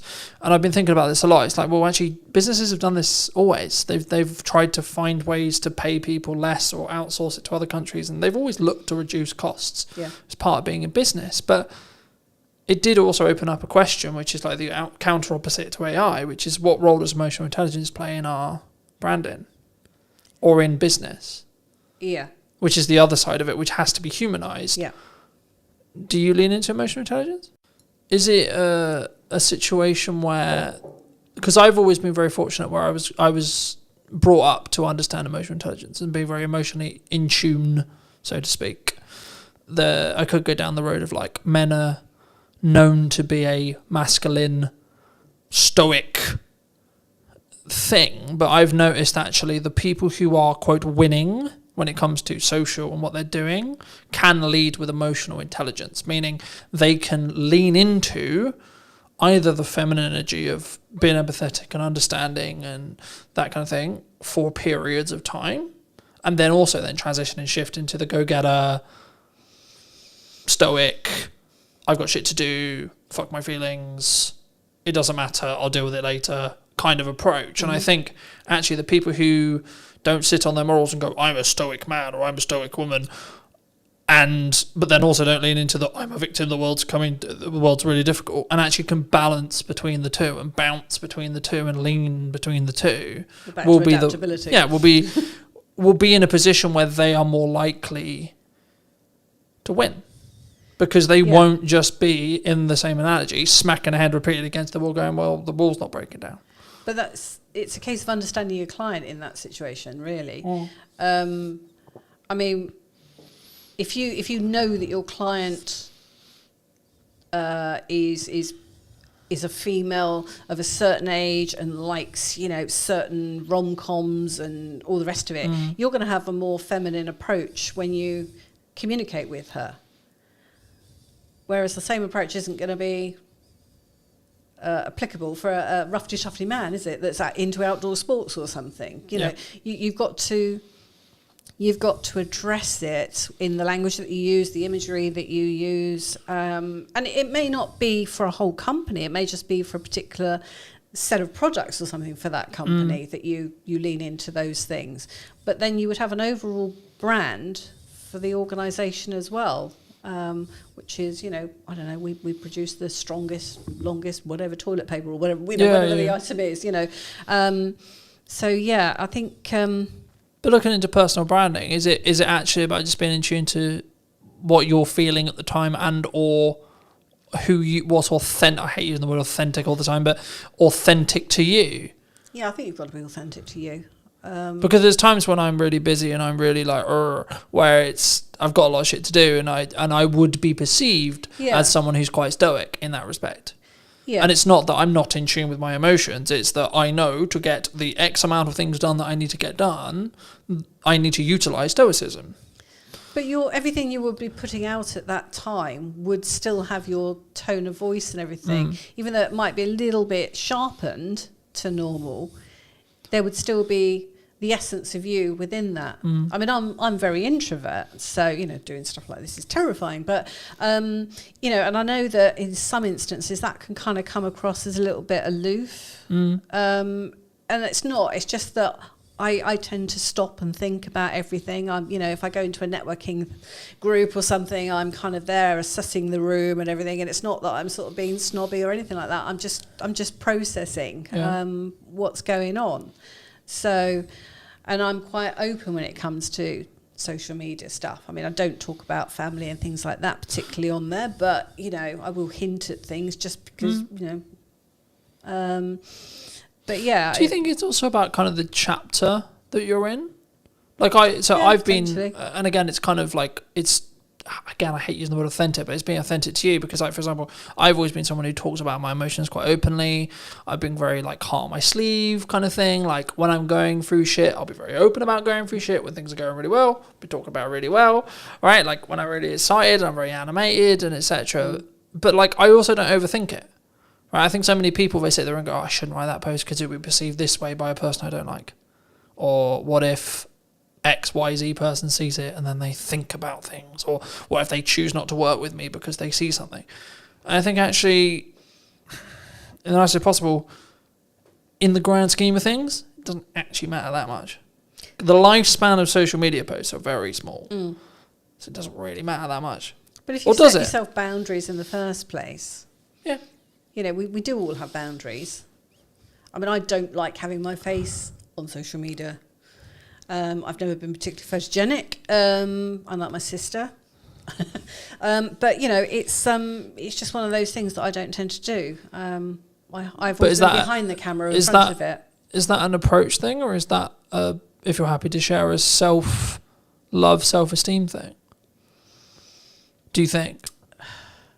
It's just me hiding, I think. But it's what I mean by that is because I coach people on this all the time. Is that a confidence thing? As in, you haven't done enough reps in front of the camera to be confident on camera. Quite possibly, but I mean, yeah.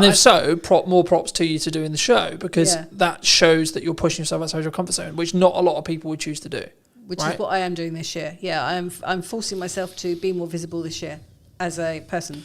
Because I see that there are other designers out there that haven't got my capabilities and that. And that's not me being arrogant. That's just me being sort of, open and honest. That there are, I know that I'm good at what I do. Yeah.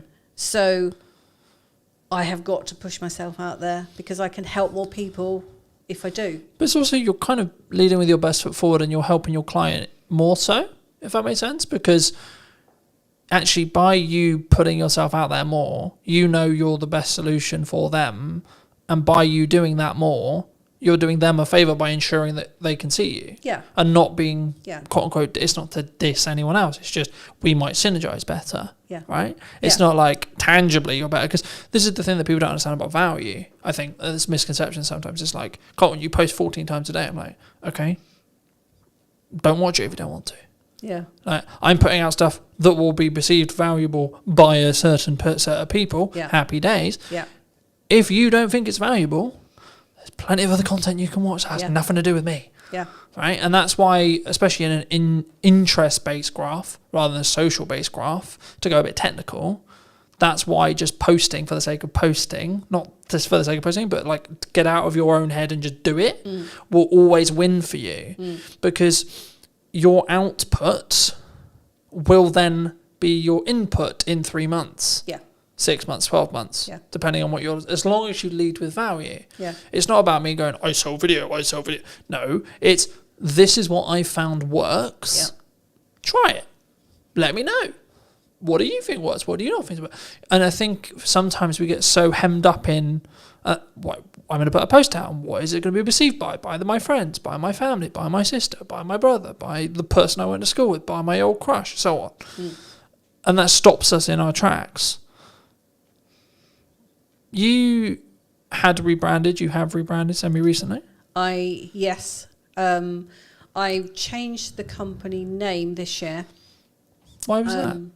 Because I did a rebrand of the brand strategy last year. So I put myself through my own process.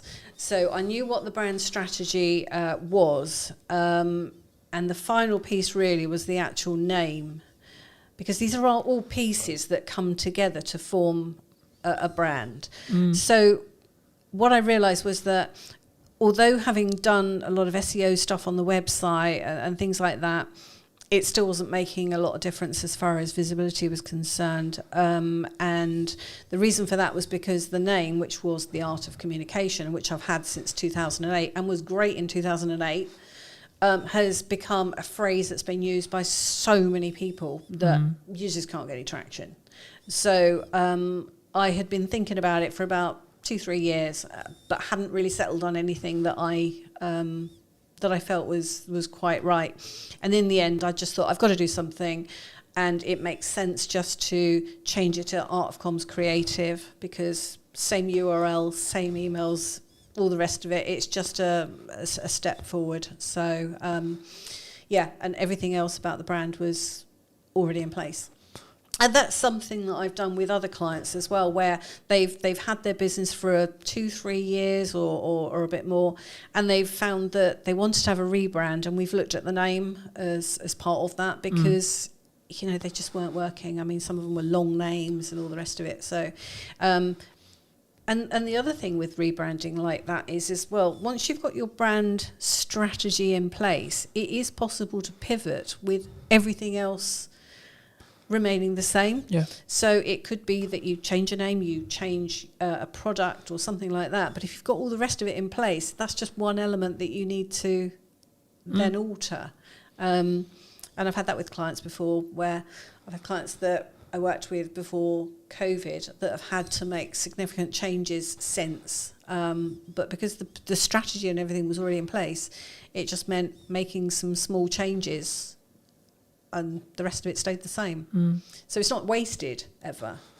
I think sometimes we don't we underestimate the seasons we're in, and I think it's that as long as that branding, comms, tagline, colours, typography, camera, network, etc., served that season, then it doesn't matter if you completely change it.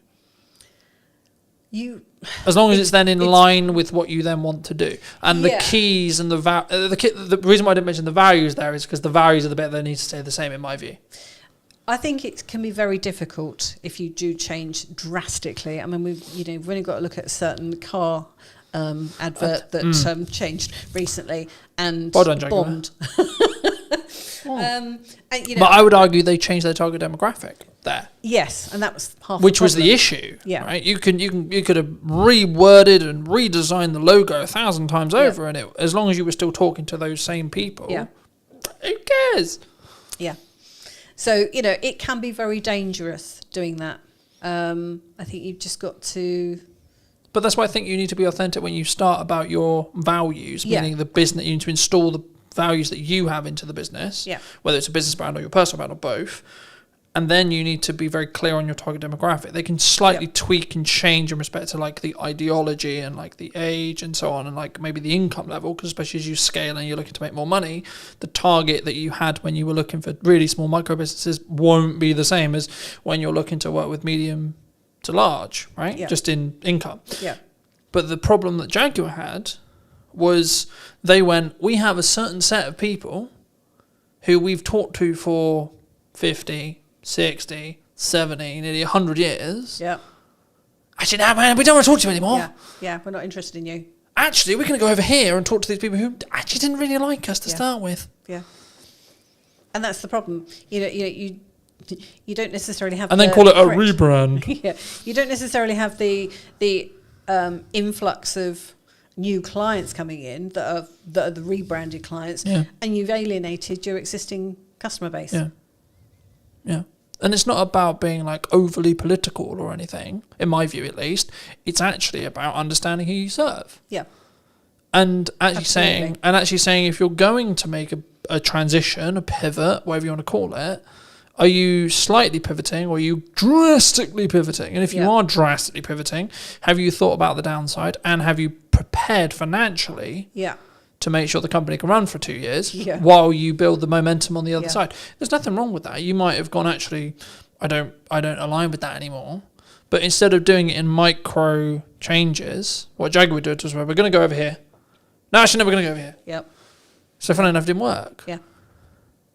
And it was then became a laughing stock on the internet, which I found quite interesting. It was very interesting to watch. Yeah, very interesting. And I was like, which comms manager just got fired, right? Because you know a comms manager got fired somewhere. They did, right? And the agency got fired. And it's like, whoever came up with that idea was like, you could have done that in 2 pivots, not 1. But you don't know what Jaguar was saying to them. So I mean, it's all being blamed on the agency. But I mean, at the end of the day, but also did, and this could be anyone, not necessarily aimed at Jaguar, but did they want to lean into where they believe the future with political correctness was going? Who knows? You know, I've always been of the view that if you don't like what I say, don't listen to it. Yeah. Right. So maybe I'm anti-political correctness. But that's what branding is about, though. It is about not just attracting people, but also putting some people off. Yeah. And I think for me, I've always been, I have a 100% honesty policy that sometimes gets me in big trouble. All right. But sometimes with clients as well. But I think that's being more authentic to me. And I think that's actually really important because, like, if I make a mistake, I'll put my hands up and go, I'll make a mistake. Yeah. But also if I think that the client's comms or the client's communication before the project was the problem, I'll say that this wasn't on the list. Yeah. I had it the other day. It's like, I did, but that wasn't on the deliverable list. So funnily enough, it's not a deliverable. It's not to deliverable quality. Yeah. There's footage that exists of it, yes. But it's not to deliverable quality because we didn't agree that that was a deliverable before the project. And then I purely just focus on how can we do it better next time. I don't dwell on it. I just go, well, okay, there was a miscommunication. I don't even point the finger. I just say, well, there was a clear miscommunication there. But I think that's natural in business. And sometimes that might mean we don't work together. Okay, fine. That also might mean, actually, I think that strengthens your relationship with the client sometimes. It can go either way. Yeah. And I think, do you see that that's actually okay sometimes? Like mistakes happen in business, and like how does it say more about a person, I guess, in a question, about how they deal with the problem and how they deal with the mistake, rather than because mistakes are bound to happen, right? Yeah. I think about a lot of it is about managing expectations. I remember years ago I did a logo for a company down in Portsmouth, and there were 2 partners involved, and one of them loved what I'd come up with, and the other one was completely no. He was almost stroppy about it. The guy that loved it, he came on and he said, "We've got a problem here." And so I just sort of said, "Do you know what? Let's have a meeting and we'll sit around the table and work out what's going on here."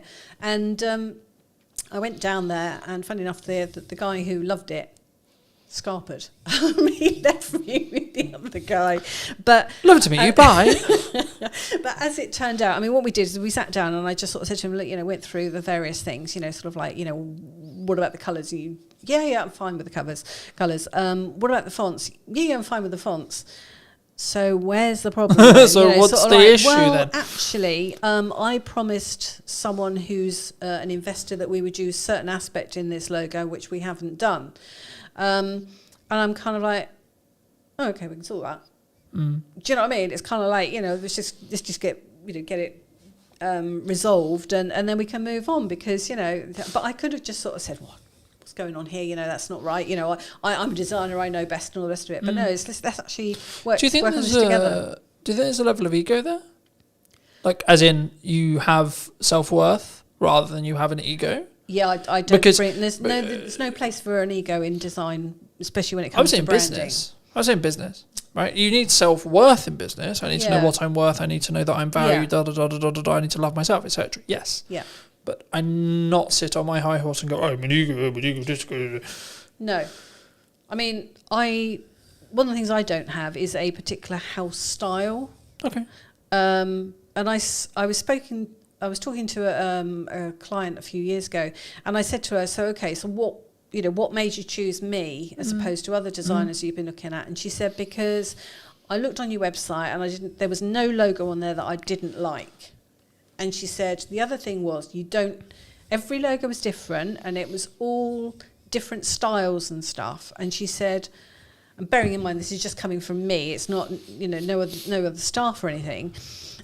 She was kind of like, and I realised that you would actually listen to what I wanted, and I wouldn't be pigeonholed into what your house style. Yeah. And I thought that's actually quite a wise thing to sort of like to realise, because actually there are people out there that will do house, a particular style, and if you want that style, go to them. Yeah. But that's what you're going to get, is what she was saying. So I thought that was quite intelligent. Do you think it's like, I see this in marketing quite a bit, where it's like, this is how we market a business, and I've always been listening to the client and listening to what they want to do and then try to amplify that. Yeah. But also I'll also say in the next breath, I'll go, well, I know why you're coming from, but that's not going to work, and here's why. Yeah. But I also come with a solution. I don't just go like, that's not going to work, bye. But I think for me, that takes a level of conviction, because also I'm putting my neck on the line, because if that thing that I've just said doesn't work, I look like a right twat. Right? Because I said your idea is not going to work, but my idea also didn't work. So do you think it takes a level, I guess to phrase it into a question, like, A, is conviction important? B, do you think having that level of conviction comes with experience and time? And then developing those instinctual, what works, and looking at maybe market reaction and maybe it's specifically in branding. It's like, why should we use a color here, and using color psychology, etc. Those things that maybe a client wouldn't think about. Yeah. I think a lot of it does come from experience and having, seen how things have gone in the past, and just having a real in-depth knowledge of how these things work makes a difference to the outcome. But it's always a partnership between a client. It's never just me doing something. It's always a case of, right, I'm thinking through things, whether if it's a print sort of item, the technical specs and all the rest of it that we need, and what's the call to action, and what's the marketing message, who's the target audience, all those sorts of things. What do we really want to get across here? But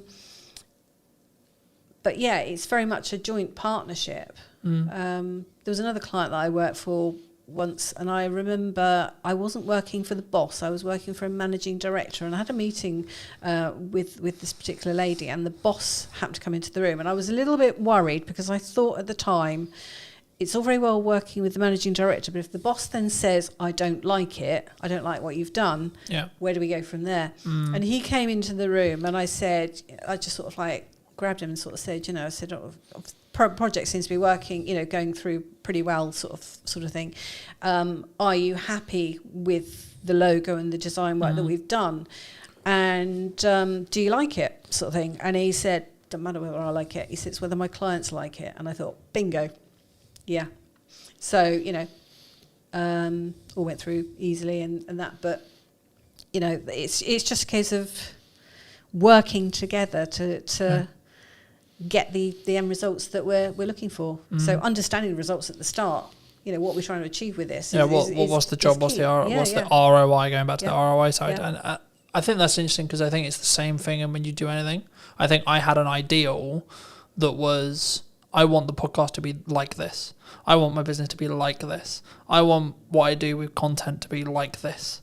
But if the market reaction is, no one gives a shit, got to change it. But a lot of people don't start off like that. I certainly didn't. I didn't know what I wanted my business to be at the very start. It was basically started because I needed to work for myself, because I needed to work around childcare. And then as things have kind of progressed over the years, it's now actually, what do I want this business to look like? What kind of clients do I want to work with? What kind of hours do I want to do, and all the rest of it? That all then gets a bit more solidified. But it's about helping clients really on their journey. That was one of the things that came out of me doing my own rebrand and my brand strategy was, the fact that I'm a people pleaser. I like to help people. And one of the things that I realised was that I can't help a lot of people on my own. But what I can do is I can enable a few people that can then go on to help other people. Yeah. So it fans out as a as a sort of structure. Well, it has a knock-on effect. And Yeah. I mean, the next question I was going to ask you is specifically about marketing. Do you think that people need to lean into more ideal action, as in like executing regardless of the outcome or regardless of it's not perfect, to make the ball start rolling, rather than I'm going to sit on all my ideas and I'm going to execute when it's perfect? I think there's got to be a level of perfection there. I mean, I don't mean perfect, but I mean, there's you have to hit a level certain standard, of course. And, Yeah, all the of rest course. of it. There's no point putting out just rubbish for the sake of. Well, there's no putting posting for the sake something of out. posting, right? Yeah. Oh, look, I posted today. Yeah. But if you have intention behind it, then it's better to put something out than wait for it to be. Because when it's spot on. perfect, Well, exactly. right? Like for me, imperfect action consistently will always outbeat Yeah. waiting for perfection. Because if you're growing, Yeah. personally growing or Yeah. business growing, your definition of the word perfection Yeah. will be different, right? And what's perfect today may not be perfect tomorrow with all the changes that we've got going on around us. And also it may not align. Like I've been in a very fortunate position where the business has taken me on multiple journeys, that some of which are very lesson heavy, other of which are like filled with joy and filled with happiness, right? But I'm still grateful for every single one of those. And I've actually found that what I want from the business has completely changed in the now nearly 9 years I've run it.